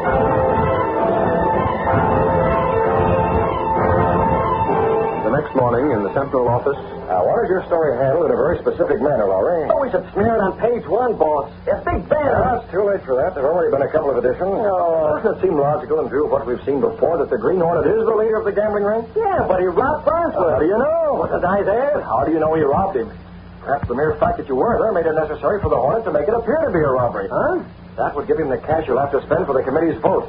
And do it in such a way that Farnsworth can't be tied up with it. Boss, maybe you've got something there. Of course, the Hornet may have taken the cash for himself. But it's my impression that he took it to pass on to the members of the committee. Ain't you bet that can be proved? Well, if we could just prove that those birds took bribes. Prove that the Hornet's in league with a gambling ring. Too bad there isn't some way to identify that money. But that's, of course, out of the question. Yeah, there's no way to prove that the same dough that was taken from Farnsworth is given to Jones and Smitty and the rest of the grafters. If you'd only known this sort of thing would happen, you might have marked the bills in somewhere. Marked bills, yeah, but, well, I wouldn't have had a chance, boss. I only... Hey! What's the matter? Hey, boss! I just thought of something. What are you talking about, Laura? Maybe those bills were marked. What do you mean? Look, the bills were on the desk, like this, see? Yeah? There was an inkstand here, like this. Well, the Hornet bumps the desk or something in the dark. I heard him. Then we find the ink's all spilled when the dough is gone. It's all over the desk, and there's some on the door now. Get it? Yeah, perhaps the bills are smeared with ink. That's just it. But, Lowry, that wouldn't prove anything. Sure it would, boss. The ink could be tested. Get ink from Farnsworth's desk. Analyze it, compare it with that on the bills. Or if we could only get to the Capitol and see those bills in the possession of the grafters on the Brannigan Bill Committee. Well, what are you waiting for? You won't get there by standing here. I'm on my way. I'll do what I can from this end. Hey, what's that? Hey, wait till you see what I'm bringing back. I hope. Miss Benny, get the district attorney. I want him to do whatever is necessary to get a sample of the ink from Farnsworth's office. Just in case Lowry can come through. It's a long shot, boss, but I'm playing it. While Lowry raced for the state capitol in a fast car with necessary officials and credentials, the committee members were in recess in the halls. Farnsworth himself was there, speaking to one of the committee. I came here personally, Jones, to explain that. Dad, you'll meet me Get that, Jones? I had the dough already, but the Hornet stole it. Now, just do what we want, and you'll get what was promised. Not so loud. It's okay, Jones. What is? Oh, hello, Farnsworth. First Smith, coming. What did you say? Everything's okay. We're going to hold that bill back. That's the stuff. Fellow over there wants to see you, Jones. Oh. Friend of yours. Thanks for everything, Farnsworth. I was just explaining him the dough was stolen by the Hornet, and I will. What dough do you suppose? What I have for you boys. But we got it. What? Yes, your man had it. But where did he get it? I'm not used to asking where cash comes from. I want to find out about this. Come on with me. We'll have to hurry. The meeting is going to resume, and I want to talk to you. Boys, there's Farnsworth. Yeah. Smith and Jones with them. They stand ready. They're passing out something that might be money. Come on, let's go see. Hey, Senator, just a minute. Yes? Hold it. Here's the picture. Got it. Oh, reporters, eh? Yeah, but snapping picture of you and Farnsworth and one of the gambling ring's representatives. What's in that envelope? None of your business. See here, Lowry, you know the Hornet took the cash from you to pay these guys off, then sent it here to your lobbyist. That's ridiculous. Okay, it's ridiculous then, but what's in that envelope? None of your business. Don't talk too much, Farnsworth. You may be facing a rap for bribery. That dough you had last night was marked. The Green Hornet stole it. Sure, stole it. Maybe because you planned it that way. The money is marked. What? What are you talking about? What are you trying to pull on us, Farnsworth? Gave you marked money, so you're all discredited. That means your report won't be taken. It means the Brannigan's bill will be buried because Farnsworth framed you into taking marked money. That's a lie. I did nothing of that. Can't explain what that cash is for. Look at the ink on it. That ink came from Farnsworth's desk. That can be proved. Furthermore, it can be proved that Farnsworth collected that cash last night from other members of the bookmaking ring. I won't touch the money. I didn't know there was money in this envelope. I was simply told to. Sure, Jones. You just thought someone was sending you a Christmas card. Take Farnsworth and his pals in, boys. We already got the warrant charging you with bribery. I guess that cash will make it stick. And if that doesn't, then by thunder, Farnsworth, they'll hold you plenty long because of your connection with the Green Hornet. I have no such connection. Then how come the dough the Hornet got from you is passed out by your men today? You can't charge me with taking a bribe. You won't need to place charges against you three crooks. Just resign, that's all you've got to do. You never belonged in the legislature in the first place. Go on back to your $25 a week job. This is a frame-up. This is a frame-up. It's just what's needed, Farnsworth. The Brannigan bill buried and the gambling ring smashed. There's news my boss will love to see in print.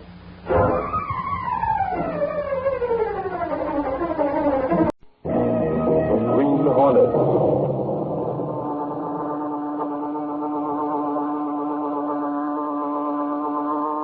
He hunts the biggest of all game, public enemies that even the G-men cannot reach. The Green Hornet.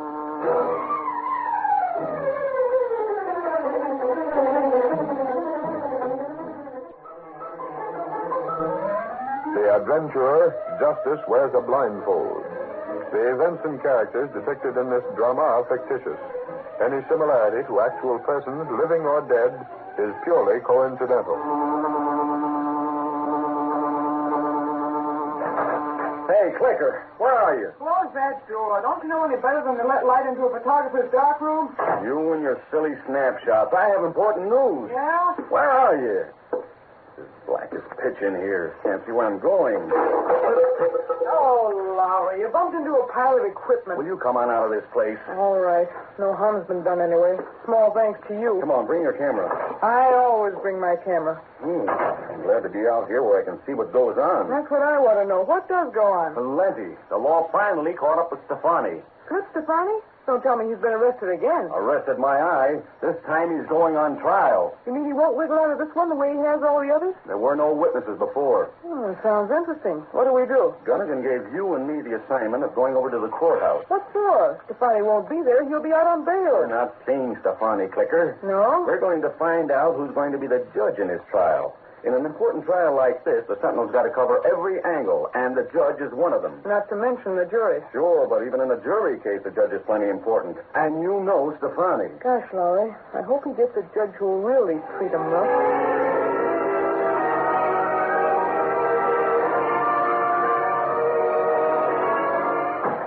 Hey, Stefani. Can't you see I'm busy with my mouthpiece? Yes, Dutch, you're Slip's lawyer. I'm planning his defense. But Slip, listen. Guess who's going to be the judge on your case? Who? Grayson. What? Yeah, Grayson.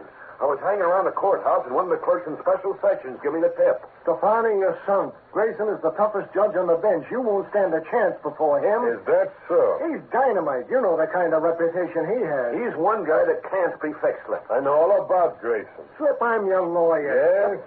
If you want legal advice from me, I'm telling you, you might as well jump bail. Schiller's right, Slip. Take it on the lam. I got the car waiting downstairs. Forget it, Dutch. You ain't got a chance. Why not? You'll get a 20-year sentence if this takes. I said I'm staying, Schiller. Slip. Don't be a sap, Stefani. Me blow out of town because of Grayson? Nothing doing. I got a nice racket, and I'm keeping it, see? You can't run it from behind prison bars. That's right, boy. Who said anything about me going to the gal? Well, where else are you heading with Grayson judging? Now, get this straight, you two. This ain't no surprise to me. Huh? I knew Grayson was going to be the judge a week ago. You mean to tell me And what's more, I ain't worried. You got this case fixed. Oh, Slip, who you kidding? Grayson's got a secretary, ain't he? Of course he has. That secretary is appointed through politics. Everybody knows that. Even a judge has got to hand out something to his party if he wants to get his job. Correct, Dutch. When a judge wants to get nominated, he has to make certain concessions to the political party. It don't mean nothing, no. They only do it because they got it. Grayson don't have much use for his secretary. Grayson don't, but we do. What do you mean, Slip? When my trial comes up, that guy's going to be working for me. And when he gets through fixing things up, well, Judge Grayson's going to have that jury on my side. It's in the bag, all wrapped up and ready to deliver.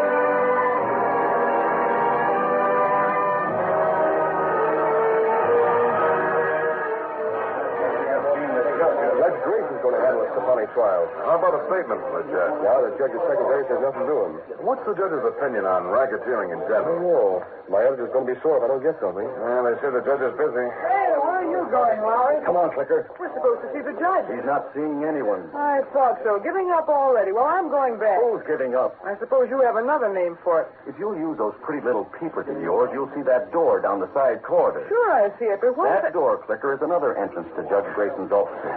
While those other newshounds are clamoring around the main entrance, we're going to sneak in this way. Don't tell me that's your own idea, Lowry. I bet you saw it in the movies. Never mind the wisecracks. Now faint. Huh? Faint. Make believe you're fainting. Oh, I get it. That's our alibi for barging in the judge's office. Never mind the explanations. Get busy. Here's the door. Okay. Here I go. Hey, you don't have to put your weight on me until we get the door open. Excuse me. This lady passed out. Yes, of course, Schiller. I know what to do. You don't have to worry, Schiller. All right, Schiller. What? Who are you? Don't you realize this is a private office? Sorry, she fainted. Put her on the couch for a minute. You can't stay here. She may be feminine, but she isn't frail. I hope I didn't interrupt your phone call. Phone call? Oh, nothing important. Where am I? She's better. Get her out. Now, wait a minute, Creevy. You can't... How do you know my name? Well, I heard one of the men in the hall mention it. I guess I must have fainted. You're reporters. Get out. Judge Grayson isn't seeing any reporters. Creevy, what's wrong? Judge Grayson, I'm Lowry from the Daily Sentinel. How about the Stefani trial? He sneaked in with this young lady, Judge. Young man, since I've been selected to preside over Mr. Stefani's trial, I am not at liberty to make any statement. Well, how about racketeering in general, sir? As a judge, my sentiments on crime of any sort are well known. As for this trial, you'll have to wait until it's over. Sure, but I can promise one thing. This trial will be conducted as I've always conducted trials in the past. Strictly according to the evidence. Now, you'll have to leave, both of you. Thanks, Judge. It isn't much, but it's a statement anyhow. Come on, Clicker.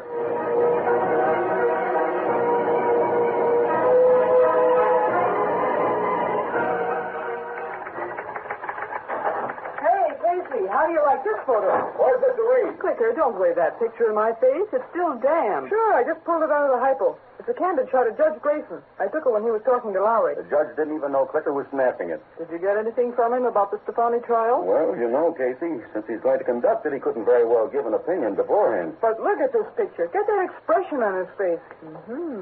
He looks like bad news for Stefani, doesn't he? He was careful about his words, Casey, but he didn't think anyone would be catching his facial expression. And that's what makes it a story. You know what the Chinese say?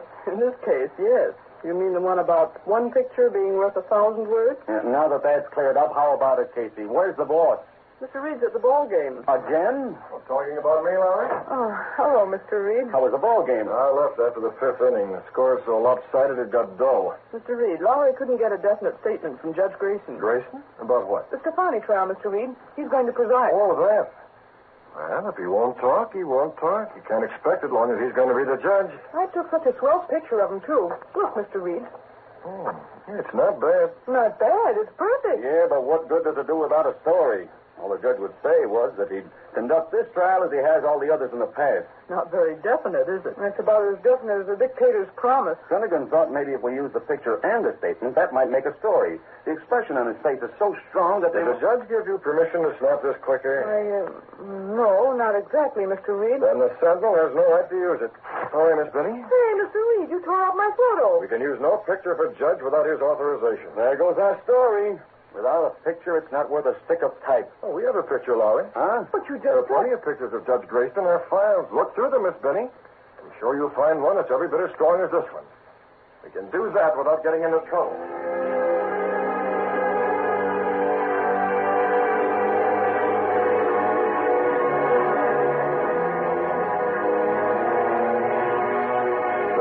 the trial of Slip Stefani was scheduled to start, two men called on Judge Grayson late in the evening. Good evening, Judge. Creedy, what are you doing here?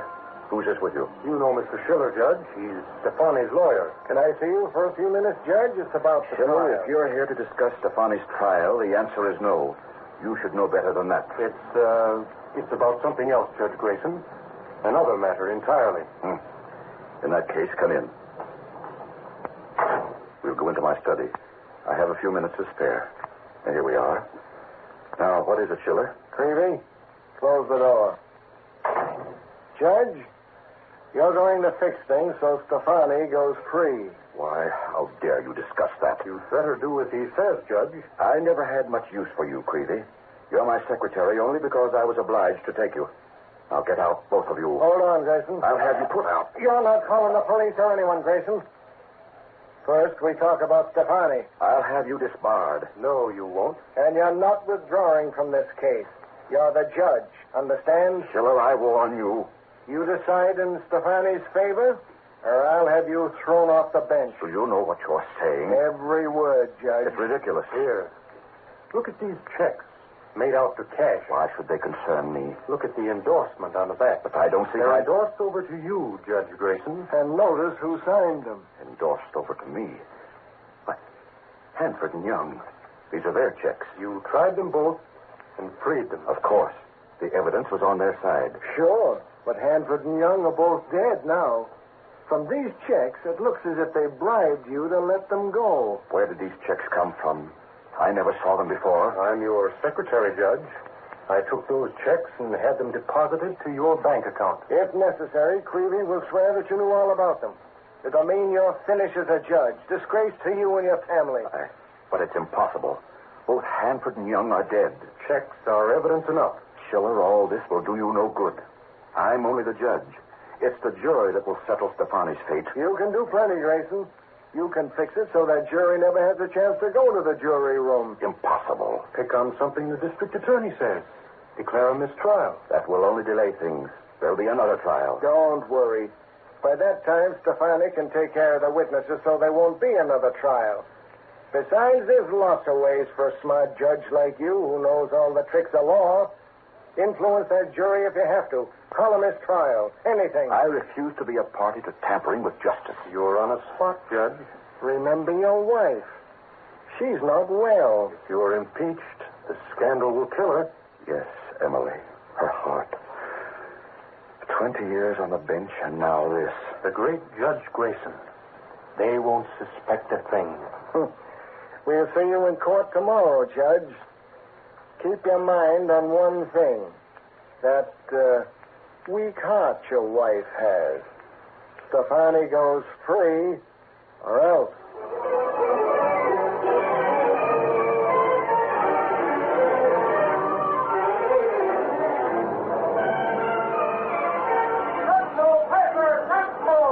Stefani trial starts tomorrow.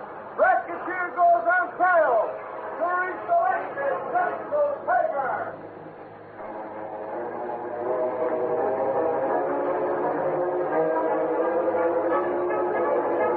But, Your Honor, this witness is important. The court cannot waste the jury's time with non-essentials, Mr. District Attorney. I do not consider this witness of any importance. Call your next. Test clicker. Looks like Stefani's pretty lucky. He certainly had the best of it so far. Look at Judge Grayson. He looks like he's half dead. Several days after the start of the Stefani trial, Britt Reid burst into his apartment and spoke to Kato, his faithful valet and the only living person to know him as the Green Hornet. Kato. Yes, Mr. Reid. I've just come from the Stefani trial. Judge Grayson has just called a recess until further notice. Looks like he's going to call it a mistrial. What is that? Oh, when someone tries to influence the jury indirectly by bringing in some matter which doesn't belong, it's a very technical point. Who done that? Well, that's just it. The district attorney mentioned something about Stefani. Usually no one would notice it. But Judge Grayson immediately jumped on him and said he would have to consider a motion for a mistrial. Is that bad? Kato, if there's a mistrial, Stefani will get off. I'm sure of it. What puzzles me is Judge Grayson himself. What's wrong, Smith? Well, Grayson has lost all his old spirit. He looks like a man condemned. There's something behind this, Kato. It appears very much like an attempt to take unfair advantage of blindfolded justice. By who? It's just it, Kato. I don't know whether it's Stefani alone or whether Grayson is in on it, too. But we're going to find out. The mask, Kato, and the gun. Yes, sir. You go out of the Green Hornet? Kato, Justice wears a blindfold. But in this case, she may be able to see the scales with the help of the Green Hornet.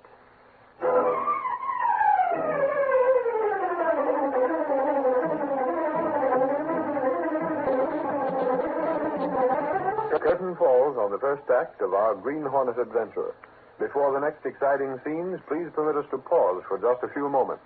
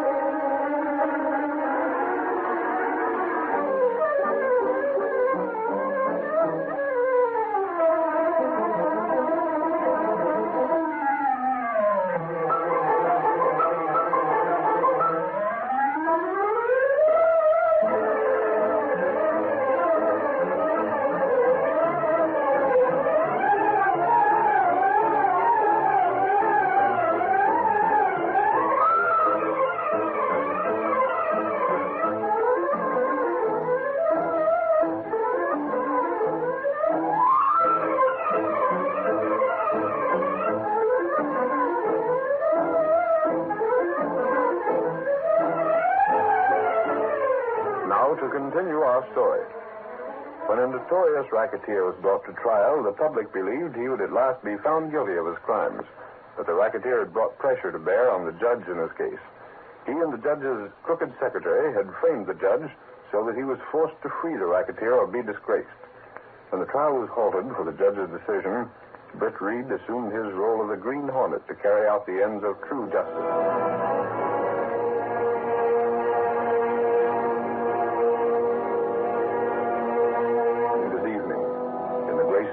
Mrs. Grayson seeks for her husband. John, what's troubling you? It's nothing. Now, won't you please leave me? I have work to do. All right, John. I'm sorry to be so abrupt, but I must decide on this motion from this trial tonight. Your secretary, Creevy, is outside. Do you want him? Creevy? No, I don't. John, you won't do anything that isn't right, will you? Of course not. I'm only doing my duty as a judge. I just wanted to be sure. Good night, dear. I could free Stefani right now so easily, and yet I know it isn't right. Then why are you doing it? What? Who are you? If you free that racketeer, Grayson, you won't be worthy of the position you hold. You're wearing a mask. How did you get in here? Through the French door. If your motive is burglary, I will. I'm not a burglar. Then why are you here? Grayson, have you ever heard of the Green Hornet? The Green Hornet? You're the Green Hornet? Precisely. What does that name mean to you? Everything that's crooked. You're wanted for every crime up to murder. Yes, I've never committed murder. Don't. Nor is that all, Grayson. The Green Hornet has never committed any crime. Unless you call bringing criminals to justice a crime. The law takes care of criminals. Sometimes there are criminals who evade the law. And that's when the Green Hornet steps in. And that's why I'm here now. Stefani sent you here, didn't he? Whatever... perhaps you're right, Judge. Maybe Stefani did send me here. He's not content to hold those checks over my head as a threat. He sends you here in addition. What checks are you talking about? Don't pretend you don't know. Unless I grant Stefani a mistrial, those checks will be his means of having me disgraced. I'll be turned out of my position as judge. I'm beginning to understand. Blackmail, eh? Worse than blackmail. Those checks will convict me of accepting bribes, even though I never did. You're entirely innocent of such a thing, is that it? Of course I am. Yet Creevy and Stefani between them. But why repeat all this? If you're in with Stefani, you're familiar with his scheme already. Who has those checks? Is it Stefani? Stop all this pretence. Answer me, who has those checks? My secretary, Creevy. If he carried them with him, I'd be tempted to use force to get them back. I see. He has them hidden someplace. His apartment, possibly. I presume You realize, Grayson, that it's your sworn duty to uphold the law regardless of any personal consequences that may follow? I'm powerless to do anything. My wife is not well. Any disgrace may be fatal to her. There's only one way to prove yourself an honest judge. Why are you talking this way? You said Stefani sent you. It was you who said that, Judge Grayson, not I. I'm here to aid justice. You and Stefanik can't trick me, Hornet. I know very well you're here for one reason. To make certain that I carry out Stefanik's wishes. Judge Grayson, I just came in to find out... Let me out of my way, Grayson. The Green Hornet. Let me go, Grayson. No, you can't go after Why him. not? Isn't that Creevy, your secretary? Please, if you go out there, my wife will see you. She has a weak heart. It might cause serious complications. In that case, Grayson, I'll follow Creevy another way. Through the French door the same way I came in. Thank heavens you didn't go out there. But remember one thing, Grayson. Don't call the police. I won't. And whatever happens, keep this in mind. Nothing is going to halt Stefani's trial, not even you. His guilt or innocence is a matter for the jury to decide. I'm going to make certain the jury has that chance.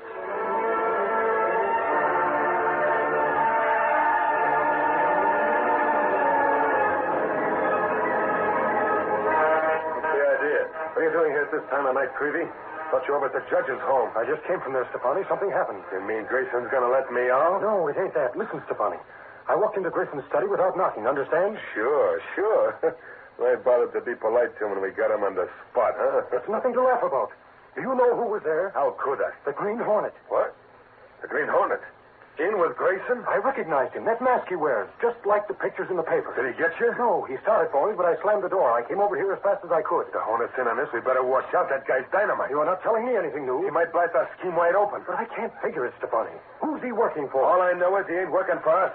We gotta do something, Creevy, fast. That's why I came here. Did you bring them checks? Oh, don't worry about them, Stefani. They're safe in my apartment. That? What do you mean, safe? As long as that Hornet's around, nothing's safe. Yes, you're right. What shall I do? Get over to your place and bring the checks back here. Okay. I'll call Sheriff and have him start putting more pressure on Judge Grayson. We gotta have Grayson set me free in a hurry before something goes haywire. Once Grayson declares that mistrial, you're all set, Stefani. Never mind that talk. Get moving.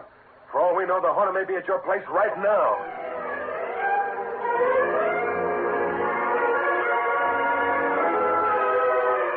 After trailing Creevy to Stefani's place in the Black Beauty, Britt Reid stayed only long enough to watch Creevy enter. Then he spun the wheel and headed for the secretary's apartment. Arriving there before Creevy, he picked up the telephone. Who are you calling, Mr. Beth? I'm calling the police, Kato. I want to get some news to them before Creevy arrives. Meanwhile, you get busy and give this apartment the appearance of having been burglarized. Pull out drawers, upset things. Yes, sir. Hello, police department? I got a little tip for you. Slip Stefani is going to try to jump bail tonight. Now, never mind who's calling. Watch Stefani. He's planning to run out on his trial. It's time enough for me to act before the police trace this phone. Mr. Stefani run away? Well, Stefani doesn't know it yet, Kato, but he'll try to run away very soon. As soon as he learns that we have those checks. Shall I look for them, Smith? Oh, we won't look for the checks, Kato. We'll let Creevy locate them for us. They're the first things you'll look for when he sees how upset his place is.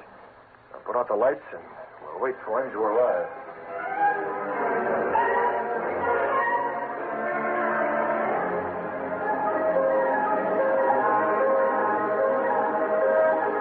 Britt Reid and Kato hid themselves behind the drapes in Creevy's apartment.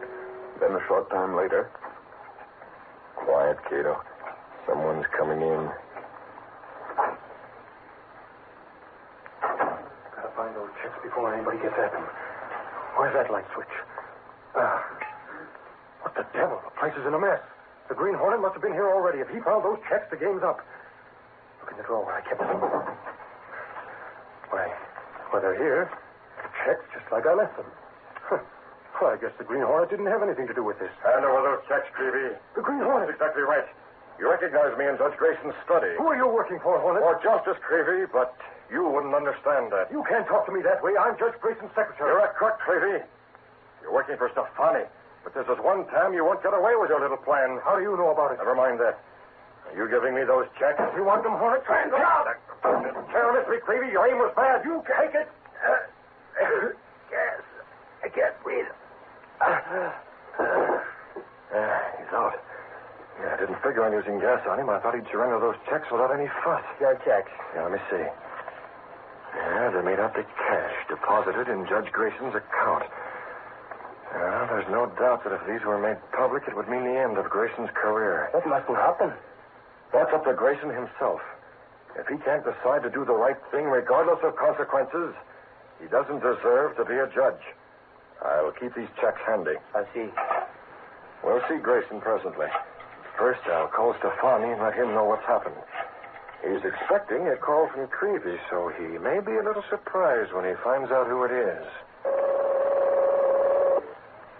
Hello? Stefani? Yeah, who's talking? This you, Creevy? No, this isn't Creevy, but I'm calling from his place. Why don't Creevy call? Put him on the phone. That's impossible. You see, I just had to give Creevy a shot at gas to get certain bits of paper from him. Creevy's been gassed.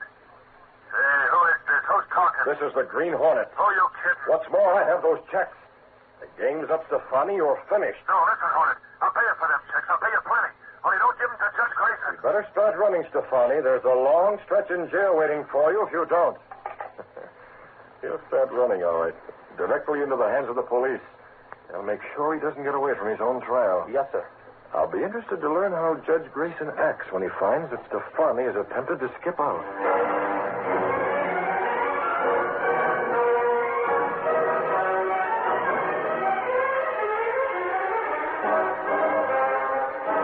When the news of Stefani's attempt to jump his bail reached the ears of the reporters, they immediately rushed to Judge Grayson's home and clamored for a statement. Stefani got nabbed by the cops trying to get away. How about a statement from the judge, Mrs. Grayson? Will this make any difference in the motion for a mistrial? Here's Judge Grayson now. Emily, what are these reporters doing here at this time of night? Judge, Stefani was just caught trying to leave town. Does that mean he has inside information? The only reason he'd leave would be if you decided to continue the trial. Is that it, Judge? I cannot give my decision on that until court opens tomorrow morning. Now, if you'll excuse me, I'm going to my study. But, Judge... Mrs. Grayson will show you out. Good night. We'd better be in court tomorrow, Lowry. You said it, Clicker. You'll have to leave, all of you. All right, come on, Clicker, let's go. I can't understand it. Why should Stefani do a thing like this when he's sure of his release? Perhaps he isn't sure. What? You've come back again. What is it this time? I've been waiting here in your study, Judge, while those reporters were outside trying to interview you. Is this more of Stefani's work? I don't know what you mean. He isn't fool enough to try to jump bail while he has those checks. Suppose the checks were gone. Suppose they weren't in his possession any longer. But that's ridiculous. Is it? Look here. If Stefani thinks he has me in the palm of his hand completely enough for a farce like this, he's mistaken. He's gone too far. What are you going to do about it? You weren't pointing that gun at me. My gun is used only for my own protection. I can't afford to be captured. I can well believe that. You haven't answered my question yet. How about Stefani? Does his trial go on? If it's any of your business, Stefani's trial will go on. Even if it means your disgrace? Do you see this envelope on my desk? Yes. That envelope contains my resignation. I wrote it an hour ago, before I knew Stefani was going to run out. Why? Because I had decided that Stefani's case would go on. After that, I shall resign. This envelope contains my statement. Open it up. Why should I? And if you won't, I'll open it for you. Look inside. Why, that's not my resignation. It looks like... These are the canceled checks. The ones Stefani threatened to use against me. Where did they come from? I put them there. You? I came here to make certain Stefani's trial would go on. You read my resignation? While you were outside with the reporters. That resignation was proof that you intended doing the honest thing, Judge Grayson. Proof that you refused to aid lawbreakers. I always shall, no matter what the consequences. And that's why I removed that resignation, Judge Grayson. There's no longer any need for you to resign. I don't know what to say. How to thank you. Burn those checks, Grayson, and you'll have nothing to fear. As for thanking me, I'll have all the thanks I need when Stefani gets what's coming to him. He will. The jury will see to that.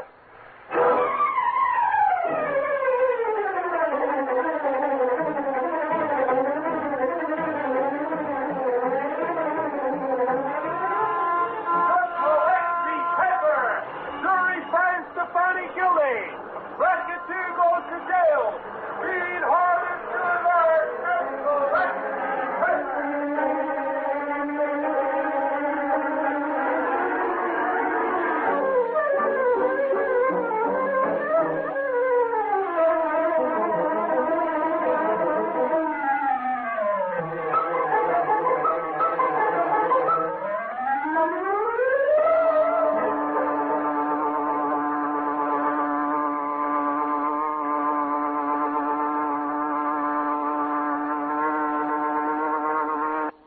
A Green Hornet.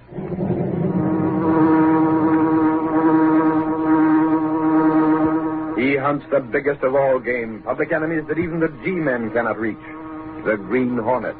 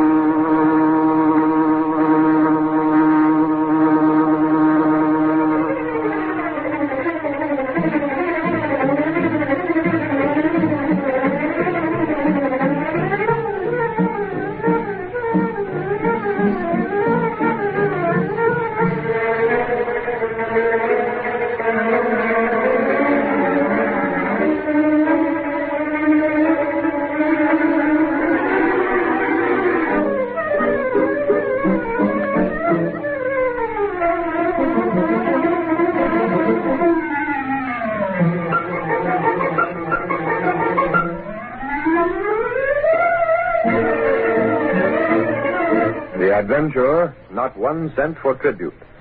The events and characters depicted in this drama are fictitious. Any similarity to actual persons, living or dead, is purely coincidental.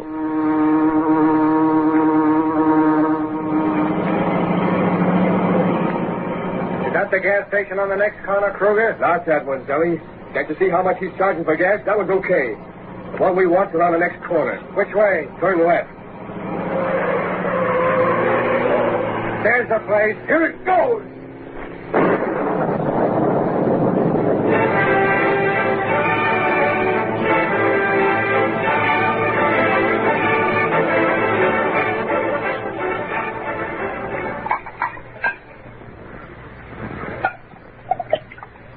Well, boys, I guess we won't have no more trouble with that guy. Not now, Slagle. Drink up, boys. You sure the bomb did a good job? I was watching through the rearview mirror, Slagle. Kruger tossed that pineapple right into the middle of the gas pump. Don't worry, boss. You can pick up what's left of the place with an eyedropper. That's fine. From now on, he'll pay protection dough along with the rest. You got a sweet racket, Slagle. Sure. Every gas station in the city is kicking in. They're paying for protection, Sally. I make sure nothing happens to them. And if they don't pay? They run into trouble like tonight. You were careful not to let anyone see you? We went by too fast, boss. Yeah, we used a stolen car. Ditched it a couple of blocks further on. The only guy that has an idea of us is the guy we bombed. Catch him talking. Besides, he don't know for sure. All he's got is suspicion. Right. A guy who's scared don't make a good witness. You need more than suspicions for proof. You said it, boss. As for the police, they can't prove a thing when they ain't got witnesses.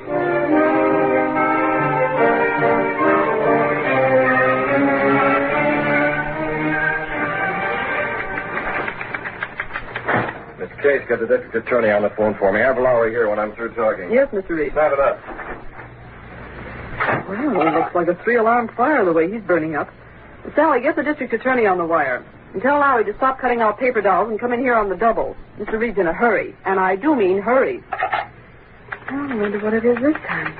Last week he was turning out scorching editorials on dangerous drivers and how they were a menace on the city streets. Yes, Mr. Reid? Get me all the information we have on the recent gas station accident. And bring it to me as soon as you get it. Oh, is that the district attorney? Mr. Reed's office? Just a moment. Yes, Mr. Reid, it's the district attorney. I'll switch him on your wire. I have it. Now, get busy on that list. Hello. Hello, let me have the morgue. Don't tell me, Casey. The boss is going to make me the love-lorn editor. You'd do better at a racetrack, Lowry. Hello, morgue? Morgue? Did somebody die? Not that morgue, silly. The place where we keep all the back copies of the Sentinel. Oh, no, Casey, you're kidding me. If there's any information he wants, I have it at my fingertips. Listen to this case. Mr. Reid wants all the information you have about recent gas station accidents. That's it, huh? I don't care how you get them. Well, check with the police. Go through your back copies.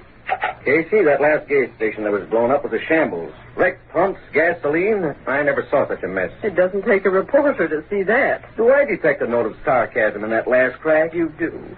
Honestly, Lowry, it's an open secret who's back of all these bombings and fires. Really? Slagle, that's who. Tell me something I don't know, Casey. Then why don't your stories say so? Listen, Casey. Sure, Slagle controls the gas stations in this town.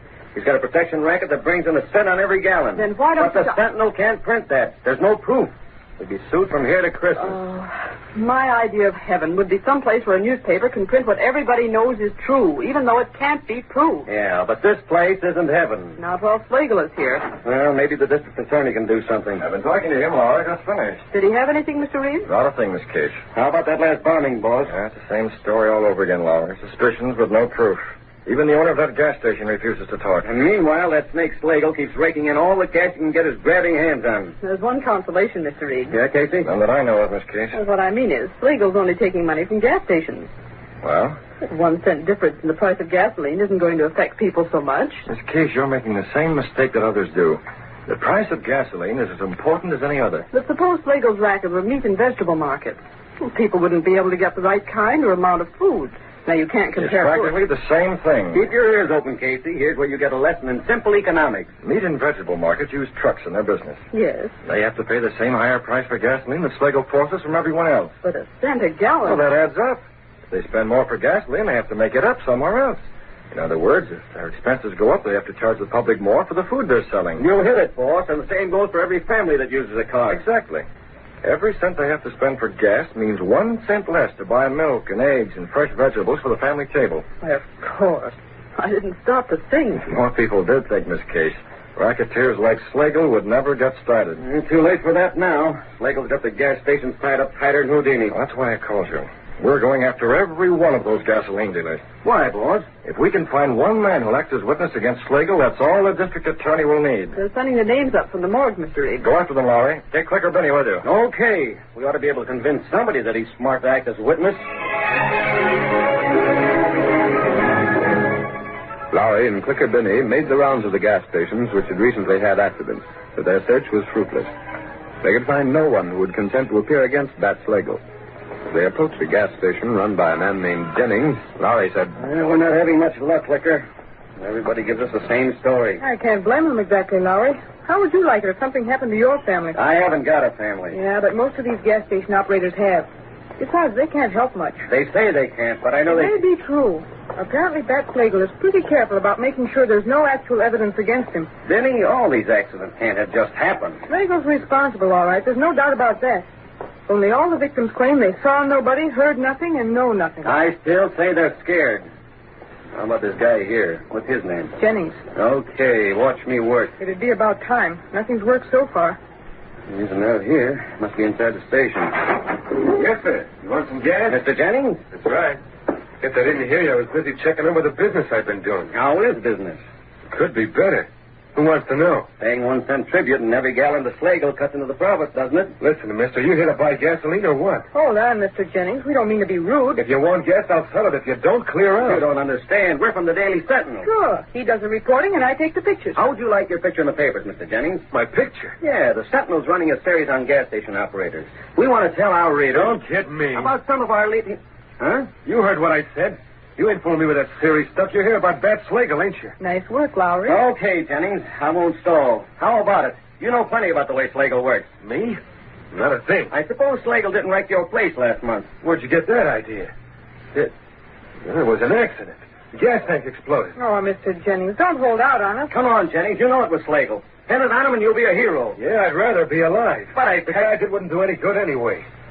I didn't see nothing. You were here when it happened, weren't you? Sure, but I didn't see anybody. I tell you, it was an accident. See, an accident. Just like the rest of them. Afraid to talk. Listen, you. Take a tip and get out of here before I get mad. Looks to me as if all of you are yellow. I'm warning you to get out. Letting Slagle make monkeys of you. Yellow as a chrysanthemum. Why, you... Uh-oh. Now get out and stay out. Don't come around again looking for a story. You'll get another poke in the jaw.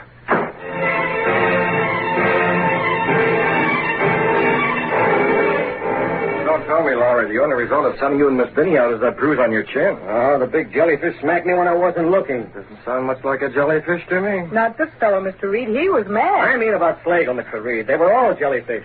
Even the guy who socked me wouldn't open his mouth about Slagle. Compared to them, a man could talk your ear off. Lowry, I don't quite approve of your tactics in questioning this man Jennings. I couldn't help it, boss. By the time I got around to him, I was fit to be tied. Reporters are supposed to go out for facts, not fights. On the level, boss. I tried being polite. Yeah? You know Lowry, Mr. Reid. If he can't get facts one way, he uses another. Whether any of them has something on Slagle or not, I don't know. All I know is they won't talk. Miss Binney, you've been trying to conceal a grin ever since Lowry and you came in here. Me? Did you snap a picture of Jennings hitting Lowry? Huh? Well, my camera was handy, and I just took it. Liquor, you double-dealing little... Give me that camera. Hey, can't a girl take a few shots for a private collection? Let go, you glass-jawed goose. Hold on, both of you. It'll ruin me, boss. Liquor, show that print all around the city room. You said it. I'll have it enlarged, too. Liquor, I'll buy that picture from you. How much? Hey, never mind that. Rush the film to the darkroom, Miss Binney. That shot is going on page 1. As long as she doesn't... What? You're going to publish it? Why, boss? Why? With a caption under it reading, "This man is not afraid of hitting a reporter. Why is he afraid to talk about Slagle?" Wow. I've been waiting for a chance like this all my life.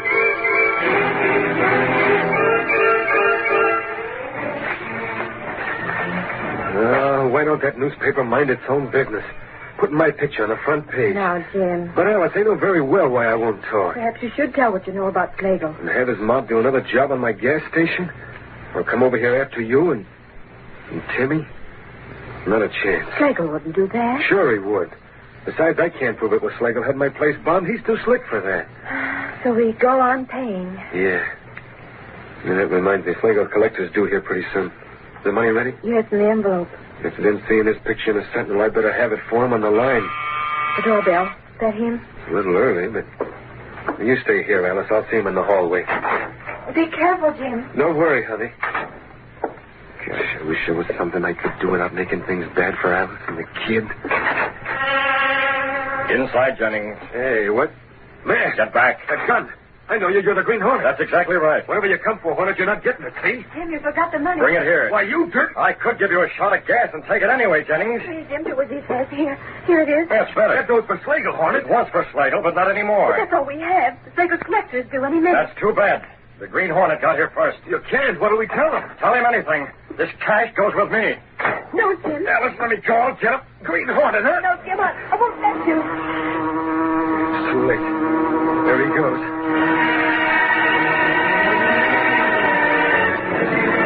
But Jennings was wrong. The Green Hornet had no intention of leaving. As the car pulled away, Britt Reid spoke to Kato, the only living man to know him as the Green Hornet. Kato, double back around the block. I want to be there when Slagle's collector arrives. Yes, Mr. Reid. I'll be there when he does. You wait for me in the car.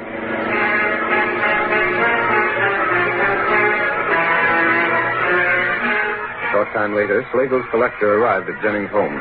He refused to believe Jennings' story. Stop stalling, Jennings. Where's that door? I tell you, the Green Hornet took it. Don't make me laugh. The Hornet wouldn't bother with $20. The truth. My husband left the money in the other room when he came to the door before. I thought it was you calling, so I brought the money out to him. And the Hornet grabbed it. You expect me to believe that? You got that dough hid someplace. The other room, I'll bet. Go ahead. Search if you want it. You won't find it in there. Oh, I won't, huh? Oh, you call this, you dumbhead. Right in the table and seal with my name on it. Well, I'd bluff so easy I wouldn't even look in here, huh? I swear it wasn't You're getting too big for your hat, Jennings, since that picture got in the papers. When I tell Slagle about this, he'll whittle you down plenty.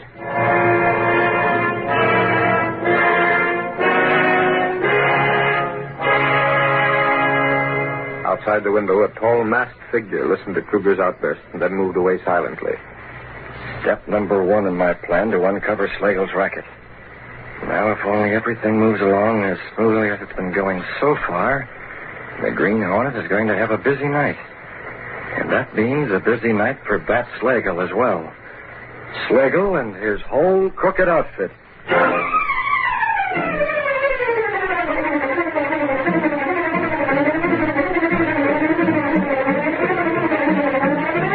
Britt Reid found that Bat Slagle, a racketeer, had every gas station in the city paying him a cent a gallon on gasoline as tribute. By intimidation, violence, and every force at his command, Slagle was making his victims keep silent. Assuming the role of the Green Hornet in an attempt to smash Schlegel's racket, Britt Reid made it appear that the most courageous of Schlegel's victims had attempted to withhold his weekly payment of protection money from Schlegel's henchmen. Following Britt Reid's instructions, Kato had the Black Beauty waiting in an alley near Jennings' house. Slide over, Kato. I'll take the wheel. Stay left, Britt. Did the plan work, Mr. Britt? So far, the plan is going fine, Kato. I doubled back and tossed the collection envelope in through the open window.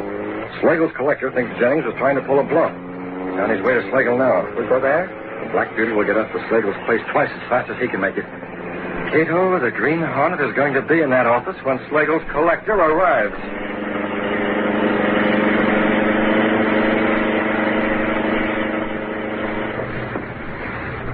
It's about time you showed up, Kruger. Got the dough from Jennings? Yeah, there it is. Hey, imagine that guy, Pat. He tried to stall. Jennings? Yeah, Jennings. What do you mean? Here's the dough. He said he didn't have it. Tried to tell me the Green Hornet had swiped this dough. The Green Hornet? That's a lie. And all the time was right in the next room. Wasn't even hid. Tried to bluff you, huh? Didn't work. You ought to take him down a peg anyhow, Bat. If any one of them guys gives us trouble, it'll be him, all right. Not if you show him who's boss, it won't. Yeah. Kruger, from now on, Jennings is going to have to pay 2 cents on every gallon instead of 1. Twice as much?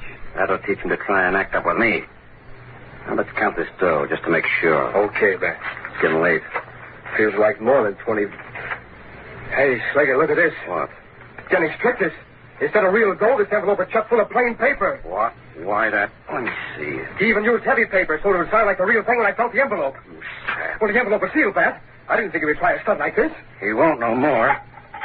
Jennings thinks he can fool around with me, huh? Let me handle him, Bat. Nick, you might come back like you did this time. Besides, this job's more down 𝒆𝒔's alley. 𝒆𝒔? Yeah, that's right. Schlegel on this end. You're going to do a job tonight, 𝒆𝒔. I got it all figured. Now, here's what you're going to do. Hidden in the shadows where he had been since before Kruger's arrival, the Green Hornet listened to Schlegel's conversation. Then as Schlegel finished talking... That's the idea, 𝒆𝒔. And make sure nothing goes wrong. I want Jennings to know he can't play around with my outfit. Well, that's your scheme. Huh? Who the devil's that? It won't work, Schlegel. You're masked. It's the Green Hornet. Move over next to each other. Got a rod, huh? I heard about that gun, boss. It ain't got bullets, only gas. Oh, gas, huh? And only one gun. I get it. Don't knock the table over. That won't help. Get him from behind, Kruger. He can't shoot both ways. Okay, Bat. Take it, gas. Get him, Kruger. All right, got you. More. Who else? Gas me from behind. I was waiting. They didn't see me. Good work. One from each side at the same time is a little hard to handle. They almost had me. What do we do now? First, we make sure these 2 rats are unconscious. They're completely out. Can you fix them up so they'll stay that way until 4 in the morning? 4 in the morning? That's the time when Schlegel told 𝒆𝒔 to do that job. If we're going to trap these rats, we'll need every minute in between.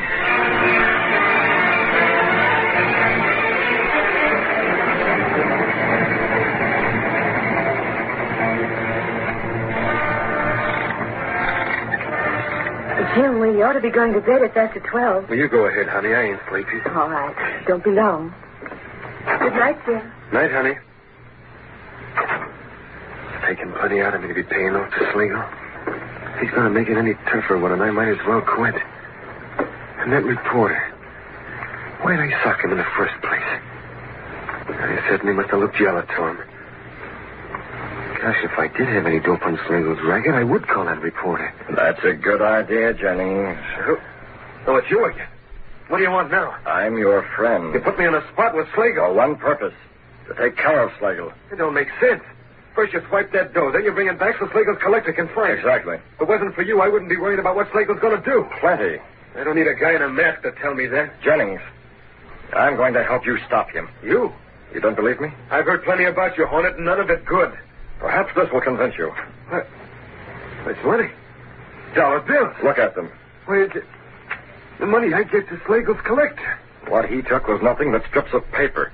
I had this money with me from the first. I can't figure you, Hornet. Don't try to. But the whole thing's screwy.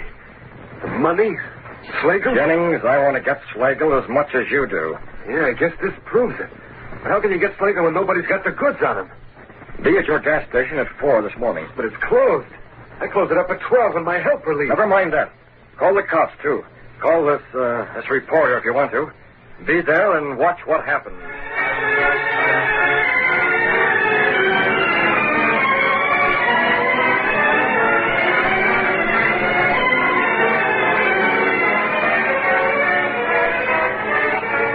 Jennings followed the suggestion given him by the Green Hornet. He called the office of the Daily Sentinel and asked for Lowry. I want to talk to a reporter named Lowry. Yeah, this is Lowry speaking. Who wants me? This is Jennings. Jennings? Yeah, I'm the guy that runs that gas station. Oh, you. Well, listen, Jennings. If you want to take another poke at me for getting that picture in the Sentinel, you can forget it. I didn't want that picture released either. Well, you don't get it, Lowry. I'm calling about something else. Here's a tip for you. Be at my gas station around 4 o'clock. What for? The police are going to nab Slagle. I got the dope from the Green Hornet. The Green Hornet? You mean he's in on this? Will you be there? Will I be there? Try and keep me away. Wow, talk about a scoop. So the Slagle mob are up to something. Hello, hello. Listen, get me Clicker Benny. Show her on the phone. How else? I don't know where she is. Try every place. Try her home. Try the movie around the corner. Try any place but get her. No, it isn't personal. It's business. I got inside information that the Green Hornet's going to bust Slagle's gang wide open.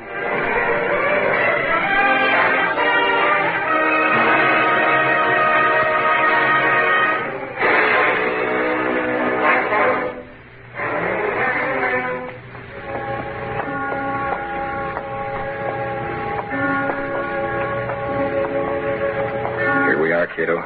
Jennings gas station. Yeah, it's deserted, all right. The problem now is how to get in. I'll look around, Miss Reid. See if the window's open. I'll try the door.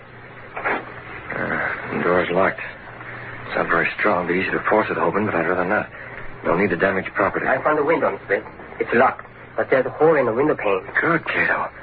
If there's a hole in the window pane, we'll be able to unlock it and get inside without any trouble. Yes. If I can reach the catch. Probably this window was broken the last time Slagle had Jennings' place bombed. And Jennings didn't have enough money to repair it. Yeah, there. I can feel the window catch now.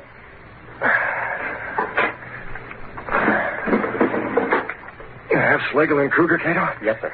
I'll go in through this window and open the door. And we'll bring the two of them in and put them right where Zelly will find them. Yes, sir. They're still unconscious. Working carefully and hurriedly, Britt Reid opened the door. Together, he and Kato carried the unconscious racketeers into Jennings' gas station. They moved in almost total darkness. I never think to look at Slagle that he weighs so much, Kato. Heady. Be careful of that chair. All right, put him down here next to Kruger. That's it. The two of them side by side where Zelly can find them. Yes, sir. We'll leave the door unlocked so that Zelly can get in without any delay.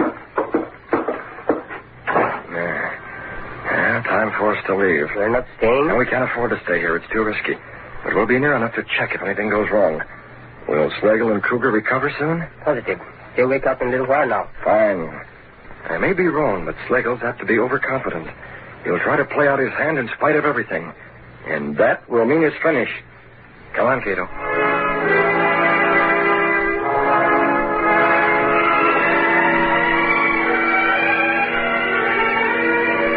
A short while after Britt Reid and Kato left, the two racketeers stirred.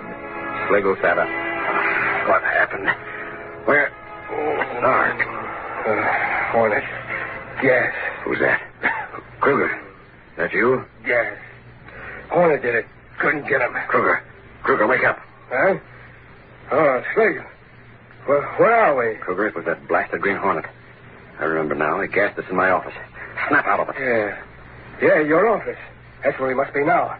He snapped off the lights and left us. Sure, that's it. Got scared and took a powder.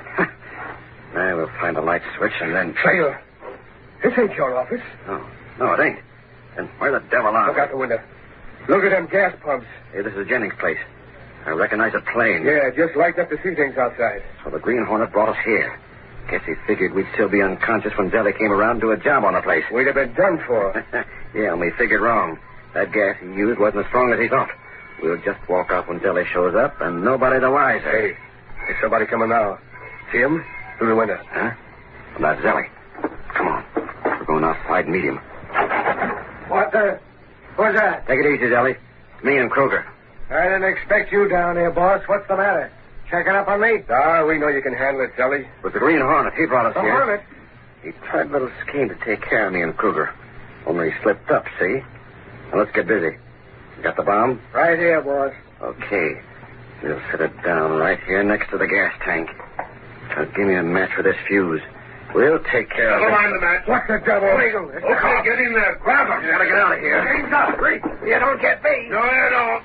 What's Slagle? It's Slagle to me, Sergeant. Wait, Jennings, don't. On my gas station, will you, Slagle? Hey, Trigger, snap this one. Jennings is going to poke Slagle. We just pay you tribute, huh? Well, the cop's got the goods on you now. All right, you got me. What else now? Honey, did you get it, Trigger? And how? Thanks, Jennings. You saved us the trouble.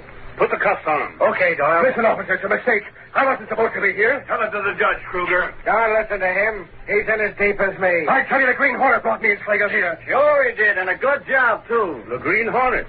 Is that where you got the tip, Jennings? Yeah, and it worked smooth as clockwork. Trust the Green Hornet for that. So the Green Hornet's responsible for this, eh? Well, that's the first good thing he ever did. Listen, Sergeant, the Green Hornet's okay, see? No matter what people say, he's one guy I'm going to believe in from now on.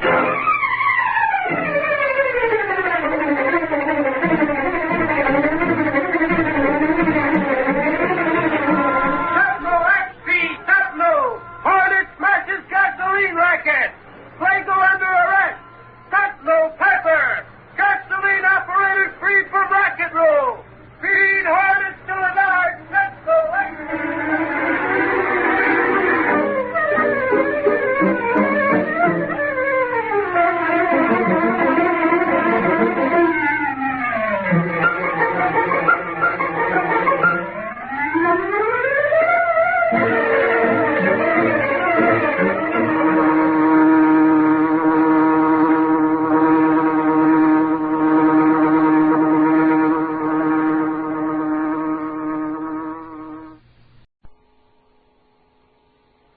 The Green Hornet.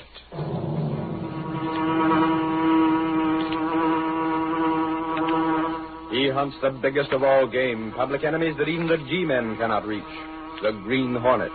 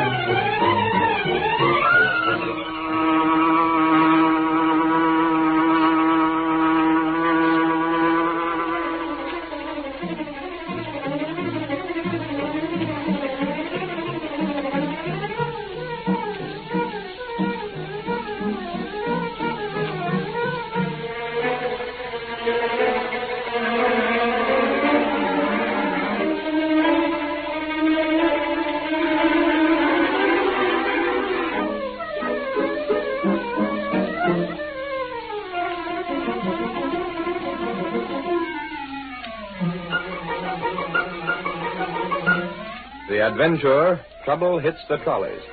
The events and characters depicted in this drama are fictitious. Any similarity to actual persons, living or dead, is purely coincidental.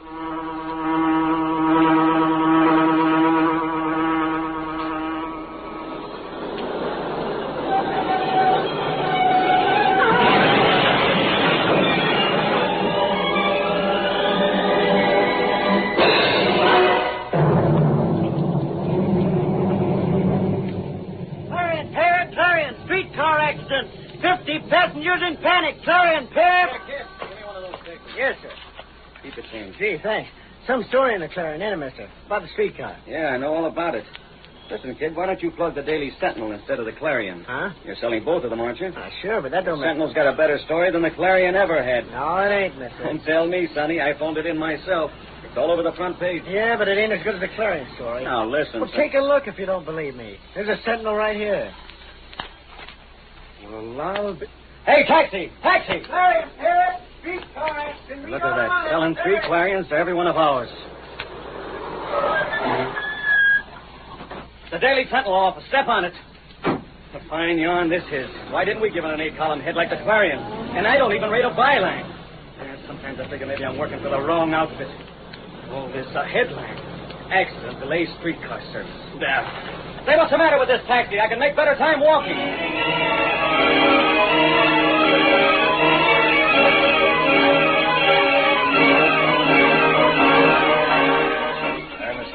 Here's the Sentinel story of that streetcar business. Nothing like the Clarion's, Mr. Reid. In this case, the Clarion isn't happy unless it can be sensational.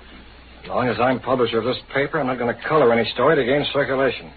A lot of readers may want lurid yellow journalism, but they won't get it from the Sentinel. I bet Lowry will be burned up, Mr. Reid. Lowry? Why? I imagine he expected a byline on this. Bylines are reserved for scoops or special features. Every paper in town covered this. Lowry knows that. He ought to. Lowry's one of the best reporters in the game, Miss Case.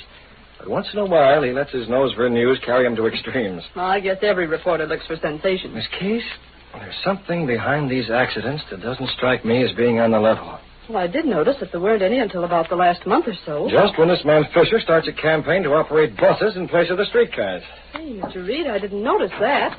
What's going on around here, Casey? The Clarion's beating us 3-for-1 up. Oh, hello, Mr. Reid. On the streetcar story, is that it, Larry? Well, yeah, that's it, boss. Of course, I know there weren't any passengers injured, and there was no real damage to speak of. The Sentinel said that, Larry. Well, I guess the Clarion stretched the truth a little. A little? They called it a panic. Any sign of panic that you saw, Larry? No, one dame fainted when the door jammed, that's all. The Clarion would call a bargain sale at a dress counter a panic. But look, boss, I don't usually go out on a limb this way about a small-time accident. Only with that battle about the bus franchise coming up before the city council, this stuff is news. Not the way you think, Lowry. Huh? You recognize the name Fisher? The guy who's angling for the bus franchise? What's your opinion of him? Offhand, I don't like him. Well, that's the feeling of most people. Nothing's ever been proved against him, has it, Mr. Reid? No, Miss Case. He's very clever. He may get his buses. Yes, Lowry. A month ago, the city council would have laughed at his demand. They're not laughing now. Yeah, but don't you get it? Doesn't it strike you as odd that the streetcar lines should start running into trouble right when Fisher starts his campaign? One more accident and he'll get that franchise. Say, I must have been wearing blinders not to see it before. It's as plain as the nose on my face. Plainer, if possible. Lowry, I want to find out what's going on. You and me both, boss. If Fisher's responsible for the trouble the Trolleys have been having, the Sentinel wants to know it. Okay, I'll start digging up dope on Fisher. Where he goes, who he sees, what he does, everything. Make it good and you get that byline. Right. And get me the district attorney, Miss Casey. He might have some stuff that'll prove useful. So Fisher's the baby to go after. Get the district attorney and put the call through to Mr. Reid's wire. You still around, Lowry? Casey, there's one thing that burns me up. Do tell, because you didn't get a byline. No, it's the Clarion. Selling 3 papers to wire 1. It isn't right. The Sentinel could use a scoop, Lowry. You're telling me. The next time trouble hits the Trolleys, all I wish for is that Fisher's in the middle of it. The middle of the wreck? No, pal, the middle of the story. I hope you're right, but I... Yeah, I know. Fisher's too smart. But you heard the boss. I'm going after him anyway. Absolutely no trouble, Grady. There's not a soul suspects those accidents weren't genuine. And what more do you want? Plenty. The city council already has my report. Those reports aren't strong enough. Listen, Fisher, there's a limit. When the limit is reached, I'm the one who'll call a halt, Grady, not you. Now, hold on. The city council will never act on reports like yours. If you want stronger reports, you've got to have tougher accidents. You're the city inspector, aren't you? Sure. Then fake those reports. There's a limit to what I can fake, Fisher. When a door jams, I can't make it look like a smack-up. If the brakes stick, I can't say there ain't no brakes at all. Why not? Too many people can check up on me, that's why. That bus franchise is going through, Grady. I don't care how. That's your business. And yours. If you want any dough from me, you'll see that. Yeah? I get this, Fisher. I'm in with you, sure. I can use a cut of the gravy you're heading for, same as anyone else. I'm making my reports as strong as possible without no one getting wise, see? You better. Now, you get that man of yours in the car barns to do a job on one of those streetcars so it'll really crack up. And what? I'll turn in a report that will spell ruin for the streetcar company just like that. You'll be in, Fisher. The ones we have aren't strong enough, huh? You'd be taking a chance. Fix another accident and you can't miss. In that case, I might as well make sure. Now you're talking. I'll get in touch with my man at once. This time there'll be plenty for you and a district attorney, too. You can't go in there. I am in, sister. By what right are you... I bust in like this, Mr. Fisher, but I had a deadline to meet. Oh, you're a reporter. And that's different. Have a chair. Yeah, thanks. Yeah, nice place you got here, Mr. Fisher. Wish the Daily Sentinel would do as well by us. The Daily Sentinel? I think maybe I'll be on my way. Hey, if I'm interrupting something... No, not at all. Goodbye, Fisher. The guy sure was in a hurry. He had an engagement. Isn't he Grady, the city inspector? Who? Grady. Works for the city. No, just a friend of mine. Now, what can I do for you, Mr. What did you say your name was? I didn't say, but it's Lowry. Oh, yes, Lowry, with the Daily Sentinel. Say, what happened to you boys on that streetcar story? We had it. The Clarion played it up big. It wasn't important enough. Not important. Think how many people ride on those streetcars. A lot. The lives of hundreds, thousands of people may be in constant danger, and you call it unimportant. Get off the soapbox, Fisher. Everyone knows your angle. Of course they do. I want my bus franchise to go through because the streetcar line is mismanaged, antedated, and a menace to the citizens of this city. Buses are better, huh? Much better. There's no comparison. Now, why don't the Sentinel get smart and help in my campaign? Like the Clarion, huh? Exactly. How about it, Lowry? How about what? You're in a position to do me some good, Lowry. You mean a nice little follow-up story on the streetcar accident? Placing the blame on the management of the company? That's the idea. Or maybe an editorial? Sure. Who knows? I might be able to do a favor for you in return. Sounds pretty nice. Sure it is. I knew as soon as you came in the door you were a smart guy. What do you say? Why, you chiseling lying crook. You no good scheming grafter. Now see here. You see here. Try to bribe me, will you? Bribe a reporter. If you weren't smaller than me, I'd plaster you flatter than that rug. Get out of my office. It's a pleasure. And get this, Fisher. The Sentinel is going after you with both barrels. If this bus franchise of yours is as phony as you are, then all I hope is I'm the guy who writes it up. Boy, oh boy, will I scorch you. That two-pint reporter talking to me that way. After I get through with that streetcar company, there won't be enough left to... Brian? You know who this is? I want you and Atwell to get busy. And that's right. Make it a real crack-up this time. The worst the streetcars ever had.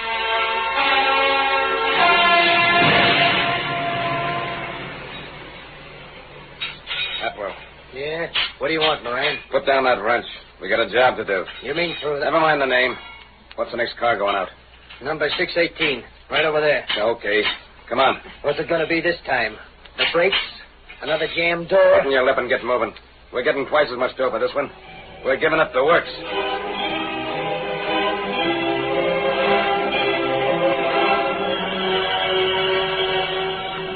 Can you tell me where I get the streetcar for Parsons Avenue, officer? Right here, lady, at the bottom of this hill. Thank you. Well, that's her now, just starting down the hill. It's coming awfully fast. Hey, look at that trolley. Why don't he stop? He's out of control. It's heading this way. Look out! It's going to crash!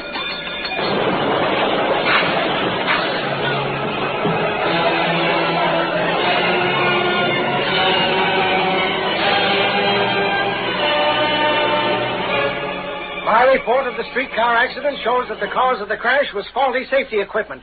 There is definite evidence of criminal negligence on the part of the streetcar company. Signed, Grady, City Inspector.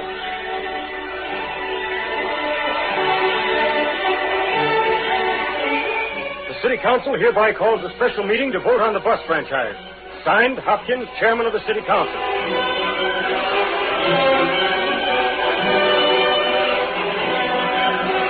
District Attorney for this city, I am indicting the officials of the streetcar company for criminal negligence resulting in injury to passengers. Signed, Martin, District Attorney.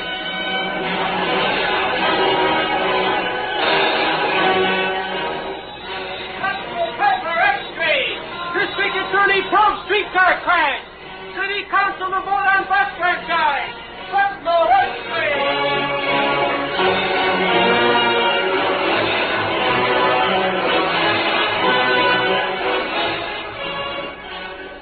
I tell you, boss, I went over the whole setup with a fine-tooth comb. There's not a single string leading to Fisher. What about Grady? Not a thing. He's calling on Fisher while you were there. Oh, I knew it was him, but he's in the clear. His report on the crack-up has been checked and double-checked. And if he wants to place the blame squarely on the streetcar officials, who's to stop him? Those two new men in the car barns, you got anything on them? Moran and Atwell? You say they've been spending money freely. Did they explain it? Yeah, claimed they won it betting on a horse. Try to check up on that. Honest, boss, we're stymied. It's airtight all the way. Gosh, I hate to think of a man like Fisher getting away with a stunt like this. Me too, Casey.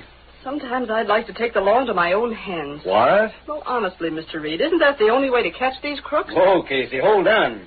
There's only one gent who can get away with that stuff. And you don't look like the Green Hornet to me. Am I right, boss, or am I right? Huh? He says I don't look like the Green Hornet, Mr. Reid. Guess nobody listens to me around here. No, I heard you, Lowry. I was just thinking.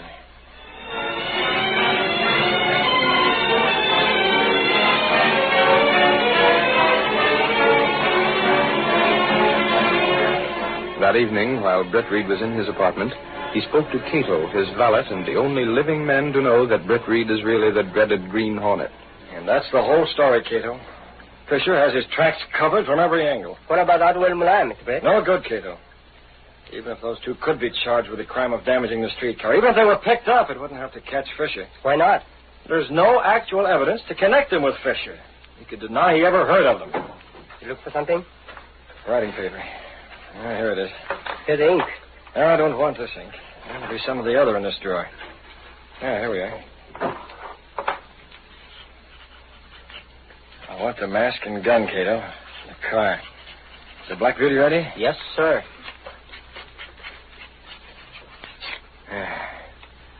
Quite a job disguising my handwriting. Now, the seal on the bottom. Placing the letter in his pocket, Britt Reid went through a secret panel in his clothes press. With Kato, he walked through a narrow passage within the walls of the apartment house, then downstairs to the supposedly abandoned warehouse that housed the sleek black car of the Green Hornet. Ready? All right, get in.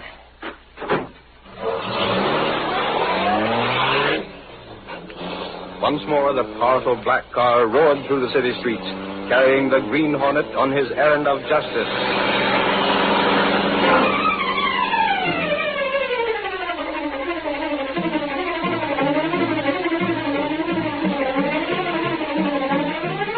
The curtain falls on the first act of our Green Hornet adventure. Before the next exciting scenes, please permit us to pause for just a few moments.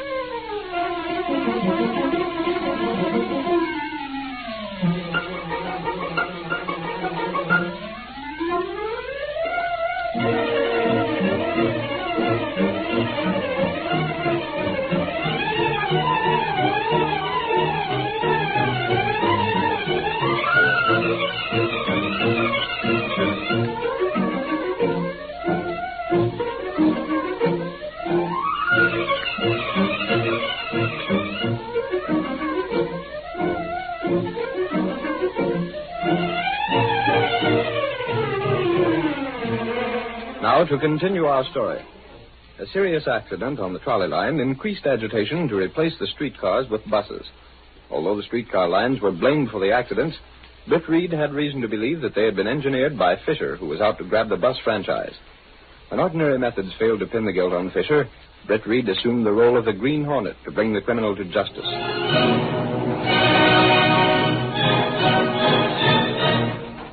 Father, it's late. You should be asleep. I can't sleep, Sally. Tomorrow the council decides on the bus franchise. They'll vote against me. Dad, they can't throw away all you've worked for. The streetcar lines are the finest in the country. Not anymore, Sally. Not when people are hurt through my neglect. Oh, it's not your doing, Dad. It's my responsibility. Oh, Dad. Fisher will get his franchise. Put me out of business. Here's something to make you sleep. Leave it on the night's table, Sally. There. The lights are out, too. Good night, Dad. Good night. No good thinking about it. Might as well do as Sally says. I'll open the window first. Fresh air. Don't move, Hanson. Who are you? What are you doing out there? Never mind that. Take this letter. Take it. That's better. Now, listen, Hanson. I'm not listening to... The mask. You're the Green Hornet. You'll do as I say, or I'll let you have some of this gas.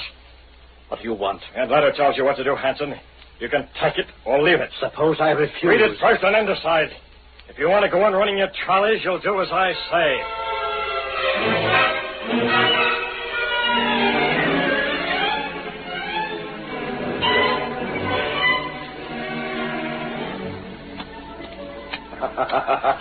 And the ace of spades.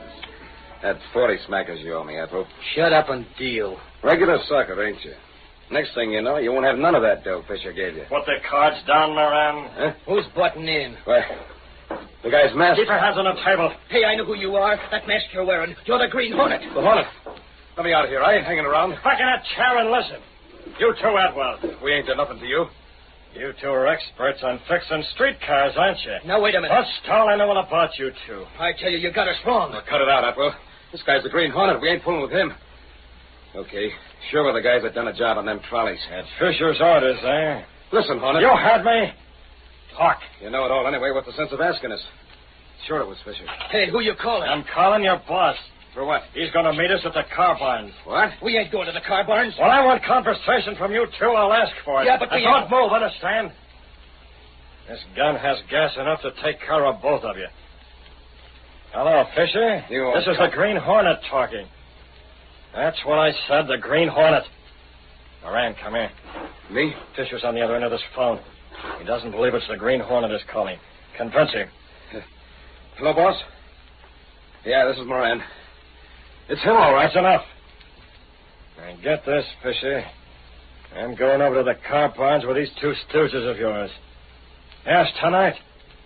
I expect to meet you there inside half an hour. Never mind why. If you expect that bus franchise of yours to go through, you'll be there. Or your whole scheme will be blown higher than a kite. You can't do this, Hornet. You can't make us go over there. You heard what I said. Get moving. Not on your life. In that case, I'll call the police. They'll be glad to know who's responsible for that trolley trouble. Oh, hold on. That's better. Now you're being smart. Yeah. Yeah, who'll go with you, Hornet? Remember, one false move You and won't need the rod, Hornet. We're going. All right. Come on, you rats, march.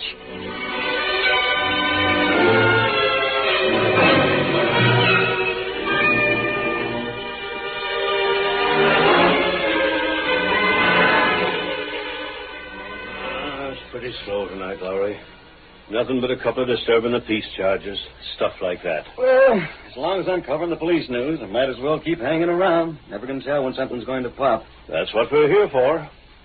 Say, whatever happened to that big lug that used to work for Mr. Reid?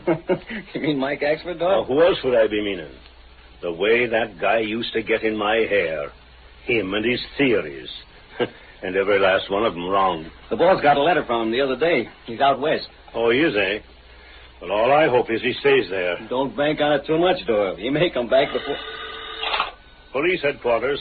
Sergeant Doyle speaking. Police, this is Hanson, president of the Street Railways. Yeah? What's wrong, Mr. Hanson? Earlier this evening, I got a letter from the Green Hornet. What is that name? Did you say Green Hornet? Holy mackerel, Doyle. Quiet, Lowry.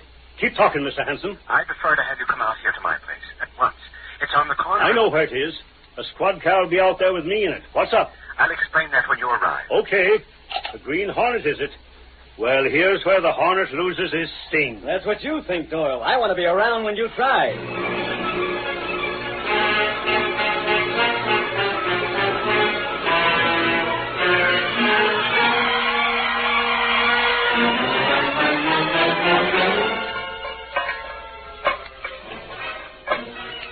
Say, listen, Hornet, what's the idea of Atwell and me doing a job on this trolley? Yeah. Don't tell me you're working the same racket that Fisher's been doing. Keep working. You'll learn no reason soon enough.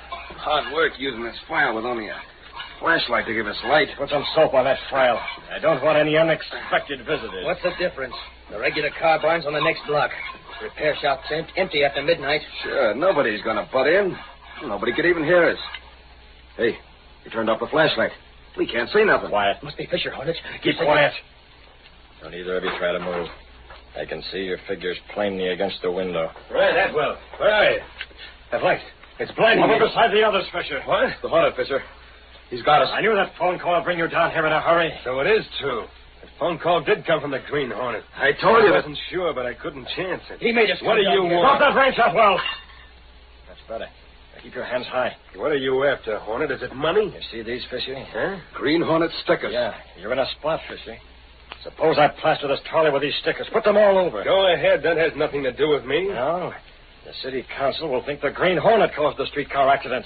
Hanson will be vindicated. What will happen to your bus franchise then? Let the streetcars go on running. Exactly, Fisher. Hornet, I'll give you 20,000. I want more than that. 30,000 if you forget the scheme. I don't mean money, Fisher. All I want from you is your signature. My signature? Either you confess your part in these trolley crashes or those stickers go on. Well, whichever I do, I'm finished. Right. Either way, you lose. He's got you, boss. You're bluffing, Hornet. Am I? What can you possibly get out of it if I confess? Nothing personally. Only the satisfaction of knowing that your dirty scheme has been ruined. You better hurry, Fisher. The police will be here any minute. The cops? Hey. What? You're not serious. All right, Fisher, the stickers go on. No, wait, I'll sign. Give me time to get away before they come. Here. Pen's right here in my pocket. And here's the confession. Pretty sure of yourself, weren't you? Hurry. Turn the flashlight on a minute, Hornet, so I can see what I'm... Now, put him up. What gun? Stand back, Hornet. Thought I was reaching for my pen, huh? Nice work, boss. You had a shoulder holster, huh? You can't get away with this. I am getting away with it. Drop that gun of yours. I said you might. Come on, drop it.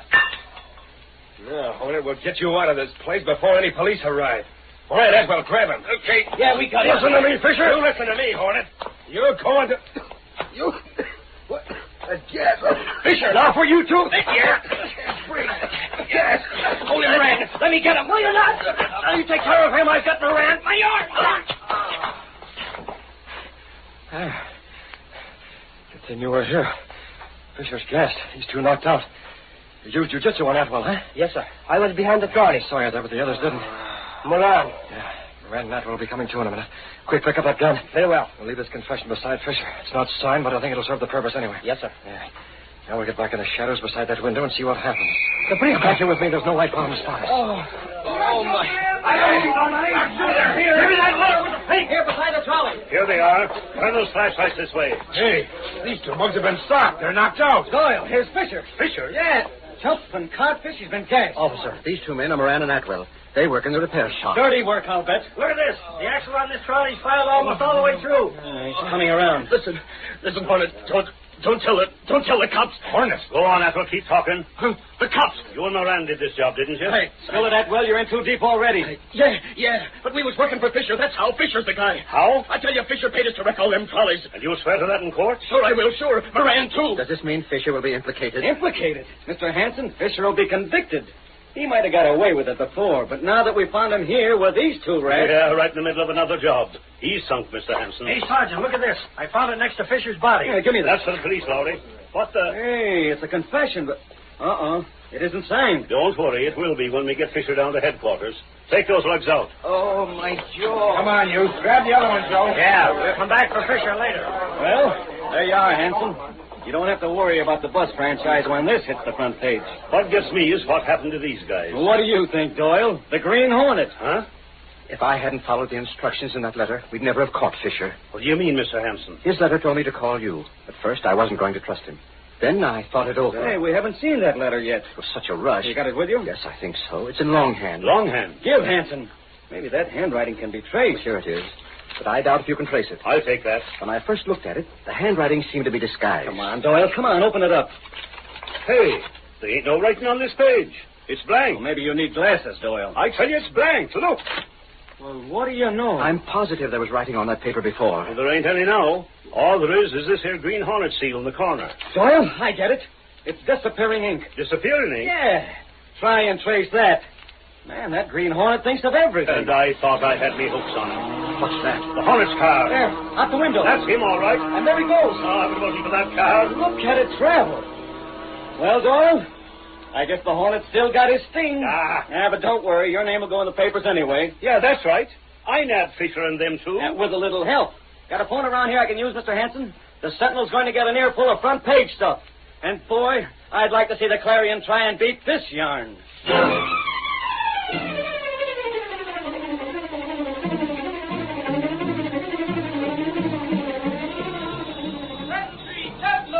Hornet smashes racket. Fisher arrested. Brass franchise defeated. Green Hornet doing large.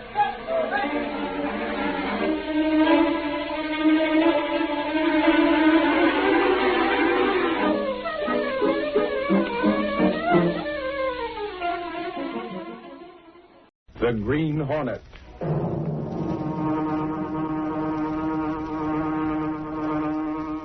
He hunts the biggest of all game, public enemies that even the G-men cannot reach. The Green Hornet.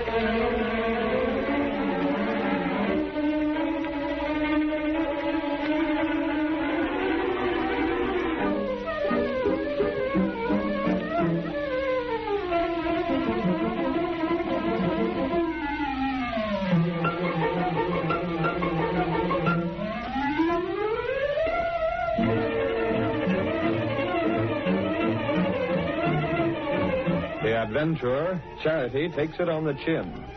The events and characters depicted in this drama are fictitious. Any similarity to actual persons, living or dead, is purely coincidental.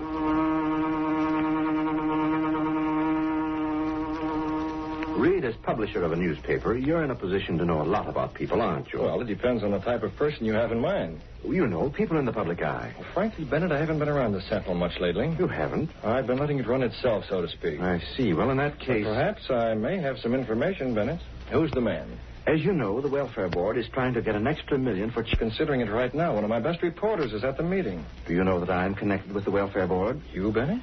For the past month, I've been serving as treasurer for the Special Charity Fund. The charity relief is handled separately from the regular welfare money? Yes, that's it.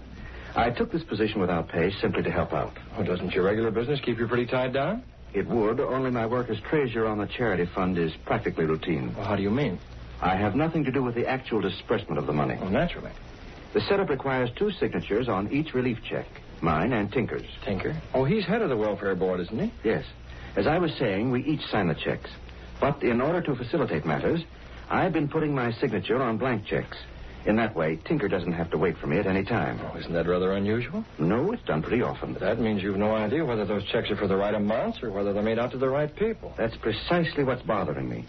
I have no reason to believe that Tinker is doing anything dishonest, mind you. You wouldn't be speaking this way if you didn't have some suspicions, Bennett. That's all they are, Reid. Suspicions. Tinker has a friend named Murdoch. He's always around the Welfare Board. I don't like him, and I don't like the way he and Tinker are always together. Perhaps you're imagining things. Oh, I hope I am. After this, Bennett, if I were you, I'd be careful about signing blank checks. I intend speaking to Tinker about that very soon.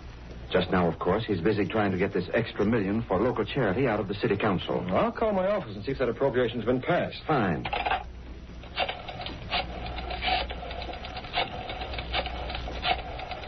Charity's a fine thing, Bennett, but all that money can be a great temptation for the wrong people.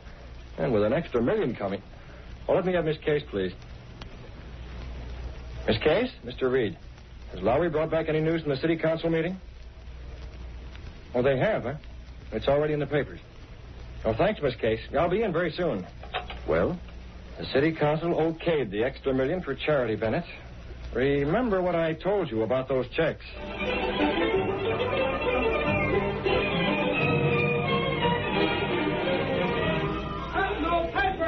Welfare Board gets extra $1 million for charity. City Council passes relief appropriation. Sentinel paper.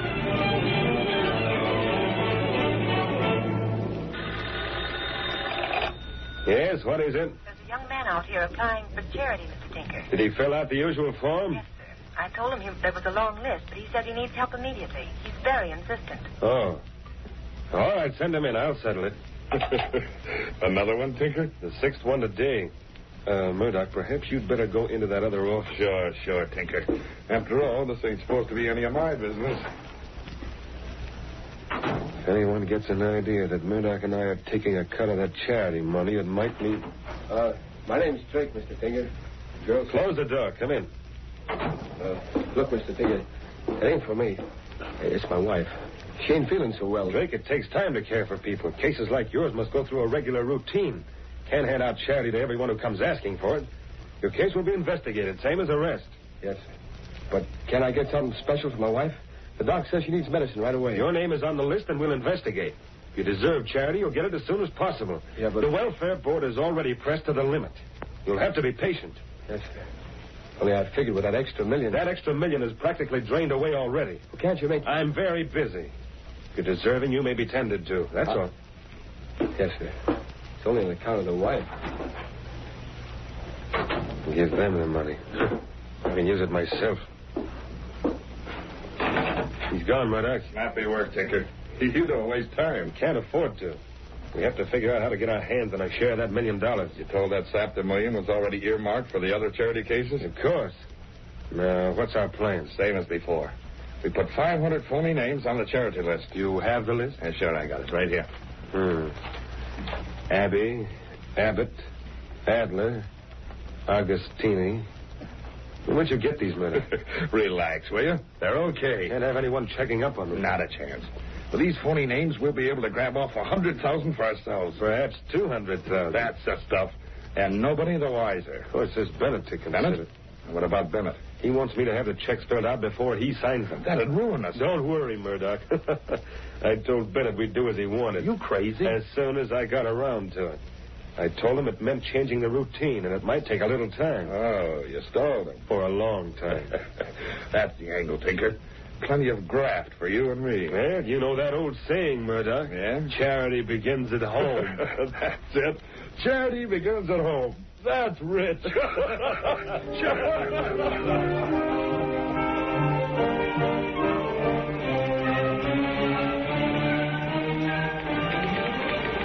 Hey, Casey, there's one thing me and Clicker want to know. If you want to borrow money, I'm busy. What are we working for? Are we newspaper men or charity investigators? If I ask me, the only people I know are newspaper men. And you're not in that class. Will you stop pounding that typewriter? Don't tell me you two are sore because Mr. Reid sent you out on a door-to-door job. Sore? You ought to see my feet. They don't pave the sidewalks with mattresses in this town. After walking 20 miles, I know. Why is Mr. Reid so anxious for us to talk to people who are on charity rolls? He thinks there's something going on. Yes? Lowry and Miss Binney are here, Mr. Reid. Oh, send them right in. All right, you two. You can ask Mr. Reid all those questions instead of bothering me with them. Hello, Miss Benny. Lowry. Oh? You got any interviews?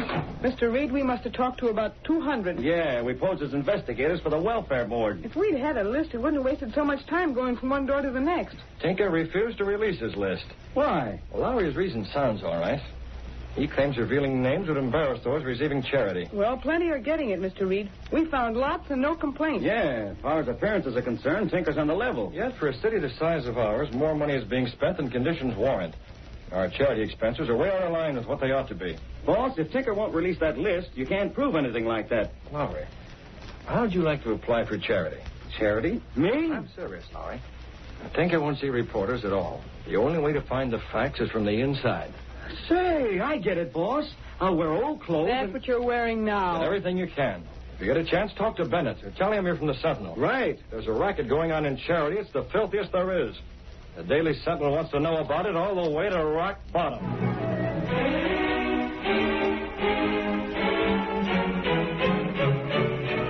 Look, lady, I've been coming here to the welfare board every day for a week. I'm sorry, we're doing all we can. Here I am again. The name's Lawrence. Sorry, no news yet. Boss, I tell you, I'm getting no place. Stick with it, Lowry. You talked to Bennett yet? I'll keep trying, but these hard benches are sure wearing my pants awful thin.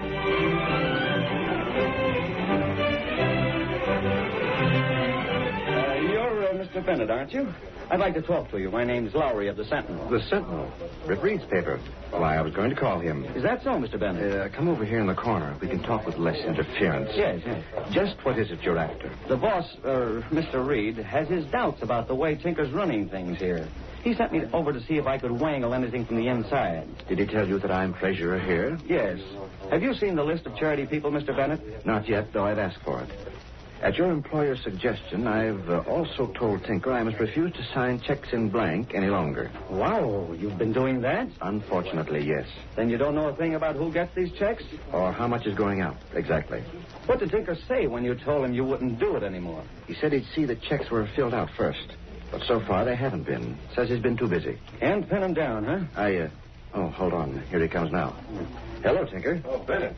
I've been looking for you. Got another batch of checks. Are they filled out? Well, not this batch. I promise you the next one.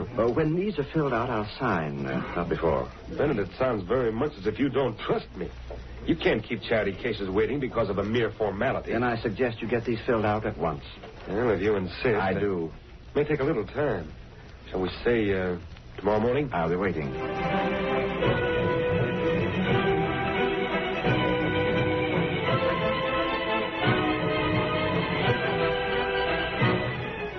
I was right there when Bennett talked to Tinker, boss. I'm going to see him this noon and get the lowdown. You're seeing Tinker this morning, eh? About the checks? Yes, and if Tinker stalls any more, we'll know there's something funny. Hey, Lowry, I thought you were going to see Bennett this noon. Well, he is, Miss Betty. Well, try and find him. Tinker, what's biting you? Plenty. Look at this teletype from police headquarters, Mr. Reid. General alarm to all police. Be on lookout for Treasurer Bennett of the Welfare Department. Bennett disappeared. He hasn't been seen since last night. And you know what?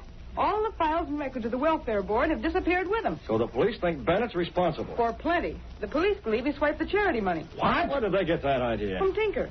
He says the money is gone. When Bennett didn't show up this morning, Tinker says he got suspicious and checked up. So the police learned of Bennett's disappearance from Tinker. What about Mrs. Bennett? She insists Bennett has gone away on a trip. Where? That's just it. She won't say. Yes? Dunnigan, Britt. I'm doing a remake on the front page.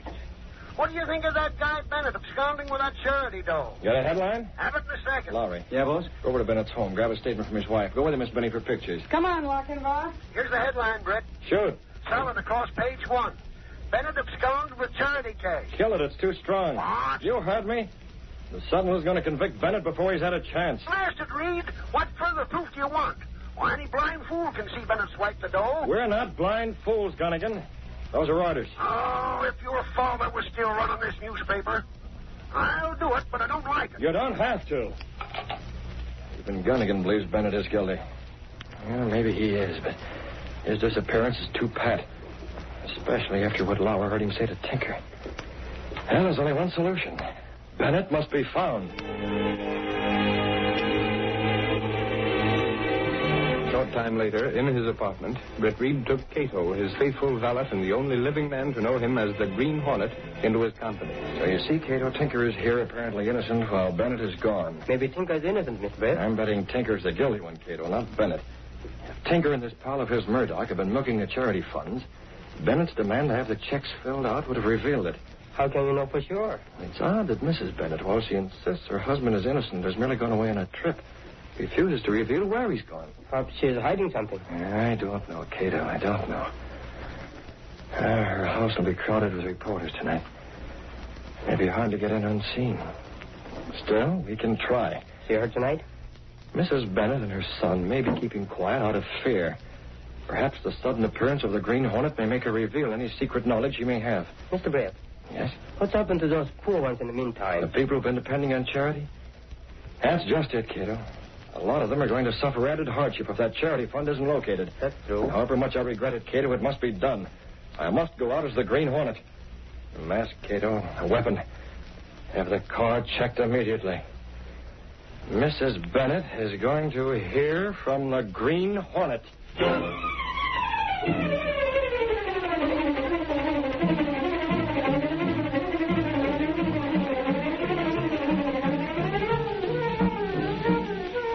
The curtain falls on Act 1 of our Green Hornet adventure. Before the next exciting scenes, please permit us to pause for just a few moments. Now to continue our story. Bennett, treasurer of the welfare board, disappeared with all the files and records. The police believed that Bennett had absconded with the charity funds. But Britt Reid, unconvinced of Bennett's guilt, assumed the role of the Green Hornet to uncover those who were really guilty. It's late in the evening. Mrs. Bennett is being questioned by reporters. How about it, Mrs. Bennett? You keep saying you know where he is. He isn't guilty. Why don't you tell us? He is innocent. He is. How about the charity dough? Yes, how about that money? While they crowded around Mrs. Bennett and her 20-year-old son in the Bennett library, a tall figure slipped through a side window into the hall. All the reporters left their hats here on the table. Gonna find Lowry's. Here it is. Initials E.L. Britt Reid took an envelope from his pocket and slipped it under Lowry's hat. Then he left to await developments. I left a letter under Lowry's hat, Kato. Be sure to find it when he's ready to go. It's addressed to Mrs. Bennett. Yes, sir. I'm going back inside. I want to be there when she's had a chance to read it. Very dangerous, Mr. Britt. The reporters. I'll stay well out of sight, Kato. Reporters are still in the library. I'll have time to find a good hiding place before they go out into the hall.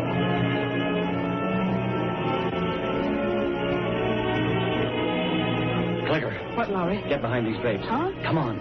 I want to ask Mrs. Bennett a couple of questions when this mob leaves. Maybe she'll talk then. My mother has nothing more to say. You'll have to leave. Looks like you'll have a chance soon. They're all going out into the hall. Okay, Mrs. Bennett, if you won't talk, why... It's your headache, not ours. You know your own mind.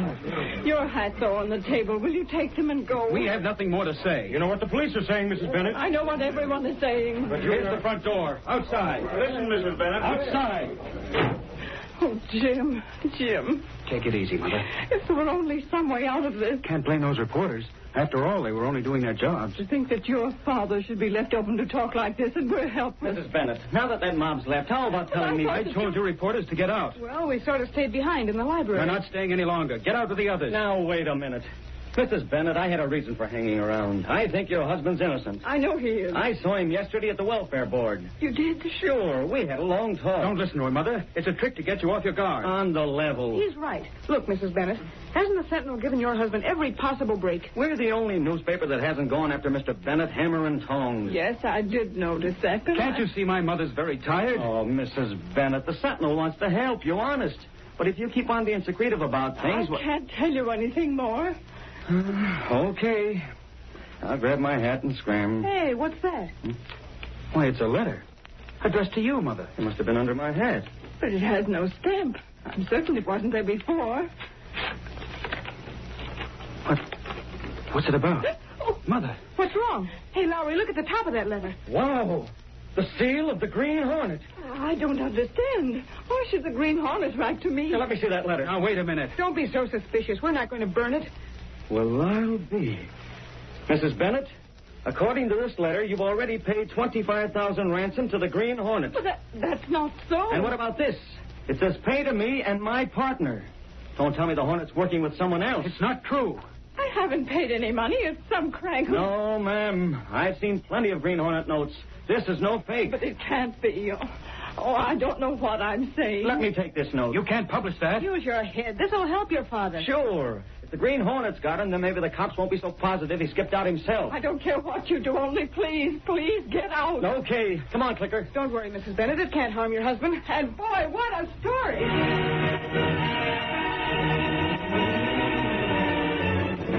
Leaving his mask and gun in the car, Britt Reid, once more the presentable publisher of the Sentinel, walked into a drugstore and entered the phone booth.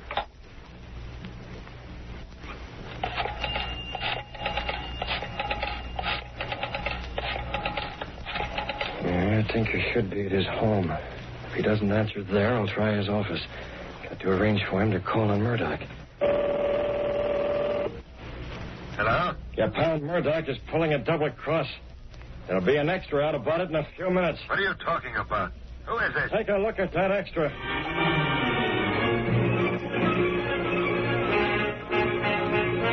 All right, Kato, now you get to a phone. Call Murdoch and keep his line busy.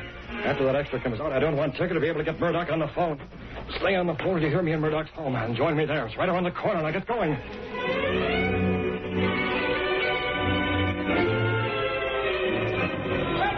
Sentinel, Hornet X3. Hornet sends ransom note to Bennett family.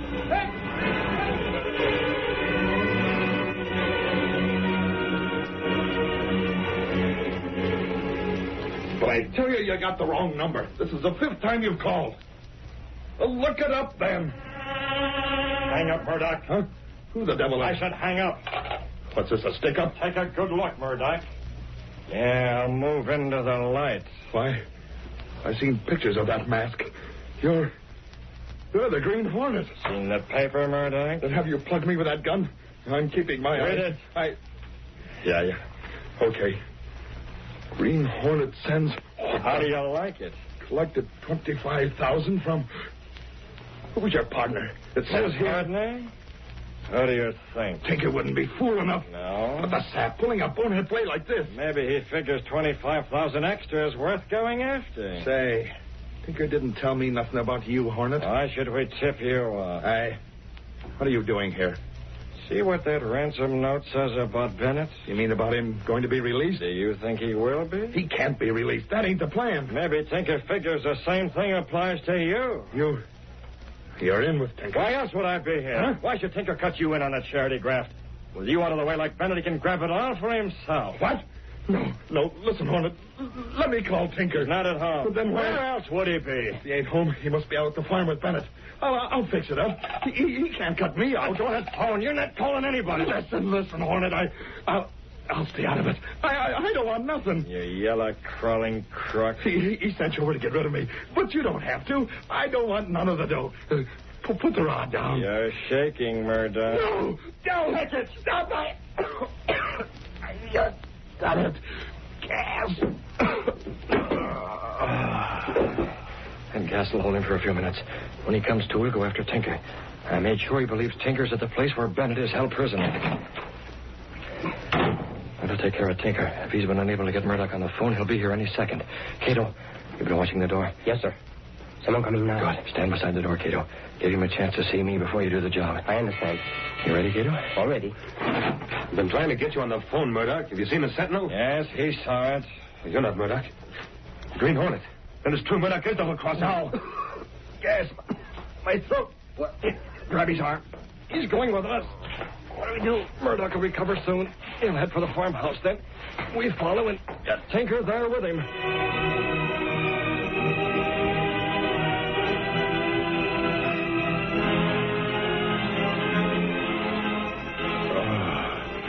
In my throat. Where am I? In my home. The Green Hornet came here to finish me, but I'm still alive. So Tinker wanted to get me out of the way, too. But I'll fix him. Go out to the farm. Take care of him. He won't expect to see me. Take a gun. Try to double-cross me, huh?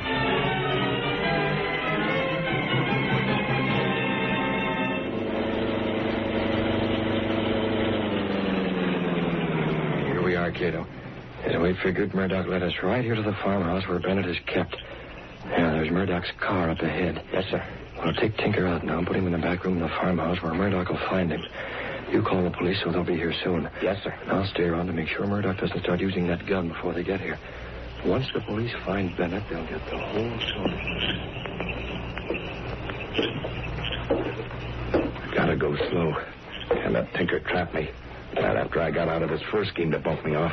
He won't get a second chance. Put on the lights. Who is it? Help me. No, it's just you, Bennett. Where's Tinker? I've seen nobody. How long are you going to keep me tied up here, Murdoch? You can't... Don't lie to me, Bennett. Where's Tinker? Where's the Green Hornet? I don't know what you're talking about. Talk to me that way, will you? Well, I'm staying right here until Tinker shows up. He figures he's finished me. Now he'll come for you. I'll put out the light and wait for him.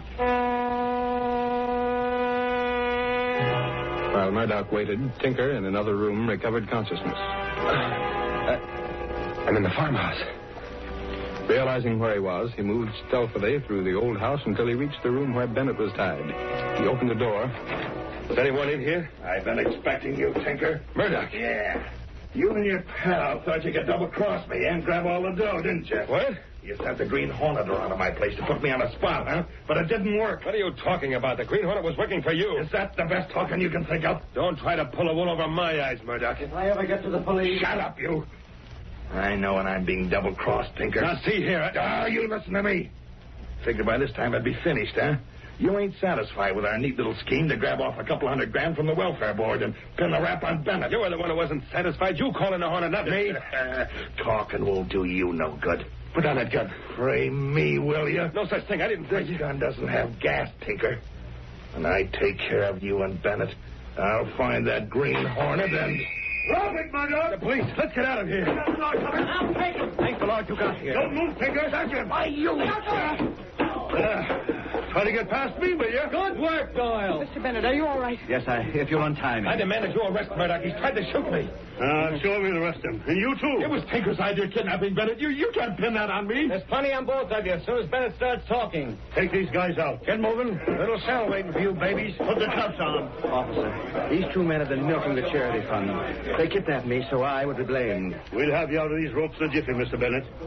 When you make your official statement, we'll have them cold. Hey, Clicker, how about some pictures? I got plenty, Lowry. How are we going to get him into the newspaper? I can phone the story, but you can't phone pictures. Doyle, be a sport and lend us one of your cars. Nothing doing. Them's police cars. Oh. Hey, Lowry, get your hand out of my pocket. What are you doing car there? keys, Doyle. I'll give them to you tomorrow. Attaboy, Lowry. Come on, Clicker. Lowry, Clicker, come back to them keys. Come on, Doyle. See you in the papers. Lowry, the way you took those keys out of Doyle's pocket, I could kiss you. Save it for my birthday, Clicker. Come on. Let's get the story in with pictures.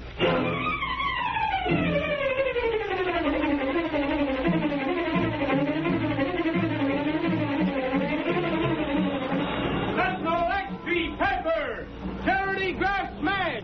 Bennett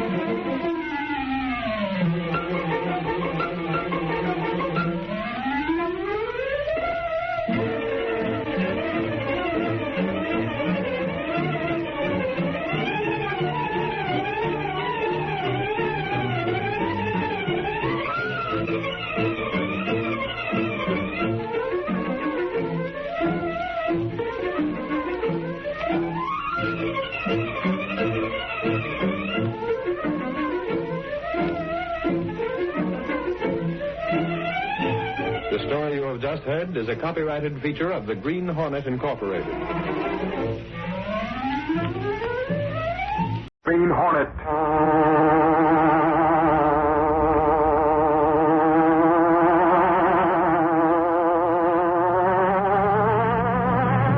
He hunts the biggest of all game, public enemies who try to destroy our America.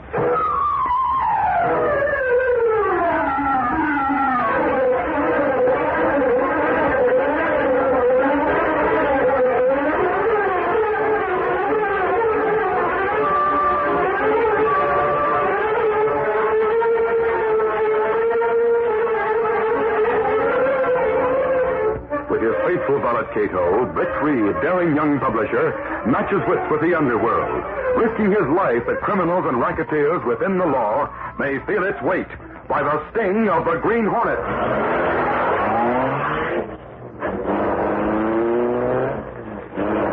The Green Hornet strikes again.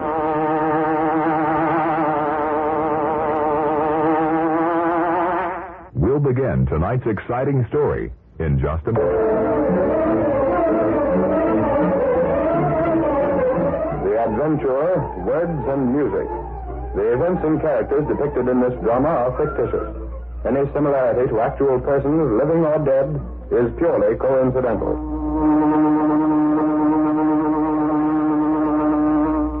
Let successful radio, talkie, and recording artists show you the glamorous road to fame and fortune. Write the words or music for a song hit. Let the 3 J's, Joe, Jack, and Jim, do the rest. We publish and distribute. We guarantee to put your song in the hands of leading movie producers, orchestras, and radio stations. Get out of the rut. Write a song. How's that sound for an ad? So, you ought to quit music publishing and go in for ad writing. Look at them. Sounds good, Joe. But you ought to have something about sunflower-free booklet and full details. Oh, I got that here, right down at the bottom. Now, the idea is that we'll run this in all the cheap magazines with a blank to be sent in. We've been around this racket long enough. Now it's time to branch out. That's the idea. Get into a nationwide business. Hold on, Jack. Maybe we should get a lawyer to look things over. We'll be using the mails, you know. I talked to the lawyer, Jim. We aren't breaking any laws. What about that line, submitting songs to radio stations, dance bands, and all that? We will. We'll submit them. If they toss them in the wastebasket, that's not our worry. Okay. Another thing the lawyer said. What's that? We ought to protect each other. I got some contracts here, see? Contracts for what? We all sign them. It's a partnership agreement so we don't break up. Break up? Yeah. Suppose one of us lands a job with a radio sponsor or something. None of us could. You know that, Jack. We worked as a harmony trio. We're washed up as far as that stuff goes. Maybe your pipes were never good for solo stuff, but Jim can do a good tenor. Oh, not me. I'm for the publishing racket. There's big dough in it. And we don't have to worry about commercial contracts running out. Not the same. We should have an agreement. If one of us pulls out or dies, the other two get his share of the work. That's fair enough, Jack. Sounds all right to me. I thought it'd be okay with you two. If we're going into big business, we might as well be organized right. And what about this ad? Is it okay with you two to go ahead and run it? Sure. The sooner we get started, the sooner the dough will begin rolling in.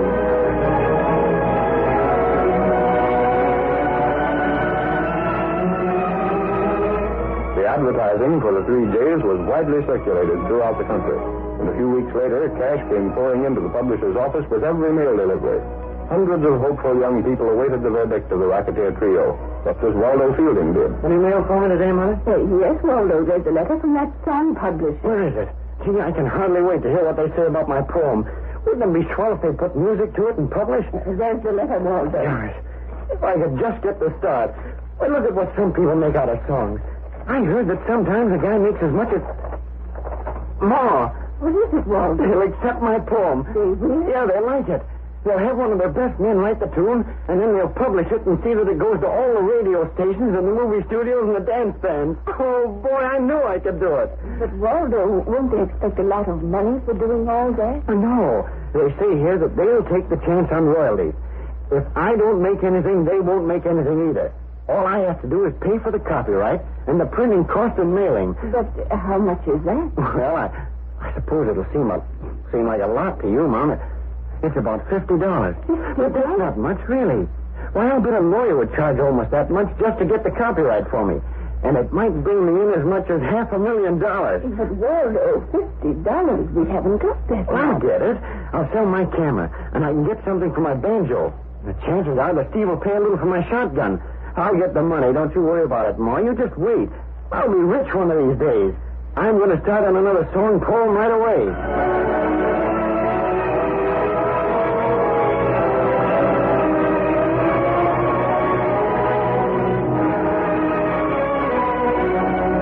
Several more weeks elapsed, and Joe, Jack, and Jim found a veritable gold mine in their venture. They expanded in their advertising, moved into larger offices, and then one day... Hey, Joe. Jack. Yeah, Jim? Better business people have been checking up. So what? They don't like our way of doing business. Oh, they don't, huh? Well, isn't that too bad? What are they going to do about it? They'll probably publish some warnings about us. The suckers that send lyrics and tunes to us won't listen to warnings. They're so convinced that their stuff is good, they'll believe whatever they want to believe. That's the psychology of this business. Well, just passing on what that bird from the business bureau told me. He claims we're running a racket. It isn't a racket at all. We take a certain fee for publishing a song, agree to secure a copyright, furnish a tune or lyric, whichever is required, and have a certain number of copies printed and distributed. And we do all those things. Certainly. We fulfill our part of the contract to the letter. There isn't a law in the country that can touch us. But it won't do us any good to have newspaper ads calling attention to our way of doing business. Well, we can't stop it, can we? Well, I thought if it was agreeable to you two, I'd make a few promises and stall things off for a while. We're really just getting a foothold. An ad in the paper in one city isn't going to hurt us much. Our business is nationwide. Let them advertise. Can't hurt us. Okay, Jack, it's up to you. And Joe? I agree with Jack.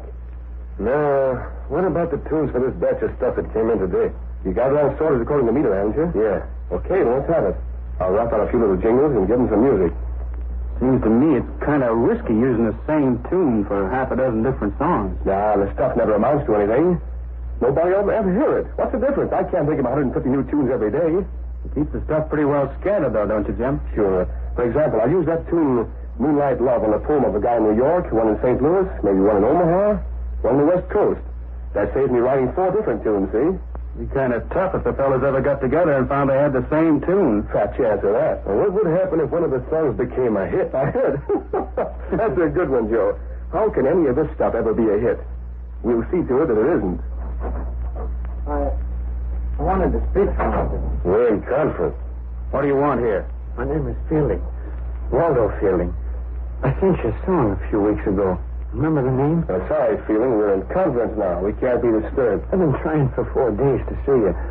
I spent all my money. What do you want to see us about, kid? My song. Did you get your copies of it? Yes, sir, but I wondered if there hadn't been some sales made. Where are you from? Simmons Corner. Well, what are you doing here in the big city? Well, I thought my song would be selling, so I came here. I thought I might be able to do better if I was working closer with you. You see the girl in the outer office and ask her to check up on the sales of your song. But I doubt if it's had any sales yet. You know, it takes time to put the new things over. Well, I thought I might make a personal appearance with an orchestra or something. We'll send for you when we want you for that, kid. I did speak to the girl. What'd she tell you? She said that there hadn't been any sales yet. Well, that's the answer then.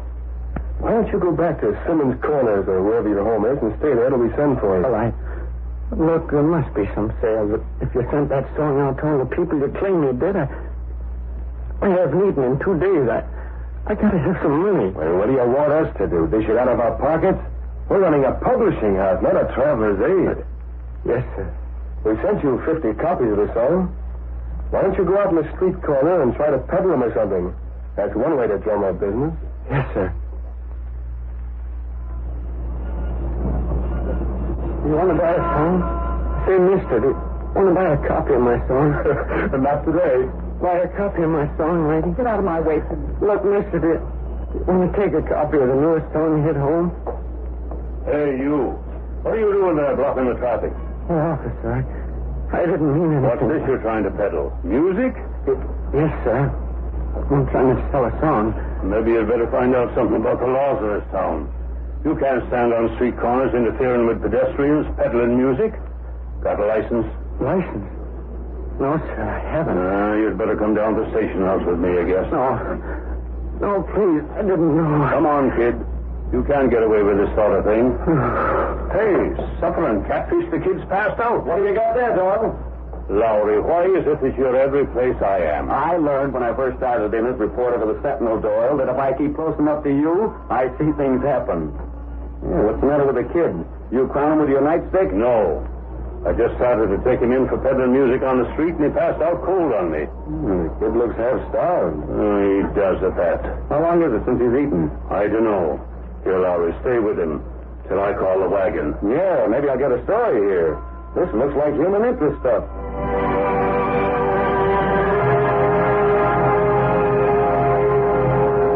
Ed Lowry, the star reporter of the Daily Sentinel, came into the office of the young publisher Britt Reid a couple of hours later.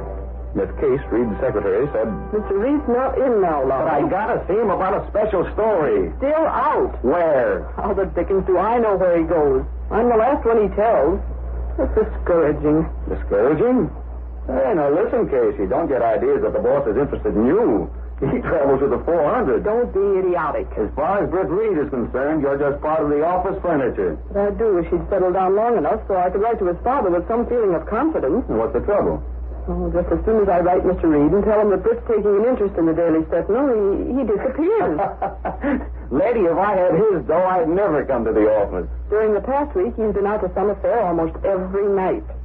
He's bored with the office again. Well, he'll get his fill of nightlife and then settle down again. Yes, until he gets his fill of the newspaper business again. Oh, here he is. Say, boss, I ran into Doyle, the big cop, today. Oh, yeah? And he had a kid in tow. The kid had passed out from hunger. But when Doyle spotted him first, he was trying to peddle a song he'd written. A song? And it ties right in with the racket we've been working on.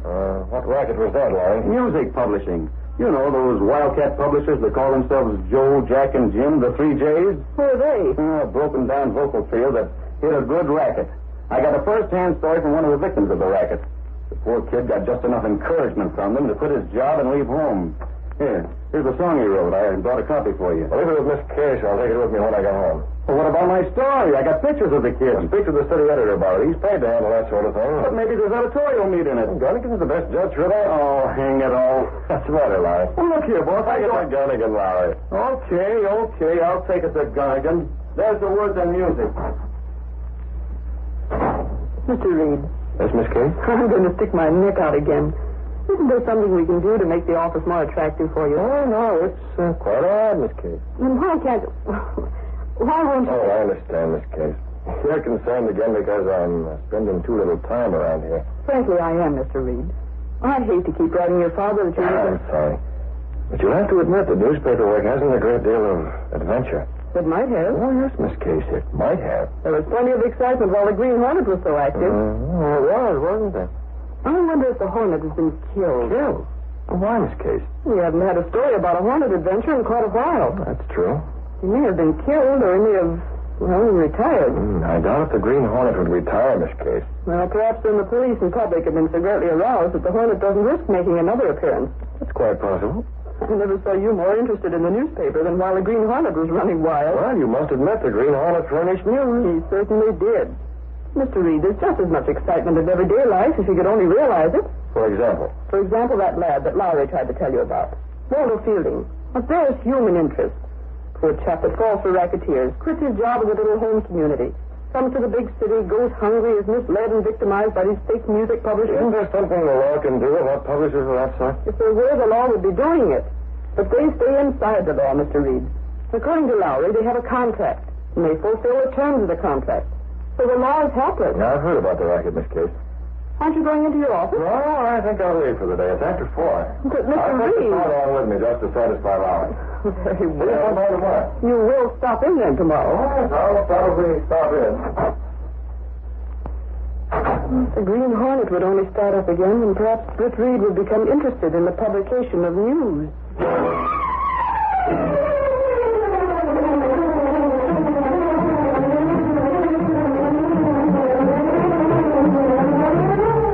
The curtain falls on the first act of our Green Hornet adventure. Before the next exciting scenes, please permit us to pause for just a few moments to continue our story. Britt Reid went directly from his office to his apartment. He was uneasy and restless, and only Kato, his faithful valet, realized the real cause of the uneasiness.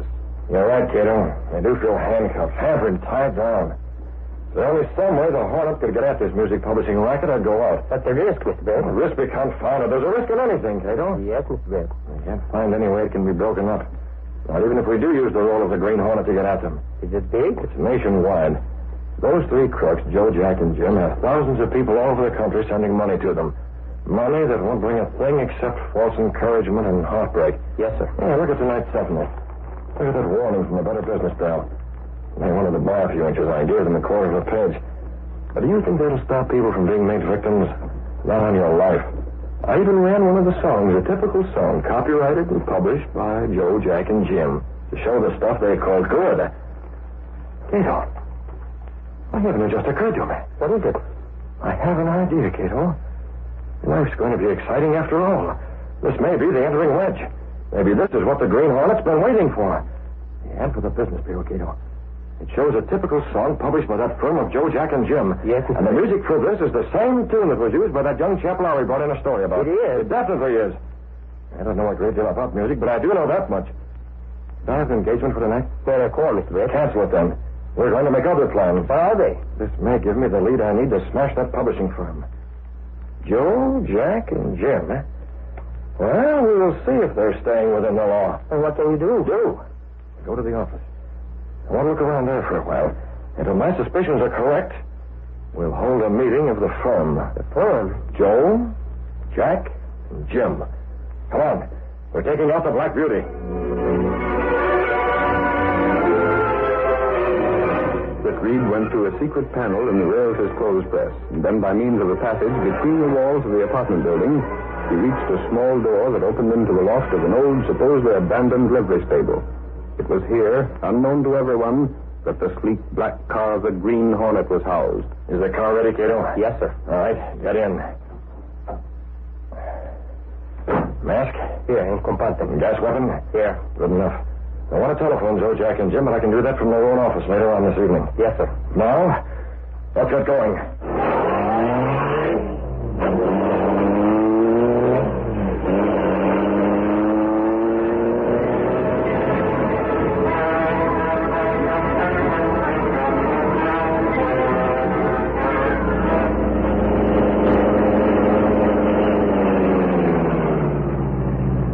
There's the night watchman, Kato.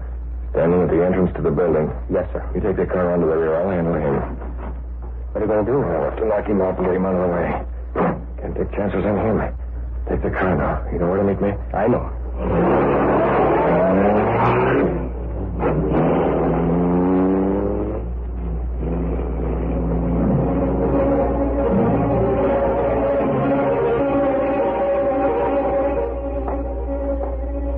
Hat brim pulled low over his eyes, almost hiding the mask, the Green Hornet approached the entrance of the office building where a man stood smoking a pipe.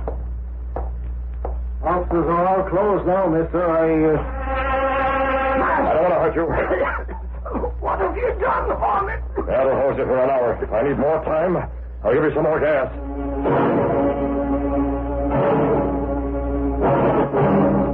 Dragging the unconscious form of a watchman inside the building, the Green Hornet left him in a corner, then ran the elevator to the 10th floor. Half an hour later, the three Jays had a phone call at their apartment. I suppose that's just another one of these would-be writers calling for information on his song hit. Answer, Jack. Hello? I wish we'd given that Field kid a little dough. Oh, stop harping about him, Jim. Passing on the street like he did. Hunger.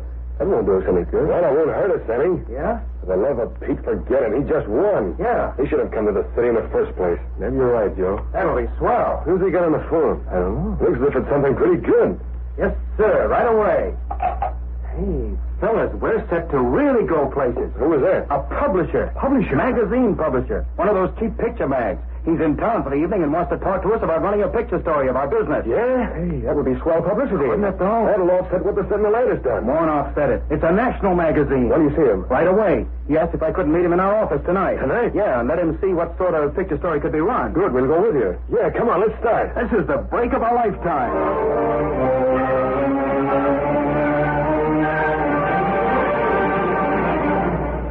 Joe, Jack, and Jim rushed in a cab to their office building and found the front door open. The watchman must be on the first floor. Yeah, that'll save us waiting for the elevator. Hey, Larry! Where are you? He isn't on the first floor. The elevator just coming down now. Shouldn't leave the front door open like that. Don't worry about it. Well, Larry, you're covered. What in place? Mask, the Green Hornet. One of you can run this elevator. Get in there or I'll forward you up where the night watchman is. You killed him, murder. Get aboard. Don't shoot. What are you after? Up to your office. Get going now. The 10th floor, you know. Stop waving that gun around. I'll stop letting you have it at the first sign of any rough stuff. I'll take it. Jim. Let that warn you two. Shot him in cold blood. Yeah. How do you like it? Leave him right where he is. You open that door and get to your office. What are you going to do? You'll find, Step along there. There's a light there. I left it. You needn't think about the magazine publisher because I was the one who phoned you. I took the liberty of using your own telephone. I have keys. You won't need them. I've unlocked the door and everything else that needs unlocking. Now what? Sit down in there. What's all this stuff? Your so-called song hits. Yeah, I see. A couple of them have possibilities, haven't they, Jack? Why, sure they have. Suppose the Green Hornet were to steal one of them. Let's just suppose there would be a lot of publicity about the Green Hornet shooting 2 men, maybe more, to get possession of one specific song. What would happen to the sale of that song? Hey, that's right. It would become a hit of the week. Every band would use it. Every radio station would be featuring it on the song and bring thousands and thousands of dollars in royalties. Maybe we can make a deal. Before I finish talking to you crooks, you won't want that sort of thing to happen. What? Why not? Look here, your tower are going to be broke. You're going to be smashed to a finish.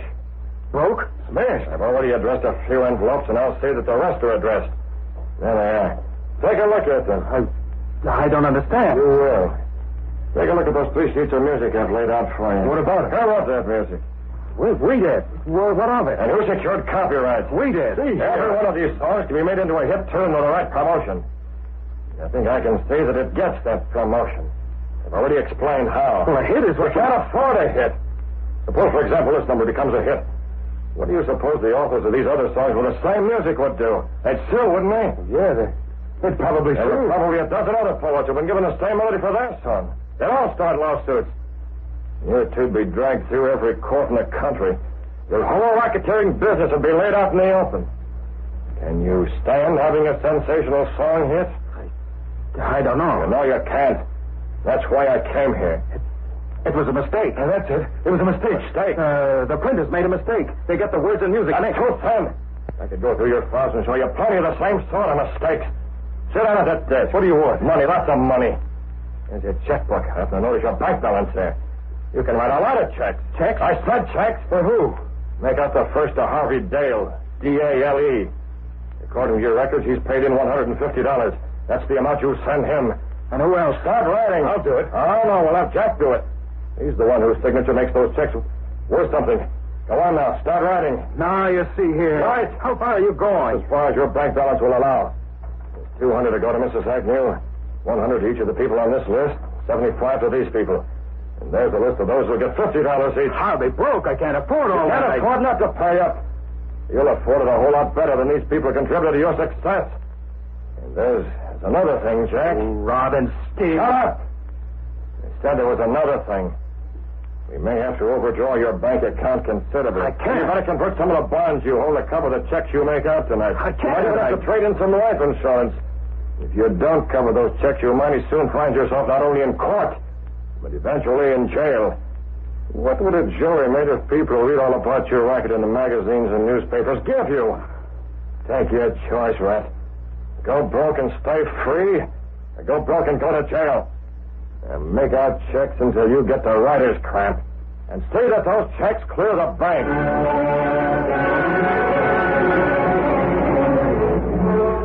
By first one threat, then another, the Green Hornet compelled the publisher to make out checks to refund money. And then... That's as far as your cash will go.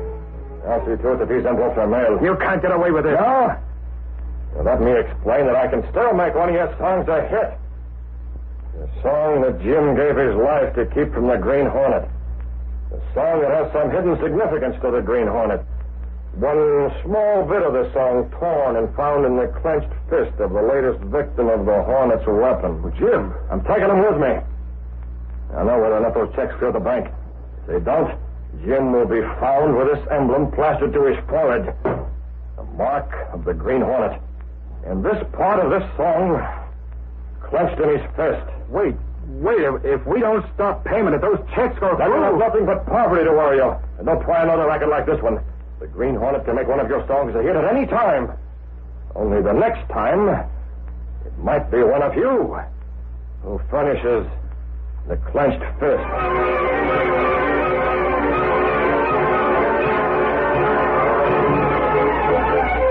Leaving the two racketeers in their office, the Hornet took the elevator to the first floor, dragged the still unconscious man to the rear door of the building, and put him into the car. That'll do, Kato. What do we do with him? We'll have to keep him under cover and at least checks clear the bank. And then, Kato, we can let him go.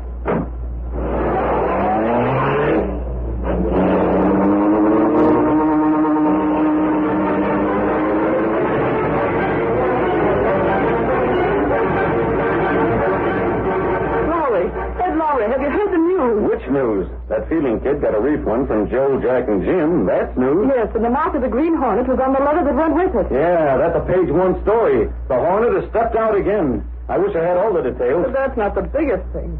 Mr. Reid was in bright and early this morning. He's a newspaper man again. He's been working like a Trojan all day, trying to run down some leads on the Hornet from what information he gathered. He is?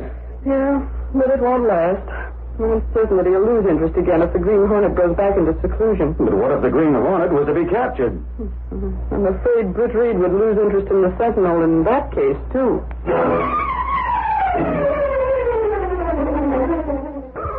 These popular radio dramas, created by George W. Trendle, are a copyrighted feature of the Green Hornet, Incorporated. All characters, names, places, and incidents used are fictitious. The Green Hornet.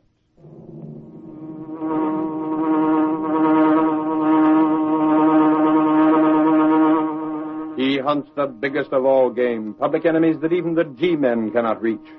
The Green Hornet.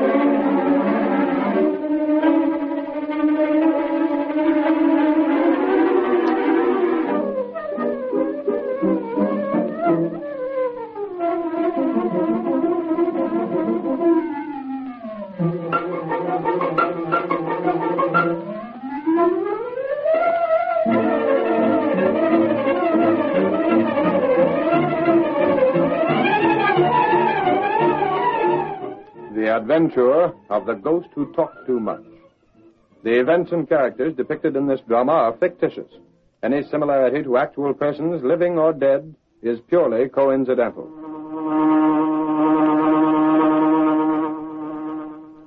My name in life was Homer Burley. I have a message for my wife. Is she within the hearing of my voice? Homer, my dear husband. Have you anything to ask your husband? Homer, dear, are you happy? I would be happier, Myra, if it were not that I'm worried about you. I don't want you to go hungry, to know poverty. But you left me that insurance. It needs wise counsel. Myra, I want you to see his name, Abbott.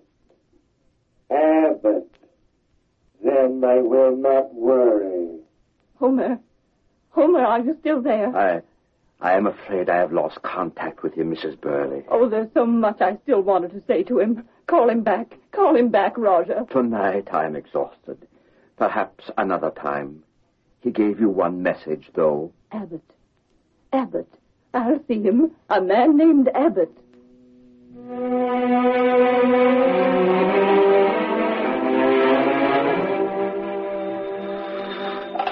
Mr. Abbott's office. An appointment? Have you met him before? Very well. Please come at 3 tomorrow. Yes, I'll put your name down. Thank you. Goodbye. Is Abbott in his office now, young lady? Oh, yes, sir. It is time for his daily reading. Of course, Roger. Please go right in. He's waiting for you.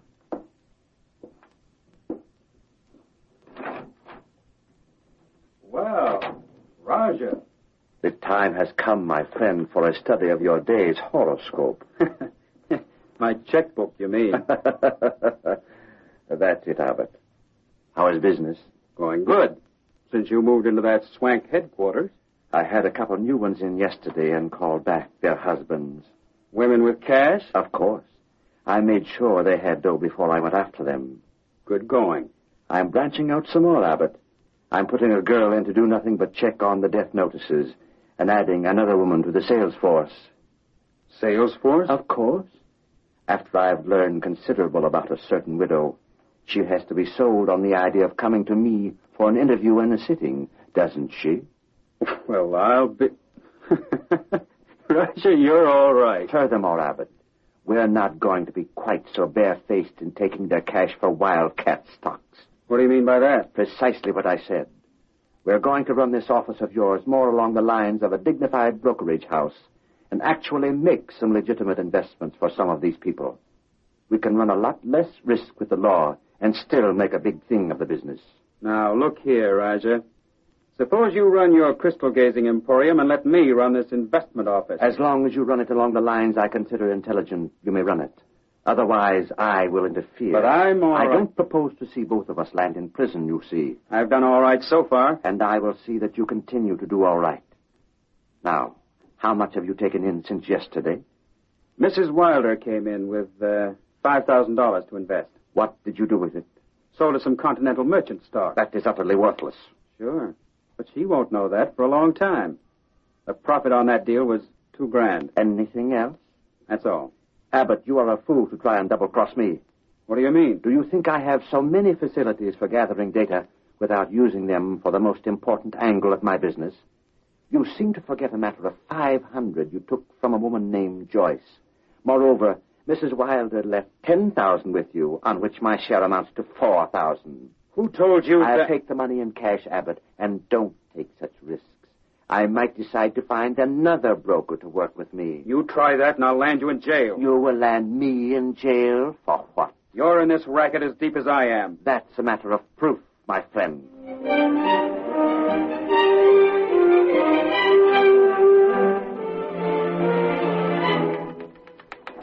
Hey, Casey, here's a funny one for you. What's that, Clicker? Why, if this isn't a Lulu, get a load of this negative. And be careful, it's still wet from the rinsing bath. I shot a picture of this Roger at the Hotel Continental affair this afternoon. Yeah? Well, what about it, Clicker? Well, the doggone negative's a positive, see? That Palooka has such a dark complexion that he shows white on the negative. Now, ain't that something? Who is the bird, anyway, Clicker? Oh, Roger something or other. I didn't cover the story, just took a couple of shots of him. He's the new rage of the society dames. What's he do, look into a crystal or something? Oh, he does all the tricks. Crystal reading, spirit tapping, table tilting. I was talking to a couple of dames over at that meeting, and they claim he brought back the spirit of their dead husband. Ridiculous. Well, I'm just telling you what they told me. Boy, would I like to try to get a photograph of one of those spirits. Good afternoon, Miss Case. Oh, hello, Miss Benning. Oh, hello, Mr. Reid. I didn't know whether you'd be in or not today, Mr. Reid. I usually get in once during the day. I was just showing Miss Case this negative, Mr. Reid. It's that new sensation in the spiritualistic world. Who's that? The Roger. Oh, a couple of the girls were talking about him last evening. I tell you, that guy's a sensation. He's got everybody talking about him. He also has a good press agent. He's hammered at us from the time he first showed up in town. Sent enough stuff in the office here to fill half a dozen of Gunnigan's wastebasket. No wonder I'd never seen any of it. Gunnigan is allergic to fakers, fakes, and racketeers. And press agents. No wonder the stories on the Roger didn't get by him. He probably thought you might let one of them see print. You suppose this Roger really has something on the ball? He's got just enough on the ball to make himself a fortune. But you know, Mr. Reid, there are no ghosts. I'm surprised that the law doesn't step on a man like that. I don't know why the law should. Well, in the first place, he's obtaining money under false pretenses. Yes, but Mr. Reid, he really does give people some comfort. Don't you think so? Comfort? Maybe there's something to that, Mr. Reid. I hadn't thought of that angle. If it gives a woman comfort to think she's hearing from her departed husband, well, it's surely worth whatever Roger charges. Unless he goes beyond that. What do you mean by that? I've heard of men like that aren't satisfied with the fees they charge. They suggest investments for people and use that as a means of robbery. However, we have a newspaper to run. Look here, Mr. Reid. Yes? I'd give a week's pay for the chance to take some pictures at one of those seances. You'd give a week's pay? Boy, that would be something new. Why not let me sign up for one of his weekly meetings and take along a hidden camera and some flashbulbs? Maybe if the ghost appears, I can get a picture of him. Picture of a ghost? Wouldn't that be something? Miss Benny. Huh? The Daily Sentinel couldn't endorse such an unethical proceeding. That's what I was afraid of. I'll be in my office, Miss Case, if anyone calls. Very well. And, by the way, if someone should happen to already have a good picture of a ghost taken at a seance, I'd be interested in seeing it. We might use it for a Sunday magazine picture. I get it. Look here, Casey. Don't you worry about someone just happening to have that sort of a picture. I'll be around with one inside the next couple of days. Hi, you clicker. Hey, Click, how's the girl photographer these days? Hi, gang. Hey, Lowry. Huh? This way, fella. I want words with you. Oh, what's up? Come on over here where the super snoopers won't get an earful of my plans. I need cooperation, and you're the guy to give it to me. Right here will do. Sit down on the edge of the desk or someplace. I got to make a call. Look through that drawer, will you? For what? See if you can find that small camera of mine, the Leica. Candid camera shooting, huh? And how? Here's the number. Hey, does it ever occur to you that you could clean out this drawer sometimes and make things easier for yourself? Careful you don't break any of those filters. Hey, Scott, how do you know what's in here? There's the Leica down at the bottom. Pull out that photo flash attachment, too. Where are you going? We're going to a spiritualistic seance, Lowry, and get a picture of a ghost. Now, hey, have you gone screwy? Maybe so. Yeah, this what you want? Well, that's it. Close the drawer now.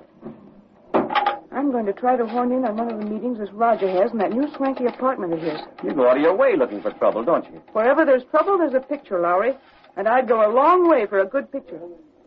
How much money you got? Money? What's that? No fooling. Borrow a couple of bucks, will you? I got to get a couple of flash bulbs and...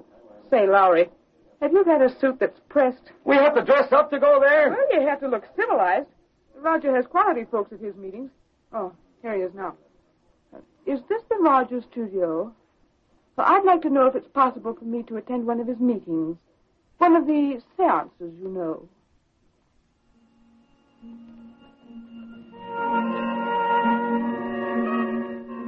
Soft music came from an unseen source in the velvet-draped room where Raja held his seance. In the incense-filled atmosphere, amid luxurious furniture and silk tapestries, a well-dressed group of people awaited the appearance of the Raja himself. Slightly apart from the rest sat Clicker Binney, trying to show the same wide-eyed expression of awe the other ladies showed. With her was Ed Lowry. Ooh, Clicker.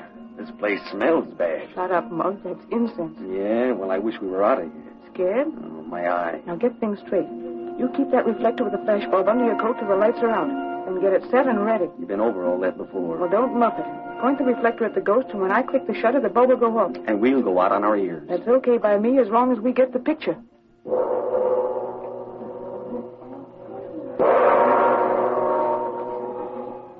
The Raja stepped from behind heavy drapery, with his head swathed in a turban of royal purple and a gown of similar color, came to within a few inches of the floor.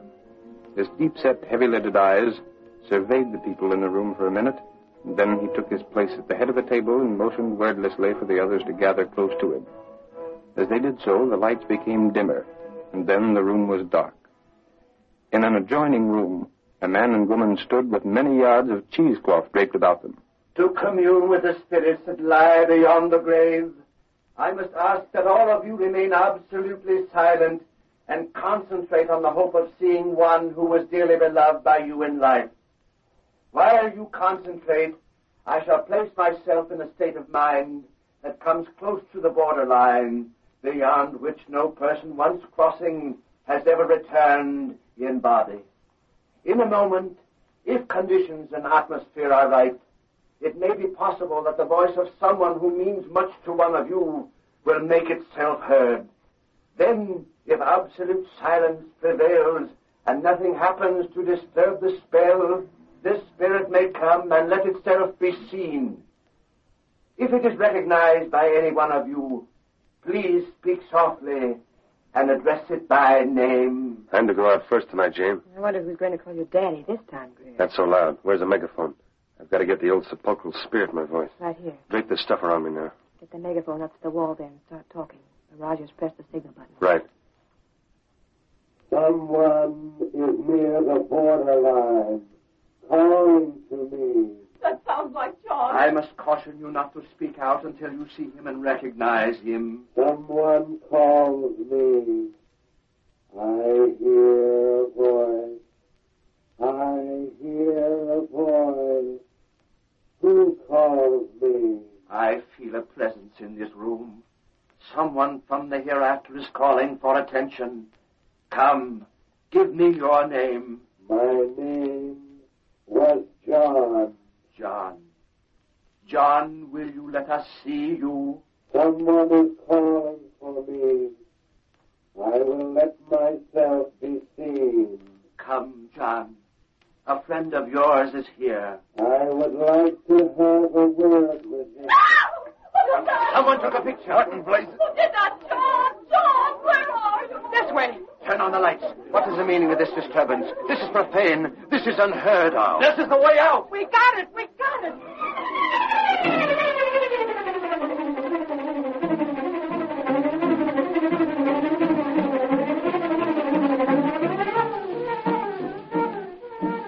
The curtain falls on the first act of our Green Hornet adventure. Before the next exciting scenes, please permit us to pause for just a few moments.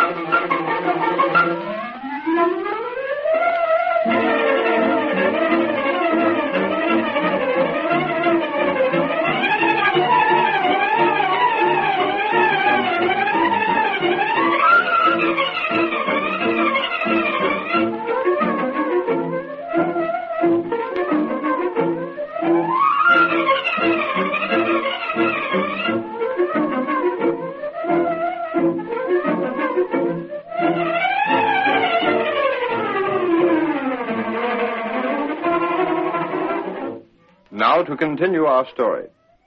When Britt Reid heard through society friends that Roger, the spiritualist, was using his supposed occult powers to persuade widows to trust their money to his accomplice, he had Clicker Binney get a photograph of the specter at one of the seances. The next day, when Britt Reid came to his office, Ed Lowry was there before him. The girl got a beautiful shot, boss. It shows that fake up to a fairly well. Good enough, Lowry. We can use that photo in a Sunday supplement in a few weeks. I'm planning on a feature story dealing with these racketeers and goats. Well, I can contribute. How's that? Well, I can contribute. There have been a lot of cases where women have been told by the crook they thought to be the spirit of their dear departed to go and sink their cash into phony stocks and bonds. Where did you get that? Police headquarters. They've had complaints on Raja. They have? Yeah. That's odd. The other evening, a couple of women were telling me about him. They'd been sent to a man named Abbott. That's the guy. He sold them stocks that weren't worth a hoot. That's what the cops were told. But the law can't prove a thing. I know it. Yeah, perhaps an expose in the Sentinel would do some good. That's what I had in mind, Lowry. Roger will sue if you mention him. Well, let him sue. And it won't get anywhere, boss. That's the tough part of it. He'll fold up and move to another city if things get too tough here. There's no way to get the goods on him, and less chance of linking Abbott up with him. That's a confounded shame that this sort of thing can go on unchecked. You're telling me?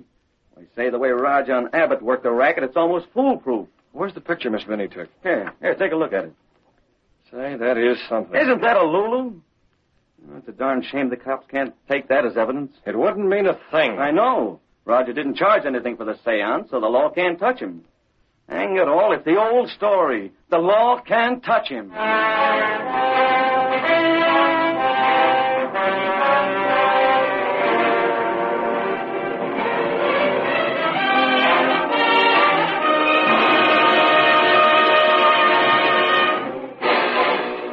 The law couldn't get at Roger and his racket. But Britt had deeper plans when he arranged for the picture to be made. We find him in his apartment with Kato, his faithful servant and the only living man to know him as the Green Hornet. This picture, Kato, shows me how the ghost appears and where he comes from. Yes, Mr. Britt. And by careful study, I can get a fairly good idea of this man's face in spite of the gauze that's draped over his head. Yes, sir. And I think that with that, I can step out at the next seance. What are you going to do? Give the Roger the shock of his life. How? The Green Hornet's going to a seance. The next ghost that Roger summons from behind those drapes is going to have altogether too much to say. Now we've got to make some plans, some rather elaborate plans. Yes? You'll be in on them. He uses a phonograph, Kato, that's probably played from the same back room that the ghosts wait their turn in. What about that? Let me see. Abbott, that's the name of the bird that handles the financial end. Yes, sir.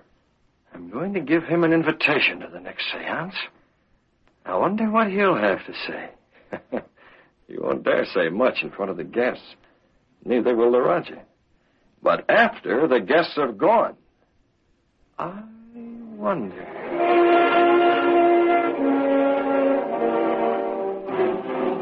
Several evenings later, an exceptionally fashionable group of people were in attendance at the seance. Before the Roger made his appearance, he met his accomplice, Abbott, in the side room. Have you seen all the new people that are here tonight? I wouldn't know the new from the old. We're getting the society trade now, Abbott. People with lots of money. Not so loud. They can't hear me in the next room.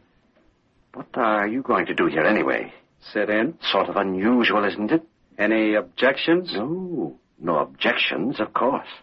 Glad to have you here. I just thought I'd see if you weren't trying a little double-cross on your own hook. Whatever gave you that idea, Abbott? You've been mighty quick to suspect me. I had sufficient reason to. Okay, Raja.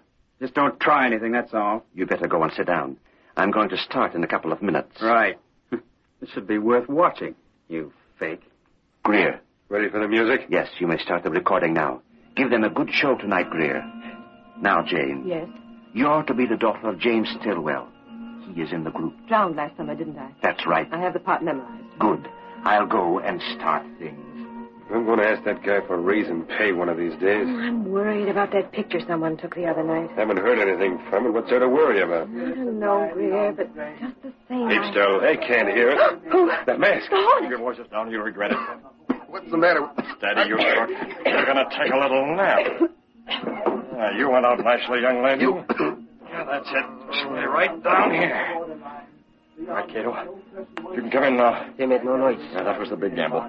But I guess they've grown so accustomed to keeping quiet back here that they did it subconsciously. How's that? You want? Very well. Hurry and get it set on that machine. Yes, sir. Now, where can I? Let me see. Oh, there's a good place to hide. Please. Have the car ready right outside the window? Yes, sir. What time is it now? 10 o'clock. We've got to handle things just right. Stop the machine. If it is recognized by any one of you, please speak softly and address it by name. Concentrate, my friends. Concentrate. Now for it. We must all concentrate. There seems to be a disturbing influence among us. Is there someone called Lucia? That's me. Concentrate, my dear. Concentrate. Do you speak from the hereafter? I speak to someone called Lucia. Vincent. Vincent, is that you? You wish to ask me something? Something is wrong. Yes. Yes, tell me, dear. Are you happy? Yes, Lucian. I am happy. Before you left, I never knew. Was there any pain? Did you suffer, dear? There was no pain. We miss you so much. Lucia, there is one thing you must do. Yes. Yes, tell me. It concerns money. Yes. Yes? You must invest your insurance. Take it from the bank and invest it. But I don't... Hear me, Lucia. A good investment house. The Gurney Sanders. What? Concentrate, please. Do not disturb the spell. I remember the name. Vincent, tell me. Tell me a little more. Vincent, I can't see you now. Tell me a little more. Vincent! Concentrate. Concentrate, my friends. Do not break the spell. Someone whose name is Elizabeth. That's my name. Elizabeth, your brother sends you word through me. Yes. Yes, my brother. Where is he? He couldn't come. He sends you word. Do not trust any but the firm of Gurney Sanders with your investment. Do you understand? Yes, I understand. My brother was always afraid I'd... I can do no more. I can do no more tonight. There is a disturbing influence here. The seance has ended. I am not well. Please, the lights. Another time. But please, now, go. I want to talk to Vincent again. Another time. Another time, please. My brother. Can I get more word from my brother? Another time, I tell you. Go, get out, leave me. I am not well. The Roger turned up the lights, and the amazed people were hurriedly sent from the luxurious room. All but Abbott, who remained behind until the others had gone. And then... You dirty, double-crossing crook. It's a good thing I came here tonight. Abbott, believe me, there was something wrong. I don't know what happened to Greer. I can tell you what happened to Greer. You decided to play along with that Gurney Sanders firm, huh? I got the tip-off on that, Roger. That's why I came here tonight. You're crazy, I tell you. Oh, no, I'm not. You're the one that's crazy to think you could put something like that over on me. Maybe you thought my office wasn't swank enough for the society swells you had here, huh? No. You had Greer all primed to give that stuff out. Then when you saw me, you didn't get a chance to change the instructions. It isn't true. Oh, yes, it is. I'm not a blind fool, you know, Roger. Well, don't get the idea you can double-cross me. All right, you blustering idiot. Just what do you propose to do? I'm going to smash you. Oh, no, you're not. Maybe you're the one that took that picture the other night. I don't know what you're talking about. Maybe you thought a photograph of one of the ghosts would smash me. Well, let me tell you this. I know the law, and I've stayed inside the law. And that's more than you have done. Oh, is it? Yes, it is. You open your mouth and I'll send you to jail. You can't do it. Oh, yes, I can. There have been plenty of people who have gone to your place and bought worthless stock. There have been a lot of others that have bought stock from you and been told the stock went down. That what they bought on margin was wiped out. I happen to know, Abbott, that you never bought the stock at all. You just pocketed the dough. Well, don't get any foolish ideas about trying to make trouble for me. You can't double-cross me and get away with it. Who's that? How do I know? Where is Greer? You can ask him. I didn't try to double-cross you, Abbott. Greer, where are you? Answer the door. I'll go myself. We'll continue this discussion a little later, Roger. I'm not through by any means. Where's he at? Stand aside. Let's go through the place. Police, what's the meaning of this? What do you want here? Where's the Green Hornet? The Green Hornet? I know nothing about the Green Hornet. He's hiding out here someplace. I just got the phone call a little while ago, and we come right over. It's too bad he didn't do something about you two rats before he skipped out. He's probably gone by this time. Whoever called you was mistaken. There was no phone call from here, and the Green Hornet has not been here. And we don't want you cops around. Now clear out. What are you doing here, Abbott? I am reading his palm. You think fast on your feet, don't you, Roger? Let's have a look behind there. One moment, officer. Maybe you've heard that a warrant is required before you can search a man's home. You know all the laws, don't you? Sufficient of them. That's why I came here tonight, Joe. Someone in there. Come on. That's my voice. Let's go see. You think you could put something like that over on me? Maybe you thought my office wasn't swank enough. You two talk. It's a frame-up. Shut up. No. Let's You had listen. Greer all primed to give that stuff out. Then when you saw me, you didn't get a chance to change the instructions. It isn't true. Oh, you... Let me out of here. Right where you are. Turn that thing off. Quiet, Roger. Looks like we got the goods on you at last. Let me go. Let me get out of here. No, you don't. Not so fast. That record will hold in court. Hang on to these two. We're taking you both in and that record as well. No, it's a frame-up, I tell you. You can't do it. Let me go. This intrusion. You have no warrant. We're taking you guys in without a warrant. Take that record along. Who did it? Who did it? Hey, look over there. Those two on the floor. Holy mackerel. What's happened to them? It's Greer. You're helpers. I knew there was something wrong. I told you, Abbott. I told you that Greer wasn't the one who appeared. They're alive, all right, just knocked out. Yeah. We better call the boys and have the wagon sent over.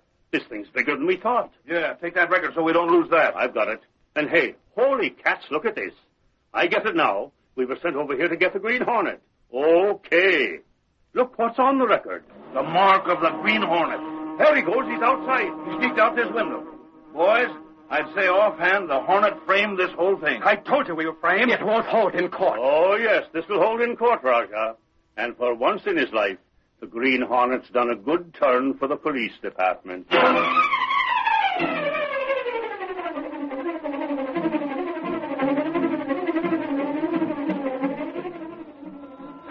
Sentinel West Street paper. Read all about the Raja. Green Hornet, that spiritualist. Green Hornet to the Lord. Sentinel West Street paper.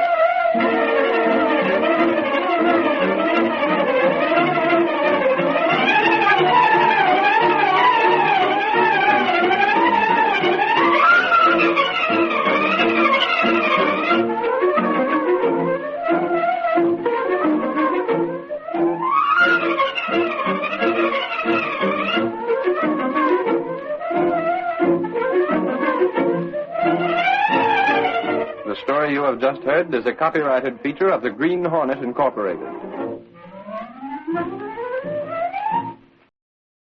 The Green Hornet.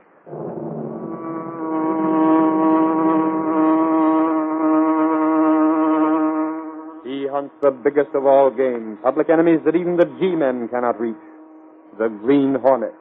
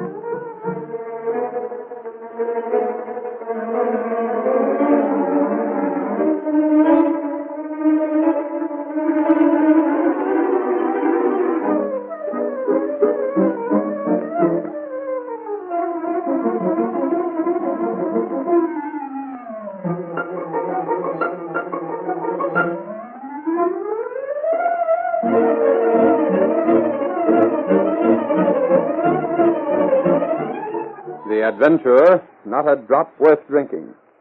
The events and characters depicted in this drama are fictitious. Any similarity to actual persons, living or dead, is purely coincidental.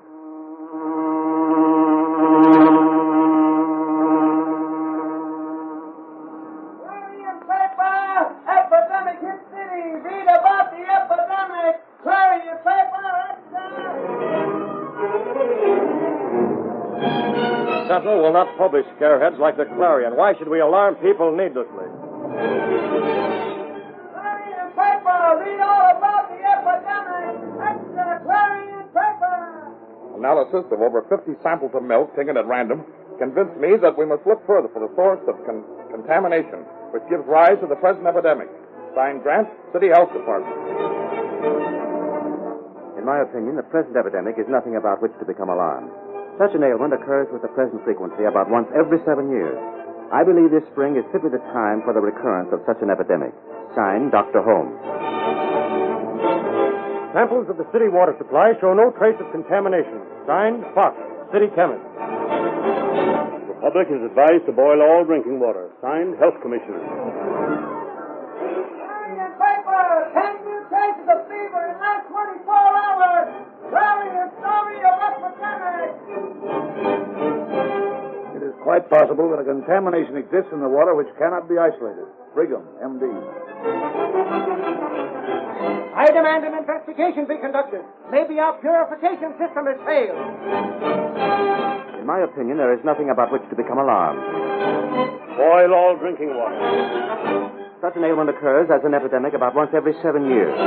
I demand an investigation. What's the matter with our water system? There is nothing about which to become alarmed. Carrying an extra paper. Epidemic on the increase. Investigation is demanded.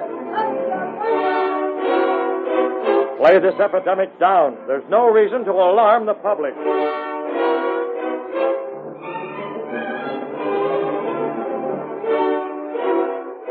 I'll tell you why I sent for you, Dr. Holmes. You've been one man who's kept a level head through all this scare. The manner in which the Clarion has used scareheads is enough to almost start a panic. I realize that, Mr. Reid, and I think your paper has been wise to play it down as much as possible.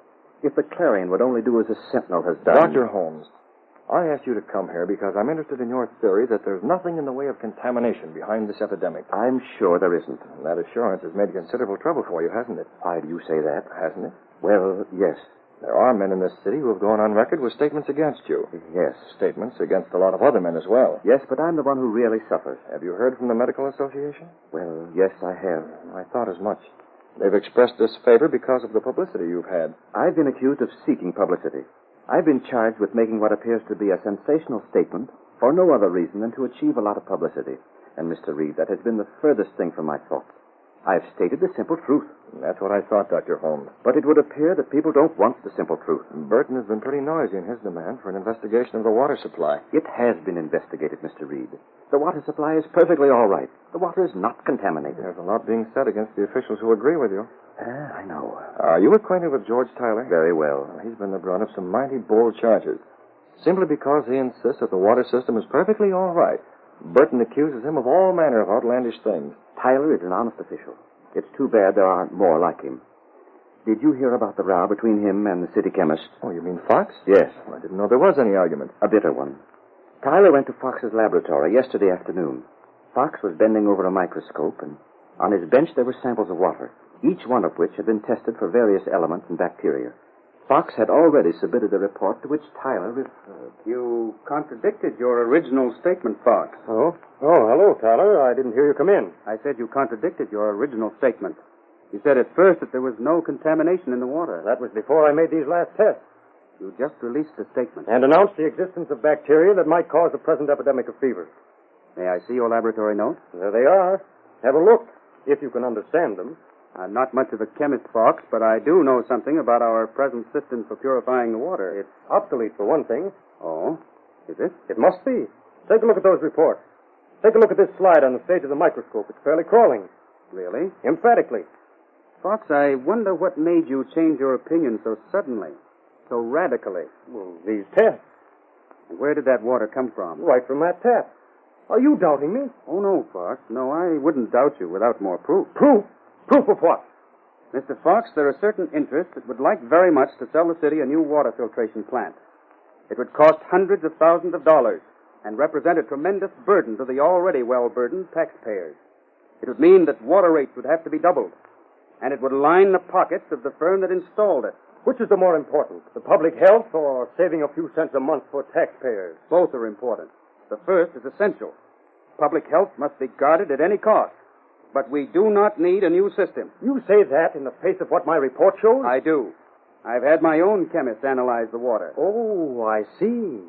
I guess you're hedging around for a cut-in on the graft, huh? Fox. Yeah.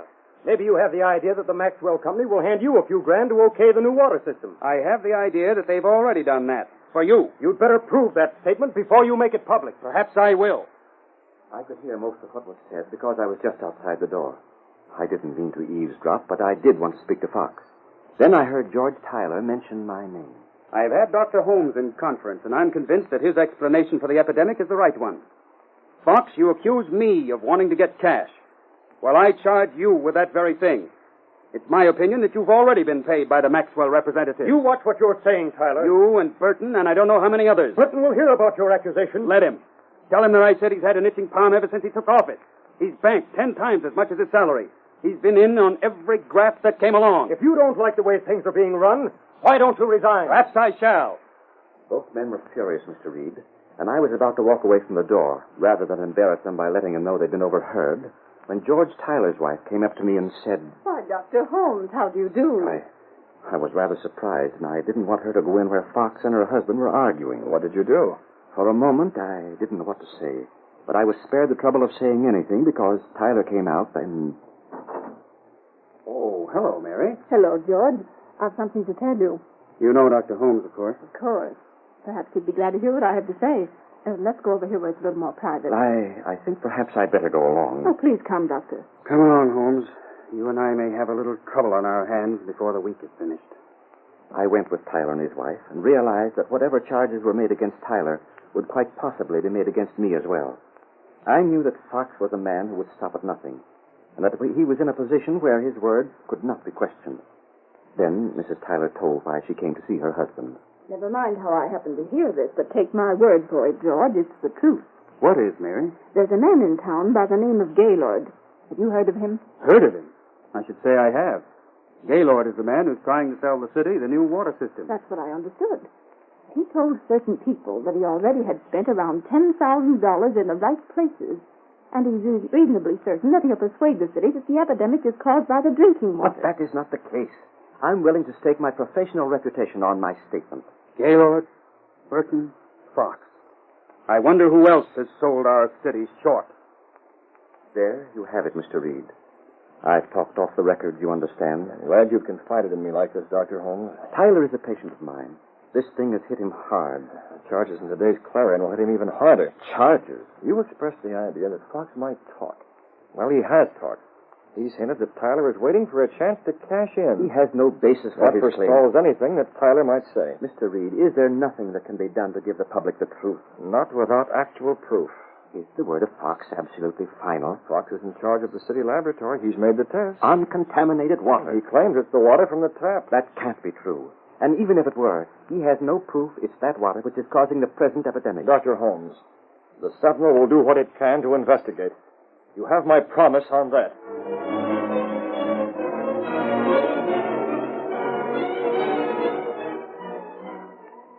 The Sentinel investigating. That makes me laugh.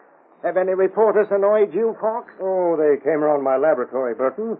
But I won't let them bother me. My investigation is showing beyond the shadow of doubt that our method of purifying water is archaic, obsolete, old-fashioned, and not thorough. That's exactly right, Burton. Now, the Maxwell system, which I've been trying to sell to your city... You needn't sell me, Gaylord. I'm sold. But I haven't seen any signed contracts yet. What about them? You just give us a little time. I'm giving another radio address tonight. Radio is the thing. I'm going to come right into the home of every citizen in town and show them the risks that lurk in their water faucets. Good. Show them how certain of our backward city fathers are unwilling to keep step with progress, and show how the added cost for your system will mean practically nothing. The added cost will mean less than 2 cents a day. Now, my friends, figure that out. The average family is 5 people. 2 cents a day for good health for a family of 5. Less than half a cent a person. And for that trifling sum, certain people still maintain and insist that we shall adhere to the same drinking water that has been used for the past decade. Suppose the auto industry stood still. Suppose all industry refused to admit progress. You would still be listening to me on headphones. Perhaps you would never know the thrills of radio. Rabble-rouser. What's the matter, Mr. Bitt? Now, that fellow Burton. Cato, his is the type of voice that can make you hate anything he sneers at. The type of voice that hypnotizes the public. He has them thinking that 2 cents a day is a mere trifle. But he doesn't tell them that it means 60 cents a month, nearly $2 more on the quarterly water bills. And that means that the water bills will be practically doubled. That's right, Mr. Bitt. I can't even think of a way for the Green Hornet to act in this situation. But you might try. Try? Well, how can I try? What can I do? Suppose the Hornet did call on Fox or Burton or even Gaylord, who's passing out the money. There's nothing to work on. Unless what, Mr. Bitt? Unless I could get you into Fox's laboratory. You know chemistry, Cato. Yes, Mr. Bitt. Perhaps you could run some tests on the specimens he's already tested, if they're still there. If he has equipment. No, there's plenty of equipment there, Cato. I wonder if we could get into the laboratory tonight. We might try. It's worth the effort, Cato. I want to be sure of just one thing before we go any further. What is that, Mr. Bitt? I want to be sure that Fox has lied in his reports on the analyses of the city water. Is the car ready? Yes, Mr. Bitt. It's ready. Bring the mask and weapon then, and let's see about getting into that city laboratory.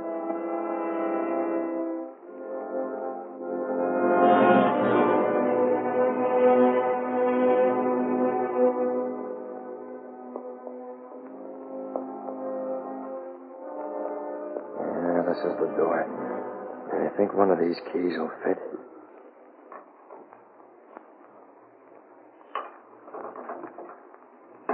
Yeah, there we are. What about the light? And we can't turn on the ceiling lights, Cato. There's a lamp on the bench there. Use that and the electric torch.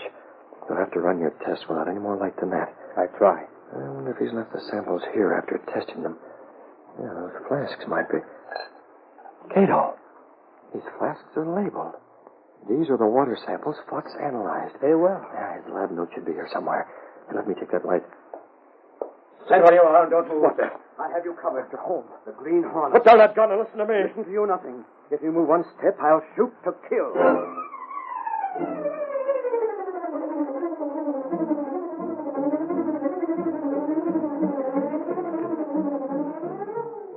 The curtain falls on the first act of our Green Hornet drama. Before the next exciting scenes, please permit us to pause for just a few moments.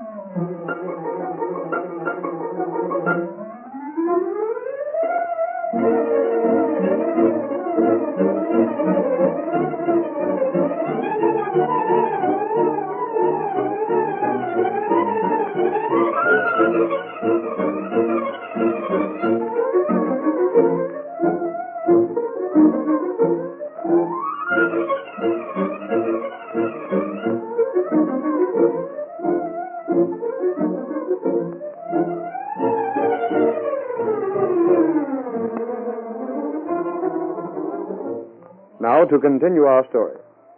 A single desk lamp casts a faint glow of light in the chemistry laboratory as Dr. Holmes, gun in hand, faces the Green Hornet. So you are the Green Hornet. What are you doing here, Holmes? Aren't you in trouble enough already? Trouble? I'll go the whole way now. I'm here to prove that Fox lied. I'm here to conduct my own analysis with the same equipment Fox used. I'm here to learn the truth for myself. Burglary on top of the other charges, huh? Burglary? What's a thing like that to me? I don't think there'll be any charge anyway. You're the one who entered first. And I suppose you're the one who put the watchman in the condition which I found him. I am. But enough talk. I've never shot a man. But you... Holmes, you haven't even asked me what I'm doing here. Obviously, you're hand in glove with the rest of the crooks. You're mistaken. Oh, no, I came here for the same reason you did. I, too, wanted to know the truth about those water tests. Why? Because I had ideas about collecting a little of this cash that Gaylord's planning to spend. You? I knew it. You are in with the rest of them. But that's where you're wrong. I'm against the rest of them, until they pay me off. Oh, that's it, eh? Well, you'll not be paid off. I'm going Holmes, to... don't you know that before you can squeeze that trigger, my friend will knock you down? That's a pretty old trick, Hornet. I've heard it done before, but I won't turn around. You didn't see my assistant when you came in here. Assistant?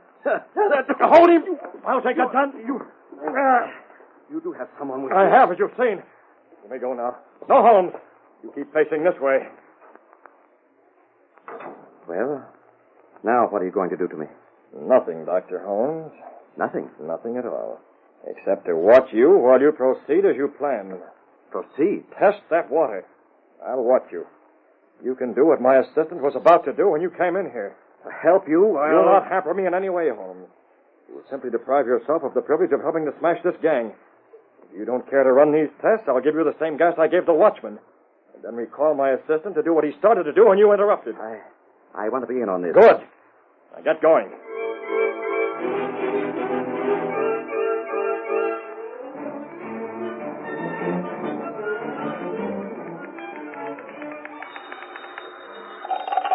Mr. Reid's office? This is Dr. Holmes calling. I would like to speak to Mr. Reid in person. One moment, Dr. Holmes. I'll tell him. Yes? Dr. Holmes is calling. Do you want to speak to him? Oh, yes. Put him on my line. One moment, please. Hey, Casey. Is the boss in? He's talking on the phone right now, Lowry. Wait around. And how? Say, it looks as if the council is going to close a deal for that new water system. Not really. No fooling. And if they do, it's the biggest piece of graft this city's ever seen. Well, it's been jammed right down the taxpayer's throat. I know it. Why don't the boss slap a big spread on page 1? Oh, why? Well, look at the Clarion. Here, get a load of this. Look. Hey, don't try to ram it down my throat. Look at it. The way they play up the sickness. The way that Dr. Holmes has been treated. The way Burton accuses George Tyler. Yes? Get George Tyler on the phone for me. Very well. Tyler? What's the boss want of him? Anyone else, Mr. Reid? Was that Lowry out there? Yes, he's here. Well, tell him to stick around. Things are due to happen. Do that happen? I also want an outside line. I have a few calls of my own to make. Yes, sir. Now, Miss Case, Dr. Holmes will be around shortly. Please ask him to wait in your office. Very well, Mr. Reid. Why does he want Tyler here? I'm sure I don't know, Lowry. He told me just what you heard. And Doc Holmes, why is he coming here? How do I know? I hope Tyler's at home. He wasn't at his office a while ago. Hello? Is Mr. Tyler there? Britt Reid of the Sentinel calling. Oh, one moment, please. He there? Yes. Hello? Mr. Tyler, this is the Daily Sentinel. Could you come to Mr. Reid's office as soon as possible? Reid's office? Yes, I think so. Thank you. Casey, I got a hunch. What? I mean it. The boss doesn't take graft like this sitting down. He hasn't been laying back on the editorials for nothing. He's been biding his time. He's been waiting. Has he? I'll bet on it. You just wait and see. Lowry, I think we may have a story for the afternoon edition. What sort of story, boss? Something that Dr. Holmes has told me about. Oh, Reid, I'm glad I was able to catch you. Oh, come right in, Dr. Holmes. I was keenly interested in what you had to say. Reid, well, here is the letter I spoke about on the telephone. Let me see it. Yes, of course. I hope you'll have the same confidence that I have that this writer tells the truth. Writer? What's the letter? Hands off, Lowry. I believe what he says, Mr. Reid. I can't tell you why I believe it. You simply have to take my word for it. Very well. I've already telephoned for George Tyler to come here. Good. And also a couple of other men who'll be interested in what you outlined on the phone. Do you think the plan will work? I see that it's suggested by this writer. Yes. What's the mystery? Who sent that letter? What's this plan? Don't breathe a word of it, Lowry. But this was sent from the Green Hornet. The Hornet? What's the Hornet got to do with this? Please believe me that he can be trusted. How do you know? I know. We're going to play a hunch, Lowry. We're going to do just what Dr. Holmes has requested. The Green Hornet went to that laboratory last night. The city lab? Yes. Where Fox worked? Yes. And we didn't get a story about it? No, we had no story about it. What's the matter with us? Why did we miss a break like that? Take it easy, Lowry. We're planning for a bigger break today. George Tyler will be here in a couple of minutes, and when he comes, we'll go over to the city laboratory.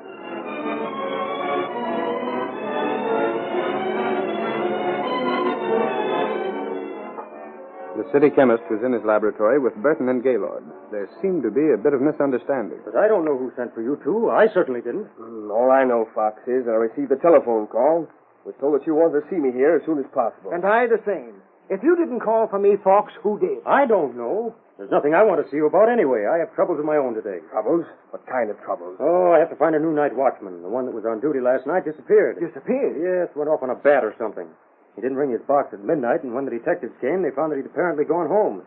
He hasn't been seen since. They can't find any trace of him. You didn't send for us then? No, I didn't send for you, Gaylord. Well, how do things shape up anyway? Now that we're here, we might as well compare notes. All right, as far as I'm concerned. I've given out the reports you wanted. And they're fine reports. Fine reports. How did you like the radio address last night, Fox? First rate. That ought to get action. I think we'll have the purchase contract signed in no time. There'll be something nice in it for each of you men when it's signed. Who's there? Open up, Fox. We want to talk to you. Well, just a moment. Well, what sort of a delegation is this? My name's Lowry of the Sentinel, and this is Britt Reid. Guess you've heard of him, Fox? Well, to what am I indebted for the honor of this visit? Dr. Holmes has a few suggestions to make, Fox. Oh, you here, Holmes? You have a nerve coming here. Perhaps I have, Fox. We're expecting some other gentlemen here, too, Fox. Well, Burton, I heard your speech last night. Oh, you did, eh? Yeah, rabble-rouser. See here. Now, take it easy, Burton. It might satisfy your curiosity a little, and yours, too, Gaylord, to know that I was the one who telephoned for you gentlemen to be here. You? I was told Mr. Fox wanted to see me. Well, I dare say he does. Well, that At least he will want to see these two before the morning's over. You'll have to get out. I'm busy today. I have work to do. Yes, you have some special work to do, Fox. We're going to ask you some questions about the water you've been testing. My report is final. I'll tolerate no interference whatsoever. Oh, here come my friends now. Hello, Britt. Fox, I believe you know the health commissioner. Yes. I'll be in time? Oh, yes, quite in time. In fact, we've been waiting for you. Allow me, Fox, to present, in case you don't already know him, to present the Commissioner of Police. What is the meaning of this? President of the City Council and His Honor the Mayor. Let's proceed with this plan you outlined, Reid. Very well. What sort of a game are you trying to play here? You wouldn't toss these gentlemen out of your laboratory, would you, Fox? Gentlemen, Dr. Holmes has suggested that you come here and witness a test on the water samples Mr. Fox has in those flasks on his bench. I've already tested that water and turned in my report. That, you say, is the water you've tested? It is, and here are my notes on it. If that doesn't satisfy you... It doesn't satisfy us, Fox.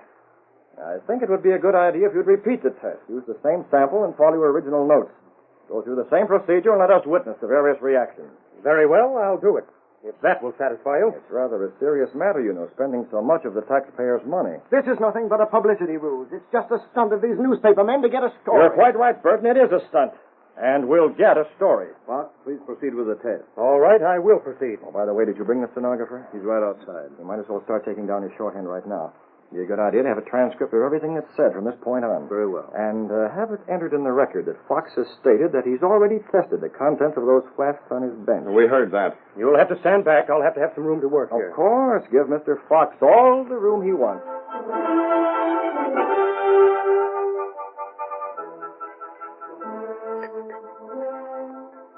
The city chemist proceeded with the experiment. When he was almost finished, he said, Now I'm ready for the final test. If you know anything about this process, you know that the particular contamination I'm trying to isolate will cause a brown color to appear when I add this reagent. Yes, we know that. Then I hope you'll be satisfied. There, it's turned brown. It has turned brown. I said the water was contaminated. Are you satisfied? Mr. Reid, what's the meaning of this? Have you been trying to make fools of us? You promised us an expose. I thought you said you'd prove that Fox gave out a false report. I thought you were going to clear me. This makes me more of a laughing stock than ever. Mr. Reid, that letter I showed Wait you. a minute. Fox, let me ask you one question. Well? Is the water you took from those flasks just now the same water you tested before? Of course it is. You haven't changed it since yesterday? No. You mean to say you did not change the water in those flasks this morning? I did not. Then the water that was there at midnight last night is the water you tested just now? Yes. Let me read you, gentlemen, a part of this letter.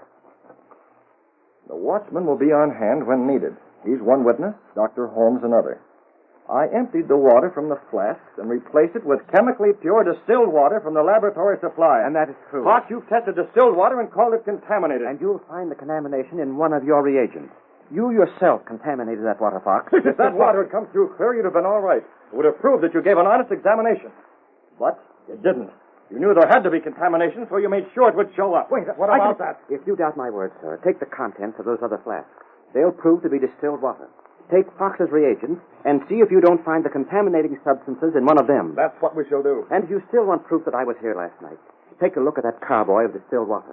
I can tell you what you'll find there, because the man who wrote that letter Mr. Reid has put it there while I was watching. No, that. I didn't notice it. I didn't see it till now. The seal of the Green Hornet. The Hornet? You won't arrest me. You can't prove anything. You haven't got a thing on me. Take these chemicals. We'll have other men decide on the truth of these charges. I won't be taken. That's sacking him, boss. That'll hold him. I think his actions denote guilt. They do. But chemistry will produce proof that will stand up in any court. I didn't know anything about that. You can't blame We'll me. get to you, too, Burton, before we finish. Dr. Holmes, you seem to have been allied with the Green Hornet. Well, The Green Hornet's letter puts Dr. Holmes in the clear. And I think this morning's event will reestablish the public opinion of Mr. Tyler. Go on, Lowry, and file your story. And how? I want to call my wife and tell her the news she's prayed that she might hear. Thanks to the Green Hornet.